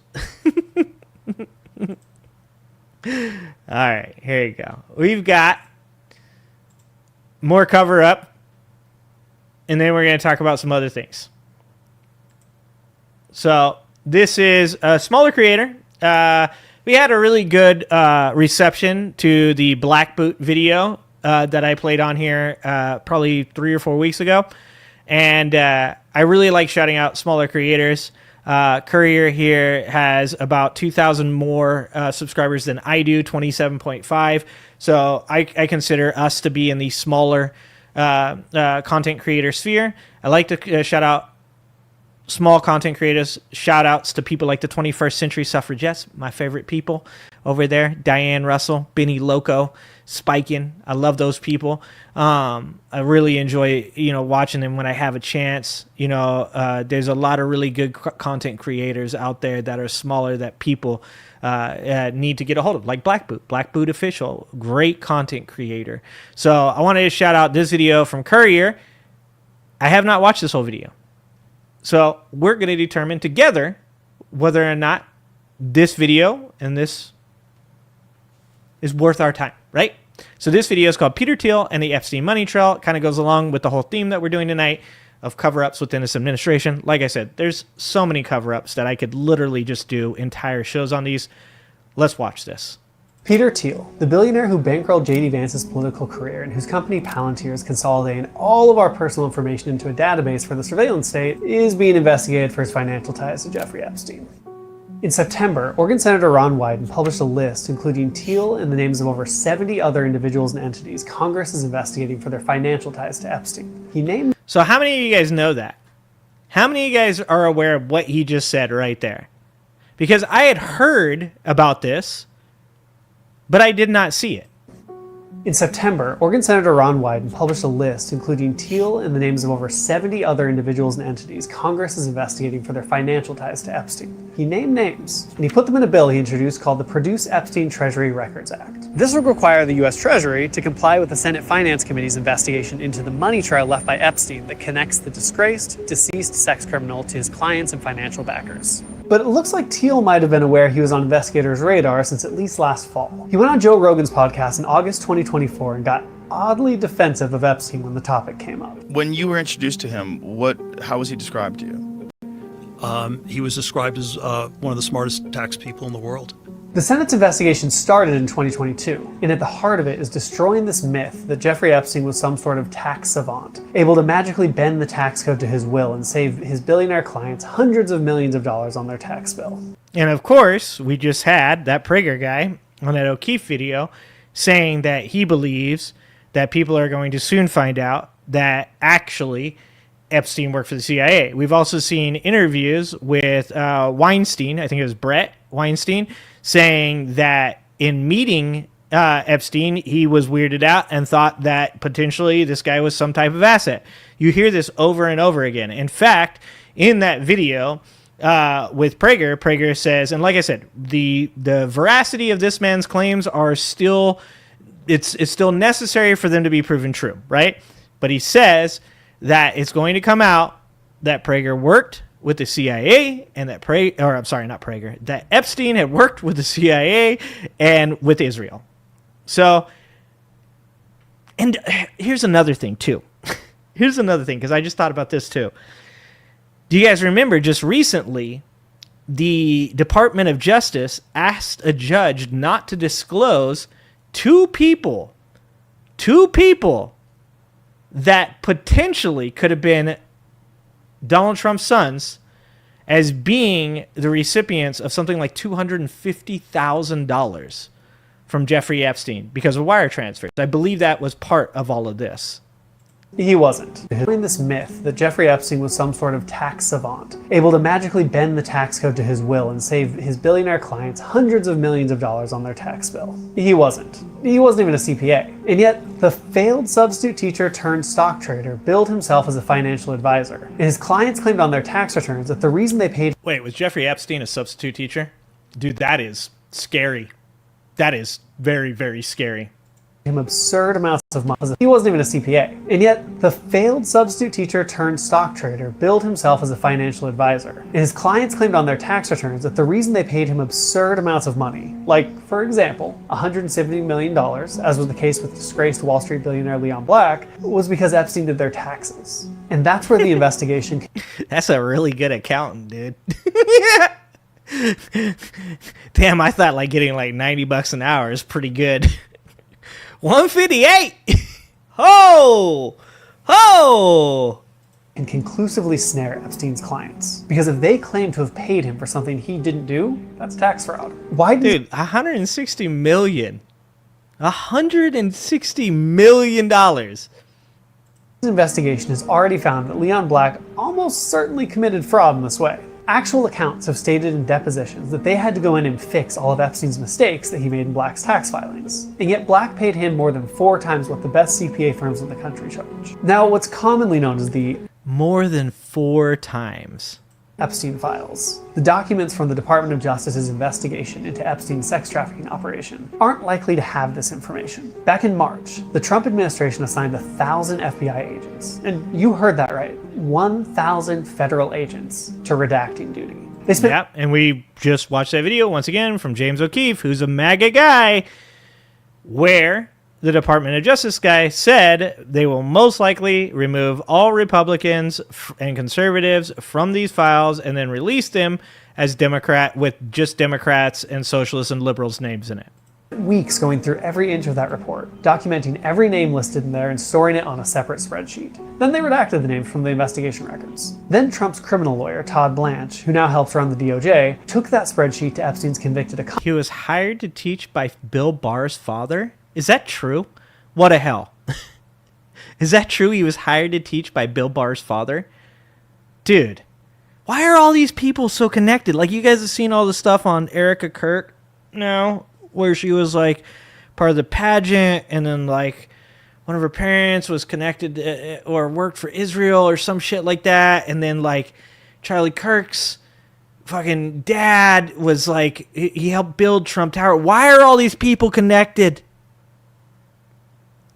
I remember reading about the American Revolution, and in the book Washington by Ron Chernow. Back there somewhere. I believe it's by Ron Chernow. The family, the Clintons, are mentioned. And I'm like, oh my God, dude. How far back does all this shit go? Accomplice, criminal lawyer, Todd on a separate spreadsheet. Then they redacted the names from the investigation records. Then Trump's criminal lawyer, Todd Blanche, who now helps run the DOJ, took that spreadsheet to Epstein's convicted accomplice, Ghislaine Maxwell's cell. Talked with her for 2 days. Bro, they gave her some Chick-fil-A first, too.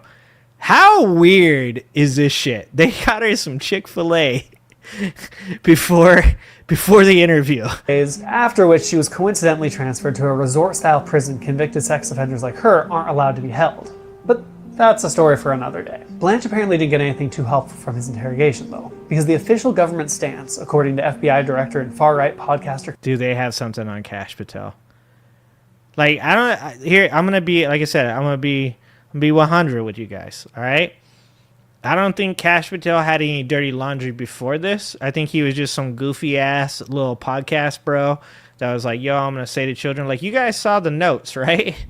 He saw his, like, positive affirmations he was writing for himself and shit. Like, you just do it. What would Jesus do? You know? He was writing himself like fucking a little like Tony Robbins like speech on his paper to himself. I think guys, I think Kash Patel got brought in by the Trump administration. And he was like, "What's up, guys?" And they're like, "Grab him!" And they threw his ass on the floor. They shoved a carrot in his butt, put a gigantic black dildo in his hand, and then they started taking pictures. And they're like, "From this point on, motherfucker, you ain't gonna say shit." This ain't gonna just get released in America. We're gonna have this shit all over the world. RFK just started peeing on him, dude. They're like, "Get the video of this." Everybody gets a PP tape. I feel like that might have happened. I'm just saying. Kash Patel held. But that's a story for another day. Blanche apparently didn't get anything too helpful from his interrogation, though, because the official government stance, according to FBI director and far-right podcaster Kash Patel, is that Epstein trafficked hundreds of girls and women all over the world to himself. He had no trafficking clients, according to the Trump administration. And people really did just pay him a lot of money to do their taxes incorrectly. Maxwell said somewhat the same thing, that there's no little black book with all of Epstein's clients. And at face value, that part is probably true. It's very unlikely that Epstein kept a list titled Clients for Sex Island, or that his rich, powerful friends emailed him and said, "Hey man, thanks for setting me up with that underage girl, here's $1 million. The people involved in like, even if that existed, Meg would be like, "It's fake news." There's just no winning this shit, dude. They literally, like I said, we ain't ever seen the Epstein files. Just so you guys know. We are never seeing the Epstein files. I'm just telling you guys that right now. They're going to vote on these Epstein files. It's going to pass the House because they have enough votes for that. It's either going to fail in the Senate, or there's a potential that it does make it through the Senate because these people don't want to be on record as protecting these pedos, right? And then it gets sent to Trump. There is no world where a reality exists that Donald Trump releases the Epstein files. If Donald Trump releases those Epstein files, it's going to be like 3 years from now when the whole country is in complete and utter chaos. And all it's going to say is Trump is not in the Epstein files. All the other bad people are. That's like, like I've said this a bunch of times on my stream before, we really started covering this stuff. At this point, I am like fucking so surprised that they have not AI'd a list or a fake files, right? Like, and I think the only thing that's keeping them from doing that is the potential that they have people within the administration right now that would leak like the real shit, right? Like, that's the only thing I think that's stopping it. The only way these Epstein files are ever coming out is about 3 years from now when fucking society is collapsing and Trump is like dementiaed out. He's got edema ankles. He's fucking in pain. He's so bitchy. He's just like yelling at everybody. He's slapping around Elon. Like, at that point, he'll like release like some fucking like facsimile of the files that just says Trump was not on the files. Shut up about Epstein. Oh, thank you for the $2, man. Cash, Vivek, Patel, Shawarma. This may be depraved and arrogant, but they're not stupid. Where's Ed and after Snowden when getting you away need with him? it for so long, to the point where Epstein was arrested, convicted, and still able to live his lascivious lifestyle again. The hubris of that success makes any sort of dead man switch unlikely. But money was exchanged, exactly. and it left a paper trail. Congressional investigators want those receipts, and have asked the Treasury for access to financial transactions between Epstein and Leon Black, his wife, his trust fund, and dozens of other people, including American oligarch Peter Thiel. Thiel is a Silicon Valley billionaire who believes democracy is a failed experiment. Palantir's like fucking just... Palantir just found this dude's video. You know it did. Palantir's like, yeah, we got you, motherfucker. And has coincidentally become inexorably tied to the Trump administration through both his protege J.D. Vance and his surveillance company Palantir. Palantir's been awarded billions in government contracts from Trump this year alone, including $10 billion from the U.S. Army to integrate AI into its processes. Oh yeah, just by the way, today, guys, Trump signed the contract. Grok is now going to be part of our government systems. You should Google that. That's real. Mecha Hitler is part of our government systems. We are so fucking cooked. And $30 million from Immigration and Customs Enforcement to allow the government to more efficiently intimidate, abduct, and track immigrants. The company also seeks to consolidate citizen data across government agencies, a potential violation of the right to privacy guaranteed in the currently eroding Fourth Amendment. In 2015, Thiel started taking money from Epstein invested in his venture capital firm Villar Ventures. Epstein invested $40 million with Thiel before he died, and his estate is still making money off it. And since Epstein's estate closed its victim payout fund, the $200 million and counting it's earned from investments into Thiel's company won't go to any of his victims. Instead, all future profit goes straight to the estate's co-executors. Darren Indyke, who now works at a law firm Trump uses so much he's almost filled out his punch card, and Richard Kahn, accountant to the alleged tax genius Jeffrey Epstein. Congressional investigators want... How is it? This is how dumb MAGA is. This is what makes me the most upset about MAGA. How is it that these people will literally chase like the like dumbest, most obscure information down a rabbit hole to a point where they're like, yo, like Bill Gates put robots inside of vaccines, and also like adrenochrome also, and like Biden's a skin suit, and also there's a ring for child trafficking underneath a pizza place. Like, I could go on and on and on and on. Yet right in front of these motherfuckers, you have the government that literally, and these people also, they hate Israel. I don't give a fuck what they try to tell you. MAGA hates Israel, okay? MAGA hates Israel. You have spyware from Israel that can be uploaded onto people's phones without them even clicking something. You have malware that can hack people's phones and find their locations that they're using for immigrants, guys. You have Palantir, which is scraping the internet and combining people's information a la Hoover. You have Donald Trump fucking putting troops in states. You have information being oppressed or suppressed by getting rid of people talking like Jimmy Kimmel. The FCC making threats.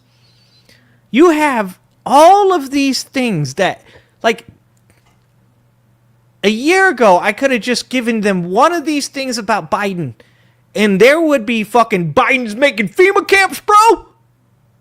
Biden, bro, it's fucking, there's camps, man. They're going to get us all together. It's going to happen. All of this. And MAGA's just not a peep. Not a peep. It just drives me so fucking crazy. I want to know if that $40 million was the only money exchanged between Thiel and Epstein, or if it's just the tip of the iceberg. And based on what they've uncovered from similar clues, as is the case with Leon Black, there's a decent chance there's more to see there than meets the eye. The Senate's investigation is being spearheaded by Ron Wyden, who was granted access to some of Epstein's Ron White, the comedian? financial documents held by the U.S. Treasury last year under the Biden administration. Senate Republicans, who control the committee, wouldn't sign off to a subpoena to get full access, so Biden gave them enough to gather more evidence, which could then be used to justify a subpoena. Wyden's investigators were given Treasury access for exactly 1 day. No copies of anything could be made, and no records could leave the building. Sorry, it started. Say like you gotta memorize anything you see. What the fuck?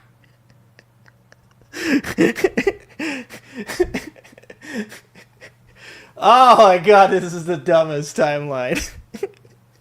They're like, you can go in here, you can look at this shit, but you can't copy anything, you can't take notes, you're not allowed to record anything or take photographs. Whatever you can remember, that's it. And then good luck proving that shit exists. Except for any handwritten notes scribbled down by investigators. And even with that tiny window, they found over $1 billion worth of transactions between Epstein, his associates, and bank accounts in countries Epstein was known to traffic teenage girls from. He was also using sanctioned Russian banks to try and hide the money trail, which is super illegal. But the US banks he used, JP Morgan, Bank of America, and a few others, were making money off the transactions. So they didn't report it to the Treasury until after Epstein was arrested in 2019. The president at the time, Trump, didn't investigate it, and neither did Biden's DOJ when he took office. Wyden was making progress with his Senate investigation under Biden, but when Trump was reelected, his Treasury Secretary Scott Bessent revoked access to these documents, stonewalling the investigation. Republicans in the Senate have continued to be unwilling to aid Wyden in his investigation, still denying his request to issue subpoenas for the documents from the Treasury. Since Wyden can't access these financial reports by request or subpoena, he's now trying to get them through legislation. And he's found a pretty clever way to try and get it passed. The Petro bill is being introduced as an amendment to the National Defense Authorization Act, an annual budget authorization that passes just about every year. Yeah, Republicans got so pissed about that. Oh my god, it's so crazy too. Like I said, MAGA are fucking brain dead, dude. There's no hope for those people. Like we read last night, like all of these comments from people that cut off their MAGA family, and it's like the saddest shit ever. And I make this joke all the time on stream. I always say like, your family don't love you, your friends don't like you, your coworkers hate you because all you do is talk about fucking Trump. I'm like, and now you're in my chat because you're lonely and you're sad, and this is the only place that you can go to talk to people. But to be fucking honest, it's pretty fucking true. And the reason is because of shit like this. Because you say that you want to see the Epstein files released, but the moment that a dude literally tries to do something clever and get this shit thrown on the fucking National Defense Authorization Act, which, by the way, like a fucking year ago, you guys were like, we give too much money to the military, bro. Now we're going to give them like a fucking $1 billion, $1 trillion. Yeah, what am I saying? $1 billion. $1 trillion, like 897 million or $1 billion. And you're like, no, this actually needs to. And also, you guys can't put that Epstein shit on that, bro. Y'all are fucking brain dead, dude. And is currently working its way through Congress. Brain dead. Tying the legislation to a bill guaranteed a vote will force every senator to go on the record in their support of, or opposition to, accountability for Epstein's co-conspirators and justice for his victims. Senator Chuck Schumer just did that same thing. He added an amendment to the same defense bill that would have released the DOJ's Epstein files. Republicans called it a political stunt and voted it down. And now they're all on record protecting Epstein's accomplices. Wyden's amendment is much more specific, more narrow in scope, and probably most important for those Republican senators, doesn't include Trump's financial records. Leaving him out could give those who voted against Schumer's amendment enough cover to vote in favor of Wyden's, since the whole reason they voted against Schumer's is because Trump told them to. If passed, Wyden's bill would give the Treasury... We gotta try everything we can. 30 days to hand over physical copies of suspicious activity reports filed on Epstein's transactions, and 60 days to give investigators details on any investigations into Epstein conducted by the US Treasury. Meanwhile, in the House, another investigation into Epstein has sprung up. This one has Republicans and Democrats on board, and has followed Wyden's lead in requesting financial records from the Treasury. And while Treasury Secretary Bessent has ridiculed and even... Dude, Scott Bessent's gonna beat somebody up for this shit. Elon Musk already found out. Scott Bessent's gonna beat somebody up for this shit. Oh shit! I forgot too. Isn't somebody said Scott Bessent is a 6'3" gay dude that don't take no shit? And I was like, was he? I forgot he was gay. Oh, thank you for the $5, fan. Thank you for the $5. You do have to memorize what you see because they're targeting education. They're trying to rewrite history by changing the books or erasing them. I think they just burn the books. Isn't that's the next step in this shit? Don't they just start burning the books? Threatened Wyden for his requests. He said in early September he'll comply with the House investigation and deliver the requested documents. No timeline was given though, and the House didn't give a list of specific names or institutions it wanted the transaction history of. So it's unclear that if Bessent really does comply, he'll hand over the information on Thiel and the others, or if he'll selectively choose who to implicate and who to spare. Yep, like I said, you are never going to see the Epstein files.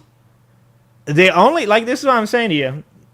If you're a Republican and you're not a brain dead MAGA person, this is the only chance you have. You ever want to see those Epstein files, you better vote for a Democrat in the next election, if the next election even happens. Because even Gavin Newsom, bro, even Gavin Newsom was like, no, you guys need to wake the fuck up. There ain't going to be a 2028 election.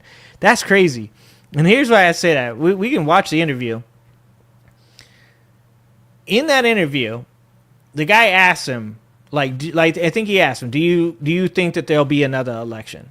And Gavin Newsom starts answering that question, and then the guy tries to follow up with some other stuff, and Gavin Newsom actually rides over dude, and he's like, no, I'm serious. People need to take this shit seriously. And he does that for 2.5, 3 minutes straight, where the reporter is trying to ask other questions, and he's just like, this is the only thing that matters. This is the only thing that matters. And people should wake up to this shit. If you think that Donald Trump will not pull every weapon out of his arsenal, every magic trick that he has, because he's probably the magician that's in the Epstein files, let's be honest. I saw you guys saying another dude, and I'm not going to make any allegations, but that shit's probably true. Just say his first name is David, and he made a train disappear when I was 9. So that was 35 years ago. He has put 2 and 2 together. Allegedly.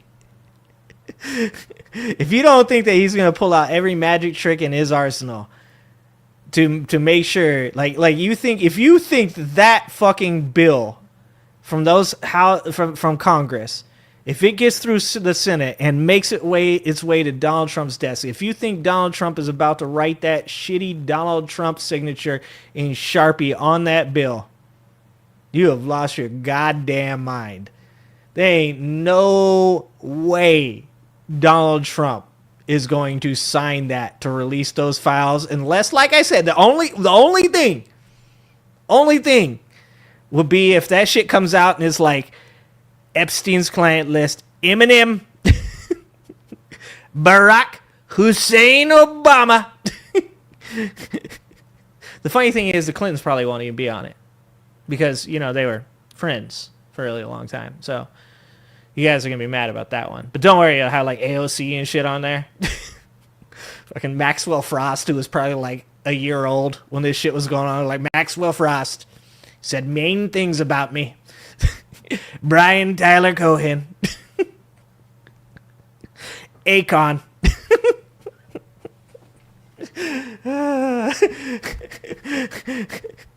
Like I said, too, it's going to have a couple people that 100% are Republican that Trump just throws under the bus. Byron Donalds. Because he's black. Caitlyn Jenner. He was so fast. Caitlyn Jenner. Epstein list. Fuck. Caitlyn Jenner might actually be on that shit, to be honest.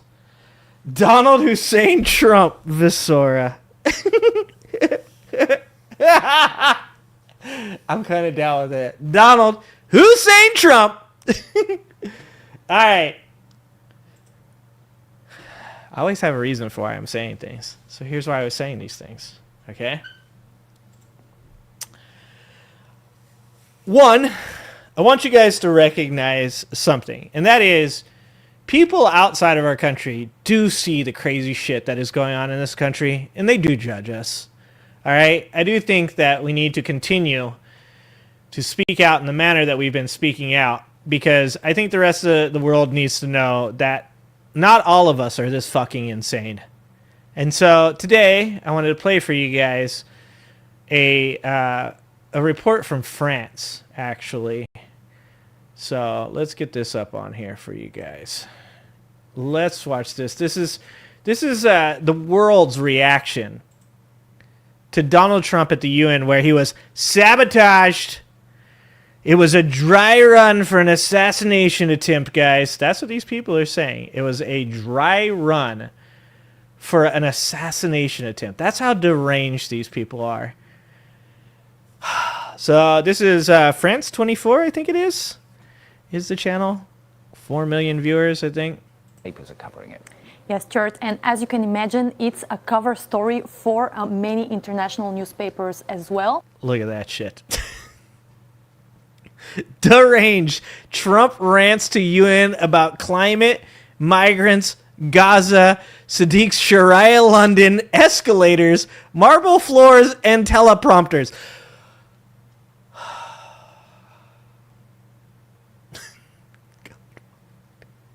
I need to move. I just need to go. Why am I still here? The fuck is... Let's take a look at British, the Daily Mirror here, that calls the speech, quote, deranged. It summarizes the speech that was 56 minutes long. Oh, I'm sorry, guys. I missed the part that says world's most powerful man baby.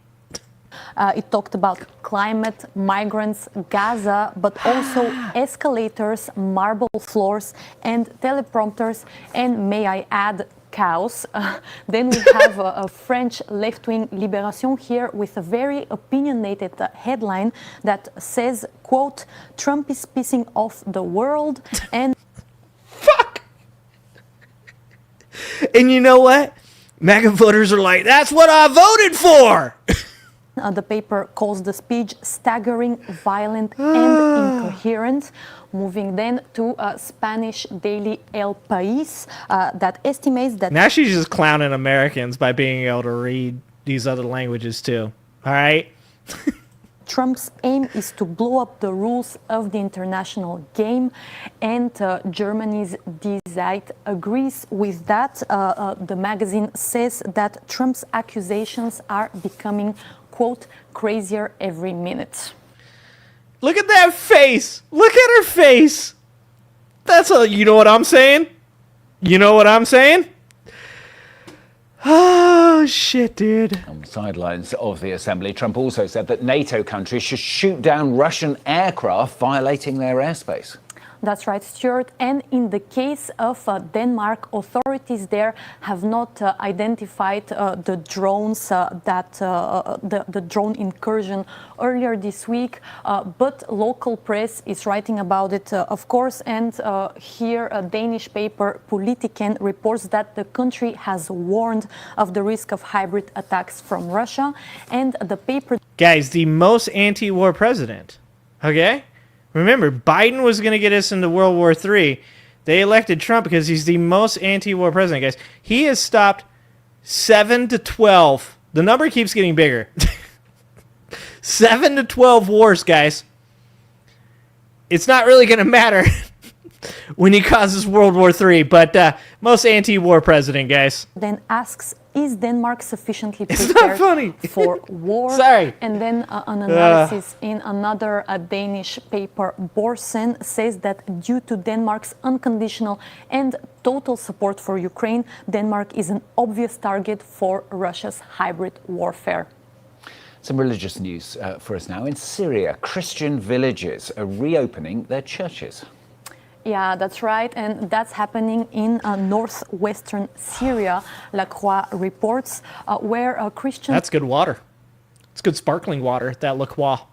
I myself prefer pamplemousse because it makes me feel high class. Okay? I'll tell you this. I may have grown up in a trailer park, but now I drink pamplemousse. Villages are being revived. It's French for grapefruit, just so you guys know.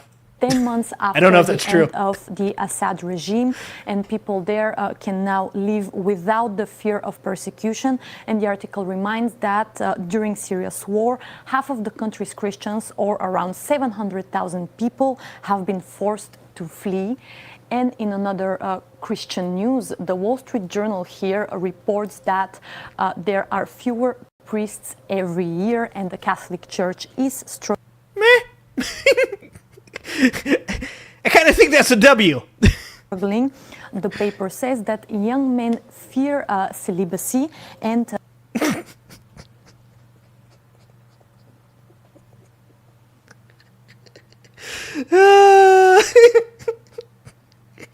I'm sorry.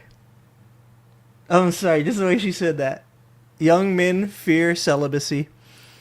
Like incels all over the country right now are like, bitch, we hate it. They won't let us touch the boobies. Why would I become a priest? Oh, never mind. Actually, this administration, I'm surprised this entire administration aren't Catholic priests who would give them free access to, the age of their choice. Just saying. They are paralyzed by the endless options offered to them today, and that makes committing to the job of priest even harder. And finally, a final religious article from the Washington Post talking... Yeah, if you guys are watching this video, you didn't get raptured, all right? Just want to throw that out there, all right? None of you guys got raptured. You're just here with this soulless ginger. About TikTokers who believe that the world was supposed to end yesterday or still today. The Washington Post is a bit skeptical. This must have been from yesterday. It was a 2-day event. Okay? Wednesday and Thursday only. Es muy caliente. Sabato. The rapture. All right? But 2 days only. As if you're reading this, the rapture probably didn't happen. So it's talking about this TikTok trend that's called rapture talk. And a rapture is a prophecy that some Christians believe in that says that some of the chosen believers will go to heaven right before the apocalypse comes. So let's take a look of one rapture TikToker. Oh, yeah, let's do it. And oh, I didn't see this one. You guys already know. I truly believe with all my heart we will be raptured during Feast of Trumpets this year. If there is some chance that we don't get raptured. So many rapture TikTokers are preparing for this end of the world, and The Guardian also reported that some of them have even sold their cars or requested eternity leave from their employer, Stuart. Well, at the moment we're still going anyway, for now. Finally, the French press is reporting on the new French Mr. Universe contestant. Hopefully he'll get to the end of the competition, assuming we're all still here. Do you guys want to see that? I started going back into old man mode. I was like, all right, look, the news is on. All right, we're going to just sit down and watch the news. The news, look, I'm just going to be honest with you guys. French news, much more, I wouldn't even say it's entertaining, much more interesting. Much more interesting. Like, we have WWE'd the news here in America to our own detriment. And this shit just gets dumber and dumber and dumber because there is no level that the American news media will not sink to generate some shekels. That was actually interesting to watch. All right, so I'm trying to give some hope.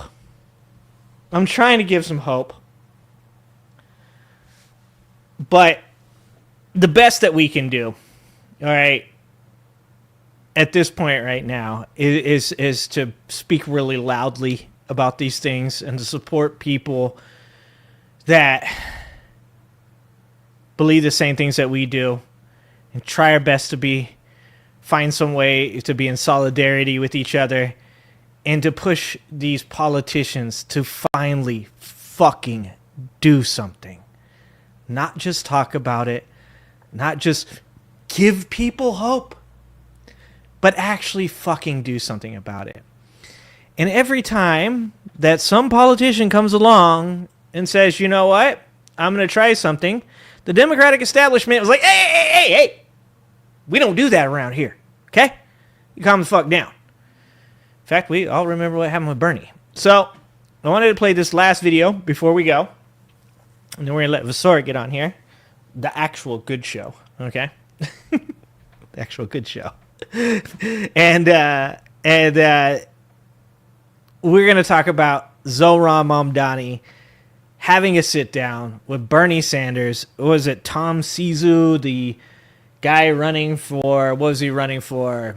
Some Congress position in New York. That was, they should make their own party. I actually am 100% for that. I think there should be a socialist party. I believe there should be a Democratic party. I believe there should be a MAGA party. And I believe there should be a conservative party. I believe there should be 4 parties. And I think we should split this shit up and get a move on with that. Because obviously, like, when you hear what that dude had to say about, like, how Mamdani's ideas are counterproductive, we just got to continue the status quo, guys. Continue the status quo. It drives me up a fucking wall. So let's watch Zohran Mamdani for a minute here before we get Visora on here. And let's watch him talking to Bernie. Because Bernie's an old man. And Bernie is doing a lot of work out there that he doesn't have to. And I am so appreciative of this man right now. He's not running for president. He's just literally out there doing what he's been doing his whole goddamn life. He's an activist. He's worked for people, and now he's trying to tell people, like, don't fuck this up. Senator, Zohran, how are you?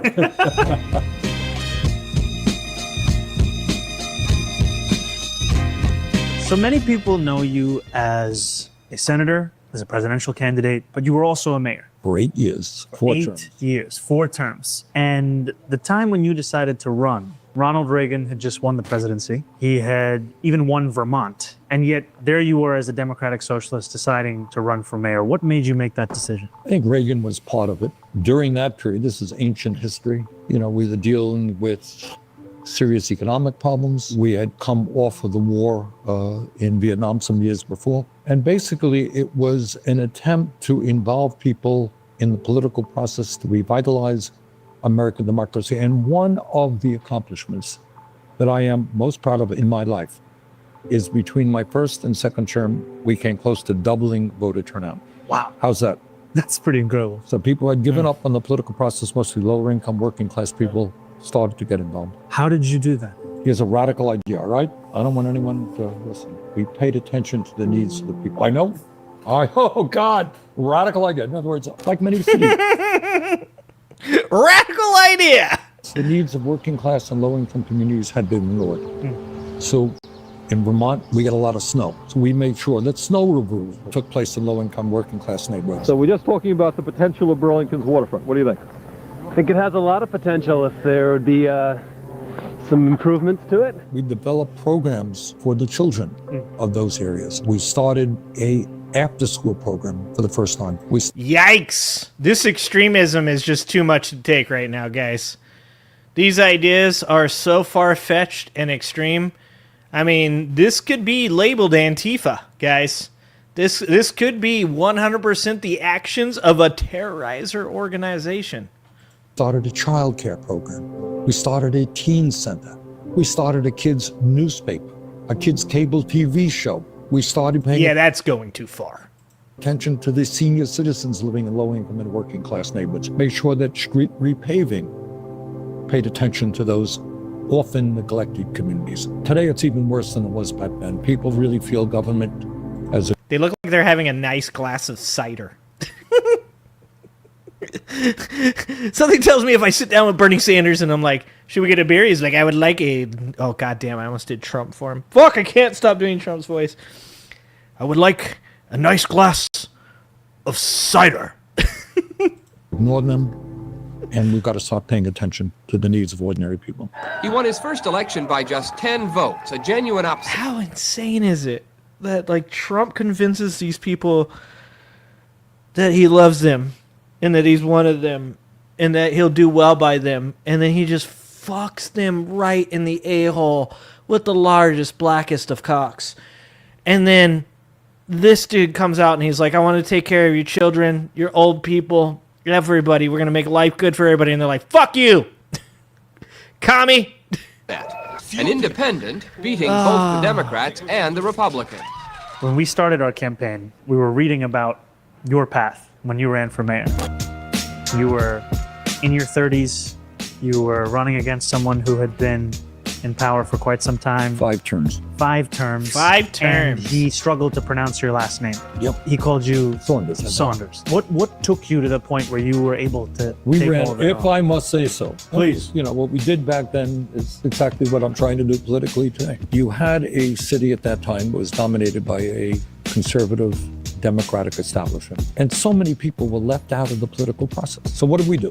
We went to the low-income public housing. We talked to people. What are your needs here? We talked to women's groups. This is way back when. Wait, you talk to the people? That's novel. We did not really have an opportunity. Talk to people in the arts community. Said, what can we do more? We had meetings with hundreds of parents to talk. Just as long as you didn't talk to musicians. That's where I draw my line, okay?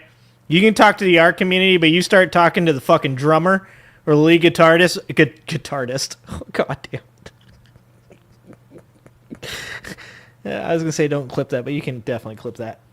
A guitarist. I don't even know what I was saying. About what we can do to improve life for the kids. It's been a long And then day. A week before the election, we talked to the Burlington Patrolmen's Association, police union. And we said, look, you guys said, you guys are workers. It's a difficult job being a cop. How can the city play a better role? And we talked about it. You were sharing earlier that when you won the race, you then came into a city council. Sounds pretty communist. You know, talking to the police and asking them how he could help them do their jobs better. That's pretty communist, guys. That's still shudder. We had 13 people on the board of aldermen, and their strategy was very simple. They said it was a fluke. That was the word that they used. He somehow got in. We're going to make sure he doesn't accomplish anything. 2 years from now, people are going to come to their senses and re-elect all of us, right? Sound familiar? That's exactly what they said with Obama, too. It's fine. He got Mitch McConnell said it was his job to make sure that Barack Obama does not achieve a single thing. They made life miserable. They denied all of my appointments. So I had to work with people who had spent their whole life trying to defeat me. 1 year later, I worked so hard knocking on doors. We ran a slate of candidates. On election day, we won 3 seats, plus 2 gave me veto power, changed the whole. This is why I wish that fucking Bernie would say, get wrecked. Get fucking wrecked. Direction. And I think even our opponents said, that we better back off. What Bernie is doing is what people want him to do. So we did so many things which brought people together to help develop a sense of community. I'll give you an example. It's a beautiful city. And I said, look, I want to plant trees all over the city. It can't be done. Well, we don't do that. Ooh, we don't want trees. What are you doing, man? Look, we build office buildings that look like dog shit. That is American culture, okay? We don't want any fucking murals. We don't want any fancy paint on the fucking ground. Definitely no pride flags, okay? You want trees? You want trees? We ended up getting money. And you know who planted hundreds of trees in the city of Burlington? The people. And even sadly, all over the city of Burlington, people were out there planting their own trees. We started a jazz festival, which shut down the Okay, see, that's, once again, that's where I draw the line. No jazz festivals. entire city for free jazz all over the city. Still going today. Circuses. We just did a whole lot of things to bring people together culturally. Excited that Ella Fitzgerald is here. It's certainly going to be a great few days. Thank you very much. And where would you find the funding for this? It was not a lot of money, to tell you the truth. You'd be surprised that small amounts of money can really go a long way, especially in a small city. One of the things in the arts community, and I found that when I ran for president, there's so many great musicians and artists out there. You give them an opportunity to perform, to be supportive of working class ideology, they are there with you. They're an untapped resource. I'm Jane Driscoll, and this is 242 Main Presents, a production of the Mayor's Youth Office. So you established a youth office? Yep, which was headed up by a young woman named Jane O'Meara Driscoll, who 40 years later is still my wife. We got married in the process. Aww. So we not only got a youth office, I got a wife. In the low-income areas, there wasn't even a little league. So we started a little league, and I was one of the coaches. I think especially... He coached Little League? This man is a superstar. With the youth office, what comes to mind is that in New York City, we often tell kids, especially teenagers, what they shouldn't do. We spend very little time telling them what they should do. We did, and it doesn't seem like a big deal. We established a teen center, and we said to the kids, no drugs, no alcohol, no cigarettes. You decide the music, you run it yourself under those conditions. Honest to God, I bump into people today who say, I remember that teen center, and we had musical group battles of the bands. These kids were coming out, terrible music, loudest music you ever heard in your life.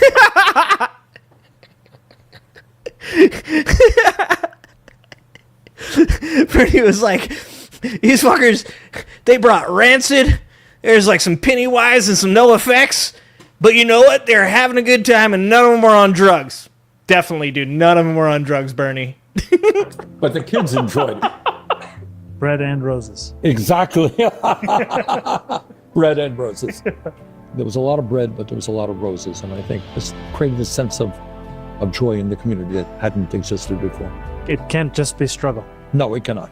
People have the right to enjoy community. It speaks to the fact that governance will require everything. Yes. And so often our ideas, our movement, they are thought of as if they could only exist in a purely legislative context. But this is this opportunity to show that there's the application of all of these ideas could transform the... By the way, guys, this guy's, remember, this guy is the guy that conservatives said is going to do 9/11 Part 2. Okay? Remember, this is extremism. And you know what fucking scares me about this? Is we watched that video from More Perfect Union the other day where Bernie Sanders sat with that Trump supporter and he was like, what did you think about me and what do you think about me now? And she was like, I thought you were evil and I thought you were a communist and I thought you're a bad person. And now I'm really angry because I feel like they lied to me. And it's like, how many times are we going to do that? How many times are people going to be presented with somebody that has values that actually could make their lives better just to watch them just fall down these fucking rabbit holes of misinformation and just go and choose the worst possible candidates for them? It's really scary to see good people exist in this political atmosphere that goes so hardcore unnoticed, especially in the age of information. You don't need to go far. You can just put in the dude's name and you can watch all the videos you want. It's crazy. Lives of working people. Absolutely. The people of Burlington said very clearly that they want to do away with the regressive and unfair property tax, and they want some basic alternatives. One of the that's what I'm talking about. That's what I'm talking. Can I get Bernie? Things that really struck me also about what you ran on was taking on a broken property tax system. Can you share a little bit more about what motivated you to pick that and how you see that as a progressive priority? You got a tax system where a nurse or a truck driver may pay an effective tax rate higher than a billionaire. That's absurd. That's got to be changed. So we led the effort to breaking our dependence on the property tax because it is a regressive tax. There are so many echoes with the struggles here in New York City, where you have a property tax system that so many have acknowledged for so long is broken, and yet there's the lack of political will to actually put forward a vision that would be fair. Wouldn't be easy, it wouldn't be simple, but it would be fair. And people lose their faith in government if you can't address the most glaring example of its failure. That's right. It's a sad day because the United States has chosen to go to war against the people of Nicaragua. When you were the mayor of Burlington, you would also speak up against U.S. foreign policy. I did. That was far out of line with the values of most people across this country. For the last 150 years or so, the United States government, in its wisdom, has decided that Latin America should be a colony of the United States government. How would you balance leading the city and speaking up for... First of all, you got to do your job. You're not running for president. That's what I was going to say is he does it, he balances it because he's active, because he cares. Because, like I said, how many people right now in the Democratic Party are doing anything on the level that Bernie Sanders is? If you can name like two, that's a lot, right? Like right now, there are very few people in the Democratic Party that are doing half as much as Bernie Sanders. And yet he doesn't have a reason to really do it professionally. He's not going to run for president in 2028. He has no want to be the president of the United States at his age. If he wanted to, I'm sure he could seek citizenship somewhere else. He could retire from the Senate. He could move on and move away if he wanted to. But Bernie Sanders does things because Bernie Sanders cares. Because to Bernie Sanders not to do something would be a tragedy. And you can see that when he says, you know, as the mayor of New York, you're speaking, or I'm sorry, as the mayor of Vermont, you're speaking up against all these, you know, other things that are going on. Mayor of, Burlington, sorry. And he says, well, yeah, because it's balanced. You're doing your job, and then we'll let him talk. But it's so important that people understand that when your politicians choose to only do the things when the cameras are on, or only do things that can forward them professionally, those are not people that value you or your vote. To the United States. You're running for mayor of New York City, a city which, like every other city in America, has significant problems. That is your job. But sometimes, as the leader of a great city, you do have a right to reflect the views of the people in your city on some of the important issues facing the country. So what I can tell you, having been all over this country, is that the American people do not want to continue to spend billions of dollars supporting Netanyahu's extremist government, which is wreaking havoc and destruction on the Palestinian people. You have a right to speak out on those issues. I think you do. And I think when you do, you are reflecting the views of the vast majority of the people in this city. Very good. Okay. I think that we should see some of the people that are trying, so that way we do understand that we're not the only ones, right? Like there's still people that care. When I started doing my podcast, for those of you guys that don't know, I have a podcast called Progressive Matters. And when I started doing that podcast, I sat down with politicians, a woman that was running for the Senate in North Dakota. I sat down with John Pedora, who was running for Congress in Colorado against Lauren Boebert. I spoke with a congressperson in North Carolina. But the reason that I started doing it was because I wanted to show people that there are politicians that do care. There are politicians that are real people. And I learned a lot of really interesting and important things, like Lindsay Prather of North Carolina, who's a educator, like taught me that you should get paid. I think she got paid $13,000 a year to be a entry level like congressman for the state of North Carolina. So she had to drive every weekend 4 hours to Raleigh and then drive 4 hours back because she had to be back in time to go to her job as an educator. And I learned a lot about the human aspect of politicians. And of course, I went on to also interview reporters from the New York Times, authors of many different books, lots of them that you can see behind me. And And I just wanted to see the human side of people and see the human side of politicians. So Visora's next. Please stay and watch that show. And just remember, it's not time to give up hope yet. There are still good people. So thank you guys for being here. I appreciate everybody. I love you guys to death. And stay for Visora. And I will be back on my channel Saturday at 5 o'clock. All right, guys. Love you guys. Appreciate you guys. See you next time.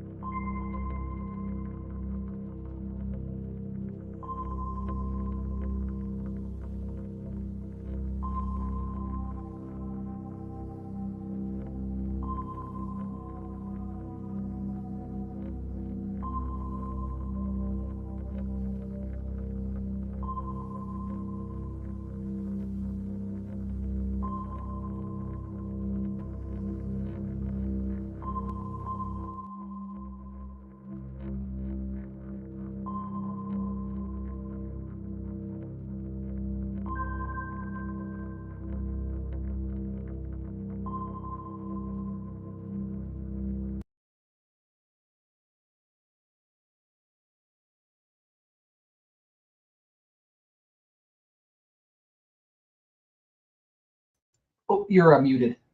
Oh, there we go. Sorry, I forgot to unmute myself for a second. Good morning, everybody, or good evening. How are you all doing today? Shit. I mean, you've seen all of the news. AG did a fantastic job covering the insanity in this country, where we're at politically. We are in the dumbest timeline. I still agree with this 100%. I think even further than that, I think we are also in one of the funniest timelines. It's both the dumbest and one of the funniest. I don't have the words to explain this, so I'm just gonna put this on, for example, and show you. It is bizarre, guys, the world that we live in. There we go.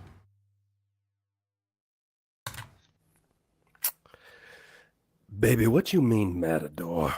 Do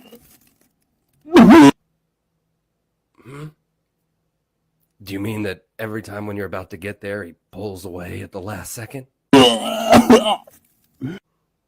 you mean that he'd almost certainly rather be playing with the bull? Did you mean you have to be speared by a bunch of dudes first and then he comes in last?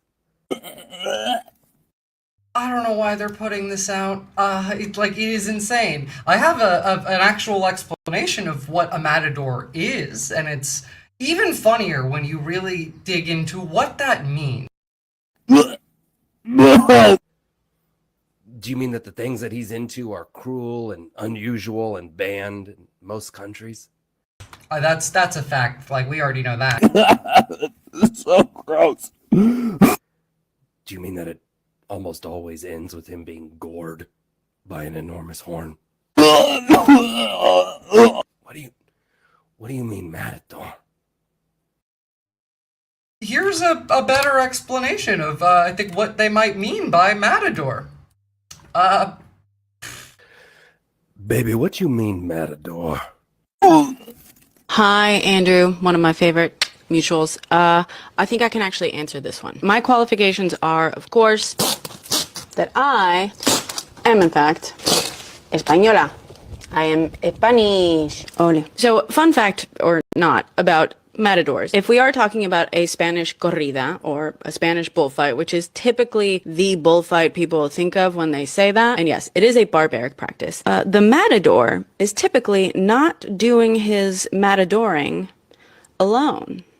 Yeah, so a lot of people don't realize this, but most of the actual brunt of the work in a corrida happens before the matador ever even touches the bull. So there are... I would like to remind you all of the reports a few months ago of Stephen Miller's wife fucking Elon and cucking Miller. I wonder if maybe that was just kink shit. 3 phases after they all kind of prance about for a bit. In the first phase, the matador mostly watches while 2 other he's a men cuck. play with the bull, teasing it, tiring it out. They do most of the penetration with lances, weakening and tiring out the bull. See, this is what makes the bull a little bit more manageable for the matador. Oh, and don't forget that this whole time there's also a judge. Don't forget that Stephen Miller is the type of person where the only condiment he will eat is mayonnaise, according to his wife when she was interviewing J.D. Vance. Watching to make sure that the bull has been entered enough times by a lance for it to count. In the second portion, a whole new group of men plant their flags on the bull's back, further wearing out the bull. And then finally, in the third portion, this is the one that everyone thinks of when they think of a bullfight. This is when the matador finally gets his time to shine. Once the bull has been run through by all the other fighters. I'm telling you guys, the foundation of right-wing Nazi ideology is sexual insecurity. We know that every accusation is a confession. They call us sexual degenerates. I think that in the positive way. They're sexual degenerates, in quotes, derogatory. Yes, we are all suffering because of their own sexual insecurity, their own issues. It is incredibly funny that Stephen Miller is a cuck on this level, but like, they make it your problem, and it's always been this way. It is insane to me that we are talking about the White House, Deputy Chief of Staff's wife getting railed by like several men, while the White House Deputy Chief of Staff sits there and watches. Mind you, this is the guy who did a Goebbels speech just like this week, like basically plagiarized it, and is running all of the immigration-related policy. Yeah, conservatives are weird. It's all being weird because it's all fear. It's all insecurity. It's all... See, like, Stephen Miller likes to watch, allegedly, his wife get railed by several other dudes. His greatest fear is that they will be black dudes. And that is the foundation of it all. The most cucked of the Reich, just like Goebbels living a cuck life side by side. That's a real follower if I've ever seen one. I mean, he does track. I really did not need to know about this. I mean, like, Angry Ginger, I did not need to know about Stephen Miller's sex life either, but I do like ridiculing them a lot. I really do. Now that the bull is weak and tired, this is when the matador can finally handle it. And this portion doesn't last. Oh, that's the other part. He's also a loser who can't please his woman, and so this needs to happen. And again, that ties into the insecurity because he can never please his woman. What do we expect from Nosferatu's edgelord cousin? Basically. Any longer than 10 minutes, during which most of the time the matador will actually be using a fake sword. But yes, finally, at the end, the matador will get to use a real sword that he pulls out at the very last minute for one blow. And then immediately after that, another torero will come out and make sure that the blow worked and the job was done correctly. So that's... So, like, even after he gets to have his turn, someone else has to go after him to make sure that she got what she needed? It's probably what she meant. Otherwise, matador translates to killer. So she just called her husband a killer. I don't actually know what she was hinting at there, but, you know, it's Elon. You know, speaking of Elon Musk, I do have to say, I was watching the new episode of Gen V last night. If you're aware, it's like a spinoff of The Boys. And in this new episode, there's a character whose, like, superpower is bloodbending, basically. And in the school, they're trying to teach her to control her powers. But, like, obviously this is The Boys universe, so, like, really bad shit happens. They get her a goat. And this is the professor. And it's incredibly funny because this was written, like, months ago. They named the goat Elon Musk so that she would be willing to try and levitate it, because the last time she tried it, the thing that like she was levitating exploded. She's like, I don't want to kill the living thing. We're like, that's why we named it after an asshole. And I love it so much. Elon the Finisher has me cackling. It is very, very funny. They're all massive fucking losers. Genuinely. And because they're losers, they will do loser things. Look at, like, this is to touch on what the Angry Ginger was talking about in his show, but, like, tell me that this isn't loser energy. This is also insane, mind you, but a person who has any confidence in their ability, a country, a government who has any confidence in their ability to have influence over the world doesn't say shit like this. This is what losers do. What's going on with the escalator? What do you think? Yeah, they sabotaged them. Yeah. And they could have hurt the First Lady. Yeah. Trump would have fallen and he would have gotten back up. But, you know... They would have blamed it on his rhetoric. And then they sabotaged the teleprompter. Yeah. I mean, this is an insurrection. And what we need to do is either leave the UN or we need to bomb it. It is in New York, though, right? Yeah, there could be some fallout there. Yeah, yeah. All right. Maybe gas it? No. That's not. We're being run by Al-Qaeda, guys. This is Fox News talking about bombing the United Nations during the General Assembly when there are world leaders from all over the world attending. We're gassing it. What are we talking about here?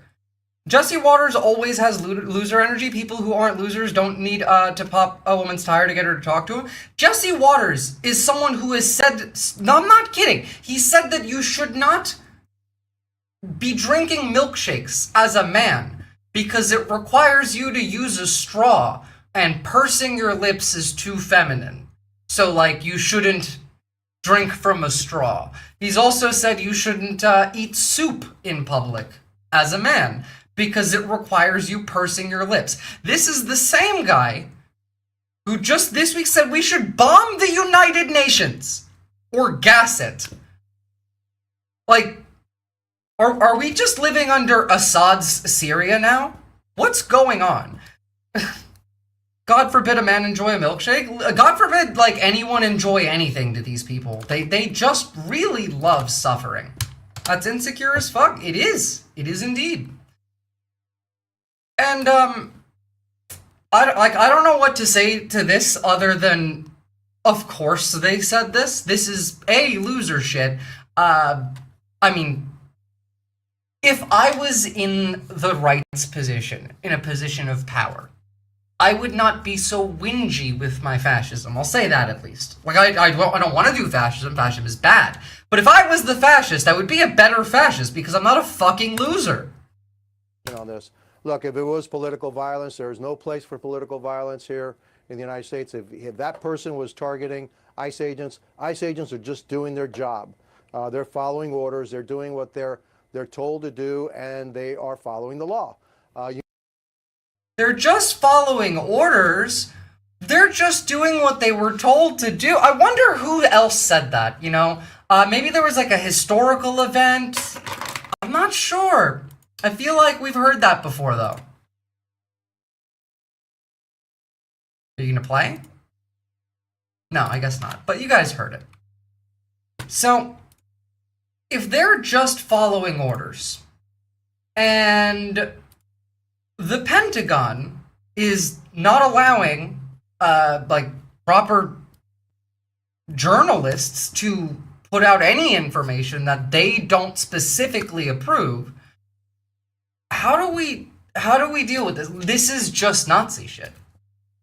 Danny Garden, hi, Visora, first time hearing about you. Heard about this channel from Andre and Sandy. The Nazis were just following orders. Yeah, absolutely. Welcome to the channel. Welcome to this space. Guys, support independent media. Channels like this space, collectives, are what we have now. That's all we have now. Go and support your streamers. Go and support your independent journalists. Do not rely on the algorithm to provide your pathway here. Write down physically on a piece of paper creators that you like to get your news from, your information from, your analyses from, and then check their pages manually.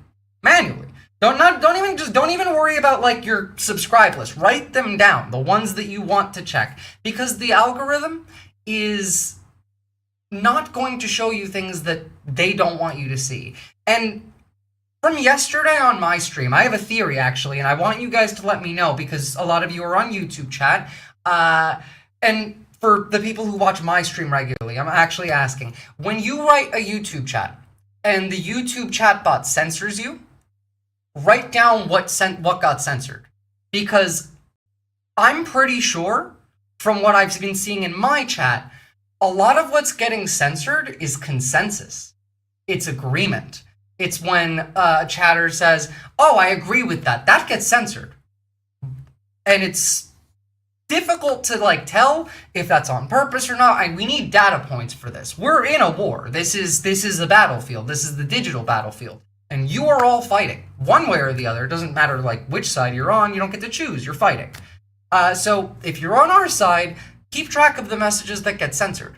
And like, I don't know, send them to me or someone who actually does data analysis, and let's figure it out, because I have a sneaking suspicion that they are trying to specifically cut down on agreement and consensus in the chat. And that would be both very evil, very smart, and very successful if they were. Especially when we're talking about, like, information. Information is being gatekept from all of us. Screenshot and point to the messages. That'd be great as well. Visora, thank you. Genuinely, guys, I would like a repository of examples as soon as possible. As much data as possible. Posts that have been censored expressing consensus. Yeah, please, like, send them to Bunkor, send them to me, join the Discord. We got to figure that out. Do you have an Adama protocol, like an emergency rendezvous point for when YouTube falls? Not necessarily. I mean, I have my Discord. I'm already banned from Twitch for 30 days. At the moment, it's difficult because there's no other real platforms that are trafficked, you know, that we can switch to. Discord for now, join in there, and then you'll get links to like other stuff. Like we have Signal. We'll figure something out, but it's going to come down to really having to have a mailing list. I mean, like, we're going back. We're regressing to where we used to be.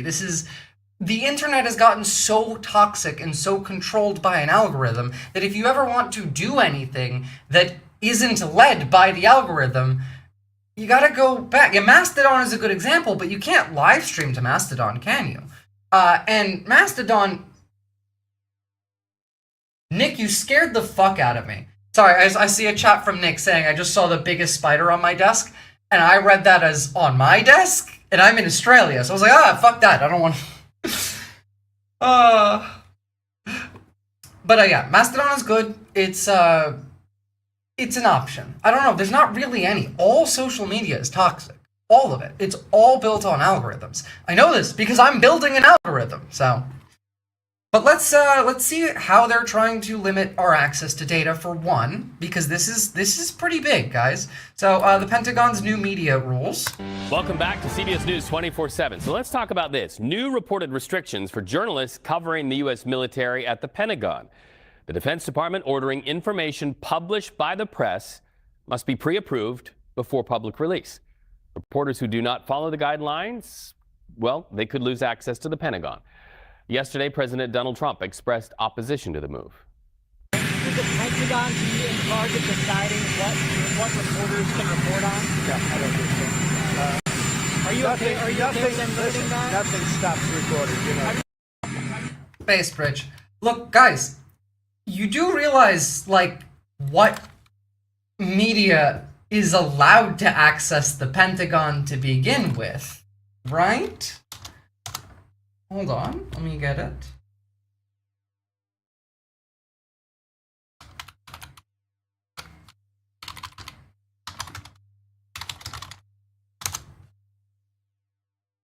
We got the New York Post, Breitbart, OAN, and the HuffPost. So we got 3 Nazi media, and we have HuffPost that have access to the Pentagon. And they're not allowed to put anything out unless the Pentagon says it's okay. Okay, hear me out. If you want to give coded messages without people noticing, you got to incorporate it into vices, gambling, porn, like alcohol bottles. Only the in-group recognize the messages, but they will be distributed. Smart idea. Jade, you should join the Discord. We need strategy. I've been advocating for viewing politics from a strategic lens, a psychological lens, a sociological lens, as well as the political lens. We're good on rhetoric, like we're fine. We're the only ones that are not specifically like crazy or evil or just dumb, at least in the country. It's you know, the left. Strategy, we're not doing. We're just not doing it. And it feels to me like a lot of people are just waiting for someone else to start. And that's an issue. Because we don't have time. This is what's happening now. Pete Hegseth orders top military leaders to attend a mystery meeting. This is not just a regular mystery meeting. This is a pretty unusual and big deal. So hundreds of generals and admirals have been ordered to Virginia in the coming days. According to 4 defense officials who spoke to The Intercept on the condition of anonymity, the conclave of general and flag officers is unprecedented and alarming. The officials said that the military's top brass on Wednesday were instructed to report to a Marine Corps base in Quantico, Virginia, on or around September 30th to meet with Secretary of War Pete Hegseth. 2 sources show that the timing was pegged to the potential government shutdown. Mind you, they have a plan for mass firings during the shutdown. Now, that is still Project 2025. They want to do the mass firings. We should still have the shutdown. Mind you, we should still have the shutdown, in my opinion. Not hundreds, every single admiral and general. Yeah, absolutely. Which is a massive safety risk. It's beyond just a safety risk. Some of these admirals and generals are in places where there is conflict. I mean, we're pulling back people that are in the Pacific, like getting ready to like defend against China or whatever. And this is going to be a purge. This is very Russia-coded. So the officials were unsure of the exact reasons behind the extraordinary order. They speculate about the purpose, wondering if it might foretell a culling of general officers. We've already done some of this. A significant reorganization for military command structure, which would also include the culling. A threat to issue contact with the press, which they're already doing. Or a loyalty oath, which they will almost certainly do. So we got one source, someone in jest evoked the phrase coup d'etat, later clarifying they meant the gutting of leaders who might question Trump's policies. They want to mass purge the military, yet somehow the budget for the military is projected to increase like $200 billion. Do you want to know how they're going to do that? I can show you.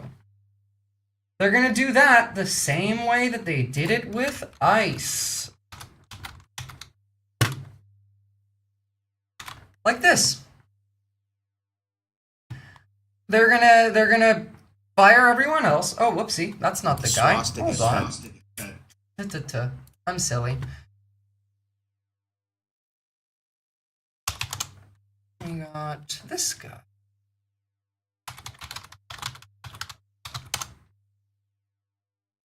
There we go. These are the people that they're gonna replace the military with.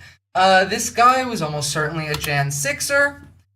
You got a nice little swastika on your chest. That's our ICE officials. Who do you think is going to be the military once they kick these people out? This is a private military force. The government is run by people who are very much fans of the Nazis. So, you know.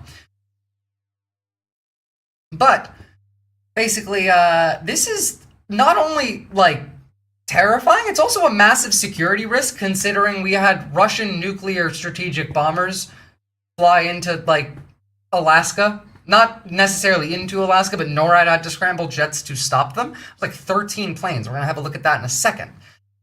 Most of the military's top officials, those with a rank of brigadier general or above, or their naval equivalent, are required to attend. The officials said that even the top brass in conflict zones and forward areas are among those ordered to the meeting. One official told The Intercept that the order was, quote, madness, and unlike any order in living memory, or, quote, probably ever. Another said that calling home generals and admirals from frontline stations was, quote, reckless, but in keeping with the Trump administration's effort to keep the top echelons of officer corps on a tight leash. They are afraid that the military would coup them. And rightfully so, because the people in the military literally swore an oath to coup these people. So, you know. Russia tries to violate Alaskan airspace every month. That is true, but not usually with these.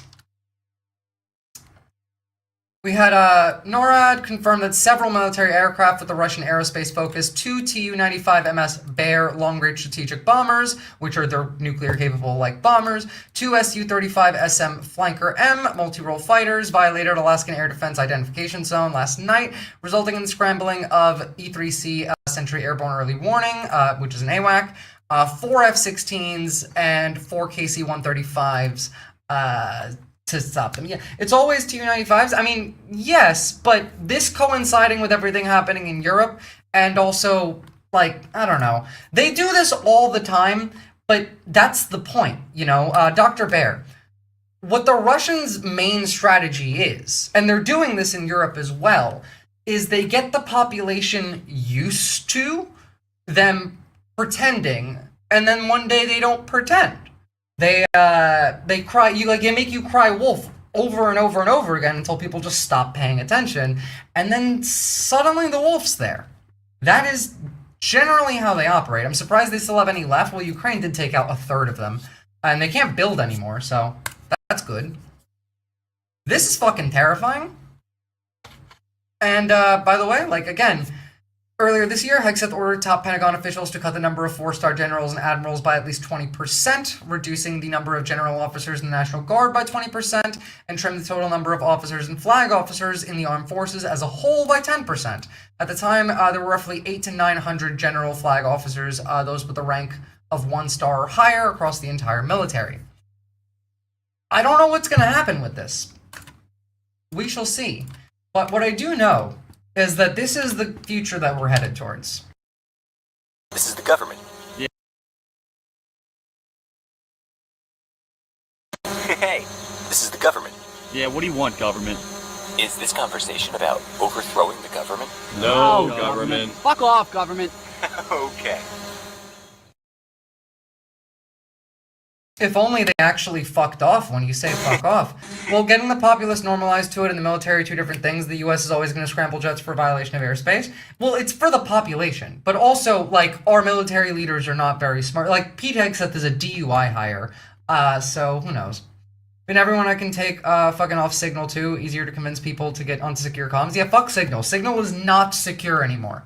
It's just not. To be fair, nothing really is. All right, and now we're going to jump to Trump's meeting with Recep Tayyip Erdogan of Turkey today because it's interesting and it is important. Turkey has consistently been on two sides between both Europe, NATO, and Russia. I mean, like, again, they're not in the F-35 program specifically for buying S-400 air defense from Russia. Erdogan is crucial to NATO's success. America has backed out. We're not going to send military to help in case of a Russian invasion. We will continue to send money. Turkey is actually, I think, the largest manufacturer and exporter of military drones in the world. Now, Turkey always will act in its own best interest. Turkey does a lot of business with Russia, does a lot of business with Europe. Turkey has always tried to be the mediator. If there is going to be a war between Turkey and between NATO and Russia, which, I mean, like, if you look at Sergei Lavrov, he thinks that we're already at war. We've had several, actually, Russian officials say that we are currently at war. They do this literally all the time. They also send their nuclear threats. We have Medvedev, the alcoholic. We have Dmitriev. Russian Foreign Minister Sergei Lavrov states that NATO and the European Union have declared war on Russia through Ukraine. They said this last week. They said that the week before. But if we are in a war against Russia and America's not involved, Turkey, which is the second largest military power in NATO and the ones with the most active combat experience, are fucking critical to success here. Now, this is how that conversation went between the two. it was incredibly funny. So just to translate, U.S. President to the Turkish delegation before signing agreements with Turkey. I already know all of them. I know them better than anyone. They're clever. I wish they weren't. We know Trump really likes dumb people. I know them all. I know them better than anybody knows them. We met before. They're good. That's what I don't like. They're too smart. They're too smart, he says. Which is funny. Now, it's been reported, though I don't have much confirmation or information about it yet, that the United States has reportedly signed a nuclear deal between Turkey and the United States. According to Turkish media, the details are still unknown, though it's believed that it will likely be linked to cooperation in the field of advanced small modular reactors needed for the development of future nuclear fission power plants in Turkey and the United States. That's nice. Now, the rest of this is phenomenal. So we have Trump talking about Erdogan. He fucking hates Erdogan. Erdogan also hates Trump, too. Consistently, since these two have first met in 2016, they have butt heads because they're basically the same person, and they demand the same amount of respect and attention. But obviously they're equals here, and so it causes some friction, and it's very funny to watch. So this is a tough man. This is a guy who's highly opinionated. Usually I don't like opinionated people, but I always like this one. But he's a tough one. He even says it, like the usually I don't like opinionated people is him saying, it annoys me when people like have opinions that disagree with mine. You talk too much. That is what they are saying here. And it's gonna get even better. And what's up, Jason Schoof? He does an amazing job in this country. And we've had tremendous relationships, both having to do with war and having to do with trade. And I guess today we're talking about... Our press is dead, Etch. All over the world, by the way, in like international media, there is news covering the fact that both at the UN and at this meeting, and every meeting since Trump met with Putin in Alaska, press is not allowed to stay and ask questions. You hear the, thank you, press, thank you, press, thank you, press, thank you, press. The Turkish delegation at the UN apparently was told to leave. Like, get out. No, leave, leave, leave. They do not want to answer questions because it's all state media. We're just like North Korea now. Both. I'd like to have him stop buying any oil from Russia while Russia continues this rampage against Ukraine. Turkey does buy a lot of oil from Russia. I'll give him that. To stop that is very difficult. The nuclear deal that they signed would help stop that, though. Millions of lives already, and for what? You know, for what? It's disgraceful. And I said yesterday, let it keep going because their economy is absolutely terrible right now. And I think it's a shame that they're doing that, killing a lot of people. Rare Trump W. He switched over to Ukraine's side recently. We saw that a couple days ago. But not ending the war is actually smart. Zelensky wants to end the war. Ukraine wants to end the war. Ending the war would be bad for Ukraine. The war should continue. Now, Trump wants to continue the war because he's making money off it. He said this week. We are making a lot of money selling weapons to Europe and Ukraine. We're not giving them anything. We're selling stuff. He doesn't want it to end. He's even actually hinted that like Ukraine might be able to annex parts of Russia, which is fucking hilarious. The once every 10 years positive good opinion that comes from this man. It's really rare. Rare W. I do still think you guys should be happy that we have him. Because if he dies, the next guy is a literal demon. In fact, we're going to see more about that later. In this case, this is strange. And I'm all for it. 7,818 people were killed last week. Mostly military people, their people, and Ukrainians. More Russians, actually, than Ukraine. A little bit more. But it's such a waste of human life. He's learning to put away the Russian propaganda. I mean, like, that's wild. And so he ought to stop. You know, Putin ought to stop.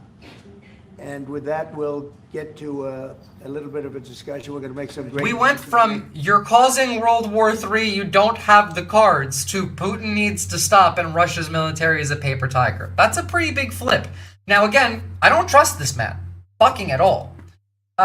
So we'll have to see. What's up, Jesus? How was the rapture? Oh, by the way, I'm in heaven, guys. I'm talking to you from heaven. Now this is the funniest thing I think I may have ever heard Trump say. I literally cried laughing after I saw this.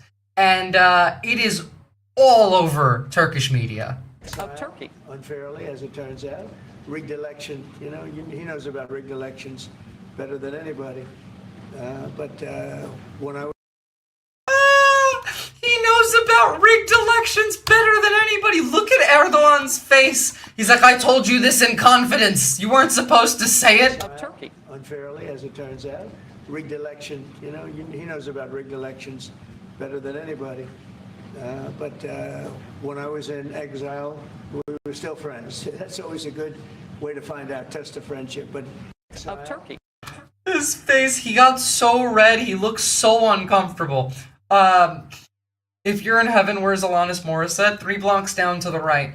And yeah, no chuds. This is fantastic. Nobody gets to say that to Erdogan. No one gets to talk about that. It is illegal in Turkey to mention the fact that he doesn't, like, he has a fake university degree. People get arrested for that.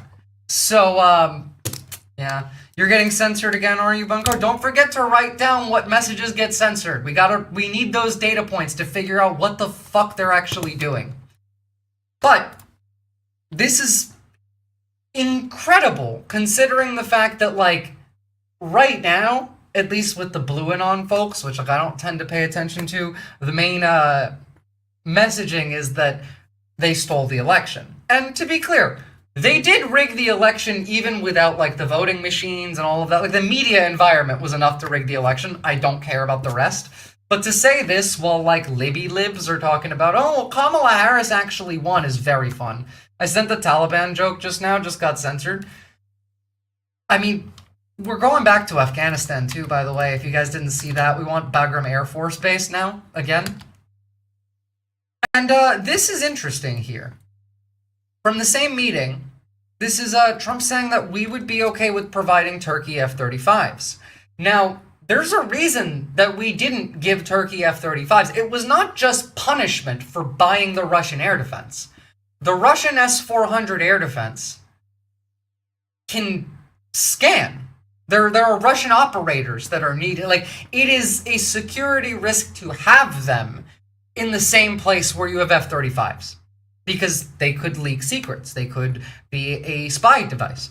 Not an opinion, just factual. Wishing for his end is wishing for your own end. This person is a blessing comparatively to what happens the moment he dies. Yeah, I agree. Thank fucking God that this is the guy. Genuinely. Because we would... like, again, the fucking cuck over here is the one that really will be in charge as, like, the manager. This cuck over here is owned by Teal, who is the literal Antichrist. Like, in the Christians, I'm not even religious. I don't believe in God. That man is the fucking biblical Antichrist. And it is by choice, mind you. But we get these guys instead. I would much rather have the man who's funny will occasionally do something good and has no fucking clue what's going on. Probably going to use it to get Venezuela or Russian hooked on Fent or something. Well, I mean, we're almost certainly going to fuck around more with Venezuela. I'm still unsure of, like, a proper military invasion, but definitely we're doing covert ops now. I will be able to easily if I want to. So we may do that, yeah. But not yet. Well, it depends. He's going to do something for us, yeah. Please. Now that's what I'm curious about. What is Turkey going to do for us in exchange for access to the F-35s? Now, going back to the Russian planes that breached our airspace up near Alaska. Again, we had these guys. Tu-95s, Su-35s, as well as... Well, actually, no, it was just those. So, like, the Russian jets that came into our airspace that NORAD had to scramble jets for. On that, I do have some of the recordings here. Take a listen. What the fuck is with the vague answer? We only give vague answers now because otherwise the plan gets leaked. So confirmed the KC-135 and E-3 alongside an unknown number of fighter jets were scrambled this evening due to unknown aircrafts, likely Russian, which were Russian, operating near Alaska Air Defense Identification Zone. So this is Cash 51, AWAC, Anchorage departure, departing Elmendorf, Alaska to track and monitor unknown aircraft. Cash 5-1 heavy contact Anchorage Center on 123.9er today. 123.9er, Cash 5-1. Cash 5-1 heavy contact. So like we have confirmation that like we're paying attention at the same, which is good. Unironically, I think someone needs to show Trump this and say that this is all of the Russian bombs that they're getting dropped on Ukraine, and this is what they're going to use against America and Europe. Fuck it, like just show them that. Who cares? Remember, this is a guy who saw like a photo with MS-13 or something written like over the photo, and he thought it was part of the photo. So fuck it, like that's the Russian bombs. They are going to trans everyone's gender by warfare. Just, yeah. Not enough people think about that addiction can be a weapon and it is used as such. It is literally the weapon that's used to control all of us. We're all addicted to social media. We're all addicted to the dopamine chemicals. And we're all addicted to the stress and fear and rage that they have developed into a system. It just constantly repeats. Remind me when the military literally thought they could make a gay bomb. Oh yeah, I forgot about that. They developed a transing bomb. Literally just say the Russians are transing everyone with bombs. Who gives a shit at this point? These people are insane. It's not going to really change anything that they want to do. It might just it might just lead to, I don't know, let's bomb Russia. Drugs, Visora, actual drugs. I mean, it's both. Again, like, you can put somebody in an MRI after they do a line of cocaine, and then you can put someone in an MRI after they're scrolling TikTok for 10 minutes, and your brain looks exactly the same. They have the same functions in your physiology of your brain. Like, this is an addiction. It is built to be an addiction. I've talked about this before. Like, the reason you scroll the way you do up is because your brain sees that like you're pulling the lever on a slot machine. Like, this is an addiction. We live in an addiction for profit society. That is the main industry. Is that someone Don Jr.? I mean, like, could be. We have to take these people seriously, though, because, like I said before, like the entire goal here is to normalize the consistent threats and conflict to the population so that we minimize it, so that the media can more easily minimize it. Do you think that there's not still work? Even when Trump is like, yeah, Ukraine should shoot down Russian aircraft and maybe Ukraine could take Russia. You don't need to believe any of that because he's not on either side. He's on his side. America is on our side. There is, historically, since the day America was founded, there is not a single thing that is too evil or too insane for the U.S. government to do as long as it falls inside our strategic and economic and political goals. That's it. 100% Visora. We're speaking about traditional addiction and drug warfare using opium, etc. That's why I use addiction rather than drug. I completely agree. Addiction warfare is kind of everything. I mean, like, even the fentanyl, guys. Again, like, what? We're talking about fentanyl in the United States. Where does it come from? Mexican drug cartels. Where do Mexican drug cartels get their weapons from? Well, 73% of them are bought from the United States. We fund them. We've done this before as well. Like, historically, there's evidence of it, the government selling drugs and using drugs to as warfare. For those who don't know the story, the military thought they could make a bomb that would turn people gay and spontaneous orgies. Whoever thought that was literally insane. Again, during JFK's presidency, the government considered bombing Miami as a false flag to start a war with Cuba. Back in the 80s, the Philadelphia Police Department bombed a residential city block. We're not exactly in uncharted territory here. We're doing this. We're doing the Putin thing. Putin to Poland, quote, Poland must be reminded its western territories were a gift from Stalin. Vladimir Putin has referenced historical territorial changes involving Poland, particularly Stalin's role in shaping borders after World War II. This is the kind of thing that we do now. Social media on my computer is all my social media. I do not even have a mobile phone. I'm an old school landline. Thank fuck, Aussie Welder. I've been saying this for ages. If you want to use social media, use social media, but try and not use it on your phone. Try and make a habit of sitting down at a computer or a laptop and then you scrolling there. You will have more fun, you will get distracted less, and you will be more productive. And it's less addicting. Just, try it. Obviously, it's not always possible. I still have to use my phone for social media for, work, but you make a habit of trying to do that more often, and it helps quite a lot. A lot of fentanyl is being produced and processed domestically in America, but ain't no one talking about that. Yeah, literally, the pharmaceutical companies in the United States are the literal cause of this. Purdue Pharma started the opiate epidemic by lying to doctors and saying oxycodone was not addictive. They've killed hundreds of thousands of Americans. And the Sacklers will never go to prison. And they still do this shit.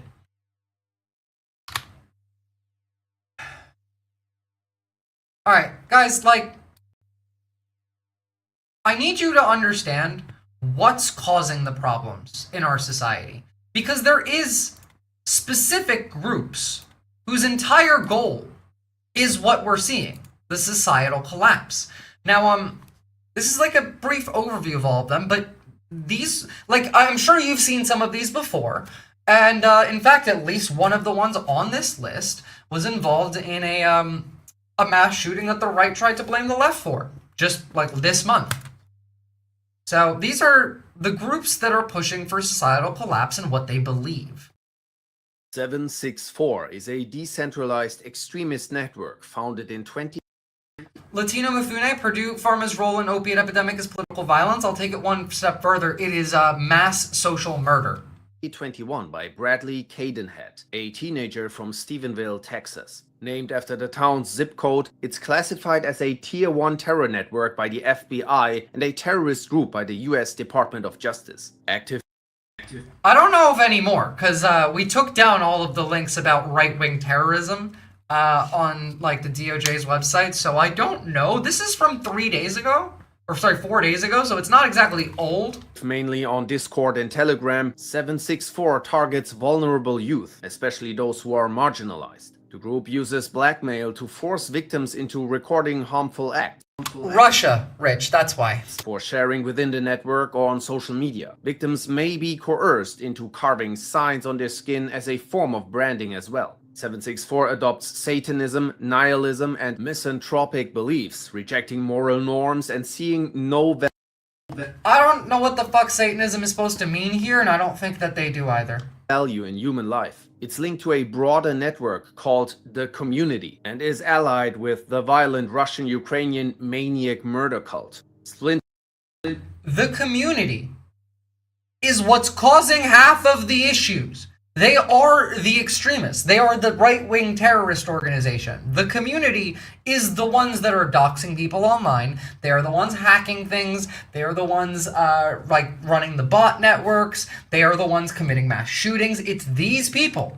And they're trying to blame the left for what these people do. The groups which is also part of their plan. Like Cultist, Harm Nation, League Society, 676, and XVN share its ideology. Thousands of members engage in cybercrimes like swatting, doxing, and extortion, targeting victims for harassment or commercial gain. These crimes are committed to gain status within the network itself or purely for the sake of inflicting harm and causing chaos in society. FBI Director Kash Patel called the group deeply disturbing. Arrests related to the group have occurred in at least 8 countries for serious crimes. As of May 2025, the FBI has 250 active investigations and Again, I don't know how many of those still exist. This is just a mind virus. Every accusation is a confession. The woke mind virus is just the zombie virus. Gee, it's like we should have kept teaching World War II in detail instead of reducing it. You know what I found out yesterday? I took AP history in school. So, I got a bit more of the education. I watched a video Hassan put out that said Hassan learns about the U.S. education system in World War II. It is shocking how much shit they leave out these days. Like, again, I'm 30 next month. I'm not that old. And when I was in high school, like U.S. history, I took AP U.S. History 1, AP U.S. History 2. It also didn't cover a lot of the stuff like about China or the Soviet Union's involvement in World War II, but it did explain it. The textbooks these days, the ones that I saw, was essentially like Pearl Harbor happens, America does D-Day, and then like the Nazis collapse. Like that was basically it. And we nuked Japan, and then we won. That was it. Yay, we did everything all on our own, and it happened in like 5 minutes. That's what we teach people now. It boggles my mind that we don't teach the fact that America didn't even know about the concentration camps until after we started liberating them, for the most part, at the very least. Like, I'm sure some people did, but the main combatants in our military, they didn't know. Estimates that thousands of children have been victimized globally. No lives matter is Order of the Nine Angles is in this video, Buncor. a nihilistic, violent extremist branched off from 764. It's nihilistic, violent extremist group that I'm sorry, I started early. This is No Lives Matter. branched off from 764. Its name, a twist on Black Lives Matter, reflects its belief that life is meaningless, using violence as a tool and statement of this ideology. Unlike these nihilists are the biggest security risk right now. These are all part of the death cult. These are the death cult's foot soldiers. Focus on coercion, NLM glorifies real-world violence, requiring new members to commit acts like arson, vandalism, or assaults, often live-streamed for propaganda. The group produces guides with instructions for attacks, including constructing improvised devices, crafting harmful substances, and fighting techniques. NLM has alliances with the broader COM network, including 764 and Maniac Murder Cult. NLM's extreme nihilism and MKY at this point is basically Russian, but the nihilism, the misanthropy, this is what is being pushed on young kids. This is what social media is designed to produce. Paradigm, that's all I ever hear usually from Americans. They did everything and saved the world in World War II. They have no idea the Allies won the war, not the US alone. Again, we don't teach the fact that China was even really involved, when the fact that you can just look up total deaths World War II, military and civilian. And then you can go worldwide casualties.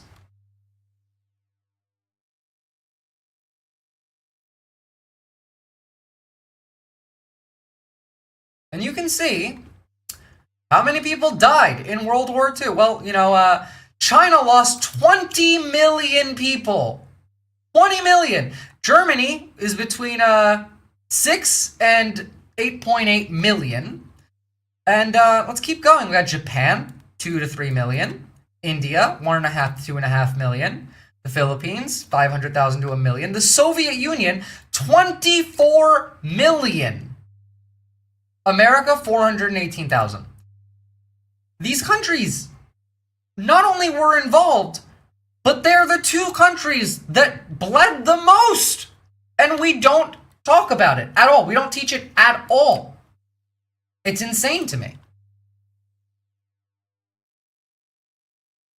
Drive its mission to bring terror to this mundane world, as they say, rejecting the value of human life. It calls itself Children of Fire, aiming to target. I don't know what positive nihilism is, depraved ambiance, but I'm not a fan of nihilism at all. I'm a fan of revolutionary optimism. The world is shit. I can foresee a better world. I demand that better world exists, and I'm going to act as if it's possible and that it does exist until it does.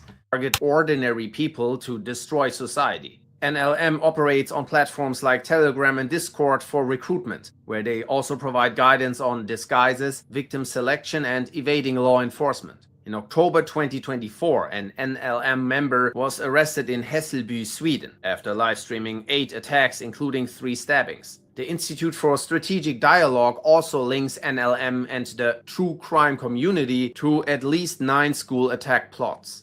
The Base is a neo-Nazi white supremacist terrorist group founded in 2018, I actually watched recently an FBI agent who's retired who was part of taking down a chapter of the Base, but the Base is so widely spread and they are decentralized that you can't. Which, by the way, remember last week when I said we need Americans to leave the United States and create decentralized insurgency movements all around the world, like political, rhetorical, not physical, not like these people? This is what I mean, because they've been infiltrated, they got a chapter taken down, and the rest of them are still fine, they're still working, they're still connected via the network. Obviously, this is bad, but if we recreate this in a way that isn't bad, that would be extremely helpful. It would be necessary for us to survive the coming change, the storm, so to say. Positive nihilism is just the position that there is no grand universal meaning imposed on us from the outside and that we can decide make our own meaning. Oh, okay, well then that's based. I support that. Waiting for the violent collapse of society to establish a white ethno-state. The group operates through a decentralized cell-based structure inspired by James Mason's Siege, promoting leadership. A lot of these guys are ICE agents. Just so you know. Again, their goal is the collapse of society in a white ethno-state. These people are ICE agents. Cell-based structure inspired by James Mason's Siege, promoting leaderless resistance and a coming race war. Its core belief is that societal collapse can be accelerated through violence, including terrorist attacks and lone actor You're going to assaults. see a lot of The overlap when it comes to accelerationism throughout this series. The vetting process to recruit individuals willing to commit violence and organizes paramilitary hate camps to train them. The network's decentralized model is designed to shield its operations from infiltration, although several members were arrested in 2020 by US law enforcement. The Base. It's a playbook that I would like to take parts of, and that are useful. But we need people to do that. We need people willing to fight back. We need people willing to leave. We need people willing to risk their safety and their life. Again, like, me saying any of this right now could just get me called Antifa, and they could extradite me from Australia. But I'm going to keep doing it because it needs to be done. We need that energy. This is a war. We don't have a choice. Like, they're invading your country. They objectively are. There's a private military force going around and harassing Americans, harassing just civilians all over the place. It is your responsibility to get up and do something. It operates primarily in the US, but has active cells in Canada, Australia, South Africa, and Europe. In April 2025, the base allegedly offered financial rewards for sabotage against infrastructure and the assassination of Ukrainian officials. The group is Of course, the white nationalist neo-Nazi group, the Base, the terrorist organization that is almost certainly working with ICE, is also working with the Russians. That does not shock me at all, considering prior to us going full Nazi, Russia was the world's largest exporter of right-wing, white nationalist Nazi propaganda. Labeled a terrorist organization in several countries. The Green Brigade was a Swedish-based eco-extremist accelerationist group with international links, notably tied to the neo-Nazi Eco-Nazis, what the fuck, yo? group The Base. It emerged on Discord before moving to Telegram, where it ran the now-deleted eco-fascist central channel. The group promoted the violent collapse of industrial society, targeting entities it viewed as enemies of nature. Its most notable action was an arson attack. This is libs horseshoeing themselves into fascism. Attack on a Swedish mink farm, causing multi-million-dollar damages. 2 members of the group were also arrested for plotting bombings and assassinations of judges. While the Green Brigade reportedly disbanded in early 2020, its ideas continue to circulate in other eco-fascist spaces. Which, by the way, is a thing for all of these. Even when they go away, their entire ideology just gets adopted by a subgroup. Murder Cult, or MKY, is a violent accelerationist group that originated in Russia and Ukraine in 2017. Founded by Ukrainian Yegor Krasnov, it mixes Marxist neo. I don't know fucking anything about Igor Krasnov. I would bet anything, any amount of money. I'm not going to look it up because I don't care, but I would bet any amount of money. This man, before starting this group, either went to Russia for a trip or lived there for a bit or came to America. Historically, existentialists have either been secular, humanist, or religious. Again, like, I hate these, like, ist words and stuff like that. Like, it's just put all of that aside. People are illiterate. They don't know what words mean. It makes things complicated. You have to speak to people like they're 5. Wait, they literally called themselves murder cult? Yeah, the Maniac Murder Cult. That was their name. To be fair, I think it's still a thing. It's just mostly Russian. Fascism, theistic Satanism, and nihilism, while promoting a... Again, what's theistic Satanism? You guys are not reading, like, what was it, like Andrew Levy or whatever the fuck. Like, that's not, like, this is made up fantasy land bullshit. But of course, they're nihilists and fascists and Nazis, so what are you gonna do? Racial holy war and total societal collapse, it isn't strictly white supremacist, instead focusing on chaos and misanthropy. MKY is known for disturbing propaganda, featuring attacks on homeless people, and claims responsibility for over 50 unverified murders. Membership requires committing violent acts and is tracked using a points system, which determines rank and status. Yeah, LeVay is silly. This is insane. Failing to meet the score threshold leads to punishment. The group idealizes serial perpetrators like the Unabomber, Zodiac Killer, Joseph Paul Franklin, and the Dnipropetrovsk maniacs. After Krasnov's arrest in 2020, Georgian national Mikhail Chikvishvili took leadership. He authored the Hater's Handbook, a series of extremist. I'm sure some of you have seen this come up back in the day, like at least on social media, someone mentioning it. It was like that's the reach that they have. The gamification of being evil. Yes, literally. This is the tactic. They gamify being evil because all of these groups are accelerationist terrorist organizations that specifically try and recruit from young, like children, like disenfranchised, poor, angry, resentful, or even happy. They just want to break children and turn them into terrorists. Again, like, every accusation is a confession. I've yet to see that disproved. They called the left child groomers.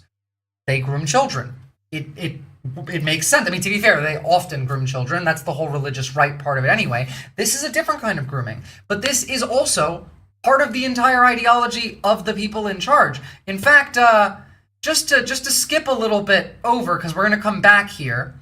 Where are we? We're at 5:54. 1 second. Let me write this down, because just to give you some context, I think it's important. This is why all of this is everywhere now. It's because of these people.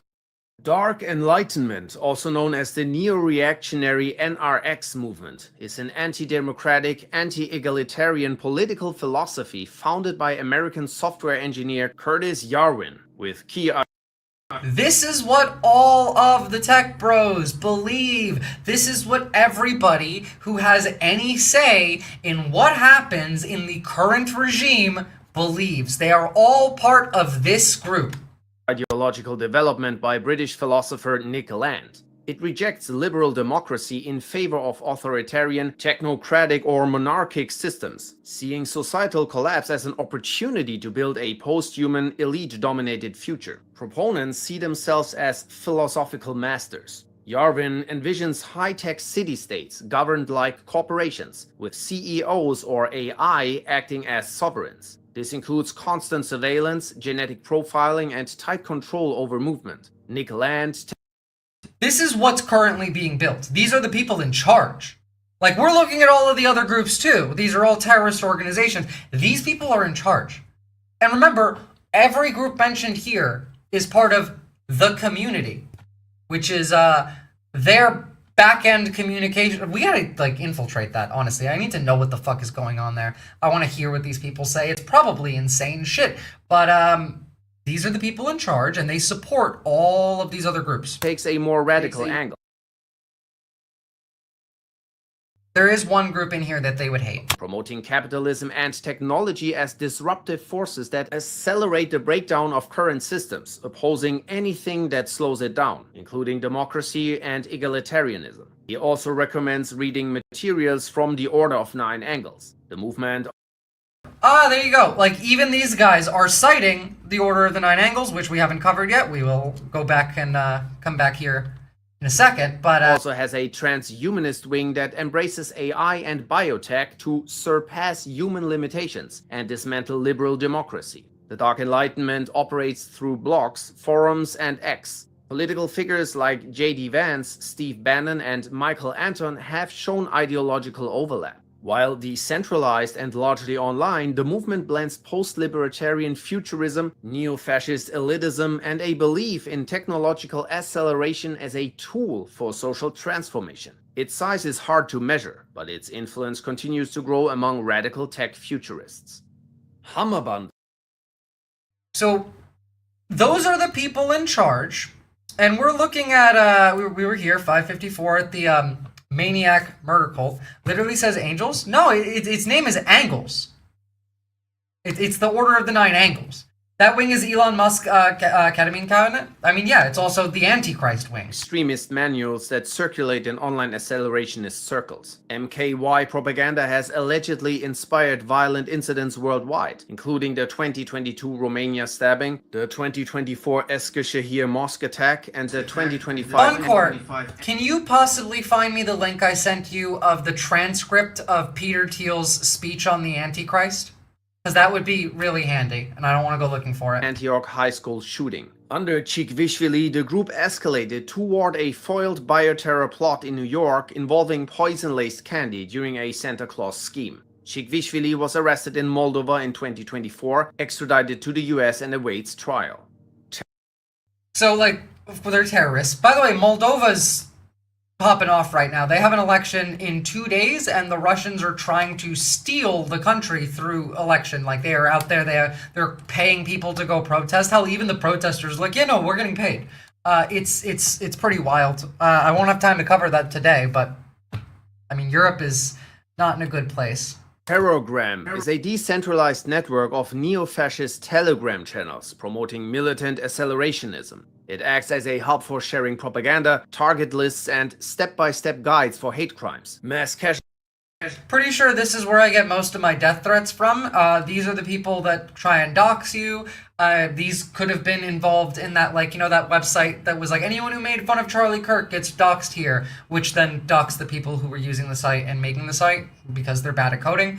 I feel like these people would have had a hand in that. Casualty attacks and attacks on infrastructure. It also serves as a communication platform for groups like Atomwaffendivision and the Base. Rooted in the ideology of the now defunct Iron March Forum, Terrorgram advocates for leaderless terrorist cells to destabilize society. It also pushes saints culture, glorifying mass killers as martyrs. The network has been linked to multiple real-world attacks and was designated a terrorist organization by the US, UK, and Australia. In 2021, over 200 pro-terrorism channels connected to Terrorgram were exposed, many containing bomb-making and weapons manuals. The Order of Nine Angles. Thank you. So, Order of Nine Angles. Before we actually listen to this, I want to show you something again. Because Order of the Nine Angles on 717. I keep using Chrome. Remember this shooter from not that long ago?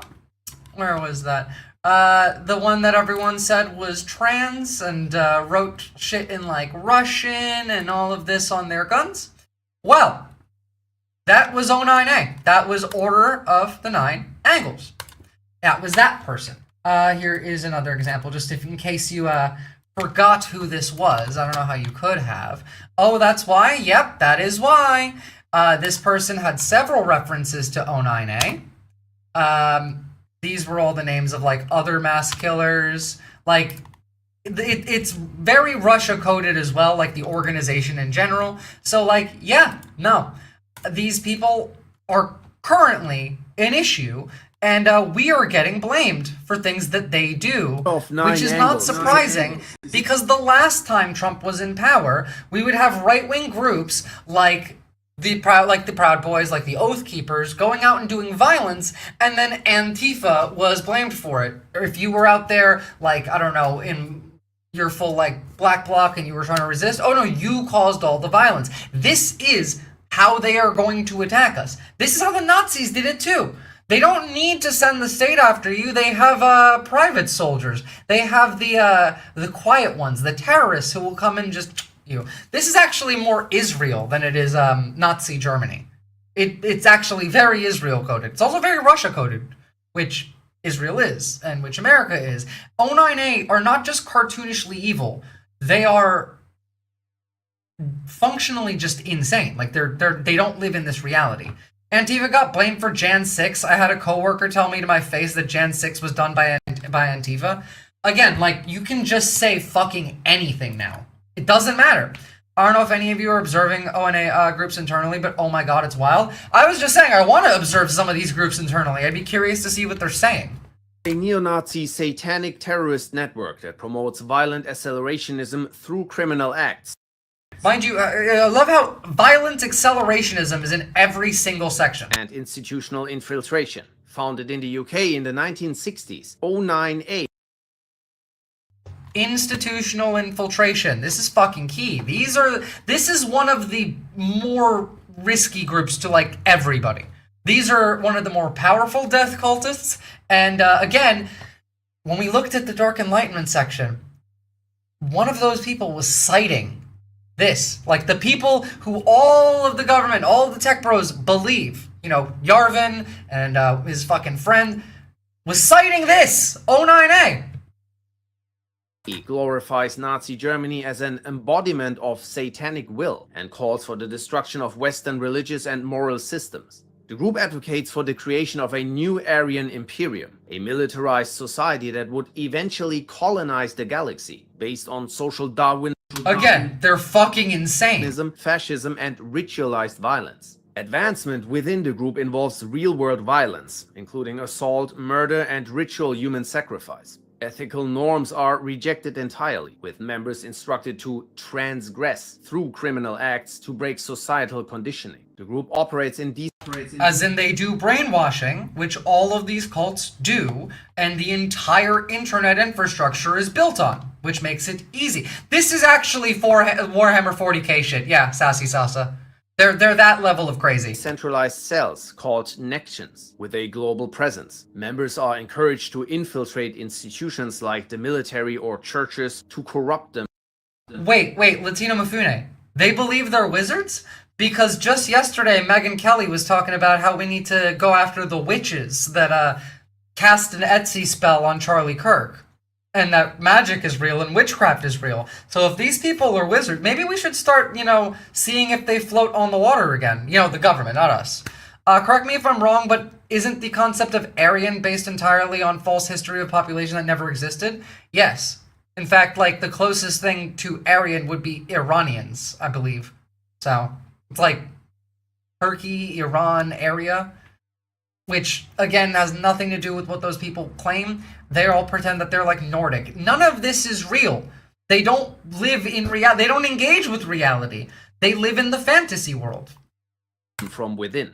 09A has been connected to numerous crimes globally, including terrorism and murders. It's associated with other extremist groups such as Atomwaffen Division, National Action, and 764. Two major offshoots have extended 09A's reach. The satanic... No habla Inglés will not get you a year in jail. It will get you sent to the gulag, where you're gonna work until you die. By the way, did you guys know that there are hundreds of people who were sent to Alligator Auschwitz that are missing?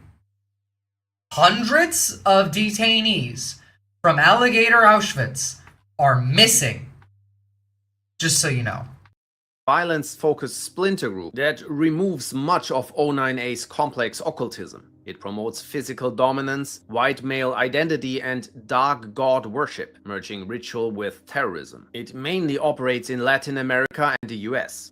And then there's the Temple of Blood, a US-based faction considered one of O9A's most extreme. Known for texts like Iron Gates, it mixes Satan... Yeah, it's 2/3 of the people that were there are missing. And, I don't know. I don't know what, like, honestly, my best guess is that they're not dead. They're just being experimented on. My industry is very right-leaning, to say the least. Yeah, a lot of them are. Atomwaffen is very much known for being infiltrated by the feds. Well, Atomwaffen doesn't exist anymore. They rebranded, so... with genocide. Chile, if you need to go somewhere trans-inclusive. Australia is also an option. I think we're pretty good here as well. I don't know about, like, South America, because that's still within the sphere of American influence and, like, ops that we're going to be doing, so... Suicidal fantasy and apocalyptic themes. Gates, it's been considered one... I forgot, yeah, the Temple of Blood people are full apocalypse death cult. Like, they want genocide of everybody, and they want the world to end. Of O9A's most extreme. Not even, like, the Rapture. Like Iron Gates, it mixes Satanism with genocidal fantasy and apocalyptic themes, further pushing the group's violent, esoteric accelerationism. Atomwaffen Division was a neo-Nazi terror... I would like to remind you again that everything that we just looked at with Order of Nine Angles was cited by the people with the Dark Enlightenment beliefs, who are the government and all of the tech bros, and the Antichrist, which I will read you some of the transcript of Peter Thiel's Antichrist speech after this. Terrorist group founded in 2015 by Brandon Russell in the US, later expanding to the UK, Canada, Germany, Brazil, and Argentina. It combined white supremacist ideology with accelerationism, pushing for guerrilla warfare to collapse governments and establish a white ethno-state. It promoted leaderless resistance and lone wolf terrorism. Atomwaffen idealized figures like Adolf Hitler and Osama bin Laden, glorified mass violence, and promoted attacks on racial minorities, Jews, LGBTQ people, and US institutions. Members burned American flags and the Constitution while admiring... The fact that this never gets talked about is insane. Again, these people do all of the things that the right hates. We just get blamed for it. O9A literally engages in trafficking of children as part of their religion. All of these do, yeah.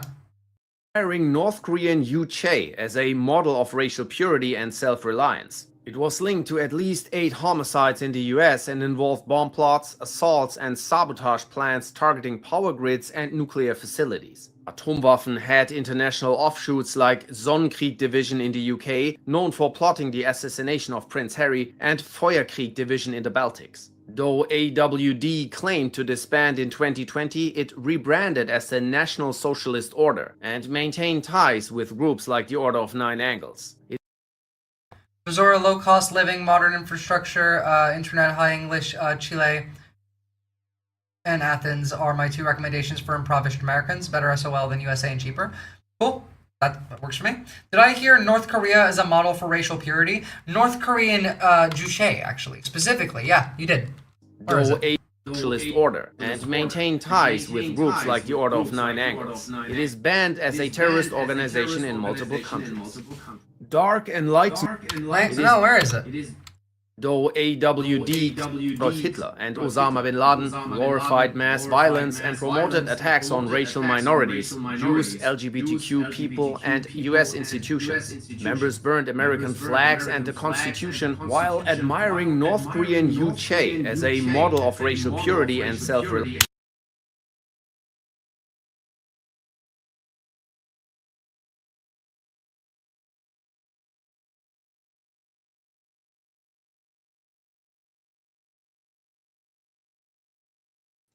Oh, Visora, I think you're muted again. Oh, thank you. Sorry, I was muted again. Oopsie, oopsie. I got it. Guys, yes, you did hear North Korean Juche as a model for racial purity.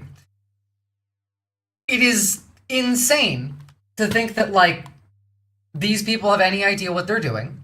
But beyond that, the revolution will not be televised, will not be YouTubed. The censorship is off the charts. Again, like, we're collecting data points for what chat messages you send get censored, but I got banned from Twitch for 30 days for saying that Schadenfreude is okay. Like, we had Jesse Waters on Fox News saying bomb the UN and gas it, and I'm getting censored for saying it's okay to not feel bad when bad things happen to a bad person. Like, that is where we're at right now. And beyond that, it's actually worse because, again, Larry Ellison is in charge of all of this, and Larry Ellison just got control of TikTok today as well. We are getting algorithmically exiled. They're not going to just straight out ban all of us. They're just going to limit the people that can see us. It's pretty easy. They let Alex Jones and Nick Fuentes back on YouTube yesterday, I think, so, you know. Lions. It was linked to at least 8 homicides in the US and involved bomb plots, assaults, and sabotage plans targeting power grids and nuclear facilities. Atomwaffen had international offshoots like Sonnenkrieg Division in the UK, known for plotting the assassination of Prince Harry. I've been begging you people to leave your house and talk to your neighbors for a year now. Please, go and talk to your neighbors. Get armed, join the SRA, learn self-defense, go to a store, buy some cookies or croissants, and knock on your neighbors' doors and say, hey, like, we are all divided as a society. We don't know each other anymore. I'm tired of, like, everyone being afraid of each other in the community. Would you like some pastries? Would you want to chat? Go and do something. Learn how to get food. Learn how to grow food. Maybe you have some people in your town that could pull some money together and buy a plot of land that's empty that you can use as a community garden. Go and create a group chat that has like a PDF of everyone's addresses in it and label that as like 911. And instead of calling the police, any message sent in that group chat would be like, hey, come to my house now. I need help right the fuck now. And the people in your community would then come and be the police. It's community policing, you know? We need to build structures that are functional and exist adjacent to the system. We can't, like, escape this system entirely yet. We have to work to that. But we need to build our own framework adjacent to the system, because we are currently engaging through it. The algorithm determines who you get to watch. The algorithm determines what you're going to want to watch. Again, like, you think that you make a decision to click the video on your YouTube recommended feed or, you know, watch this video in full on TikTok. However, the algorithm decided that you would watch that video fucking days ago because they have a goal encoded in them. They want to get you to a certain place, and getting you to that certain place requires you to engage with certain things in a certain order. Depends on your brain. In fact, talked about this a little bit yesterday. The Tylenol thing. The Tylenol thing is about autism, sure, but it's not just about eugenics for autism. They're using this to study how human brains react to propaganda, to misinformation, to lies, to anger, to revolt and resistance. They are mapping out brain patterns using neurodivergent people who are the most resistant to the current internet-like propaganda brainwashing machine. Not to say that they're resistant. They're not. Like, there's plenty brainwashed autistic people. But autistic brains work a little differently. And so they are mapping how humans react to these things from autistic people who have more resistance. Once they map out how to preempt rage, anger, revolt, I mean, Tylenol doesn't matter here. Tylenol is a fucking nothing burger. It is not about the Tylenol. It's about the data. It's always been about the data. We live in a data economy. Data makes the world go round. You are not the product being sold. You are the resource being extracted. Autistic people are more immune to, I wouldn't say immune, resistant probably, sassy Sasa. And it's because the propaganda machine, the brainwashing machine, is built to create specific emotions, fear, anger, resentment, rage, and then direct them at a specific target. Most of the time, at least in my experience and with people I've talked to, autistic people have a little bit of a higher degree of critical thinking because it's kind of required. You got to learn about, you know, yourself. You go to therapy. You have to figure out what the fuck is going on because this world's not built for autistic people. So that results in a degree of resistance that they need to study so they can remove it. I mean, like, regular people also have these resistances. It's not, you know, it's not an innate genetic thing. It is both nature and nurture. It's about brain patterns. It's about how you analyze, store, and recall information. This is why they want to lock autistic people up so they can force experimentation and get data out of public view. I mean, yeah, it's possible that they're like testing some of the the neurochip stuff that Elon makes on people in alligator outfits, and that's why they're gone. Florida has specific laws that were passed so that they can do more like, extreme testing. Now, not exactly that, but does the law really even matter anymore? From now on, up is down, pass it on. It's not necessarily up is down. They want you to think up is down. Up is not down, up is up, and down is down, and the problem comes from up, and we are all down. There is no left versus right, it is up versus down. It's always been. And you're very welcome. And Feuerkrieg division in the Baltics. Though AWD claimed to disband in 2020, it rebranded as the National Socialist Order and maintained ties with groups like the Order of Nine Angles. It is Studying philosophy and developing your media literacy also makes you more resistant to propaganda? Not true. Not true. Studying philosophy can actually brainwash you. It depends on A, what you're reading, but B, what you engage with while you're reading it. Because the issue here isn't, it's not the information that you consume on its own. The fact that that information gets integrated is the problem. Now, the right has it very easily. If you read any philosophy that even remotely leans right, and then you go and do your normal stuff for the day, you're still engaging with the right-wing brainwashing machine. Even if you're not looking at politics or philosophy, none of that. You can be looking at exercise content and video game content or comic book content. You're still getting that second-hand exposure to that, and then that integrates it into your worldview. You have to already have the media literacy and the critical thinking skills before you start studying any kind of philosophy. I don't think right now learning philosophy or that, none of that's helpful right now. That was before times, and that is after whatever the fuck happens. Right now, your main priority should be to arm yourself, learn how to defend yourself, and build a community. Build a community of people who will cooperate. Cooperative engagement is the only way out of this. And ideally, leave the fucking country, because again, we would not have won World War II. I mean, we barely did, but the German Jews who fled Germany were fucking critical in the war effort, is what I mean. Please tell me that you're not spreading the myth about litter boxes in classrooms. Who the fuck is saying that? Jesus. I mean, I support it. I want litter boxes in classrooms. Why? I don't know, because it's funny. It'll piss off the woke Reich, so I'm in favor of it. And as a terrorist organization in multiple countries. Dark Enlightenment, also known as the neo-reactionary and we're gonna watch this again, because again, these are the people in charge. RX movement is an anti-democratic and the discipline of critical thinking is not a philosophical discipline. I disagree. If you take a class on critical thinking, it's taught in the philosophy and from the philosophy department, and I think that that's a bad way to teach it. I don't agree. I think critical thinking should be an active learning experience. It should not be philosophy. It should be closer to logic. It should be closer to math, really. It should be taught like math is. And every classroom should have a classroom cat. I do agree.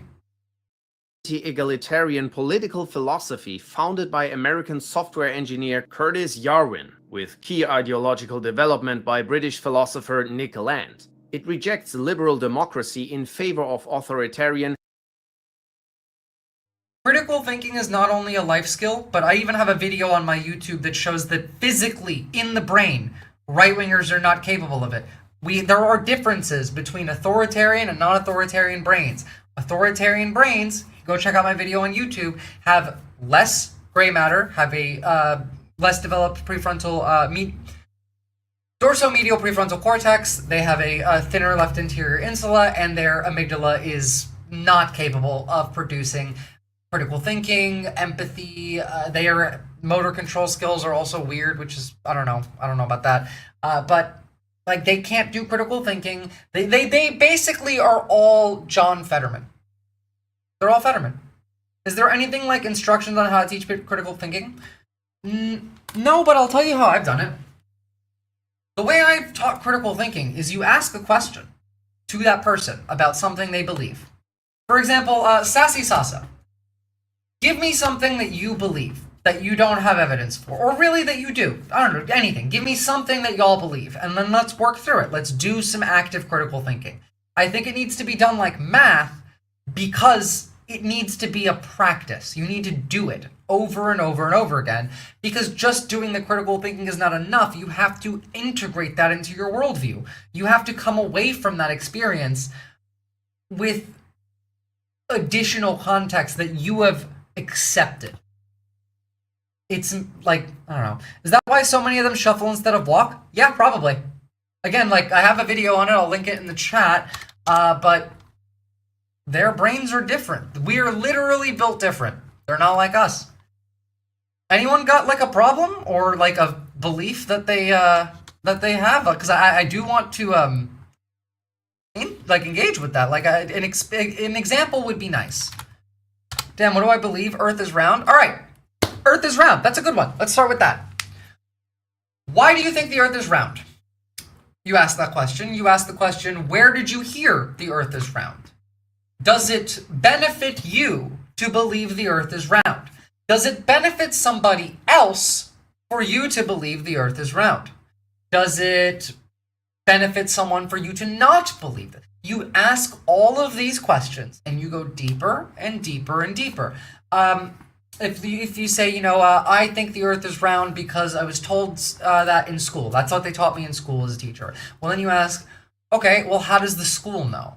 And then how does the teacher know? And then where the textbooks come from?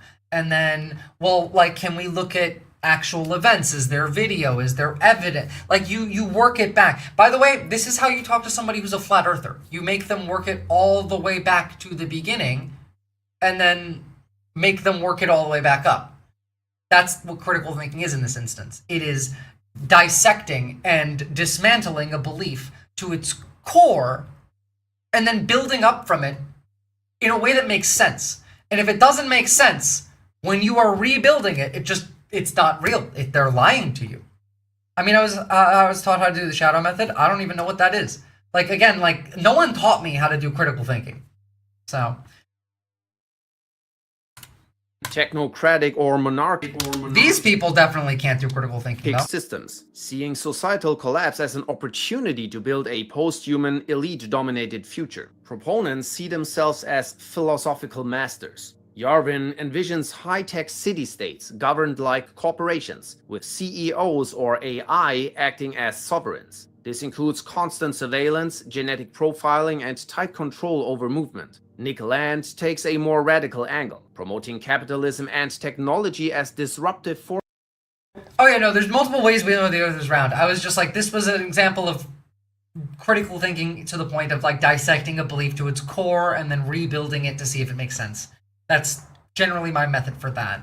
And they have a blurf reset, and they never change their beliefs because they arrive at their beliefs through motivated reasoning. Again, like you can't logic someone out of a position that they didn't logic themselves into. So forces that accelerate the breakdown of current systems, opposing anything that slows it down, including democracy and egalitarianism. He also recommends reading materials from the Order of Nine Angles. The movement also has a transhumanist... These are the people that are in charge of everything, and they even like the Order of Nine Angles. ...wing that embraces AI and biotech to surpass human limitations and dismantle liberal democracy. The Dark and Light... This fucking Cyberpunk 2077. ...movement operates through blogs, forums, and X. Political figures like J.D. Vance, Steve Bannon, and Michael Anton have shown ideological overlap. While decentralized and largely online, the movement blends post-libertarian futurism, neo-fascist...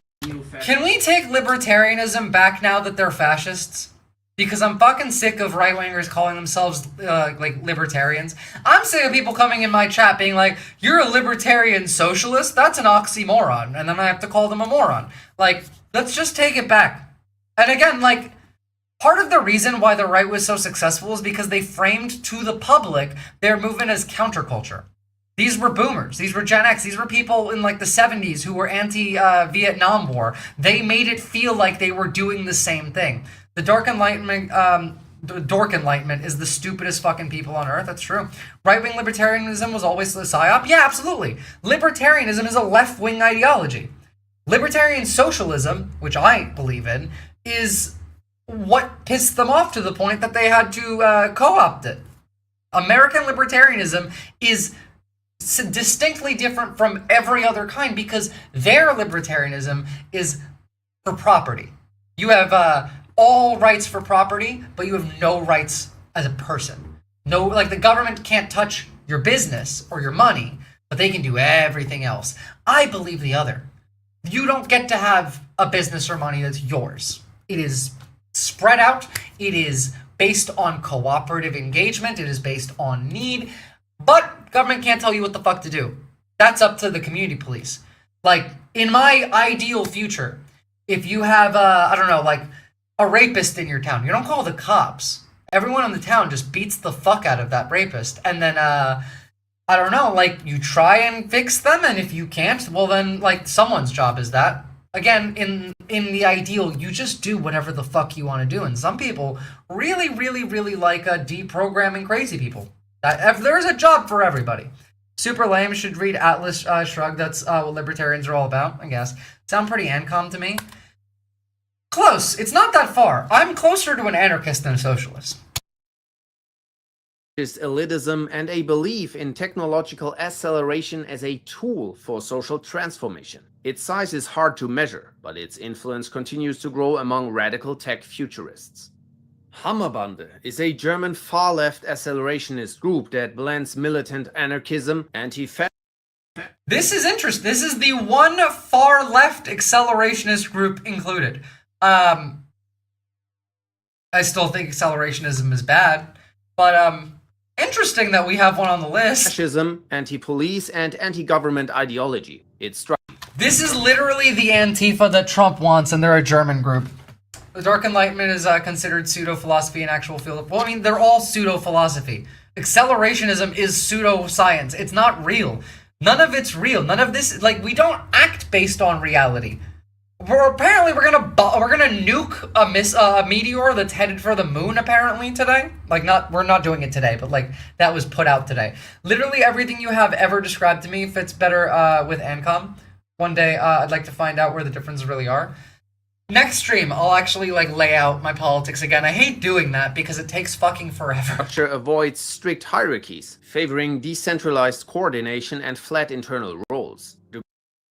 I think there are things that we can learn from these people. Again, not the violence favoring kind. Decentralized but the decentralized, like, groups of left-wing insurgency in several countries is kind of necessary.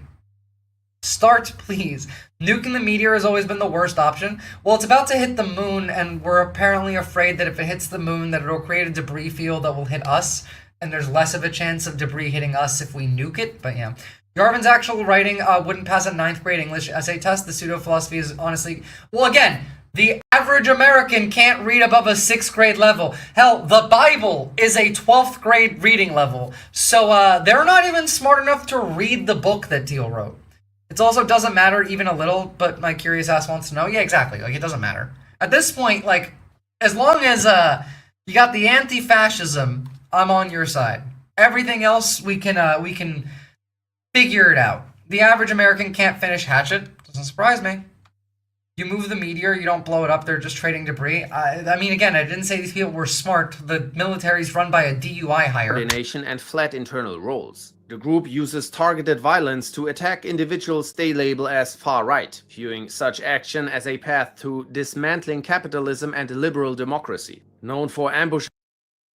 I plead the fifth. Using hammers, pepper spray, and chloride, the group focuses on disabling right-wing extremists through physical violence. Members undergo training and are invited into specific operations based on trust and past participation. The group is tied to the broader Antifa scene and has extended its operations beyond Germany. In February...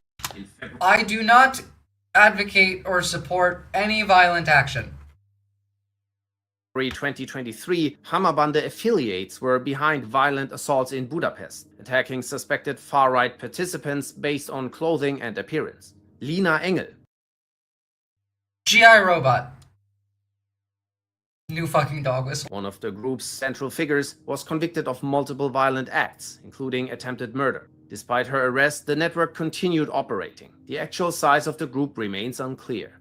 Diagolon is a Canadian network and militia movement founded by military veteran Jerry McKenzie. Emerging from the Plate Army livestream community, it combines conspiratorial, anti-government rhetoric with a blend of irony and memes. While it Oh my god, it's the Joe Rogan cult. distances itself from openly militant groups like Atomwaffen or The Base, it still promotes many of the same themes. The group envisions a fictional diagonal nation It's literally the Joe Rogan cult. stretching from Alaska to Florida, free from what it sees as globalist. Wait, hold on. If this is what they want, I'm down. Y'all can have all of that. If we can have all of this. If you guys want your own country, that's Alaska to Florida right down the middle, all fucking yours, mate. All yours. Happily give that trade. We get the Great Lakes, we get the Northeast, and we get like Cascadia. Fuck yeah. Please, by all means, have your own fucking country. Go do the Confederacy and leave us the fuck alone. Oh my god. That would be fucking fantastic.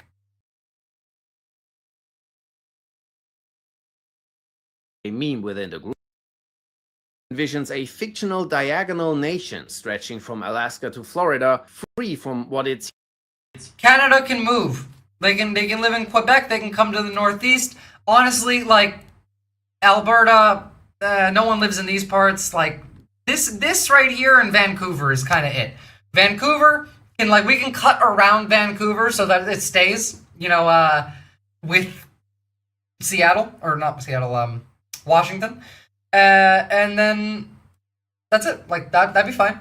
Alberta can be like the fucking Confederacy, and they can move to Quebec or the new United States. We don't either. It is never the answer. That's why you should join the SRA to network with quieter ones. They know that justified resistance is never the answer. Again, we're at a point in which they are going to tell you to turn down the volume as they shoot you. I need you to know that. They're gonna be standing there with their fucking AR-15s pointed at you, and they're gonna shoot you while telling you to turn down the temperature and stop advocating for violence. That's what they're gonna do. My problem is that I no longer like my neighbors. Fix them. What you can do to fix your neighbors is use the tactics they do. Again, our society is built on mind control and manipulation. All of you have had experiences with narcissists, I'm sure. Generally, that's very bad. You can use those techniques, though, for good. I think that it is morally correct to use a lot of the rhetorical techniques, the manipulation, to move people away from killing themselves. I would if the neighboring countries changed. That's true. Zora's right, we have not even reached peak gaslighting. Not even fucking close. This is the beginning. It's going to get worse and worse. So what we need to understand is the collapse of our society is exponential progression. Think of a lake with lily pads on it, right? Let me get a picture.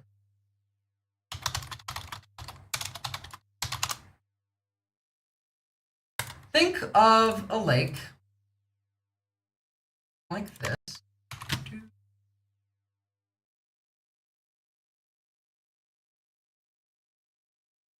Sorry. You think of a lake like this. Let's say this lake has only one lily pad on day 1. And on day 30, the entire lake will be covered. There will be no water. It would be so covered that nothing could get up through the water. You can't even see it. The progression of this is very, very slow at first, and then very, very rapidly all at once. On the 29th day, remember, 30th day, the entire lake is covered. On the 29th day, only 50% is covered. On the 28th day, only 25% is covered. And you keep, it is that degree.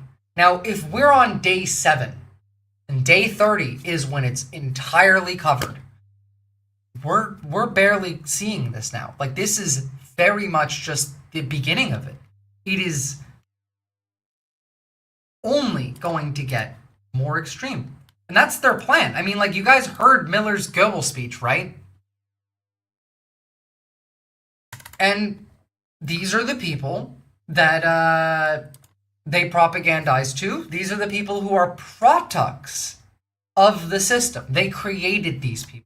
By the way, a lot of these people are ICE agents. Sees as globalist or degenerate. A lot of these people are ICE agents. Like, you need to understand. Influences. But apparently this is only a meme within the group. The movement shares accelerationist narratives, promoting the belief that Western governments are irreparably corrupt and that collapse or violent revolution is necessary. Diagolon adherents see collapse and conflict as inevitable, sometimes desirable, to take power to punish un-Canadian elements within society. McKenzie has made statements denying faith in political solutions while referencing a coming race war. The US Department of State classifies it as a far-right extremist threat. Laboria Cubonics is a decentralized anonymous collective behind the xenofeminist movement, a far-left, tech-driven ideology focused on dismantling social hierarchies. Yeah, fuck dignity. Dignity does not exist. You will never die with dignity. That's just not a thing. Nobody does. Dignity is something that is a luxury in a functional society. Rooted in gender, race, and biology. The group rejects traditional feminism and anarchism for being too moderate or localist. They promote gender and race abolition for true equality. The movement targets capitalism, the family unit, and nature itself. Okay, this one's based as sources of inequality, positioning technology as a tool to disrupt existing systems of control. Laboria Cubonics calls for using. What is all this Polcom stuff? Well, this is the groups that we don't talk about, that the news doesn't show, that are all trying to push societal, like, collapse. To be fair, these ones are kind of based, but you know. Dignity, always dignity. What movie is that from? All of them. I mean, like, think about it. Think about, like, how movies have created that liberal mindset in us. You know, we don't even say full phrases anymore. The phrase, violence is never the answer is not the whole phrase. The whole phrase is violence is never the answer until it's the only answer. Now, again, I'm not advocating for that, but, like, we don't talk about it because it is, you're trained. Like, think about it in a Marvel movie. You're trained to forgive the villain. Science and tech, like biotech and digital systems, to eliminate unjust power dynamics and reconfigure human identity according to personal needs, not social norms. Zero State is a transhumanist movement founded in 2011 by Eamon Twyman in the UK. It blends futuristic political goals with a vision of creating decentralized tech-based micronations as alternatives to failing global systems. Twyman This is just British Dark Enlightenment. Man later co-founded the UK Transhumanist Party, signaling political ambitions. Zero State promotes rapid technological progress through AI, blockchain, and virtual communities as a path toward a post-human future. It draws from accelerationist philosophy, especially the early work of Nick Land, seeing disruption as... Remember, this is the guy who was part of Dark Enlightenment and also likes Order of Nine Angles. This is why I don't like media that gives the villain a sob story. True. Also, why are there so many heroes in fairy tales randomly royalty for no reason? Why do you think? Thanos was just so, deep, man. Yeah, literally. While Liberatoria Cubonics is a fringe movement that advocates for gender abolition, it's not a viable movement. I agree. It's not viable. Their ideas are based, though. I do like gender abolition. It's just, so that is fucking far down the line in my that is not even remotely close to a priority. The fuck does post-human mean? Do you think they want to do cyberpunk shit? They want to put AI in your brain. You know, like Elon Musk is testing like human trials right now for the neurochip thing. They want biotech. Like, they want cyberpunk. A step toward a singularity-like transformation. Peter Thiel has also said the same thing. Peter Thiel literally couldn't answer the question, do you want the human race to survive? Unlike militant accelerationist groups, Zero State does not advocate violence and rather wants to outpace traditional systems rather than destroy them. So, on that, I do want to show you some of the people, So, really quickly, Peter Thiel, the guy who owns JD Vance, the man who is the Antichrist, for the next few weeks, or actually until I think late October, early November, is hosting speeches in San Francisco. They're private. You're not allowed to go in. In fact, someone already got kicked out for posting the transcript of it. And they're 5-hour-long speeches where Peter Thiel just talks about the Antichrist. Interesting. I genuinely believe that this man is the fucking Antichrist now. Let's take a look, though. Okay, welcome to Uncommon Knowledge. I'm Peter Robinson. Peter Thiel received his undergraduate law degree from Stanford. He co-founded PayPal, became the first outsider investor in Facebook, co-founded Palantir, and remains an important tech investor. He also established himself as a remarkable thinker, a self-described contrarian. Peter Thiel has never proven more contrary than in taking seriously the biblical frameworks for probing the meaning of history and what ancient prophecies might help us to think about and understand our predicament today. Man, it's fucking insane. They can just use TikTok now to brainwash kids from 0 and up. Oh yeah, no, I haven't even touched on Larry Ellison yet today. Larry now owns TikTok as well and can just change the algorithm like that. TikTok is dead. Larry Ellison is the one person on this planet who scares me more than Peter Thiel. He's the one person that's more terrifying than Peter Thiel and Palantir. They work together, Thiel is the Antichrist, and Larry is the Gooner Supreme.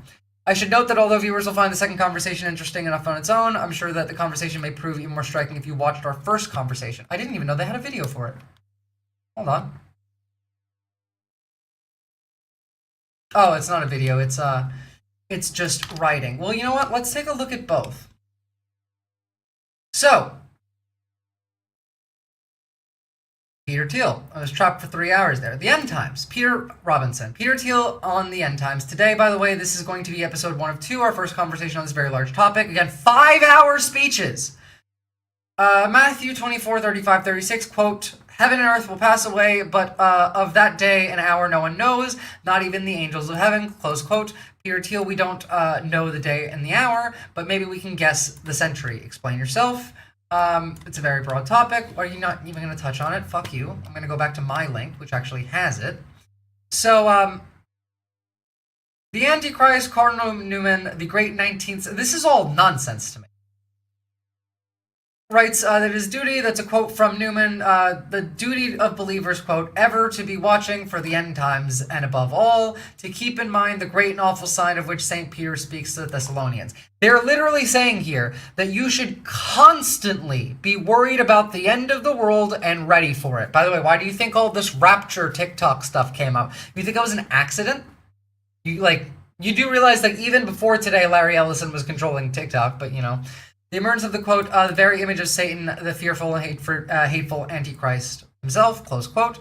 As I understand your argument, you hold one that the prophecy of an Antichrist is one way or another remains valid and at least useful. So, there's so many different things one can say about it. I think it was Ivan Illich who said that in the time before Christ, there were many forerunners to Christ. So in a sense, it's a type. So Nero was a type of Antichrist. Maybe Napoleon was a type of Antichrist. If someone aspires for world domination, the creation of this sort of one world state, which is what he does. Again, you got to remember while you're reading this, every accusation is a confession. In some ways, Alexander the Great was a sort of pre-Christ prototype of the Antichrist. It's very parallel to Christ. They both die at 33. Alexander conquers the world. Christ saves us, sort of comparison and contrast. But in some sense, the Antichrist as an idea is something that comes into the being in the world after Christ, and there's a lot of things about it that are mysterious. In some ways, the Antichrist copies Christ. The Antichrist pretends to be greater than Christ. By the way, all of the Americans who claim that they're Christian and support MAGA, you are about as Christian as ISIS is Muslim. Just so you know, you're just Christian ISIS. Hyper-Christian, ultra-Christian, and then maybe only ultimately deeply, deeply anti-Christian. We're already here. Everything they believe is anti-Christian. These people would crucify Jesus. Jesus Christ was a brown man who was arrested and murdered by the police of the state for advocating for rights for immigrants and against private property ownership. Yo, Lady V, did you get your channel taken down? Yeah, I'm banned from Twitch for like a couple more weeks. I'm still on YouTube though, not Laws. Go drop a sub there. Well, actually, you're already on there. I showed one of your tweets today, by the way. Most evangelicals fully ignore the New Testament, so it's like, you know, like they're just not Christian.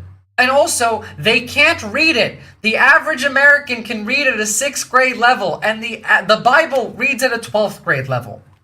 They can't read it. So Peter Thiel's saying, and then when you think of it as a system, where maybe communism and one world system, so it can be an ideology or a system, and then of course you can think of it as Newman did, where it's sort of the final dictator of the one world state. It's still stressed as more as a person. You can leave it as a type, a system, a person. It has something to do with post-Christian world. It's a person. This is them agreeing that the Antichrist is a person. It was one of your tweets. I can't remember which one. Maybe it wasn't your tweet. I don't know. So, let's see. Let's get to Thiel. I don't give a shit about the interviewer. There are elements of them where, by the way, you're not quite the only person I've noticed reading up on this. Benedict, blah, blah, blah, several times over mentioned approvingly of Robert Hugh Benson's book. There are all sorts of parts to it that have this feeling of being near great literature, but the plot hole is how does the world takeover actually happen? Well, you can look around you, because they're doing it. They're fucking doing it. Let's show this brief video, which we'll edit into the show, of course. One world or none. Video plays, there is no secret. When a neutron strikes an atom, the atom is swift. At least neutrons flick other atoms. The result is atomic energy. They're going back to 1946. Like, this is insanity. This is 5 hours of brain rot. And he's doing 4 of them. It's brain rot. Probably a place where the Bible differs from Enlightenment rationality. Enlightenment rationality believes in the wisdom of crowds. The Bible believes in the madness of crowds, which is why they're wrong, because the wisdom of the crowd is correct. Much more in the Lord Acton camp. The power corrupts. Absolute power corrupts absolutely. It's very funny hearing that from someone who has fucking absolute power. As an atheist, I'm far too spiritually lazy to constantly care about the end of the world. Me too. But as an atheist who was raised Muslim, this man is the fucking Antichrist. So there's these institutions that are probably adjacent to ideas about the fallen nature of man and the original sin that make me nervous about the one world state. Subsidiary is good in theory and practice. The devil is in the details. And if too much of the power has to be at the top level, if you absolutize things like climate change or nuclear weapons or control like that, this also has to be in the top echelon. It's not going to be decided by the city of Palo Alto or some kind of subsidiary layer. Again, we're already kind of here. I have some more prosaic institutions where I wonder what would be the marginal tax rates in a one-world state where people couldn't move. I suspect they would be quite high. It would be kind of like East Germany with no escape. You couldn't move from Texas to Florida and get zero income tax. Like, these are ideas they want to implement. They will live for more years with existing power. That's just not true. Any extra year is horrific, let alone the lowest in the hierarchy, let alone everything else. I just disagree. Well, like, again, like, this is just their beliefs, and they're insane. This goes back to your argument in our first conversation that for the first time in history, we can actually imagine human beings destroying the world. That's quite a plot. Now, also, we have the mechanisms that the world would make a world government, a gigantic global surveillance state, plausible. This is the guy who's building the surveillance state. Palantir is all over the world. It seems plausible, too. And I think, again, to come back to the Soloviev-Benson plot hole on its own, they both seem not that desirable. Why would we have crazy surveillance state? Why would we want this? But if you scare enough of these things, that's the weapon. And this is where my speculative thesis that if the Antichrist were to come to power, it would be by talking about Armageddon all the time. This is Peter Thiel, the man building a crazy global surveillance state and a one-world government, saying that if the Antichrist was to come to power, he would constantly talk about the end of the world in a 5-hour speech, in the second one, talking about the end of the world. We're already here. Peter Thiel, the Antichrist, would talk about Armageddon all the time. He'd scare people and then offer to save them. Yes, it's 1 Thessalonians 5:3. The slogan of the Antichrist is peace and safety. And it sounds like, a thing Palantir would say. And then there's nothing wrong with peace and safety, but if you have to imagine that it resonates very differently in a world where the stakes are so absolute, where the stakes are so extreme, where the alternative to peace and safety is Armageddon and destruction of all things. Like, these are, like, it's not self-awareness. It is coded messaging. It is him saying what he wants to do without outright being, I'm the Antichrist. He's saying that he would do that. The Antichrist would do exactly this, and that's exactly what he's doing. He is trolling. And again, like, I don't believe in religion. This man wants to be the Antichrist, is going out of his way to act like the Antichrist. Again, there are probably all these elements where it's downstream from Christianity. You can think of, quote, the poor shall inherit the earth, Sermon on the Mount. Marxist theory is going to be more Christian. We're going to accelerate it, and we're going to bring it about faster. So the Antichrist probably presents as a great humanitarian, as a great redistributive figure, as an extremely great philanthropist, as an effective altruist, and all these kinds of things. Well, I'll tell you what. It's going to be real hard for Peter Thiel to appear as any of these, because he doesn't appear human. But, you know, I guess that's what the brainwashing machines are for. And these things are not simply anti-Christian. It's always, when they get overly combined with state power, that something's very wrong. There are ways Christ wants to unify the world. Probability, blah, blah, blah, blah, blah, blah. Look, I don't give a fuck. The man's insane. He wants to be the Antichrist. We have Larry Ellison. You know, actually, let me show you something about Larry real quick. Before we get to the hope, because I do have some hope. I have some hopium for you guys. Stuff that we can do. So first off, this is the guy who owns TikTok now. What is your connection to Israel? Well, the renewal of the Jewish state is something that I think touches all of us. For 2,000 years, we were a stateless people. And now we have a country of our own, defended by all the brave men and women of the IDF. So anything we can do to support them, who, you know, devote their lives for preserving the state of Israel, keeping the people safe, and allowing our state to... I'm pretty positive they won't get their fairy tale ending. I don't think they will either, but I think they will destroy the world if we let them. I don't think that they will succeed in what they want. But what I do think is that they will succeed in hurting a lot of people. To continue in very, sometimes in very, very difficult situations. Did you visit Israel? I have been to Israel. I have been to the border. I have spent time to the people who govern the state of Israel. You want to know what this is about? We're gonna go back to a creator that I've been showing a lot recently because she knows her fucking shit about Larry. If you use TikTok, you should probably watch this. This is gonna affect you. You're working for Larry Ellison, mind you. Convinced Congress to ban TikTok We're all is working. also helping Oracle buy it. Welcome to the largest corporate heist in social media history. This is part 4B of my series, Who the F Am I Working For? The full investigation is available, as always, on my Substack, The Dre Dossier. It's free to subscribe, and you should definitely do so because this rabbit hole goes way deeper than this video could ever get into. While everybody was eagerly watching the TikTok ban drama, Meta was playing a bit of a different game, and Oracle wasn't just swooping in to save the day. I'd like to remind you that Oracle owns everything. Oracle built China's surveillance system. Oracle built China's COVID surveillance system, and also built America's COVID system. And also is, I think actually Larry Ellison may have surpassed Elon Musk as the richest man in the world at one point. But this is the guy who bought Paramount. This is the guy who's buying CBS, like CNN. He's buying all of the media. It's this guy. Orchestrated the entire thing. Allow me to show you how. In 2024, Meta had spent a whopping $24.4 million lobbying, the most in Meta's history that they've ever spent politically. Most of that was aimed directly at TikTok. They would flood congressional hearings with stories of the dangers of TikTok challenges, right? That many of these kids that were vandalizing schools, assaulting pranks for their teachers, drug experiments, all of that was coming from TikTok, which would be horrible if it were true. But what nobody was reporting on was that when you look a little deeper into this, those challenges didn't actually start on TikTok. Most of them started on Meta platforms. For instance, the Benadryl challenge started in a Facebook group. The outlet The Benadryl challenge?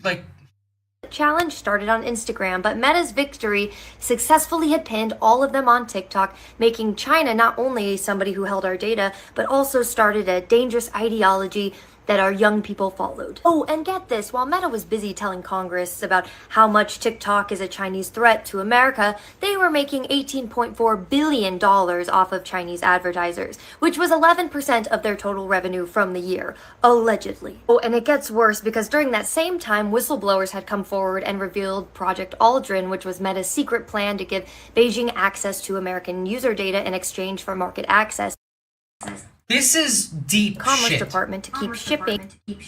Again, like Nvidia being like having to bribe the US, all of this ties in together. Again, all of these people know each other. They were all together. Here, all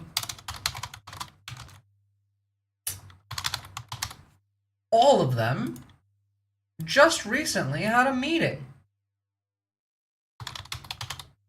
Where did I put that? Hold on.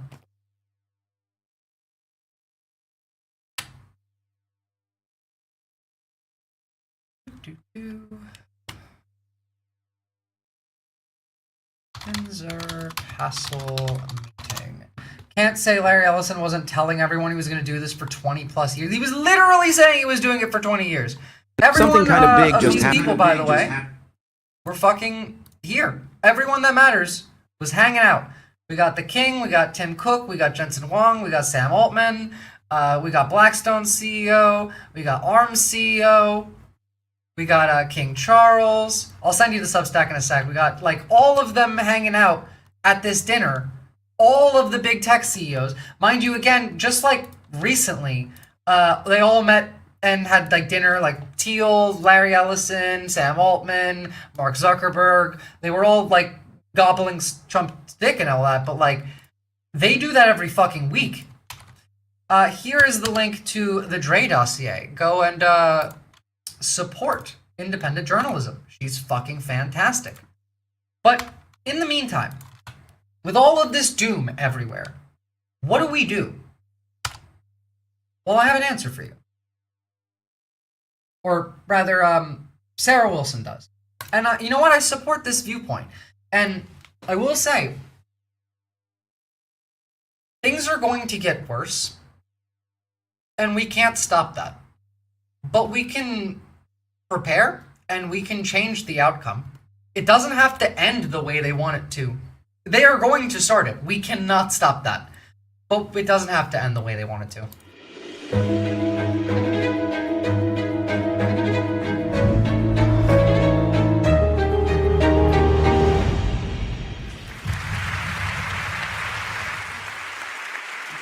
I've got to say, I feel quite self-conscious about standing here today. And that's because what I'm about to share with you is something that none of you want to hear. About 3 years ago, I was hit with a brutal, brutal truth, that we were no longer going to make it. Those climate deadlines, we were missing them. And those planetary boundaries that we'd been warned about, we were surpassing them over and over again. And then a veritable clusterfuck of other crises arrived. AI. So AI singularity is set to arrive in 2027. And that's the point at which the robots become smarter than humans, which is going to have ramifications globally, of course. And then, of course, we saw nuclear threat dial up. Not a single person at that gathering was hot. I mean, the tech CEO meeting, I'm behind in the stream. Fair enough. I mean, they're all losers. All of the tech CEOs are nerds who didn't get bullied enough in school. Speaking as a nerd who got bullied in school. Doomsday clock, which measures our risk of nuclear annihilation, hit 89 seconds to midnight. And then there was Trump, and then there was Gaza, and then, of course, there was the rollout of the fascist tech bros. We were first. What do you not think is going to happen, Depraved Ambiance? I'm confused. Is it like the AI taking over the world, or like the jobs or something? I mean, with jobs specifically, it's already happening. I covered yesterday on stream that Australia is talking about universal basic income right now. Like we're like on Australian media, we're having discussions about universal basic income because of how many people are losing their jobs to AI already, which, you know, was suspected. The singularity, robots becoming smarter than humans. they're already smarter than humans in specific tasks. Like the singularity is just, they're just smarter than humans at every task. There's only a few tasks left that they're not smarter than us in. Now, like, them being autonomous and doing that is a whole other thing. But them being smarter, the jobs thing is happening, but the robots being smart isn't yet. It will happen eventually. Like, the thing is, like, if they succeed in their goals, which I don't believe that they will, which is why I agree with you in that, like, we're not going to see the robots, like, take over the world. They'll be smarter than us, but they'll still be controlled. And eventually, like, society will collapse. I don't think that they get to go to the end game here. I don't think they're going to get to do the, like, integrate robotics and AI into their brain and shit. Oh, we're going. Oh, shit, I am over. I'm so sorry, guys. We're going to watch the rest of this, at least. Nick, if you have to go, let me know, and I can close stream. Firmly in a polycrisis, What's up, Donald James? also known as a metacrisis, a complex mess that we are no longer able to fix or to recorrect. Now, when I first tried to sort of understand this level of overwhelm, I started to imagine in my mind a kind of a mashup between a Dr. Seuss image and a Rube Goldberg machine, okay? Now, this was a very, very vivid image in my mind, but so that we could all land on the same page here today, I got my friend Struthless. This is a fantastic explanation of this, by the way. To illustrate it for us.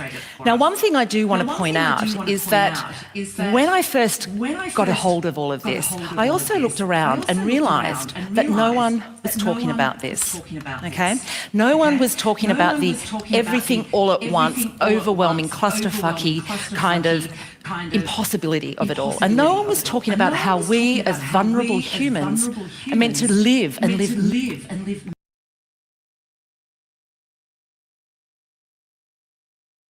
My bad, I put the echo.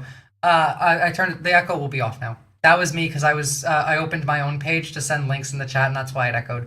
We can't watch this on 1.5 speed because you shouldn't do that. If you're trying to analyze and think about information, consuming it faster is not conducive to you actually, like, properly engaging with it. Meaningfully through a world that had radically changed.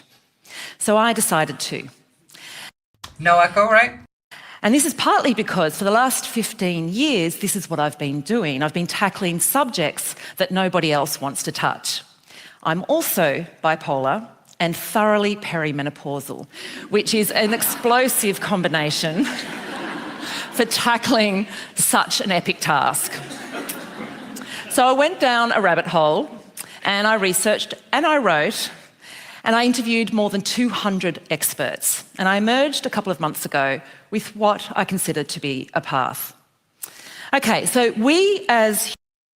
I also have ADHD, sassy salsa, but again, engaging with the material faster is not conducive to you actually integrating it into your worldview. You need to take it slow, you need to analyze it, you need to think about it. We're pausing it and we're talking anyway. All I do is read and listen to audio most of the day at most 1.15 speed if you're losing a lot of it, by the way. If you want to be optimal with your time. Yeah, in the mornings when I'm getting sources ready for stream, I'll click around and maybe I'll put it at 1.5 speed because I'm not paying attention. But if I really want to analyze and engage something and think about it and learn from it, I'm going to watch it at normal speed. Her pants look weird with the rest of her outfit. She's based as fuck, and I don't care. I support this. Humans, we tend to force fit our issues into a... Everyone is different, but we tend to force how we see the world into reality. Your perception shapes how you see reality. You get to decide how you exist and feel in the world. You don't get to decide what happens to you, but you get to decide how you feel about it and how you engage with it. Your brain is a tool that you have control over. It is a computer. Whether or not you have ADHD or not,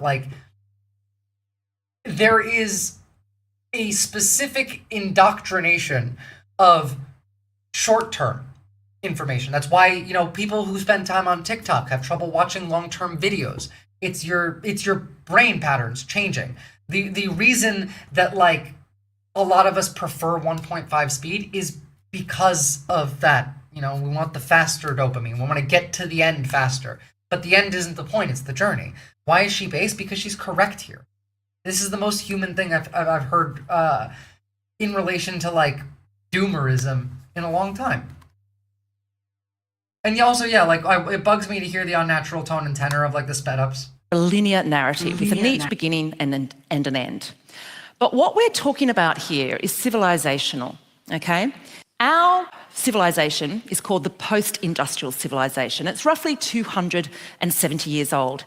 And it's made up of a befuddling array of complex systems, only some of which I'll draw out here today. So we have the climate system and we have the biodiversity system, which feed into the water and the food systems, which in turn cascade into a bunch of other systems. So the trade routes system, the tariff system, what else have we got there? The geopolitics system, and of course the global financial system. And these are all connected, interconnected. They domino in on each other. They're interdependent on each other. And you've also got a few AI gremlins running around the place. Now this behemoth, the AI gremlins running about the place is very funny. which is overwhelming in itself, sits atop another complex system.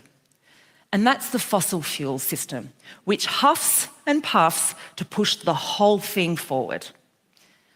And it's in turn fanned by the more growth imperative. All right, so it's very Dr. Seussish, right? Now, that whole pile-up would not operate without those two things, okay? An endless supply of fossil fuels as well as the infinite growth imperative. And without it, it's a bit like when you stop pedaling on a bike, right? This is why we say the internal contradictions of the system will collapse in on itself. Neoliberalism is what this system is built on. And yes, like we have fascism, like overt fascism in America now.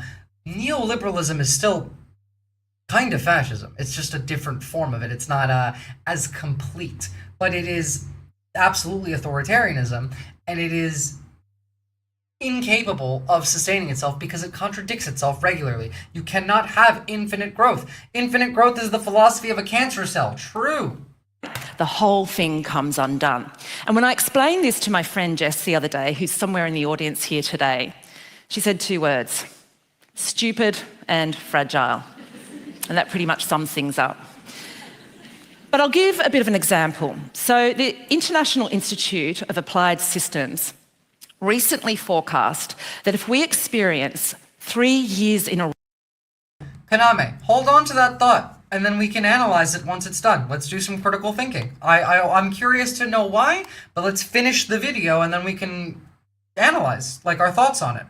That's, honestly, I want to do that. I want to talk about, like, our thoughts on this, because yes, exactly, Donald James, the title is How to Respond to Societal Collapse. And we are living through societal collapse. And it says social, but societal. How do we respond to this as people is important, not just a movement, but individuals. Like, she says something later in this that I personally agree with. I am confronted every day now with my own mortality, significantly more than ever before.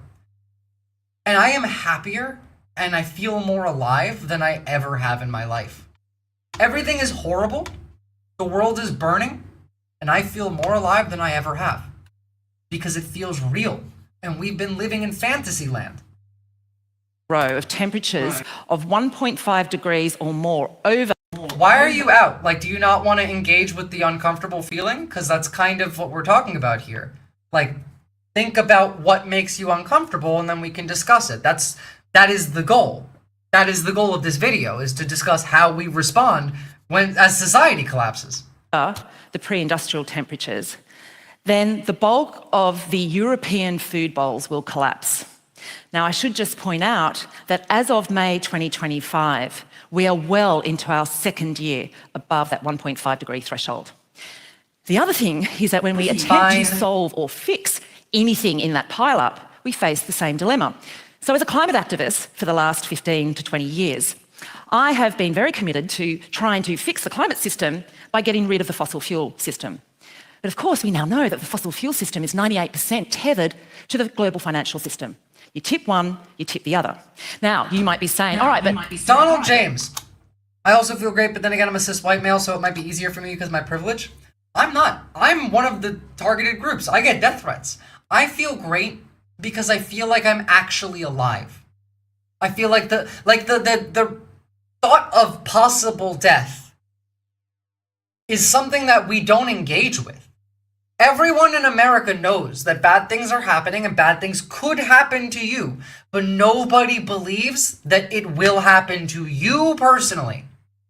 And when you accept that bad things outside of your control can happen to you personally, you start living your life as if you don't have tomorrow. And it results in you actually feeling authentic. The problem with watching things at a faster speed is that the slightest real-life distraction means you gotta stop and rewind. That gets really annoying. I agree too, Johnny, too late. Especially like in a context where like we have to discuss something, it's hard, but like we make do, it's fine. 1.25 isn't too bad. not if we do the big switcheroo to solar panels and wind farms. And indeed, the green energy system has been growing at a rapid rate over the last couple of years, which is great news. However, if we're going to make a dent in any of this, and if we're going to do it in time, then it's going to eat into the rare earth mineral system and the water system and the humanitarian system, while ever we're having to extract those rare earth minerals using child labour and slave labour in Africa. Because if we don't, it tips the global financial system, and so on and so forth. So we find ourselves in a damned if we do and a damned. Have you guys ever watched The Good Place? This is why everyone goes to the bad place. It is not possible to live in this society and be morally correct in every possible way, no matter how hard you try. Rich, I spent the last 2 years fighting homelessness, detached from reality. I am not. Good. That means you have the much better odds. People jump out of a plane to feel alive, find whatever is that stimulates you. Life being authentic is what stimulates me. And we don't live in that world. In the last I'm 30 years old. I remember the before times, and I remember the after times, 9/11 and before and after. And neither of those instances felt real to me. It's all coded lies. It's a mask. It is, it wants to teach you that you are safe, that you deserve everything, that everyone outside of the walls of your castle, which is your home, is an enemy who wants to break in and kill you and rape you. Like, all of human history, hundreds of thousands of years, up until the last 2000, existed in an egalitarian, cooperative engagement society. Like, none of this shit existed for hundreds of thousands of years. And then we started having a property ownership. And then we got here. We don't live in the real world, we live in their world.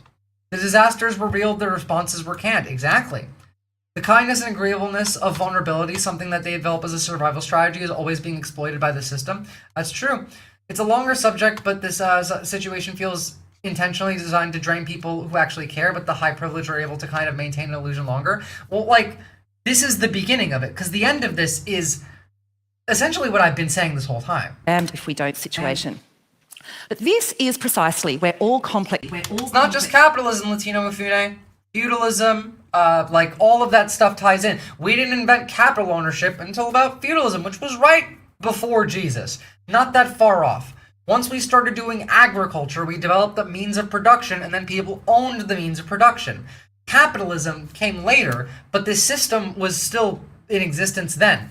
But for hundreds of thousands of years. Hell, Australia is the longest, the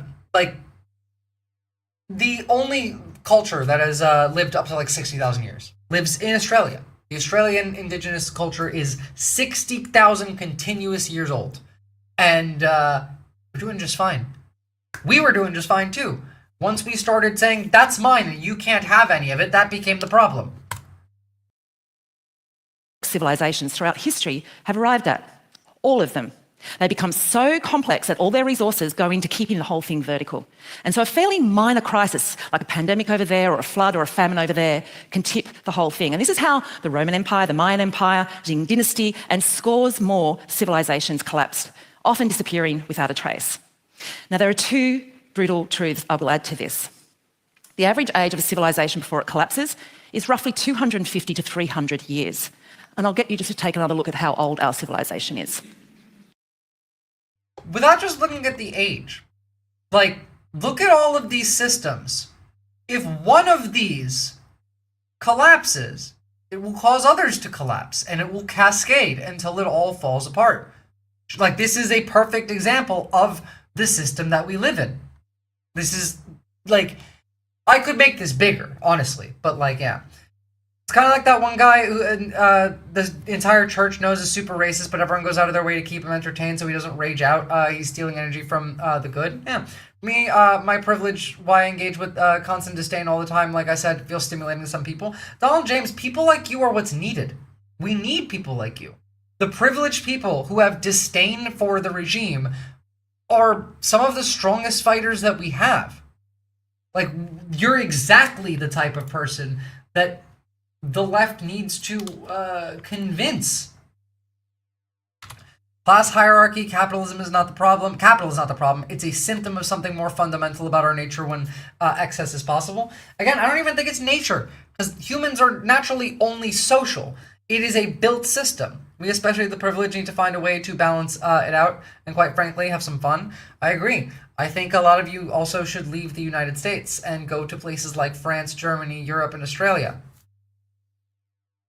The other brutal truth is this. Unlike other civilizations, such as the Roman Empire, which was quite isolated, ours is global. It's all of that. It's everything, and it's all of us. Now, when I first started to think about all of this, I was reminded... I still think the average would be fine. Like, yes, Egypt and some of those other places lasted thousands of years, but, like, this is the average of empires. What's in Australia? English-speaking white people that are trying to... that the Nazis are trying to radicalize. Also me. We had Nazi rallies that are worse than America, like this month. In America, the Nazis at least wear masks. Here, they were standing on the fucking Melbourne state capitol, flanked by police officers protecting them as they gave the literal National Socialist Movement. Network, rather. We're a part of nature. What we do, what we create is a result of natural forces. Nature is everything. I mean, that's true. Of a 4-year-old who's made an absolute mess of their bedroom, okay? It's a creative, although well-intentioned implosion of balls of wool and textures and craft projects. You don't have to be white. I'm not white. I just said that's why we need Americans to leave, because those are the people that need convincing. See, like, right now, there is a concentrated effort by the American Reich, people like Elon, people like the groups that we just watched in the other video, in the UK, in Australia, in France, in Germany. England is going to fall to reform. The Nazis will win in England. It's essentially a lost battle. Unless, like, we get an influx of anti-fascists to go and help that not be a thing. But it's England, so, you know. France is 50-50. Germany, well, they look kind of fucked. The AfD just won pretty largely in a local election. Australia, to me, as someone who's lived here for 7 years and who left the United States in 2018, feels like we're in the second Obama administration. And the sovereign citizen movement, which I've covered before, which has direct ties to CPAC, which has direct ties to the Atlas Network in the United States, is proto-MAGA. They're the Tea Party. Screw it, I'll go down with the ship. Don't go. No, you don't need to. Oh, God, I hate this suicidal mentality. Do you know how much stuff you can do even if you can't leave America? You could go talk to fire department. You can go talk to, like, people in your neighborhood. You could go and join the SRA and arm yourself. You could form a well-regulated militia to, like, defend your neighborhood. I don't think persuasion works. You can't persuade them, no. You have to just have to stop them from having power. Oh, yeah, no, you can't persuade the right. You can't persuade the right. That's not the goal here. The goal of getting Americans to leave and go to these countries is because we need voices against the right. We need an international, decentralized insurgency movement, a rhetorical, political one, not a physical one. We need to learn from what the opposition did to gain power. They did this for years. I know about the sovereign citizen movement. I looked into it myself. Yep, that's directly funded by us as America. America is a national... This week, I had to go and speak with a state, like, representative because the social media laws in Australia were really bad. You know, they had the ID verification stuff. They got rid of that and then made the laws worse. Because now under the new laws, social media companies have to provide evidence of best efforts of verifying age, but they can just delete social media accounts right off the bat. Like, they don't have to, there's no oversight. And I had to go speak to elected representatives with printed out tweets showing like, this is a national security threat. This is like threats America makes to Australia. Here is like Russians and Iranians and Chinese just blurting American propaganda that like the American right is going to eat up. Like, there are foreign countries using these foreign-owned social media networks that you are giving full power to propagandize to the population. Well, not everyone can leave, right? Well, I mean, first off, you can cross the border and apply for asylum in Mexico or Canada. You can do that. Now, if you're going to stay, that's fine. But if you're going to stay, you have to do, like, don't stay and just die. If you're going to stay and die, you might as well just give up now. Like, if you're going to stay, stay and fight. Join the SRA. Build a community. Build a resistance movement. Build, like, relationships with the people around you. That is how you resist. I mean, I've shown this video before, but this is what a town in Ohio did when Nazis came to town. Ohio, see, where are you? Here we go. I love showing this video because it really does make the point pretty clear. Hold on, let me switch the screen.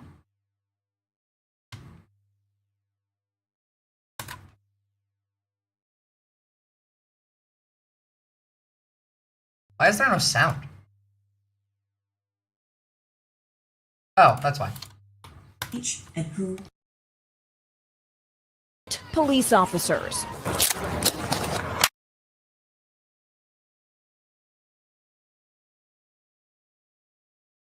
Your business owners. I don't know why there's an echo now. That's weird. Your fathers, your sons, there we go. daughters. These are civilians, members of the Lincoln Heights Safety and Watch Program. It's a duty. Okay, let's go. The duty, protecting their neighborhood, the majority black village of... Sassy Sasa, you can apply for asylum in pretty much any country. America is the only fucking country that's insane enough to just lie. The way that you apply for asylum is you cross the border into another country, you declare yourself as, hey, I just crossed the border, I need asylum, and then they take you to an embassy. Like, that's how you do it. I remember, like, every time they're talking about, oh, these illegal immigrants are coming into the country. None of them are. They're all applying for asylum. They're like, oh, you can't do that. That's how you do it. You have to cross into the country first. Lincoln Heights, Ohio. After neo-Nazis held a rally here last month, carrying rifles, waving swastikas, and hurling racial slurs, just moments before children were let out of school. At the time, law enforcement officials said the neo-Nazis did not break any laws, but an investigation by county prosecutors is ongoing. Weeks later, the KKK and patrols the None of that streets shit matters. This is what matters. This is what the community did after the Nazis came to town. This is what you need to learn how to do. Resulted in the incident's resolution without injuries to any of the persons involved. But residents here say they can't afford to wait. Every day, the Safety and Watch group escorts children to school and patrols the streets. Why do you all wear masks? Those Nazis, we have reports of them finding our backgrounds, so we're not hiding ourselves from the residents, but we're protecting our family from what we're doing out here. While many locals do support. Again, like, it is war. They started it. I don't want it to be war. I have, for my entire career as a live streamer, advocated against violent revolution. But what am I supposed to do when the right starts a violent revolution? Other than defend ourselves. A bully corners you. Do you curl up in the fetal position and make it difficult as possible for the bully? Or make it difficult as possible for the bully? Exactly. I've looked into the asylum process. It appears to be there's a lot of caveats. There is a lot of caveats, but you get to leave the country. It takes a long time, by the way. Like, when you apply for asylum, it takes years, and you get to live in that country for that time being. But you could, I don't know, cross into Mexico. If you don't have a passport, by the way, you can cross into Mexico to a U.S. Embassy, get your passport there. You can cross into Mexico and then fly to another country as well. Like, There are options here. I've covered on stream I think it was a Romanian girl who was American and went to Romania. She had her American passport. She had a Romanian passport too, but the Romanian passport was expired. And she went in the line for Romanian citizens rather than visa holders. And she was like, I'm sorry, like my Romanian passport is like expired, but here's my American one. The border guard took the American passport, tossed it back to her like she was like it was trash, took the expired passport and stamped that. An expired passport is more important to people right now than an American passport. And like I wouldn't say civil war, Donald James. They keep saying civil war. They keep saying it. Like, I think this is really ideal, but I also think that there are another level compared to most communities. Like, I try to explain this stuff in this video to people I'm closest with. You don't want to explain things to people. That's not how people learn. By, like, talking to, like if you are already interested, that's different. But people who don't know, people who aren't invested, explaining something is not convincing them. You have to get them to come to that conclusion themselves. You ask them questions and lead them down the path of figuring that out. Civil war, not the right term, but like, well, so here's my view, Donald James. I think the Civil War is going to start, but I still don't think it will be the right attacking us first. I think they're going to have a little internal conflict between the Christian fascist Nazis and the tech bro Nazis. It's been ongoing for a while, that feud. But let's continue, because the end of this is very important. That they can no longer clean up because they lack the level of consciousness. And I've of their bedroom, okay? Sorry. Now, when I first started to think about all of this, I was reminded of a 4-year-old who's made an absolute mess of their bedroom, okay? It's a creative, although well-intentioned implosion of balls of wool and textures and craft projects that they can no longer clean up because they lack the level of consciousness. And I thought to myself, we humans are that 4-year-old, staring at the mess we've made, stunned, and waiting for an adult to come clean it up. The other reaction I had, and it's a strange... Nobody is coming to save us. We have to do that ourselves. It's either we save ourselves or they destroy everything good in the world, at best, let alone like the worst case. Can't write anything useful information here. Please just reach out to me on Discord if you want options. None are pretty all viable at Bunkor. I'm fed up with trying. Yeah, look, YouTube chat's insane. Bunkor, you've been taking logs about what's getting censored. I want to see those after. Strange one. It was a sense of profound relief, which might strike you as odd, but as I started to talk about this in my community, I got the same response from others. A lot of people were expressing relief. We've got Jeff, who's finally relieved to be rid of his LinkedIn self. Now, you might be feeling the same, and you might be looking at that pile up. I've heard so many times people like, oh, finally. Hell, Bunkor, you today, I sent you the Russian like planes that were near Alaska, and you're like, oh, finally. It is a very common belief. Cannot hold, and that should not hold, because it goes against logic, and it goes against physics, it goes against nature, and it goes against our nature, and we know it, and we can feel it, and most certainly our children can feel it. Now, in cognitive psychology, they have a term for when we are living a life that does not match up to truth, and it's called cognitive dissonance, and it creates a very deep sense of despair and loneliness and anxiety. Think about America today and the cognitive dissonance, because it's kind of switched. The right has their own variant of this. They live in fantasy land, the mirror world. Look at the liberals, the Democrats. Look at Blue Anon. It's cognitive dissonance. We need congruence. However, when we do... We've been passing on responsibility to younger generations for 100 years, and it finally bites us in the ass. My 67-year-old father agrees with you, Rich. Choose to face truth, front on, no matter how brutal it might be. We experience something called congruence, and that is felt in the human body as a sense of belonging, a sense of arrival, and a sense of eerie relief. Now, without a doubt, our civilization is already in collapse. There are a number of systems that are already in decline. Climate, biodiversity, democracy is certainly in decline. I just learned recently that 70... Do you know how many species go extinct every day?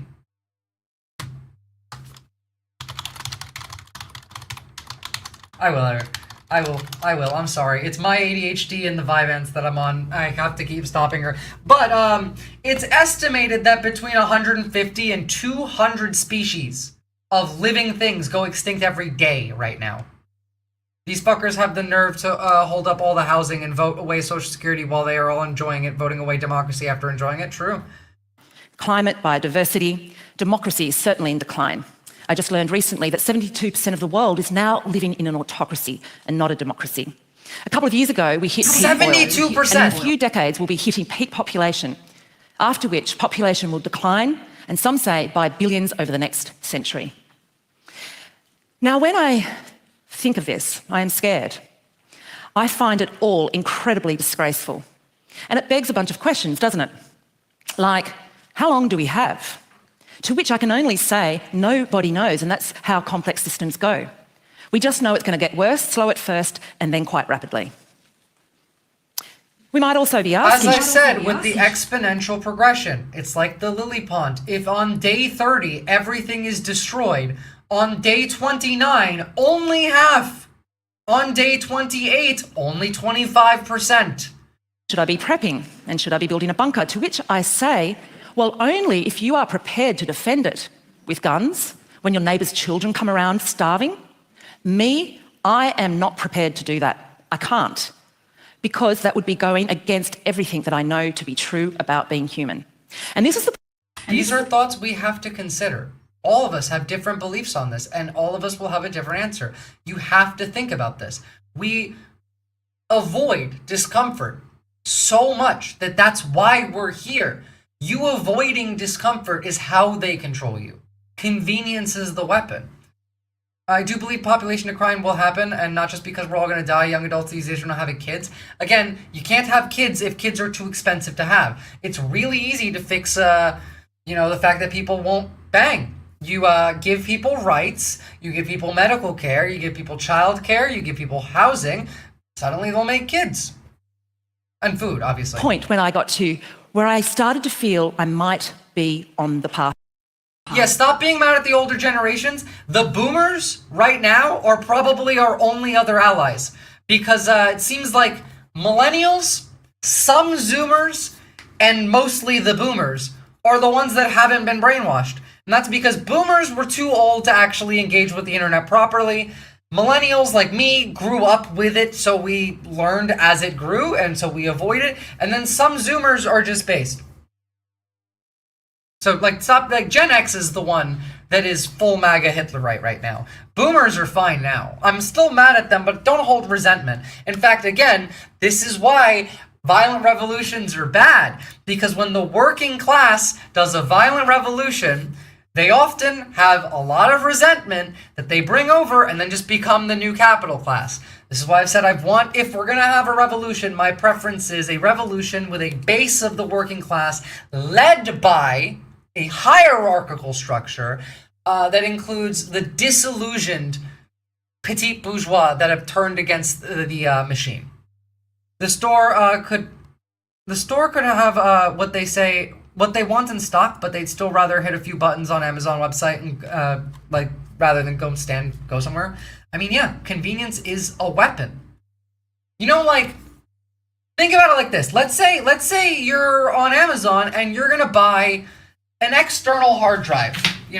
Just an external hard drive. Well, Amazon works with the CIA.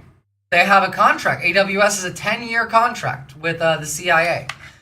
Let's say you are a leftist and you're on a list and you order this from Amazon. Who's to say that your order doesn't get intercepted in the mail? Someone opens it, puts little spyware in it, and then sends it back to you. You don't know. It doesn't look opened. It looks perfectly fine. They could just do that.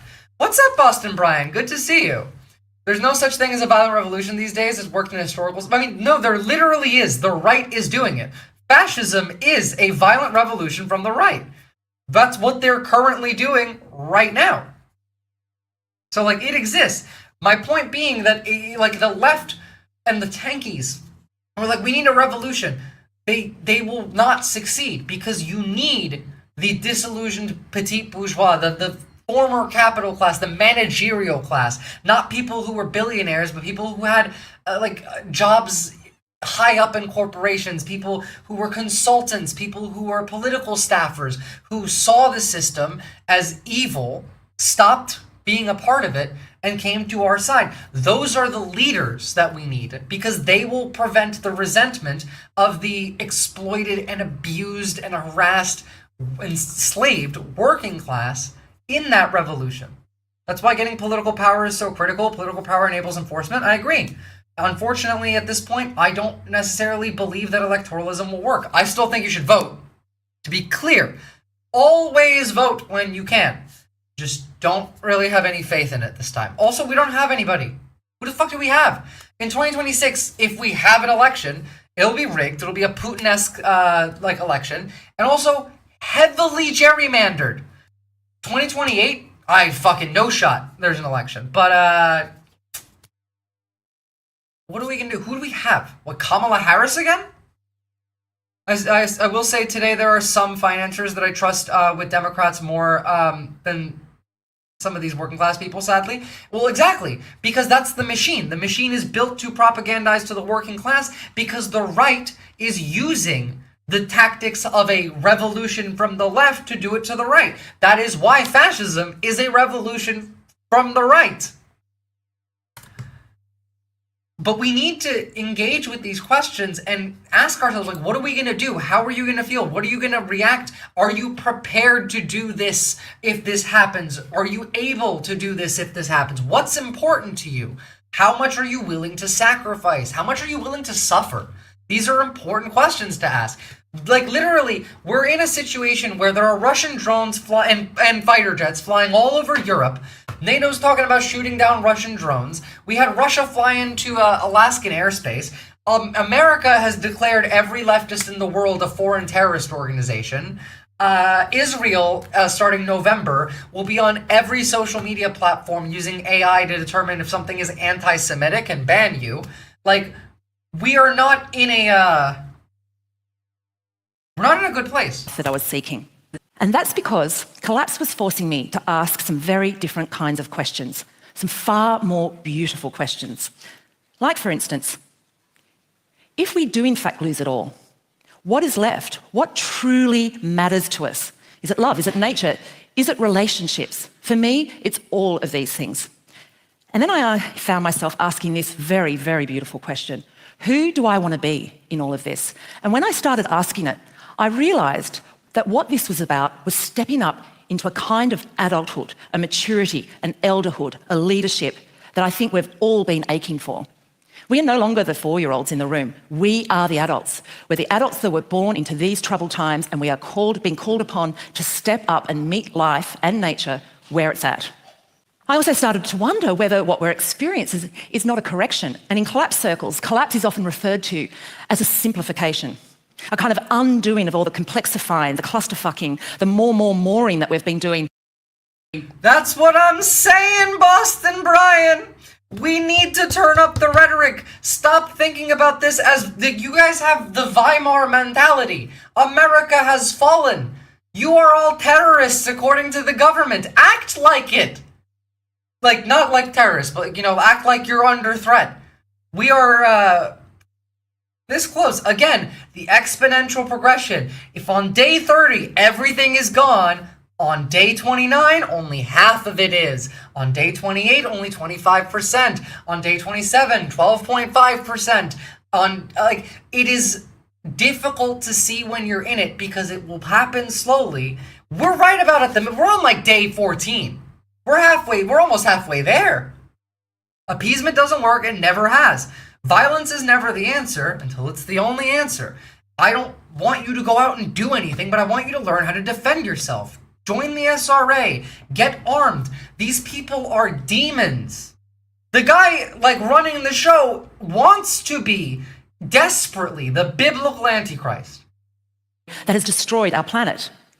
And collapse is now forcing us to get off that property ladder, to quit the laundry renovations, to abandon that LinkedIn version of ourselves and instead go back to community, to connecting, to collaborating, and to joining each other in small communities, growing our own food together, all of us, including the tech bros. No, they don't get included. They go in the hole. Please build offline community. I've talked about this before. The way that you act online is not congruent with the way that you act offline. We're already in a system where it's like Ready Player One and you put the goggles on and you have a character and a different personality. You just don't have the goggles, but you do that. I've seen this happen. We don't share our thoughts the same way online than we do offline. We don't connect the same way. Now, like, community online is important, it's great, but it will only ever create a facsimile of real life in-person social interaction. Good trouble is necessary trouble and helps redeem the soul of America. True and fucking based.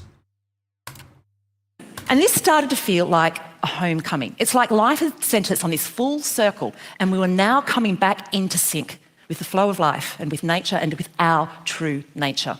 So a while back I went home to my parents, and my mum said to me, "Sarah, I don't get it. You've been in this deep, dark place for 3 years, and yet you seem so happy." And I said, "You know what, Mum? I feel more alive, more connected than ever before. I feel like my life has more meaning than it's ever had before. It's like the urgency of what is going on has forced me into living fully and to living fully now. I'm a 51-year-old woman, and I've taken to climbing trees again. I go running in the forest and I end up dancing. I have spent countless nights on the floor of my small apartment in Paris in fetal position crying, wailing in grief. But I feel more alive." I relate to her everything she's saying here. I feel more alive. I've also been fucking curled up in the fetal position crying from grief. The shit that I see every day is horrifying. But I feel alive because it feels real. It feels authentic. It feels tangible. Alive than ever. And sometimes I reflect on humanity. And I think about all the efforting that we've done, the efforting to make a broken and flawed system work, and the efforting we've done to save Mother Nature. And now I think, what if she, in her formidable wisdom, is saving us? Thank you. I think that's a little bit hopeful still. I don't necessarily agree with that. I think we're kind of fucked. But I think that personally, on an individual level, we're not. I can't help anyone, and no one can help me. I can't help myself. Why can't you help anyone or yourself, Sassy Sasa? Can I ask that? Like, we can grow food, but the air and ground here are already poisoned. That is true. That's gonna be the case everywhere. That's part of the issue. Learn how to grow food indoors. You got to do hydroponics. Like, this is the thing, right? You need community to work this out with. You can help people. You can help yourself. You are the only one who can. I don't have any issues trying, but I struggle not to see a pathway to success.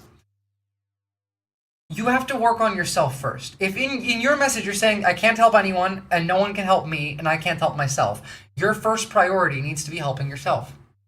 And the way that you do that, I've talked about this, is spend some time bored. You gotta be bored. You gotta be bored. Here, I'll send you a video so we don't have to sit here and watch it because I've already gone long. But I highly recommend this video.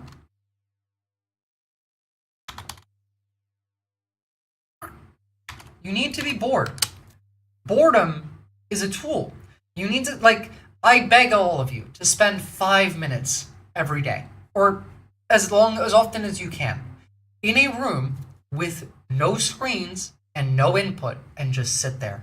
5-10 minutes. Set a timer on your phone, leave your phone outside of the room, have nothing to do, no books, and just sit there for 10 minutes, 5 minutes, 15 minutes, and just be. You don't have to meditate. I'm not telling you to try and empty your mind. Just exist.